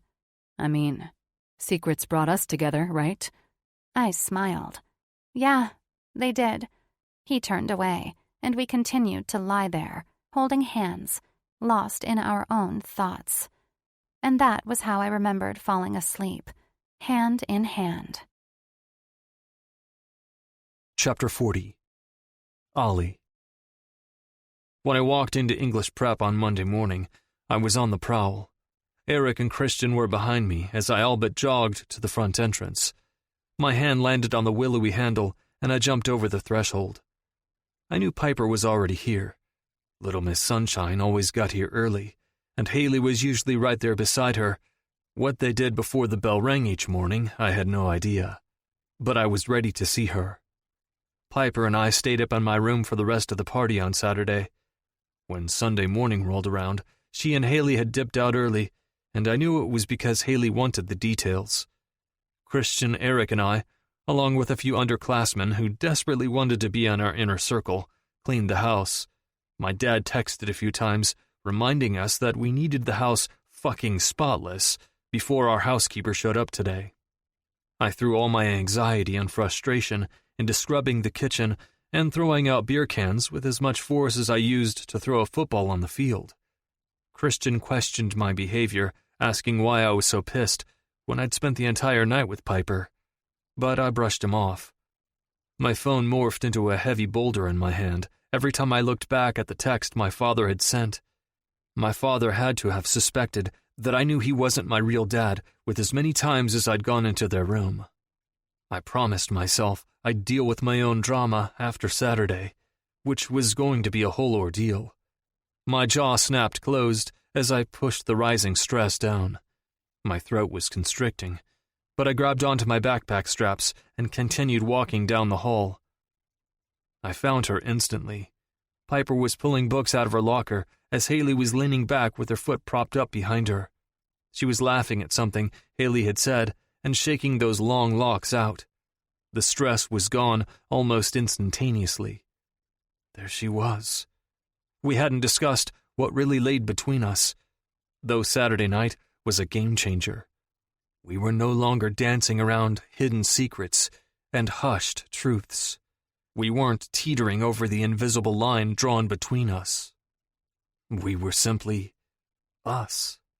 And that was just how it was. As I stood back and stared at her laughing and full of happiness, I didn't really care if she wanted to pretend Saturday didn't happen. That wasn't an option any longer. I was in this deep. Haley glanced up and moved her attention from me to my brother. She smiled shyly at Christian and mumbled something to Piper before pushing off the locker and coming over. Piper's head flew up and over to me, and I grabbed onto my backpack straps even tighter. "Hey there, Piper. Remember me?" Her eyes were wide as she froze in place. Her hand was still half inside her locker, resting on one of her books as her lips fell apart. I strode over to her, and even though everyone was pouring into the hallway, gathering their own books, it might as well have been only her in front of me. "Hey," I said, sliding up beside her. Piper straightened her shoulders at the last second and ran a hand down her plaid skirt. She flipped her hair over her shoulder and then continued gathering her books. "Hey, what's up?" I held back a laugh as I rested my shoulder against the lockers. "Is that how you think this is gonna go?" Piper kept digging through her locker. Her bright cheeks were clearly evident, even through the fallen strands of her hair. "I don't think so, Piper." She slowly brought her books to her chest and peered up at me with those forest green eyes. I swore they grew even greener under the fluorescent lights. "What do you mean?" "Everyone already knows there's something going on between us. You know that, right?" She sucked her bottom lip in her teeth, and my eyes zeroed right in. I knew Piper was being innocent with her lip playing peekaboo in between her teeth, but I really wished she would stop. It was hot. Piper moved her gaze around the hallway, and I knew without even looking up that all eyes were on us, which was perfect. Let them see me claim her. "Everyone is looking at us," she whispered as her head dipped. Piper wasn't used to the attention. She was used to being on the sidelines, being nearly invisible. She liked it that way, too. My hands dropped from my backpack, and they found her waist. I pulled her toward me. The only thing between us were her books that were clung tightly to her chest. "Good," I whispered. "Let them see this." "See what?" My mouth was on hers in a flash. The clawing anxiety that had left its scratch marks on my back yesterday instantly healed. The softness of her lips, the warmness of her tongue, it did things to me. Things I couldn't even put into words. Once I pulled back, she gasped for air. Her eyes were wide, and that fire was burning ever so hot between us. I reached up and tucked a stray hair behind Piper's ear, and her eyes glistened. That is what I wanted them to see. A ghost of a smile fell on her lips. "People have seen you kiss a girl before, Ollie. What are you trying to prove to them?" I cupped my hand around her cheek. "I'm not trying to prove anything to them, Piper. I'm trying to prove it to you." Piper didn't mumble a single word, and I hated that I couldn't tell what she was feeling. A bout of unease came over me. I'd never laid so much out on the line before. I'd never had a girlfriend. I had fucked girls, kissed them under the bleachers, and taken them in the locker room. But had a girlfriend? Never. It had never even crossed my mind. Until now. Piper waited a few more seconds before she reached up on her tiptoes and placed her lips on mine. It was a soft kiss, a chaste one, but when she pulled back and smiled, I was in awe.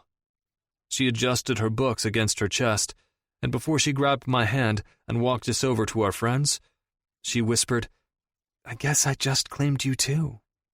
Our fingers intertwined. "But, Ollie?" "Yeah?" I asked, glancing down at her. "Don't break my heart." Pride swelled in my chest. Never. But as we walked hand in hand down the hall, the voice in the back of my head reminded me that Saturday was only a few days away. I was going to break her heart, just not in the way she thought. The door to my bedroom slammed open, and I snapped my neck over to my brother. The room was lit by the lamp on my desk as I worked on a paper that was due 3 days ago. Thankfully, my charm had worked on Miss Carpenter, because she let out an exasperated sigh behind a smile when I told her I'd have it turned in by tomorrow. "We need to talk."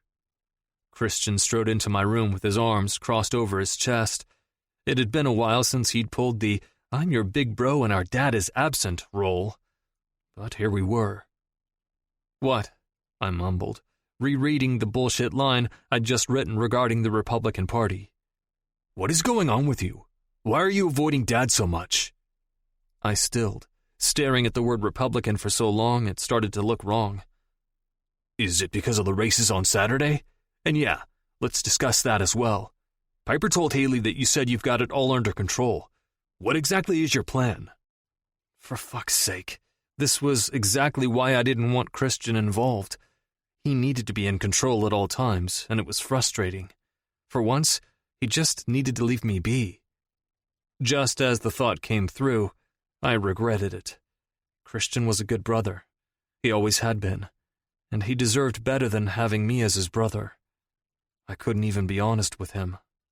I placed my pen down and leaned back in my chair and acted relaxed. "Can you chill? I have everything under control. Tank is a little bitch, and he's going to wish he never started these races in the first place." Christian propped himself along the wall and crossed his arms over his chest. "How long have you been racing?" I fought to keep my eyes on him and my face unmoving. I shrugged. "A little while. I was bored." Christian pushed off the wall quickly, shaking his head. "That's stupid fucking behavior. Imagine if you were to get caught. You could kiss that football scholarship that we both know you're getting away." I said nothing, and he continued. "And now you're stuck in a shitty situation without an out.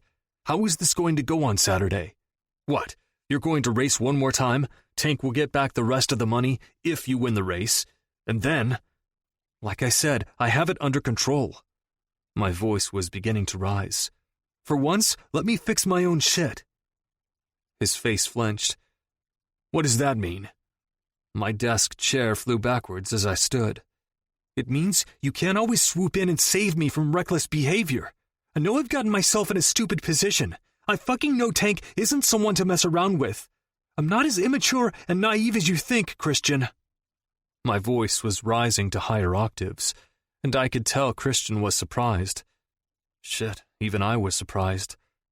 I didn't lose my temper, but lately things were piling up, and I was at the bottom of the pile. Part of me wanted to tell him about our dad, but the other part knew I needed to hold on to the secret for just a little while longer. One thing at a time. "Fine." Christian dropped his gaze for a moment before leveling me with a glare.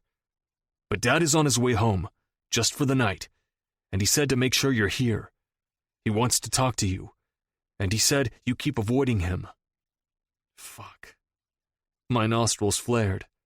"So what? Are you going to hold me down until he gets here?" I chuckled, dropping back into my chair. "No," he answered sharply. "It's been you and me against the world since Mom died. I'm not changing that now, even though he's trying to make amends. I'm not going to stop being there to protect you, even though you're pushing me away. I know the feeling all too well." Christian, the king of shutting people out. I guess we did have something in common, even if not the same father. "So go now if you want to avoid him." If I left, I was weak, but if I stayed, I was stupid. I wasn't prepared to deal with this right now, not when I had Saturday to worry about. So instead of being strong and facing this head on, I walked over to my bed and snatched my keys, wallet, and phone. Christian's hand clamped down on my arm as I began to walk past him. "You know I'm always on your side, right?" His tone was almost pained. I nodded once as I brushed past him. I wanted to say more, or maybe even mutter an apology, but I couldn't. Nothing would come out. I didn't feel like myself. Stress was rising again, and I didn't like that. I needed something to distract me, or at least to lessen the load. I needed someone to hold my feet on the ground, until I started erasing my problems one by one, and there was only one person that came to mind. Chapter 41. Piper. I kept tossing and turning, my comfy duvet all bundled up in a heaping mess at the bottom of my bed, as I stopped myself from texting Ollie. Monday passed by quickly, and by the end of the day, everyone in school knew that he and I were a thing. Rumors spread like wildfire. The cheerleaders all stared at me like curious kittens. Teachers eyed me with that look in their eye that read, "He's gonna break your little heart." And maybe he would. Ollie's reputation was stellar in most aspects, but he'd never ever been in a relationship. Then again, neither had I, so what did that say? But apparently, both Powell brothers being taken blew everyone's mind. It kind of blew mine, too. A few months ago, I'd never ever imagined I'd be kissed by Ollie Powell in the hallway, or the lunchroom, or out in the courtyard before climbing in my car to drive home. But here I was, living the dream. At this point, part of my life was a dream, and the other part a nightmare. The mere thought of Saturday gave me goosebumps. Tank gave me a bad feeling. His dark, wandering eyes and pitch of his voice loomed in the back of my head any time I started to relax. Jason had never left my mind. Even when I was angry with him after I found him in Tank's bathroom, I was still worried about him. I wasn't sure what Saturday would bring. Would there be no hard feelings between my brother and Tank after the money was paid back? That just didn't sound right to me. Tank was a bad guy. I didn't trust him. I did trust Ollie, though, and for now, that was enough. Grabbing my phone, I lay back on my pillows and scrolled through my text messages. I smiled, rereading the ones from Ollie, but grimaced at the ones with my parents. They'd texted over the weekend, asking if I'd received my college acceptance letters yet. I hadn't, but I did end up sending them a picture of me and Haley in our dresses before we went to the winter formal. Neither one of them responded. I glanced at the picture, making sure it had sent. It had. The innocent girl inside of me that longed for attention from her parents was still buried underneath the fiercely independent girl I was now, and she was hurt. A depressed breath left me as I pulled my phone in close, pushing the pain away, and then I placed it on the side of my table and put my back to it. As soon as my eyes closed, my phone vibrated on the table. My eyes flew open, and I turned back around and grabbed it. Ollie. It was like he knew I was upset. "Hello?" I answered. "Hey." Ollie's voice was hushed, but I could hear the rumble of his charger in the background. "Hi," I said, trying to hold back a smile. "Your parents aren't home, right?" A hot trickle of anticipation rained over my head. "Right. It's just me," Ollie answered quickly. "Good. I'm pulling up. Come hang out with me." Sitting up in bed, I pushed my hair behind my ears and climbed out of my bed. Bright orbs of light shone through the limbs of the tree outside of my balcony, and I smashed my lips together to control my excitement. "Let me get dressed and I'll be right down." Ollie's voice dipped. "Let you get dressed? What exactly are you wearing?" I rolled my eyes, shoving my PJ shorts down. "I'm wearing my PJs, you perv." He laughed and then hung up the phone. I shook my head, smiling, as I continued to pull my skinny jeans on, and an old soup kitchen volunteer t-shirt over my head. The rumble of his car purred when I opened the front door and disarmed the alarm. His maroon Charger's hood glistened from the light of the moon, and when I pulled open the door and saw Ollie leaning back in the driver's seat with his hat on backwards, I fought a grin. Butterflies swarmed my belly. Being near Ollie suddenly had me feeling like I was on top of the world. I couldn't believe I'd pretended to hate him for so long. Time was robbed from me. "Hey," I said shyly, sliding into the passenger side. The door slammed shut, and Ollie's hand was suddenly wrapping around my face. He brought my lips to his and kissed me like he hadn't seen me in years. My back arched, my chest puffing out to hit his. I almost climbed over the center console just to be closer to him, but he let go at the last minute. He sent a look my way that made me shiver. "Sorry, I just really needed to kiss you." I smiled. My cheeks felt like hot embers from a burning fire. Don't be sorry. He placed his hand on the stick shift. His sharp jaw was all I could focus on. I didn't call you for a booty call, though. That's not what this is. Part of me was disappointed. Then what is this? He smiled in my direction, and I swore. Even though it was pitch black out besides the glow of the moon, I felt like I was touched by the sun itself. Ollie's smile was my favorite thing about him. I'm taking you out. What do you want to eat?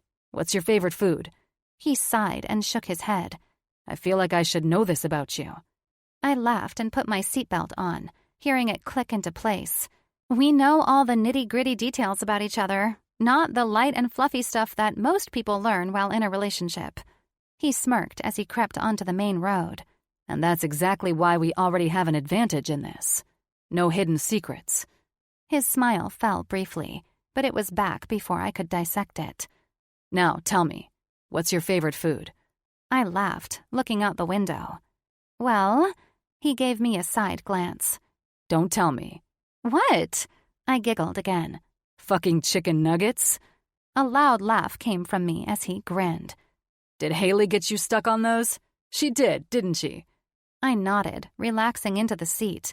What can I say? They're good. I had never seen two girls eat so much before that night. Ollie was referring to the night that Haley got attacked at a football game. He and I rushed to the nearest pharmacy, and we spent over $100 on medical supplies in an attempt to clean her wounds. That was one night he and I had worked together, instead of bickering back and forth. Do you remember that night? He asked, driving down the road. I checked my phone and made sure I didn't have any missed calls from my parents. After the party at Ollie's on Saturday, I began checking my house for cameras, too. It wouldn't have surprised me if my parents started putting cameras up in our house to see if Jason was snooping around. I didn't find any, but I was still a little paranoid. I came out of my thoughts, putting my phone back down. Of course I remember that night. It was terrifying. It scared me to see Haley like that. Ollie nodded as he turned his blinker on. The sound of some band was drumming through his speakers. I was in awe of you that night. My head turned to him, surprised. Me? Why? He glanced at me for a quick second. I don't know. I guess because you acted fast, and you weren't letting on how frazzled you were. How frazzled we all were. You cleaned up her cuts like you were a trained nurse or something. I sunk back into the leather seat. That's because I was used to it. What do you mean? I tucked a strand of hair behind my ear, staring at Ollie's grip on his stick shift. I've cleaned Jason up many, many times. Cleaning wounds is my specialty. As is caring for others. Ollie's voice was soft and comforting. I peeked up at him and gave him a tiny smile. You did a good job hiding that part of your life. I nodded. That's what my parents taught me to do. Ollie's hand left his stick shift, and he grabbed mine, giving it a squeeze before letting go and shifting once more. Well, you don't have to do that anymore. Not with me, okay? A lightness filled my body. My heart grew with his words as if he were climbing inside my chest and making it bigger with his very hands. The big things in my life, the scary ones, seemed a little smaller with his hand in mine. Things felt right when I was with Ollie. But for some reason, after we ate our body weight in chicken nuggets and he dropped me back at home, the anxiety was back. Things felt right, yet so wrong at the same time. Chapter 42. Ollie. The pit in my stomach grew deeper as each day passed. A dark cloud was following me around school, to my house. It even hovered over my head when I'd text Piper late at night. Tomorrow was Saturday, and although I had all the T's crossed and I's dotted, I still felt sick. I'd questioned if I was doing the right thing, but I wasn't even sure what was right anymore. I knew very well that Tank was a piece of shit who didn't give a fuck about anyone or anything besides himself. He was money-hungry and self-righteous, and he needed to be put in his place. He'd fucked with Piper, and I wasn't okay with that. And there was no way in hell I'd be tethered to him for any longer than I needed to be. I wouldn't be racing for him after Saturday. He just didn't know it. An elephant sat on my chest as I ignored the 2 notifications on my phone from my dad. I drummed my fingers over the mahogany table in the school library, the rich wood even richer underneath the hanging light. Books lined the shelves, one by one, as I gazed in front of me.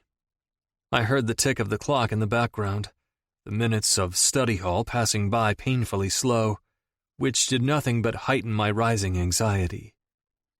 You're doing the right thing. But was I? My intentions were clear, but I wasn't sure they'd appear that way. I was trying to be a good guy. I was trying to do the right thing and protect the people I cared about. Piper, Christian, the relationship my father and Christian had recently formed.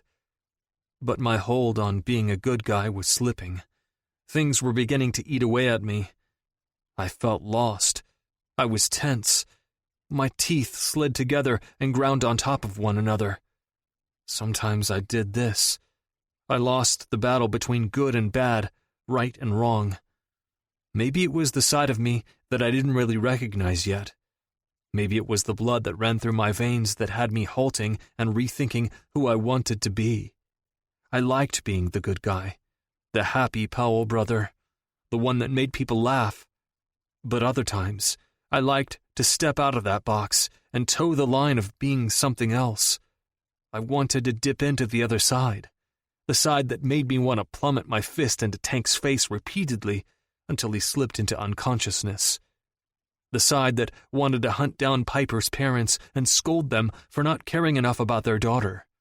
I wanted to wring Jason's neck until he became submissive and got the help he needed, instead of filling his veins with drugs and hurting his sister in the process. My breathing grew harsher as I pressed my back against the wooden chair, my fingers still drumming agitatedly over the table. A hot sweat started to coat my brow as I fought internally to stay my calm, even-tempered self. I needed to get into that level-headed, everything-will-be-fine mindset. I shrugged off my blazer and threw it over the next chair. I loosened the tie around my neck. Not helping. My eyes found one of the underclassmen boys that I'd played football with last semester. Kyle? Was that his name? My chin tipped in his direction, and his brow shot up. Yes, you. Come here. The freshman slowly stood up from his chair and walked over to me on wobbly legs. I felt better already. My lips twitched as I scribbled down something on a piece of paper. Once I folded it in half, I peered up at the boy. He had thick, black-framed glasses that weren't even sitting straight on his face. I need you to do me a solid. Can you do that for me? The boy nodded his head vigorously, and I was almost afraid his glasses would fall off the tip of his nose. This was a benefit of being a Powell, of being Christian's brother. I may have been a grade younger than him and Eric, but I was still worshipped just the same. I need you to deliver this note to Mrs. Sampson's class. Just hand it to her, that's all. His hand shook as he reached out to grab it. Jesus, why is he so scared? You good? I asked, genuinely concerned. He looked surprised at first, but slowly nodded, eyeing me suspiciously. Who do I say it's from? Who is it for? It's all in the note, but if she asks, say it's from Headmaster Walton. His thick brows furrowed, but he nodded like a soldier receiving an urgent message from their general. I almost saluted him before he walked away. A lighter breath left my chest as I stood up and began walking past the several rows of book-lined shelves. Once I got to the back row of history books, the ones in the XYZ shelving, I turned around and leaned against their spines. I began rolling my sleeves up to my forearms, my heart pounding. God, I didn't like this. I truly felt out of control, a little lost, and I was suddenly regretting keeping everything to myself. The plan for tomorrow, my family shit. My world felt a little tilted. Until I saw her. I saw the shine from her hair as she walked through the arched doors of the library. Her flawless, heart-shaped face was stricken with confusion as she searched for Headmaster Walton, per what was written in the note. Four Eyes freshman tried to breeze past her in a scurry, but when her hand landed on his arm, he jolted back, almost falling over his own 2 feet. She said something to him, and when he answered, her eyes squinted for a moment before she dropped her hand and hurriedly searched around the library. When her eyes landed on me, I shot her my best grin, beckoning her to come over. The freshman was long gone, probably worshipping the arm that Piper had touched moments ago. Once she was in front of me, I felt the wrath of her anger. Oliver Powell. Her hands flew to her hips, resting along her plaid skirt. She glanced behind her as she lowered her voice. What are you doing sending me a note in the middle of class, posing as Headmaster Walton? Mrs. Sampson was so confused. My hands found my pockets. I shrugged. I needed to see you. Her anger slowly resolved. The lines on her face grew soft. Why? Is everything okay? She took a step toward me and whispered, What's wrong? Every bone in my body broke with the need to tell her everything, to spill everything I had locked away. I wanted to be vulnerable with her, tell her how afraid I was that this shit with my father was going to mess up what little family I had left. How I was afraid he'd taint the memory of my mother even more. How sick I felt that, after tomorrow, she might hate me for taking her brother down too. But instead, I grabbed her by the waist and pulled her in close. A gasp left her pink lips as I moved us further into the last aisle of the library. The corner of the library was dark. The hanging light with intricate designs above it was turned off. We were tucked away where no one could see us, not unless someone was looking for a particular book at least. Ollie. There were worry lines along her forehead, and my hand reached out to smooth them. Is it Tank?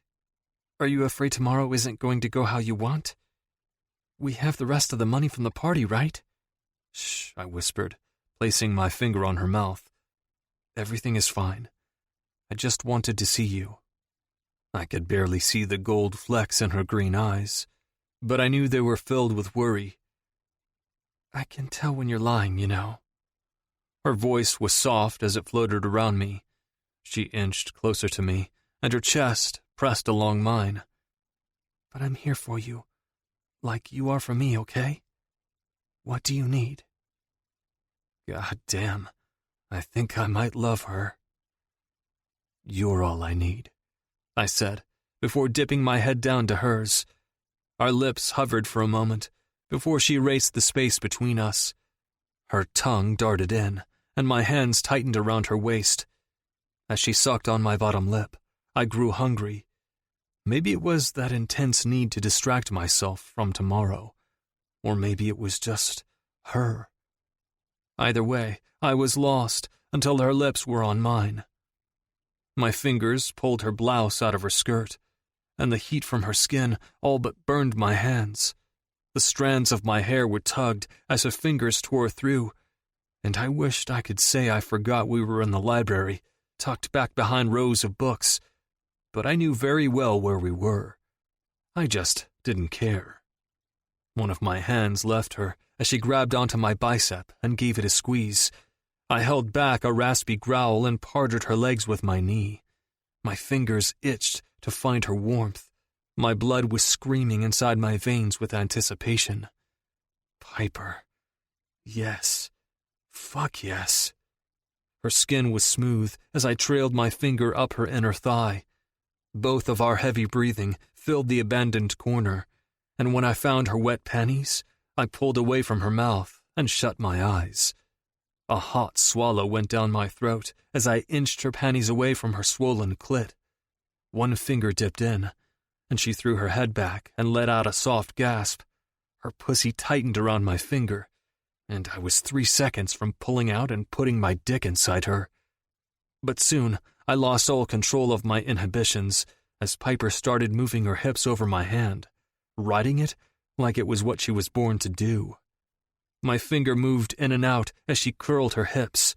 Her hair was falling down her back as her head was thrown back. It was the hottest thing I'd ever seen. Piper letting go, standing there in her hot schoolgirl uniform, knee-high tights, riding my hand until a moan left her mouth. I hurriedly flipped us around and pressed her against the bookshelf, giving her back something to rest along, as my other hand left her waist and cupped her chin. My lips were a breath away from her ear. "Shh, bite my hand if you have to, but stay quiet." Her eyes flared open, and something about me whispering in her ear set her off, because soon her teeth were sinking into my hand, and her pussy walls were clenched onto my finger. My stomach dropped out from below as I watched her take in the ecstasy like a champ, keeping her moans quiet. I was so proud that she'd just let go like that in the library, and I was seconds from telling her so.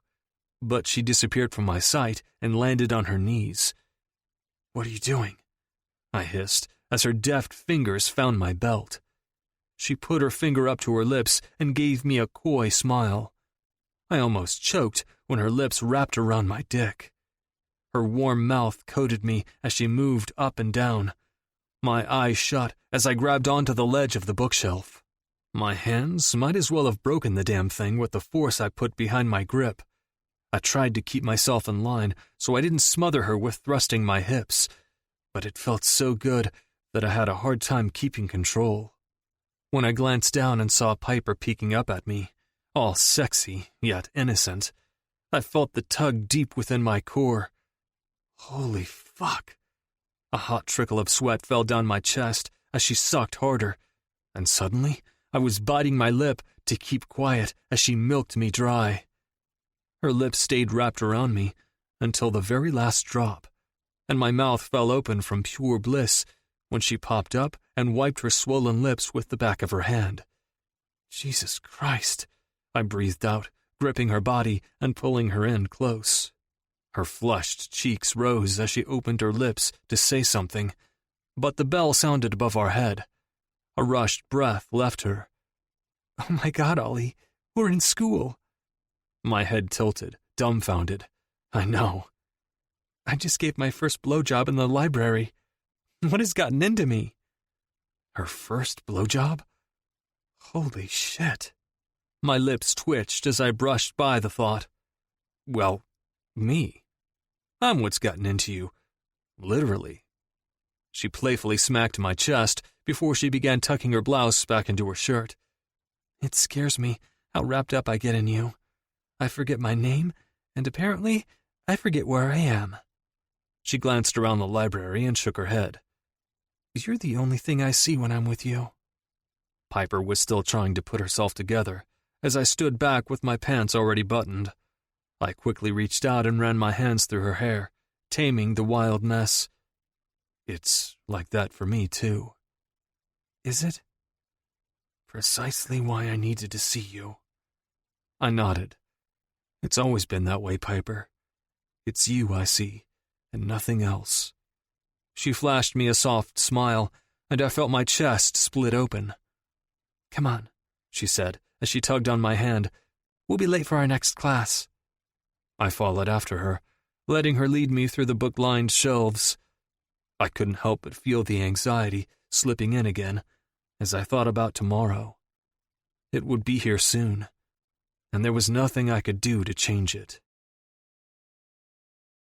Chapter 43. Piper. I stood back beside Haley and Christian as the crowd grew crazier. The moon was creeping up past the lined trees with the sun soon setting behind us. Nerves piled up inside my belly. I picked at the strands of ripped denim on my jeans as I watched Tank throw his head back and laugh. Sky was standing off to the side, looking bored, with her arms hanging down by her sides. My gaze shifted to my brother right beside her. He looked okay, skinny as usual, but he didn't have any noticeable marks on him. I did note that he appeared nervous, maybe because he knew tonight was the last race. Maybe he was anxious to see how this would all play out. He wasn't the only one. I knew there were a lot of missing pieces when it came to my brother and Tank. I didn't know the whole story between them, and I wasn't sure I wanted to know after tonight. I just wanted this to be over with. Haley nudged me. There's Ollie. Ollie casually climbed out of his charger, sporting his nice jeans and gray t-shirt. His golden strands stood out underneath the setting sun and all but gleamed their shine in my direction. He pulled his hat on backwards, and my heart jumped. I liked the preppy, schoolboy look he sported at school, especially when he took off his school jacket and rolled up his sleeves. But this look was even better.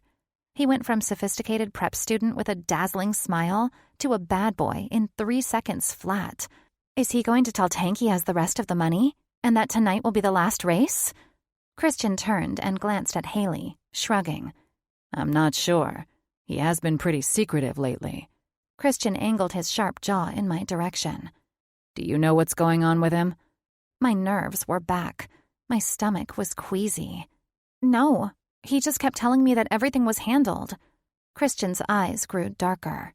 Something was up. I could feel it in the air. It was tight and full of unanswered questions. I bounced my attention between Ollie, Tank, and my brother. Tank seemed completely unbothered by whatever Ollie was saying, even patting him on the back with a slimy smile. Weird.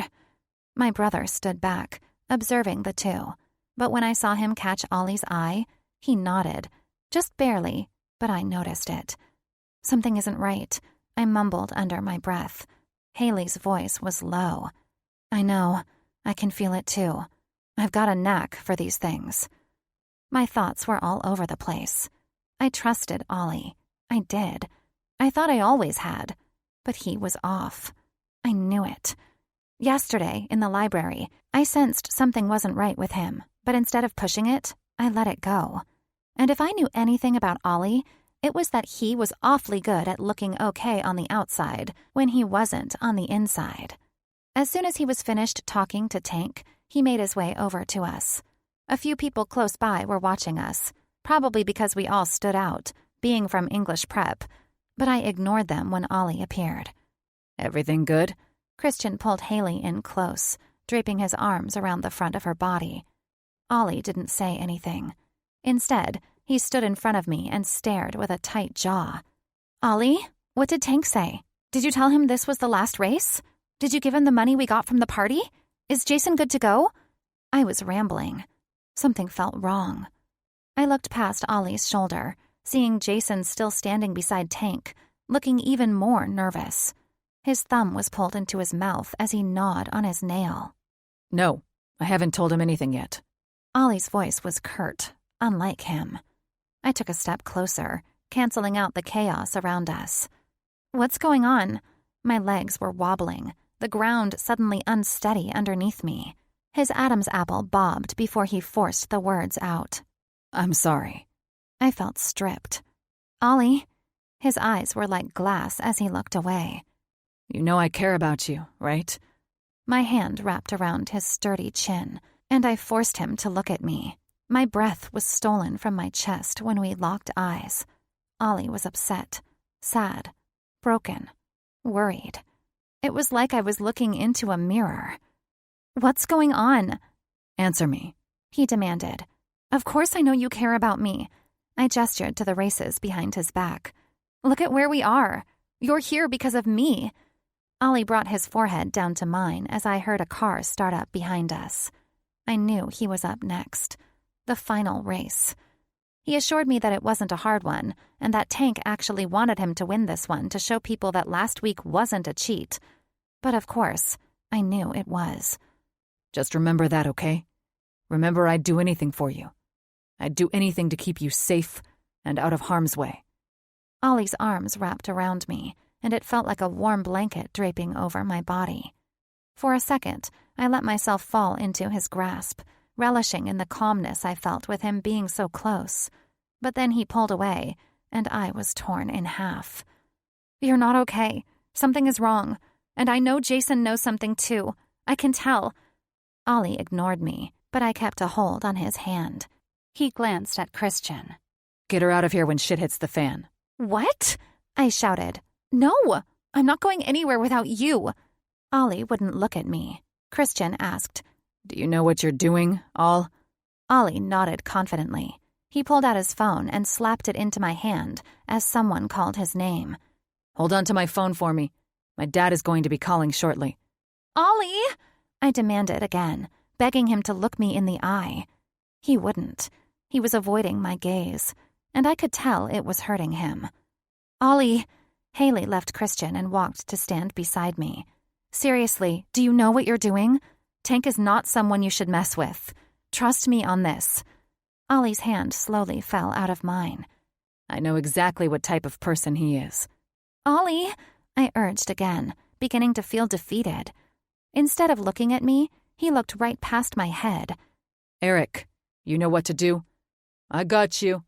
I craned my neck back and saw him standing behind me. When I turned back around, Ollie finally met my eye for a quick second, but then he squeezed his eyes shut and quickly turned around and began heading to his car. No! I refused to let him do something that was clearly hurting him. I didn't care about the consequences at this point. His phone was clutched in my hand when I reached him. I threw my arms around his back and buried my head in his shirt. Stop whatever you're about to do, Ollie! My voice was near breaking, and his entire body tightened. Ollie, you're up! Someone yelled from a distance. Ollie turned around in my grasp and hugged me tight. When he wrapped his hand around my face, pressing it to his chest, I could hear his heartbeat. It was hard and fast as it echoed through my ears. I love you. Just remember that. He bent down and kissed my forehead and peeled me away from his body. Go. Now. Anger sliced through me. No, I am not leaving. Ollie groaned, tightening his jaw again. The muscles were jumping back and forth along his temples. He eyed someone from behind before landing back on me. I felt doom approaching. Don't make a scene, Piper. Please. He was all but begging me. I need you to trust me. I do trust you. Christian appeared at my side along with Haley. They didn't move a muscle as we all watched Ollie walk to his charger. My stomach fell to the ground with a thud. I turned and spotted Jason several yards away. Eric was now standing beside him. What the hell is going on? Why is Tank getting in Ollie's car? I snapped my attention back to the charger. Ollie's arm was hanging out of the driver's side as he threw his head back and laughed at something Tank said, as if everything was fine. Keep your friends close, but your enemies closer. Ollie's phone vibrated in my hand. I saw several incoming texts from his father. I swiped open the screen and read the conversation. Ollie. I know you know I know. Dad. Which is why I've been trying to talk to you for over a week. Ollie. So it's true. You're not my real father. Dad. I'm just as much your dad as I am Christian's, no matter what. Ollie. I just need to know something. Dad. Ollie, I'm on my way home. We need to sit down and talk this through. Ollie. Even though I'm not yours, will you still help me when I'm in trouble? Dad. Ollie, you are mine. Ollie. Answer the fucking question, please. I need to know that when things get messy, you'll be there. Dad. Always. Now get home so we can talk. I need to explain. Ollie. Call Michael in 20 minutes and tell him it's time. Dad. What? Michael who? The family lawyer? Dad. Ollie? Dad. Stop ignoring my phone calls. What is going on? Dad. Son, are you in trouble? Cars revved in the distance, and when I looked up, Ollie was staring directly at me. He knew I had read the messages, and he knew I was seconds from losing it. He shook his head slightly and mouthed the word, no. Oh my God, I whispered. What is he planning? I heard Haley ask Christian, why does your dad keep calling you? I don't know. Christian sounded agitated, but I kept my attention trained on that maroon Charger. I don't know what the hell Ollie is doing. He's been so goddamn closed off. Won't tell me anything. I've been trying to give him space like you said, but something isn't right, Haley. No, something isn't right at all. I mumbled, my hand covering my mouth. This is all my fault. I looked down at Jason and met his eye. Why did I let him drag me into this? Why did I keep fighting for him? Was his safety worth mine? Were his life choices worth the destruction of mine? Or Ollie's? My head snapped back when I heard a girly, high-pitched voice counting down for the race. Panic seized my heart. My heart very well might have stopped beating. I felt my legs begin to take off, but I was quickly pulled back by strong arms. "Piper!" Haley got in front of my face as Christian held my arms. "You're about to get run over." "He's going to get in trouble, Haley." My voice was rushed. "I am not letting him take the rap for something he should have never had any part in." I looked past her as I heard the cars taking off. Dust flew in every direction, taillights fading as everyone hollered. "What do you mean he's going to get in trouble?" Christian continued to pull me back by my arms as people ran out onto the gravel road to watch the cars disappear. I almost shoved the phone in his face, but at the last second, I remembered that Ollie still hadn't told him about being half-brothers. "He told your dad to call the lawyer." "What?" His hold began to loosen, and I was seconds from running to Jason to demand he tell me what was going on. But then I heard a frantic shout. "Cops!" My hand shot to my mouth. Oh my God. "Run!" Haley grabbed onto my hand, and we ran after Christian, the tall grass whipping around my ankles. I glanced back once, and through the billowing dust, I watched as Jason ran beside Eric. Confusion slapped me in the face as Haley and I tumbled into Christian's Charger. It started immediately, and we were down the grassy field within seconds. Red and blue flashing lights swarmed the area in the distance, and when I flipped back around, my heart flying through my chest, I pulled Ollie's phone out. I reread the messages between him and his dad, but paused when I heard Christian curse under his breath. My heart stopped at the scene we were passing. There was Ollie and Tank, along with the other driver, standing outside their cars with their hands above their heads. Guilt fell over me like an avalanche. It was cold and painful, and I hated myself for getting him into this mess. I pressed call on the phone and felt nothing but remorse, even with Ollie looking completely unfazed as he had cuffs slapped on his wrist. Tank was fuming. He wasn't complying with the police, and that seemed to make Ollie even happier. "Hello? Ollie?" My voice cracked. "Mr. Powell?" I took a steady breath as Christian's eyes flashed to mine in his rear view. Haley whipped around with her mouth agape. "This is Piper. I think it's time you call Michael. Ollie has just been arrested." Chapter 44. Ollie. I sat unmoving in a cold room with nothing but a metal table and chair.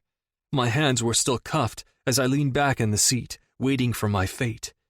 I felt eerily calm for having been arrested and thrown into the back of a cop car an hour prior. Everything moved quickly after I pushed in my clutch and flew down the gravel road, and I had anticipated that, which was why I'd had everything planned the second I pulled up to the races. The only thing I hadn't planned for was the dagger that had been thrust into my chest the second I saw how worried Piper was. My chest ached at the thought, and I was suddenly pissed that the cuffs didn't allow me to rub the dull spot. Tank was dead to me the second he gave Piper a sideways look that first night at the races, and ever since then, I'd been trying to figure out a plan to take him down while keeping myself and Piper both out of harm's way, especially Piper. That was where Jason came in.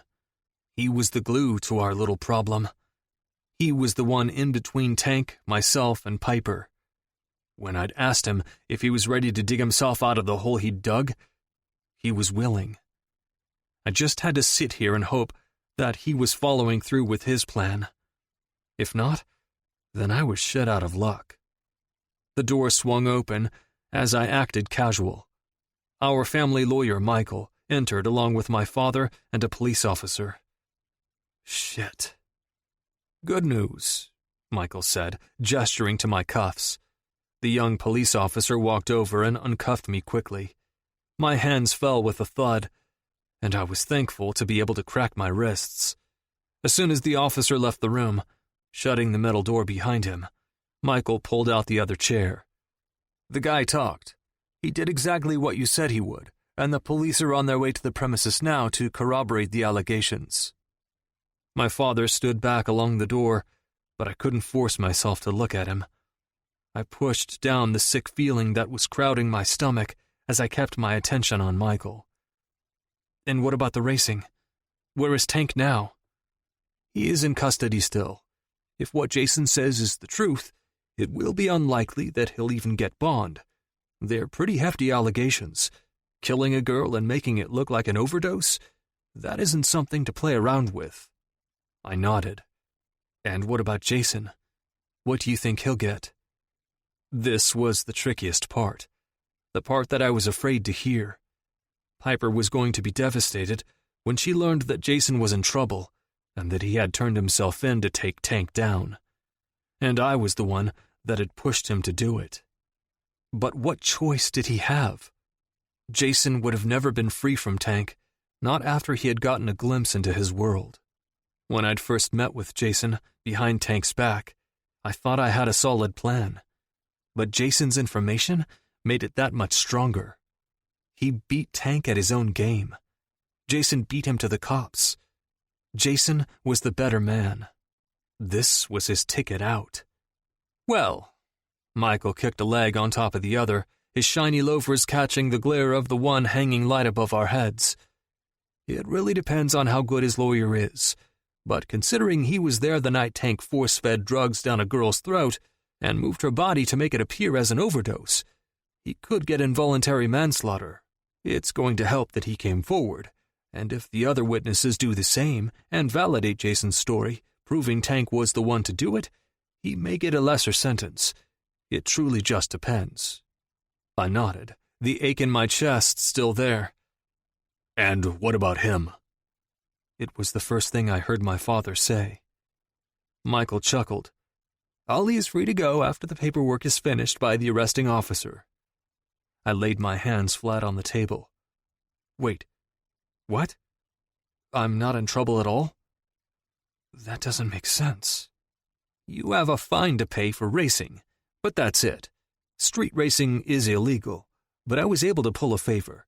You're the least of their worries, and to be honest, they should be thanking you for helping corner Tank. They wouldn't have had a reason to arrest him if it weren't for you asking him to get in the car with you. Exactly why I did it. Michael stood up and clasped his hands together. Well, my job here is done, unless there is something else we need to discuss. He looked at my father and waited for a few seconds. Okay then. He turned toward me. Oliver, as much as I like the paycheck, stay out of trouble.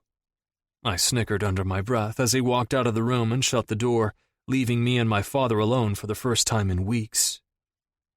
The impending doom was like an oncoming train, and I couldn't seem to get myself off the tracks. My eyes stayed glued to the metal table as I counted backwards from 100. If I looked him in the eye, I was going to explode. Everything that I'd kept locked away was going to come spilling out. The longer I held this in, the bigger it became, and I didn't realize that until recently. With nothing to distract me any longer, I was forced to face what I'd buried deep. I was angry and confused. But most of all, I was hurt. Finding out I wasn't his son hurt. It sliced me. He was my only parent left, and we didn't even share the same blood. Street racing? Really? My father's voice was stern, a tone he didn't usually have to use with me, but I'd heard it plenty of times with Christian. My heart beat hard as I reached up and took my hat off my head. I placed it gently on the table, and that was when I did it. That was when I looked at him. He was standing back along the wall, his light blue button-up shirt undone at the top. His dark hair wasn't gelled down like usual. Instead, it was standing up in several directions. He looked calm and collected, with his hands tucked in his pockets. But I was certain he was fuming on the inside. My dad was a lot like Christian. They were blank canvases.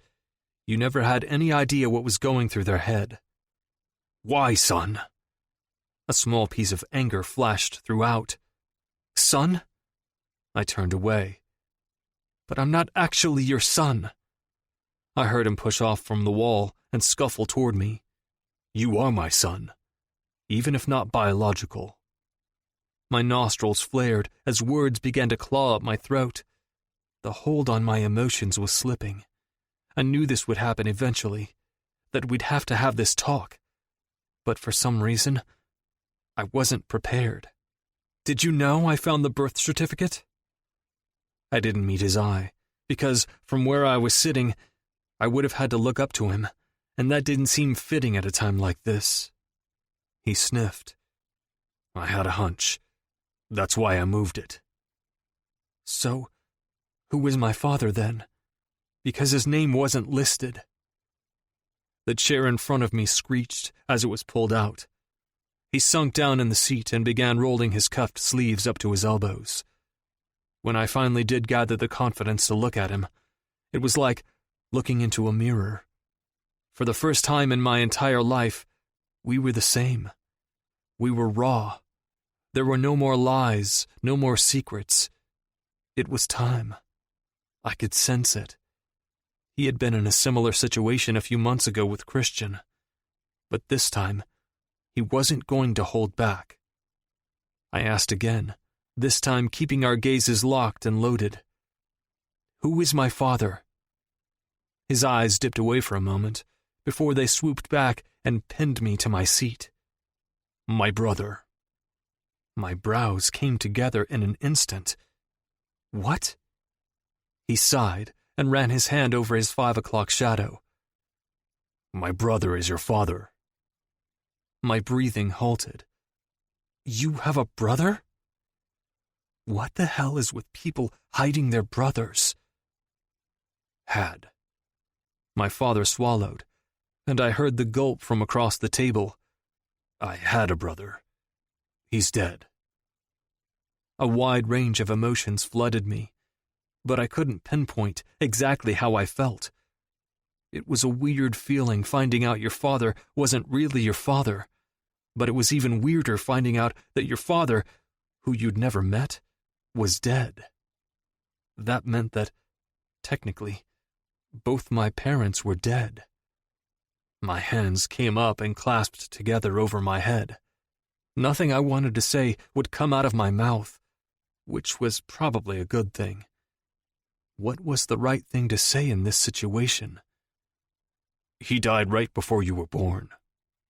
My mouth opened, but then I quickly shut it, lowering my hands to the cold table. I felt wrong signing the birth certificate, because his death was so fresh in my mind. Things weren't good with your mother and me, obviously. But I need you to understand something, Ollie. The word barely made it out of my mouth. What? His blue eyes drove into me. The second I laid eyes on you, I knew you were mine. I hated my brother for what he did, and I was angry with your mother too.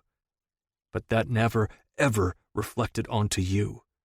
You were my son then, and you are my son now. Do you hear me? The only thing I could do was nod. I nodded as my stomach tensed.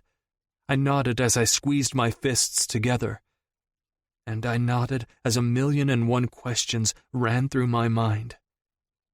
I needed to know the whole story, but I wasn't sure if I wanted to know. My mom used to be the light of my life. Even when she'd overdosed, I still thought the world of her. Christian and I blamed the accident and the injuries for her sudden abuse of drugs. We thought, and were told, that she had gotten addicted to pain pills because of the injuries she sustained. But last year, we found out different. That wasn't the truth. I hated to admit it, but it ruined the memory of her a little. The perfect image I'd had of my mother was no more. Now, she was like a mirror having a tiny crack near the corner, or like one of Michelangelo's statues with a missing chunk of marble. I wasn't sure I wanted to know more about my mother's past or my real father. But in the end, I asked anyway. How? My father leaned back in his seat, clearly uncomfortable with the conversation. How what? How did he die? Yes. He answered short and curt. Alcohol overdose. A sarcastic chuckle left my lips. So, That was why you always got onto me when I partied last year. Addiction runs in the family, on both sides." My father's voice was stern. "No, I got onto you because you are a teenager who has a bright future ahead of him, and because you are my son." I ignored him. "You stayed with her after she cheated on you with your brother?" It was a hard thing to wrap my head around. How could his own brother do that to him? Christian and I would never fucking do that. It was breaking the code. It was wrong on so many levels. A heavy breath was shared between us both. "Your mother had her ups and downs, Ollie. I loved her when she was up, but I gave up on her when she was down. It led to some bad times between us." He cleared his throat and leaned forward, resting his elbows in front of him. "I'd just found her stash of pills a few months after she'd had Christian. I was livid, threatened to take him away from her. We fought. She left for a few days and came back like a new woman, apologizing. She swore she'd never do them again, and that she'd be a good mom from there on out." "And then what?" "And then she told me she was pregnant, and I did the math. Long story short, she ended up telling me she had slept with James, my brother. I had no idea how we would proceed. I was pissed as hell. I wanted to strangle them both. We were set to all meet shortly before you were born to talk. I had calmed some, and we all needed to figure out how to proceed. But he never showed, so I went to his house. That's where I found him, lying face down in a pool of vomit. He drank himself to death and choked on his own puke." My father's words were like a sucker punch to my stomach. I wanted the conversation to stop. It was too much. So much negativity and pain. I felt for my father. I truly did. It was the first time in my entire life that I looked at him and felt bad. He wasn't a good dad when my mother died. He was absent and left Christian and me to deal with the trauma on our own. But sitting here looking at him, the broken pieces of his soul were shining so bright I needed to shut my eyes. Daniel Powell was not a bad man. He was just broken. "I'm sorry." There it was. I had said it. It was in the open. I was sorry. He shouldn't have had to go through that. None of it. Maybe it was why he was the way that he was. Maybe that was why he had been absent for so long. "You have nothing to be sorry about, Ollie. I've been trying to do better by you and your brother. I've been trying to be present, to make up for the way I had acted before." He paused before adding, "I should have told you and your brother all of this a few months ago, when some of the truth about your mother came out. But there just never seemed to be a good time." I nodded, still feeling completely warped inside. "I get it, Dad." The side of his lip twitched. "So you're still calling me Dad, then?" A chuckle came out of my mouth involuntarily, and it helped ease the tension just a little. "I guess." My dad smiled, looking relieved when the door clambered open. A policeman gestured for us to leave, and my father and I slowly followed after him. "Let's finish this conversation at home. I think we probably need to include Christian in this too." I nodded to my father as we walked down the long hallway, trailing the officer. "They're right outside, you know." I stopped walking. "Who is?" "Your brother and Haley." My dad put his hand on the doorknob after grabbing a slip of paper from the officer with my fine information. He glanced over his shoulder at me. "And the girl. She was the one to call me." "Piper called you?" He nodded, ready to push through into what I assumed was the lobby of the station. "Yes, and on my way over here, the first thing I said I was going to do was ask what the hell you four were doing out there street racing. But I've decided I don't even want to know. Just stay the hell out of trouble from here on out. You got it?" "Yeah, okay," I answered, preparing myself for the worst.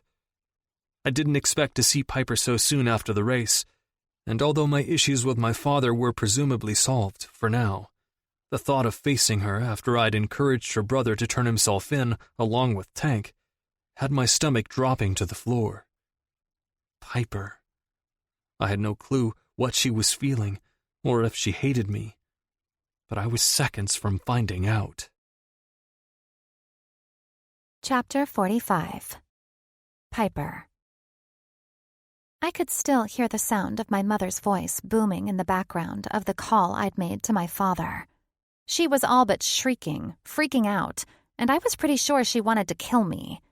My father was the level-headed of the two, always staying cool, calm, and collected. When he'd thrown Jason out of the house and changed the locks, he didn't act angry. He simply packed up his things, walked them to the front door, placed them on the porch, closed the door, and that was the end of it. Not a single word was muttered from him. I sensed his anger, saw the redness of his face, but nonetheless, he had stayed quiet. My mother, on the other hand, wouldn't shut up. She was angry and baffled at his behavior, and at one point, I think she even said, "Good riddance." I knew it pained her, though. It pained both of them. That was why they never came home. That was why they buried themselves in loads of work, only checking in on me occasionally.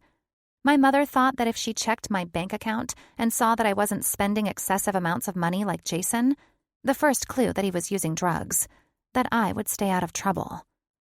I was a good girl. I'd always stayed in between the lines. I knew right from wrong. But now, the truth was beginning to surface. Their perfect, straight-A student wasn't so perfect anymore. They thought my loyalty was to them, but it wasn't. It was to Jason. Or so I thought. Crickets chirped in the background of my thoughts as Christian, Eric, and Haley sat beside me, our backs resting along the side of the police station. Ollie would be coming out any second now, per what Michael, their family lawyer, relayed to Christian a little while ago. Tank was in custody. And Jason? Well, none of us really knew what was going on there, other than Eric dropping him off so he could confess to something that would incriminate him but take Tank down too. It was all part of the plan that Ollie had whipped up. And as I nervously sat there, my back against the rough brick, kicking a small pebble back and forth with my shoe, I realized that, somehow, over the last few weeks, my loyalty had completely shifted. I realized that fixing Jason's problems wasn't my job. He was my brother. I didn't raise him, and it wasn't my responsibility as his younger sister to protect him from the choices he made. The person I was most worried about was Ollie. Oliver Powell. The boy I used to hate. The boy who stepped in and protected me. Who was potentially in some serious trouble for me. How could I ever have hated him? He was pure. He was good. And I was pretty certain I loved him. I didn't realize it before, but when I saw him take off down the gravel road, dust flying out from underneath his tires, I saw my life flash before my eyes. Then, when he had cuffs slapped on his wrists, my heart shattered. I would have done anything in that moment to take his place. It was a scary thought, but it was there. I was still concerned for my brother. I still cared about him, but Jason had made his bed, and now he had to lie in it. I just hoped Ollie would make it out unscathed. Suddenly, the door swung open, and light filtered onto the sidewalk. I was the first to jump up, my nerves completely frayed on the ends. Ollie's dad walked out first, but then I was met with a blue-eyed boy who looked almost fearful to see me standing there. Before I knew what I was doing, my feet took off, and I was in his arms. Air whooshed out of his lungs as I all but tackled him. My arms wrapped around his warm body, and my head buried into his chest. I whispered, I'm sorry, I'm so sorry." Tears gathered in an instant, but I clenched my eyes in an attempt to keep them stowed away. Hey. Ollie's voice was like a salve to my wound. He pulled me away, and his troubled eyes cast down into mine. Why are you sorry? Jesus, why are you crying? His fingers hurriedly swiped over my cheeks as he brushed away the salty moisture. My head shook back and forth. This is all my fault. I was so wrapped up in Jason that I was blinded to what really mattered. He frowned. Which is? You! I shouted frantically, not caring that everyone was watching us, including his dad. You matter. I should have never let you get involved in this. I should have just gone to my parents and been done with it. Jason is not my concern. I'm so tired of fixing his mistakes. I dropped my head and looked down at my ripped jeans, feeling so incredibly guilty. I am so stupid. Shh. Ollie pulled me into his body. Your brother knows he was wrong to drag you into this. Why do you think he turned himself in? I pushed off his chest and peered up into his face. The planes of his high cheekbones rose as he gave me a half smile. He did it for you, Piper. He's trying to fix his mistakes. But what about you? In typical Ollie fashion, he chuckled. Don't worry about me. All I got was a fine. I'm just glad you don't hate me. My heart was slowly molding back together. I could never hate you. Haley snickered behind me. Says the girl who swore she hated him. We all laughed, even Ollie's dad, who looked a little lighter than when he had first shown up.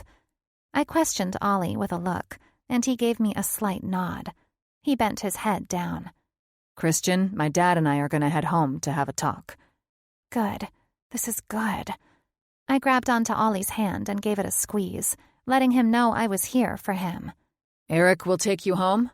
Ollie looked at Eric for reassurance, but I interrupted him. Actually, my parents are on the way. I called them as soon as Eric let us know that my brother was here. Oh, good. That's good. He nodded as if he were pleased, and I glanced at Haley.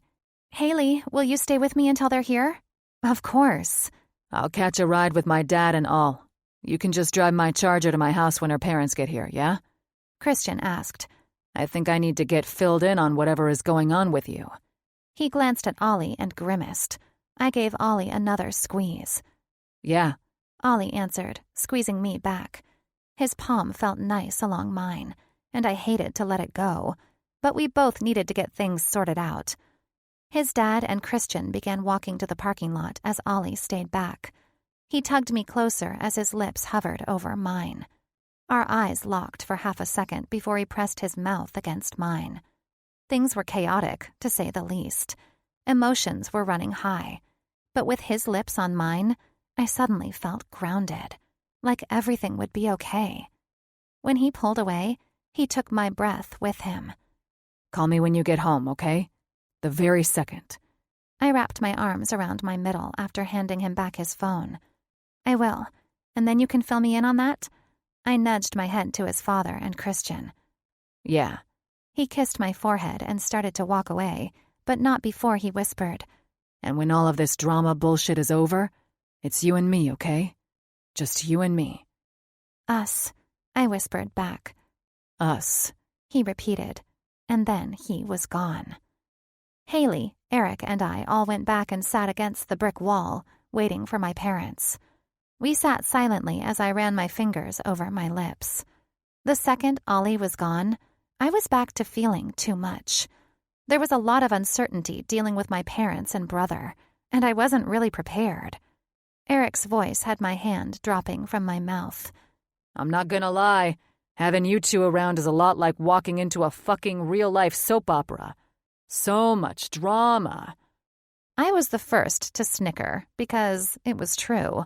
And then we all busted up laughing before Haley popped up, bringing her legs underneath her to sit cross-legged.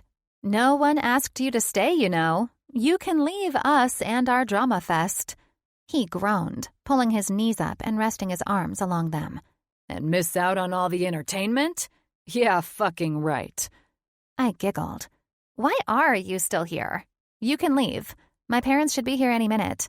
For once, they were actually in the state, instead of halfway across the world. He didn't glance at Haley or me. Instead, he kept his expression in front of him. I'll wait until they're here, and then I'll take off. Haley crooned. Aw, Eric, I knew you cared about us. He still kept his gaze straight, but I saw the rise of his cheeks. I laughed quietly and leaned back onto the brick, waiting patiently for my parents to show up. The past few days had somehow flown by with minimal fights between my parents and me, but that was only because they were basically ignoring me altogether. Things moved quickly as soon as they had arrived at the police station. I sensed the rising disappointment from them when I began telling them what had happened. I started at the very beginning and barely took a breath as everything tumbled out. It was like a waterfall. I couldn't stop the words even if I wanted to. My father had barely blinked in my direction since that night. And my mother? Well, I'm surprised her teeth weren't cracked with how hard she clenched her jaw any time I walked past her in the house. They took the entire week off from work to stay home and figure things out, which was a surprise to me. I assumed they'd rip me out of the police station whilst putting a tracking device on me and leave my brother there to fend for himself. But that was not exactly what happened. To be honest, I wasn't even sure what happened. I'd been shut out of all things relating to Jason. He won't talk to me either. The police released him early Sunday morning, and he'd been here since. But again, I had no idea why. I should have been happy that I was left in the dark, because after all, it was what I'd been wanting since the very beginning. But I wasn't happy at all. My house was like a ticking time bomb. One wrong move, and the entire thing was going up in flames. My phone vibrated against my desk. A tiny bit of happiness filtered through when I saw it was Haley. Hey. Hey, how are things tonight? Haley was whispering through the phone, and I had no idea why. I glanced at the clock. It was after 10, so maybe Anne was asleep. Things are the same. Jason has barely come out of his room unless my parents drag him out to talk. I sighed, flopping onto my bed. He still won't talk to me. I don't know, but I will say it still feels like we're on the verge of World War III in our house. Haley laughed. We all miss you at school. Ollie walks around like a lost puppy. I can't believe your parents are having you stay home.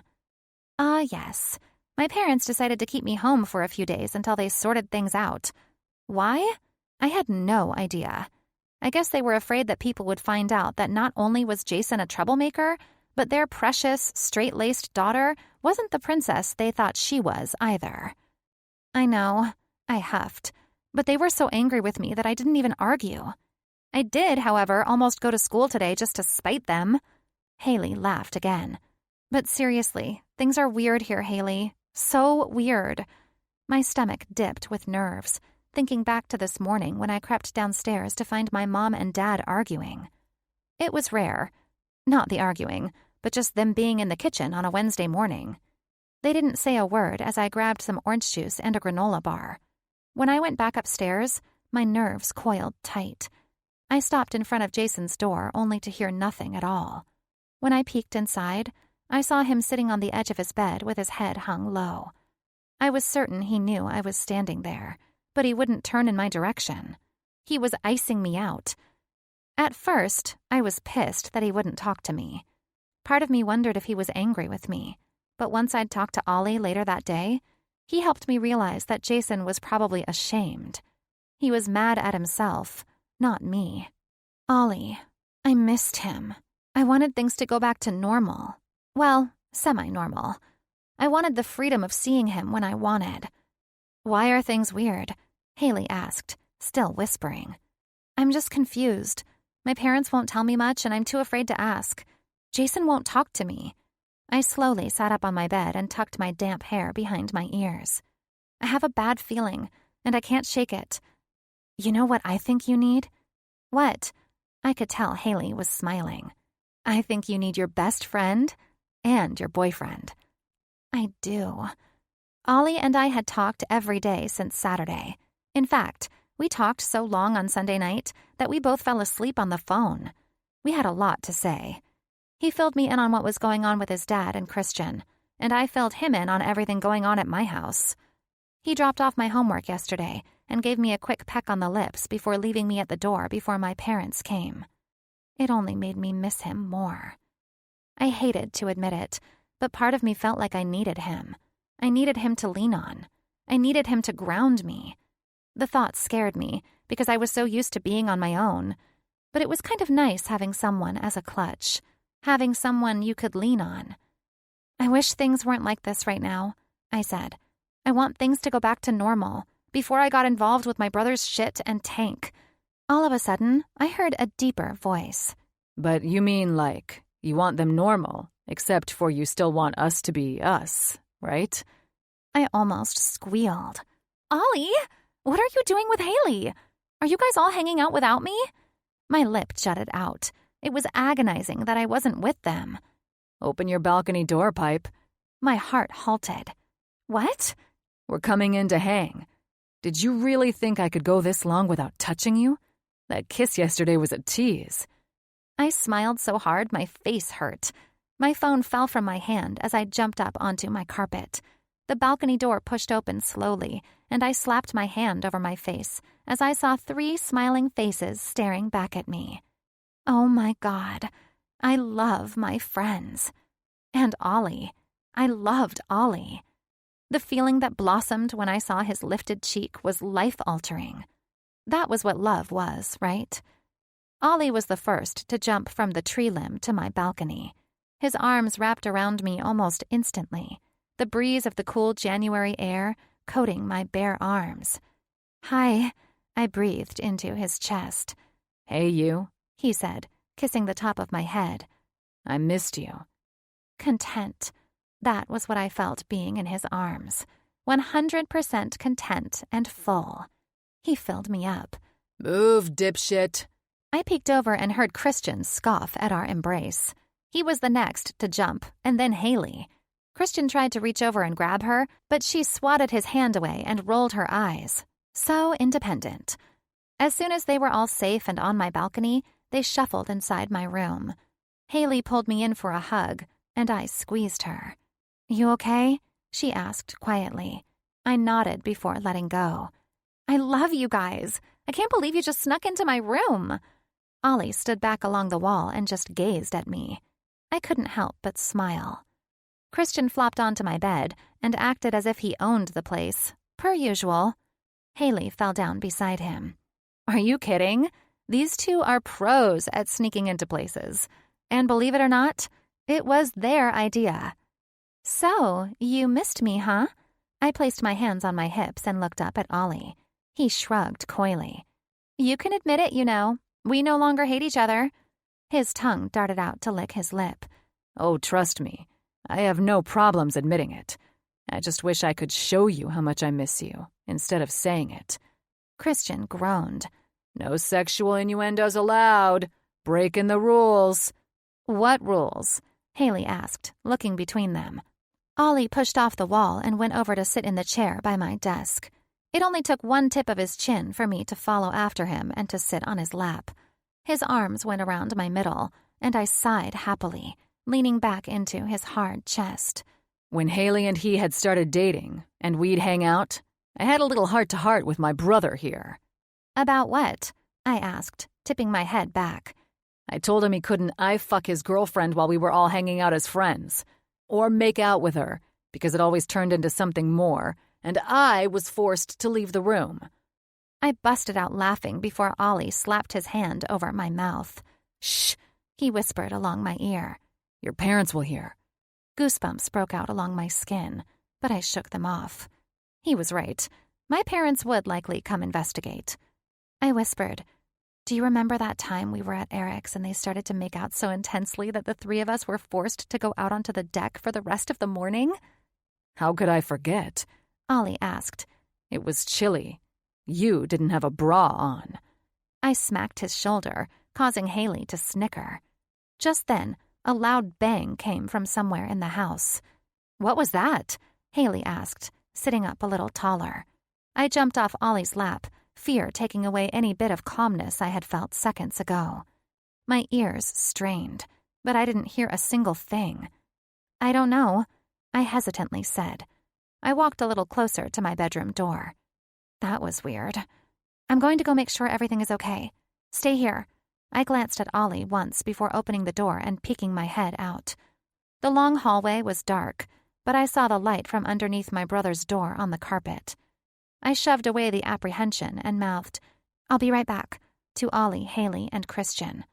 Ollie's brows were knitted, and his perfect, pale lips were set in a firm line, but he gave me a nod. Once the door was latched, I crept down the hallway, still listening. I didn't even hear my parents downstairs. Were they in bed? It was sad that I didn't know my own parents' sleeping schedules. I didn't know them at all. My hand lingered in front of Jason's door with my heart stuck in my throat.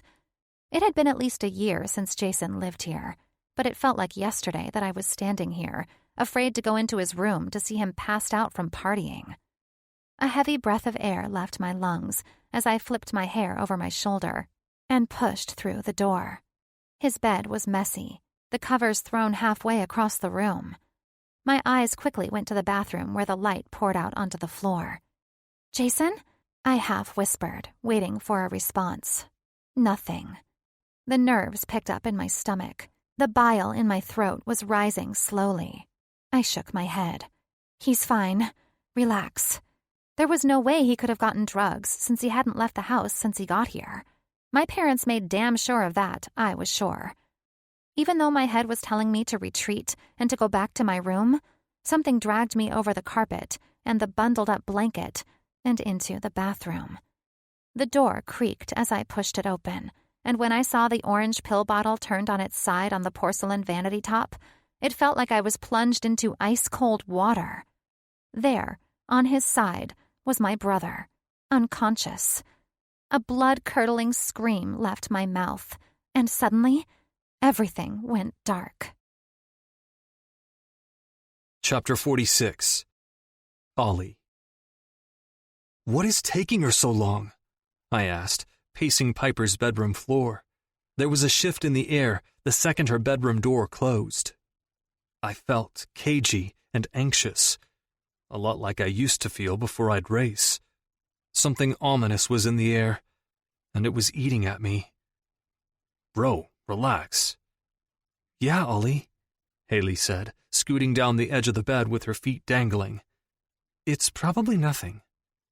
"I guess," I said, about to sit down, but then my head snapped when I heard the most piercing, terrifying scream I had ever heard in my life.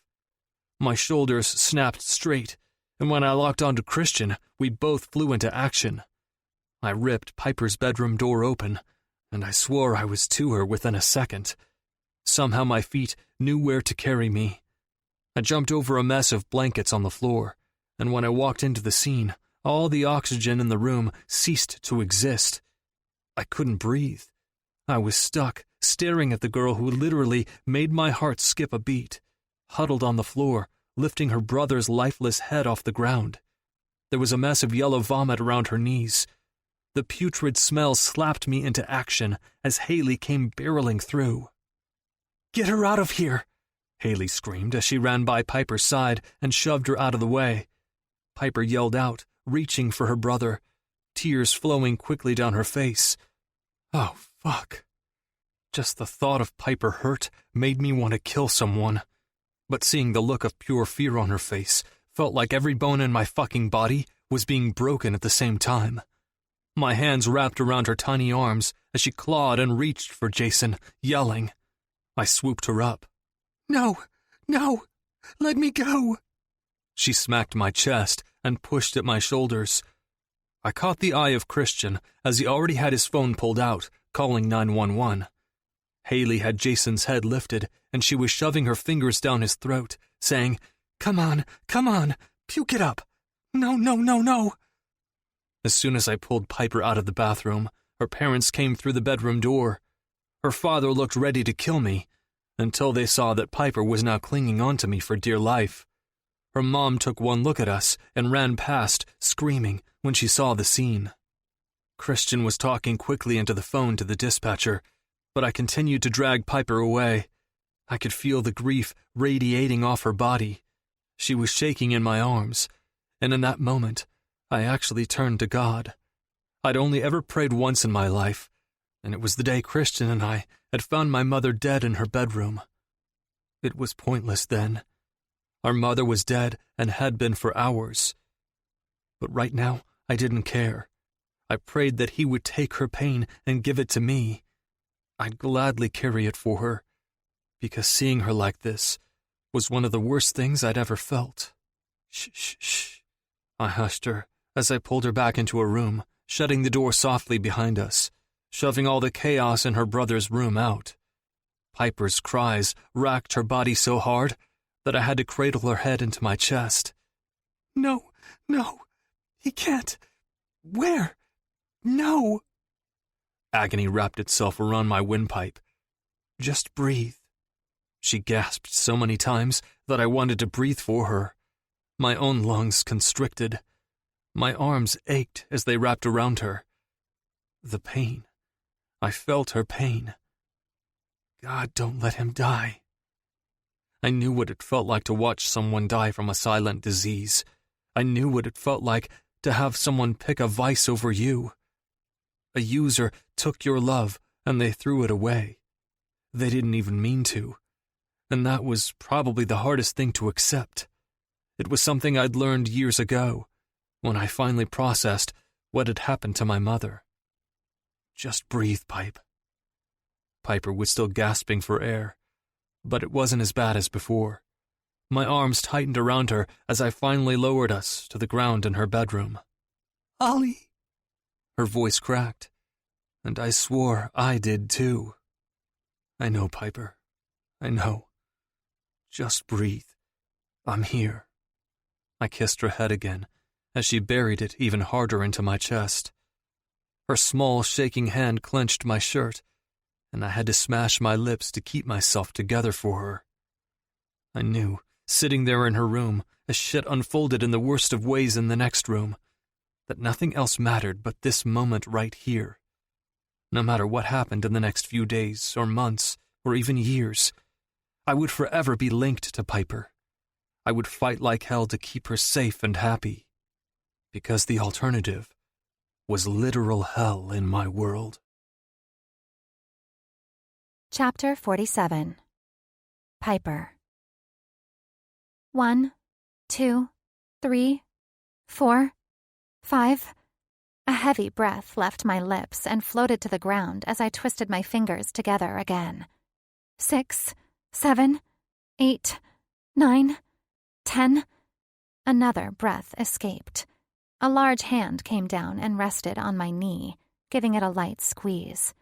I glanced up at Ollie's tired face, and he gave me a smile that didn't quite reach the dark circles under his eyes.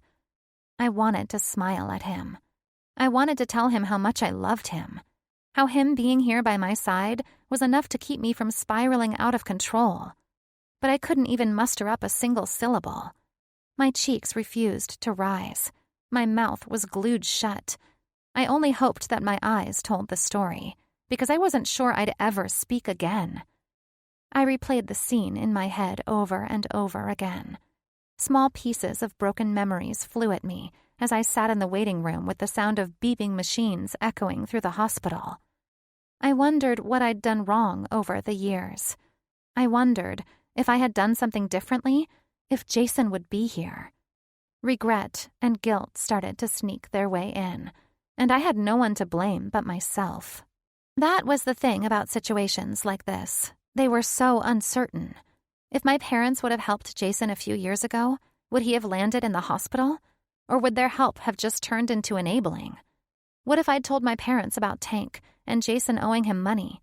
What would they have done? Would he still have ended up like this? Was this the ending he was meant to have? The ending. Was it the end? I swallowed back a harsh lump as Ollie's thumb rubbed the inside of my knee. I stared at it, the strokes back and forth somehow comforting me in my state of rising panic. How is he? Is he okay? Is he alive? My mother's voice had me snapping my head up in search of whomever it was she was talking to. The doctor, with his wrinkly tanned face, looked ambushed, but nonetheless, he answered. I quickly got up and stood by my parents, my father glancing down at me once before looking back at the doctor. He is alive. We were able to rid his system of the drugs and are giving him fluids now. Your son is tired, but coherent enough to talk to you if you'd like to go back. My heart leapt in my chest. He's alive. But now what? My mother began to push forward, but the doctor quickly put his hand up. Listen. My mother stopped in her tracks. I say this to all parents and caregivers when we get a case like this. The doctor closed the file in his hand and lowered his voice. We both are aware that your son needs help. In fact, I have had a lengthy talk with him about what happened, and now is not the time for you and your husband to go in there to reprimand him.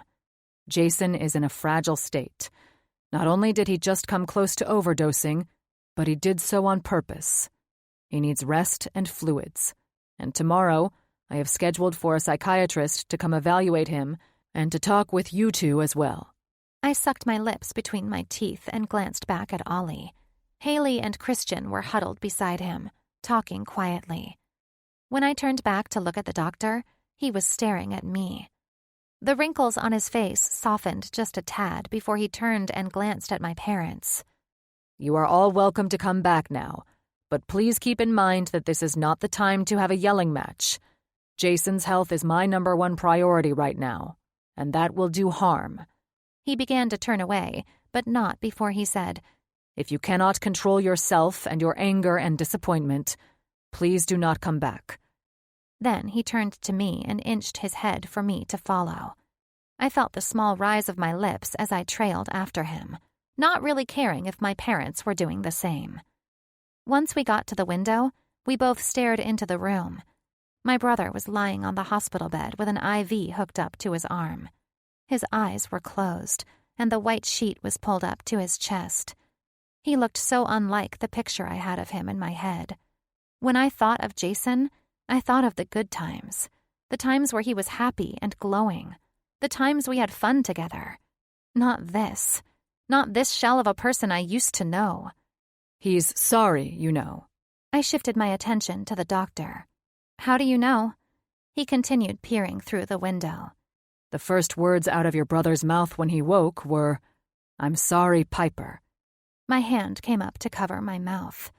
It took me a while to figure out who you were, but once he was coherent and I started asking questions, I learned you were his sister. I said nothing. I didn't really know what to say. All I knew was that my heart hurt. For a while, the doctor and I just stood and stared through the window. Jason was sleeping peacefully, his coppery brown hair matted down to the side of his head. His cheeks had more color, thankfully, but he still looked rough. I'm sad, I finally said, barely above a whisper. And I was sad. I was sad for a lot of reasons. I was especially sad that my parents chose to stay in the waiting room rather than see their son. Did they hate him that much? Or were they sad too? It's okay to be sad. It's hard to see someone you love being destroyed by something that's completely out of your control. The doctor cleared his throat before looking down at his phone. It's hard to love a user. I stared at his profile as he continued looking at Jason. Sounds like you know from experience. I do, he answered abruptly. And my only advice to you is to hope for the best, but always expect the worst.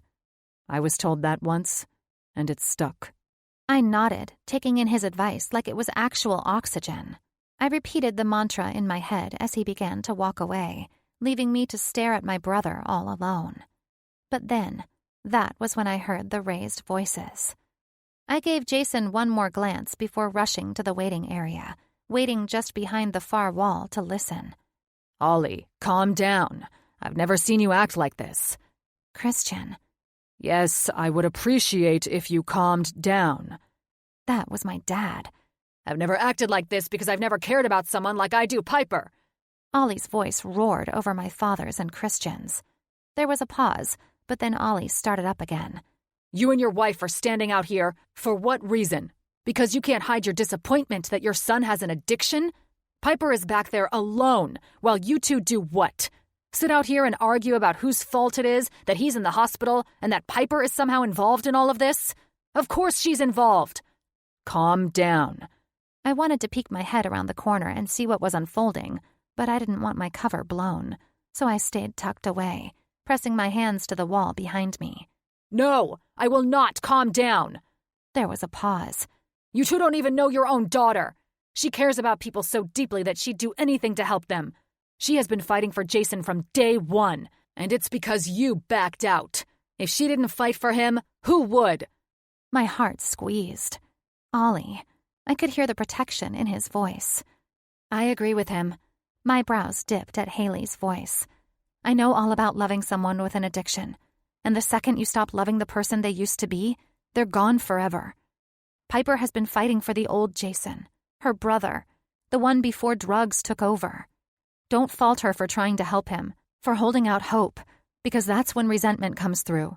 And I can tell you right now, speaking from experience, once that happens, you won't just lose Jason. You'll lose her, too. Yes! Ollie again. Thank you. That's what I'm saying. For fuck's sake, go comfort your daughter. She just found her older brother lying in his own vomit. And if you knew her at all, you'd know that she is hurting. Tears brimmed my eyes as I listened to Ollie reprimand my parents. In any other situation, having your boyfriend yell at your parents was less than ideal.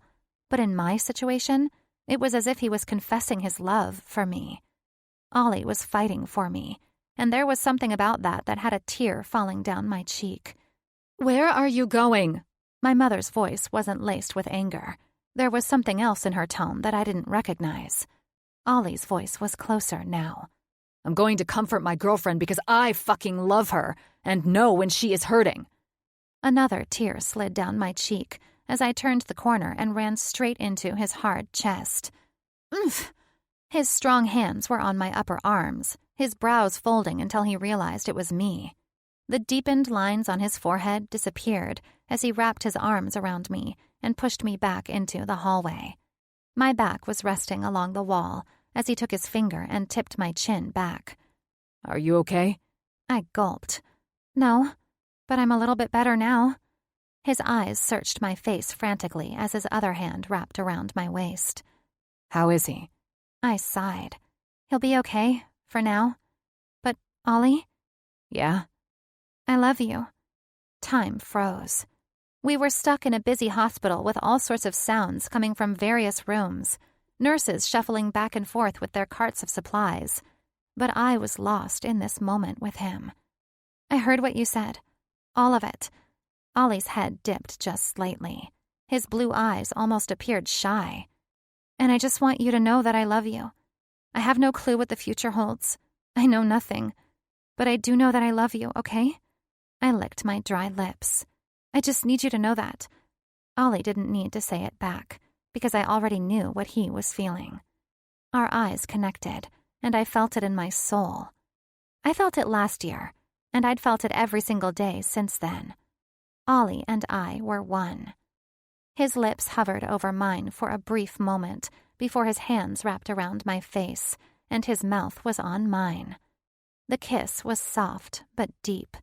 From the outside, it may have looked harmless and innocent, but we both knew it wasn't. Our kisses were full of hidden words and secrets that only we shared, and I hoped it would stay like that.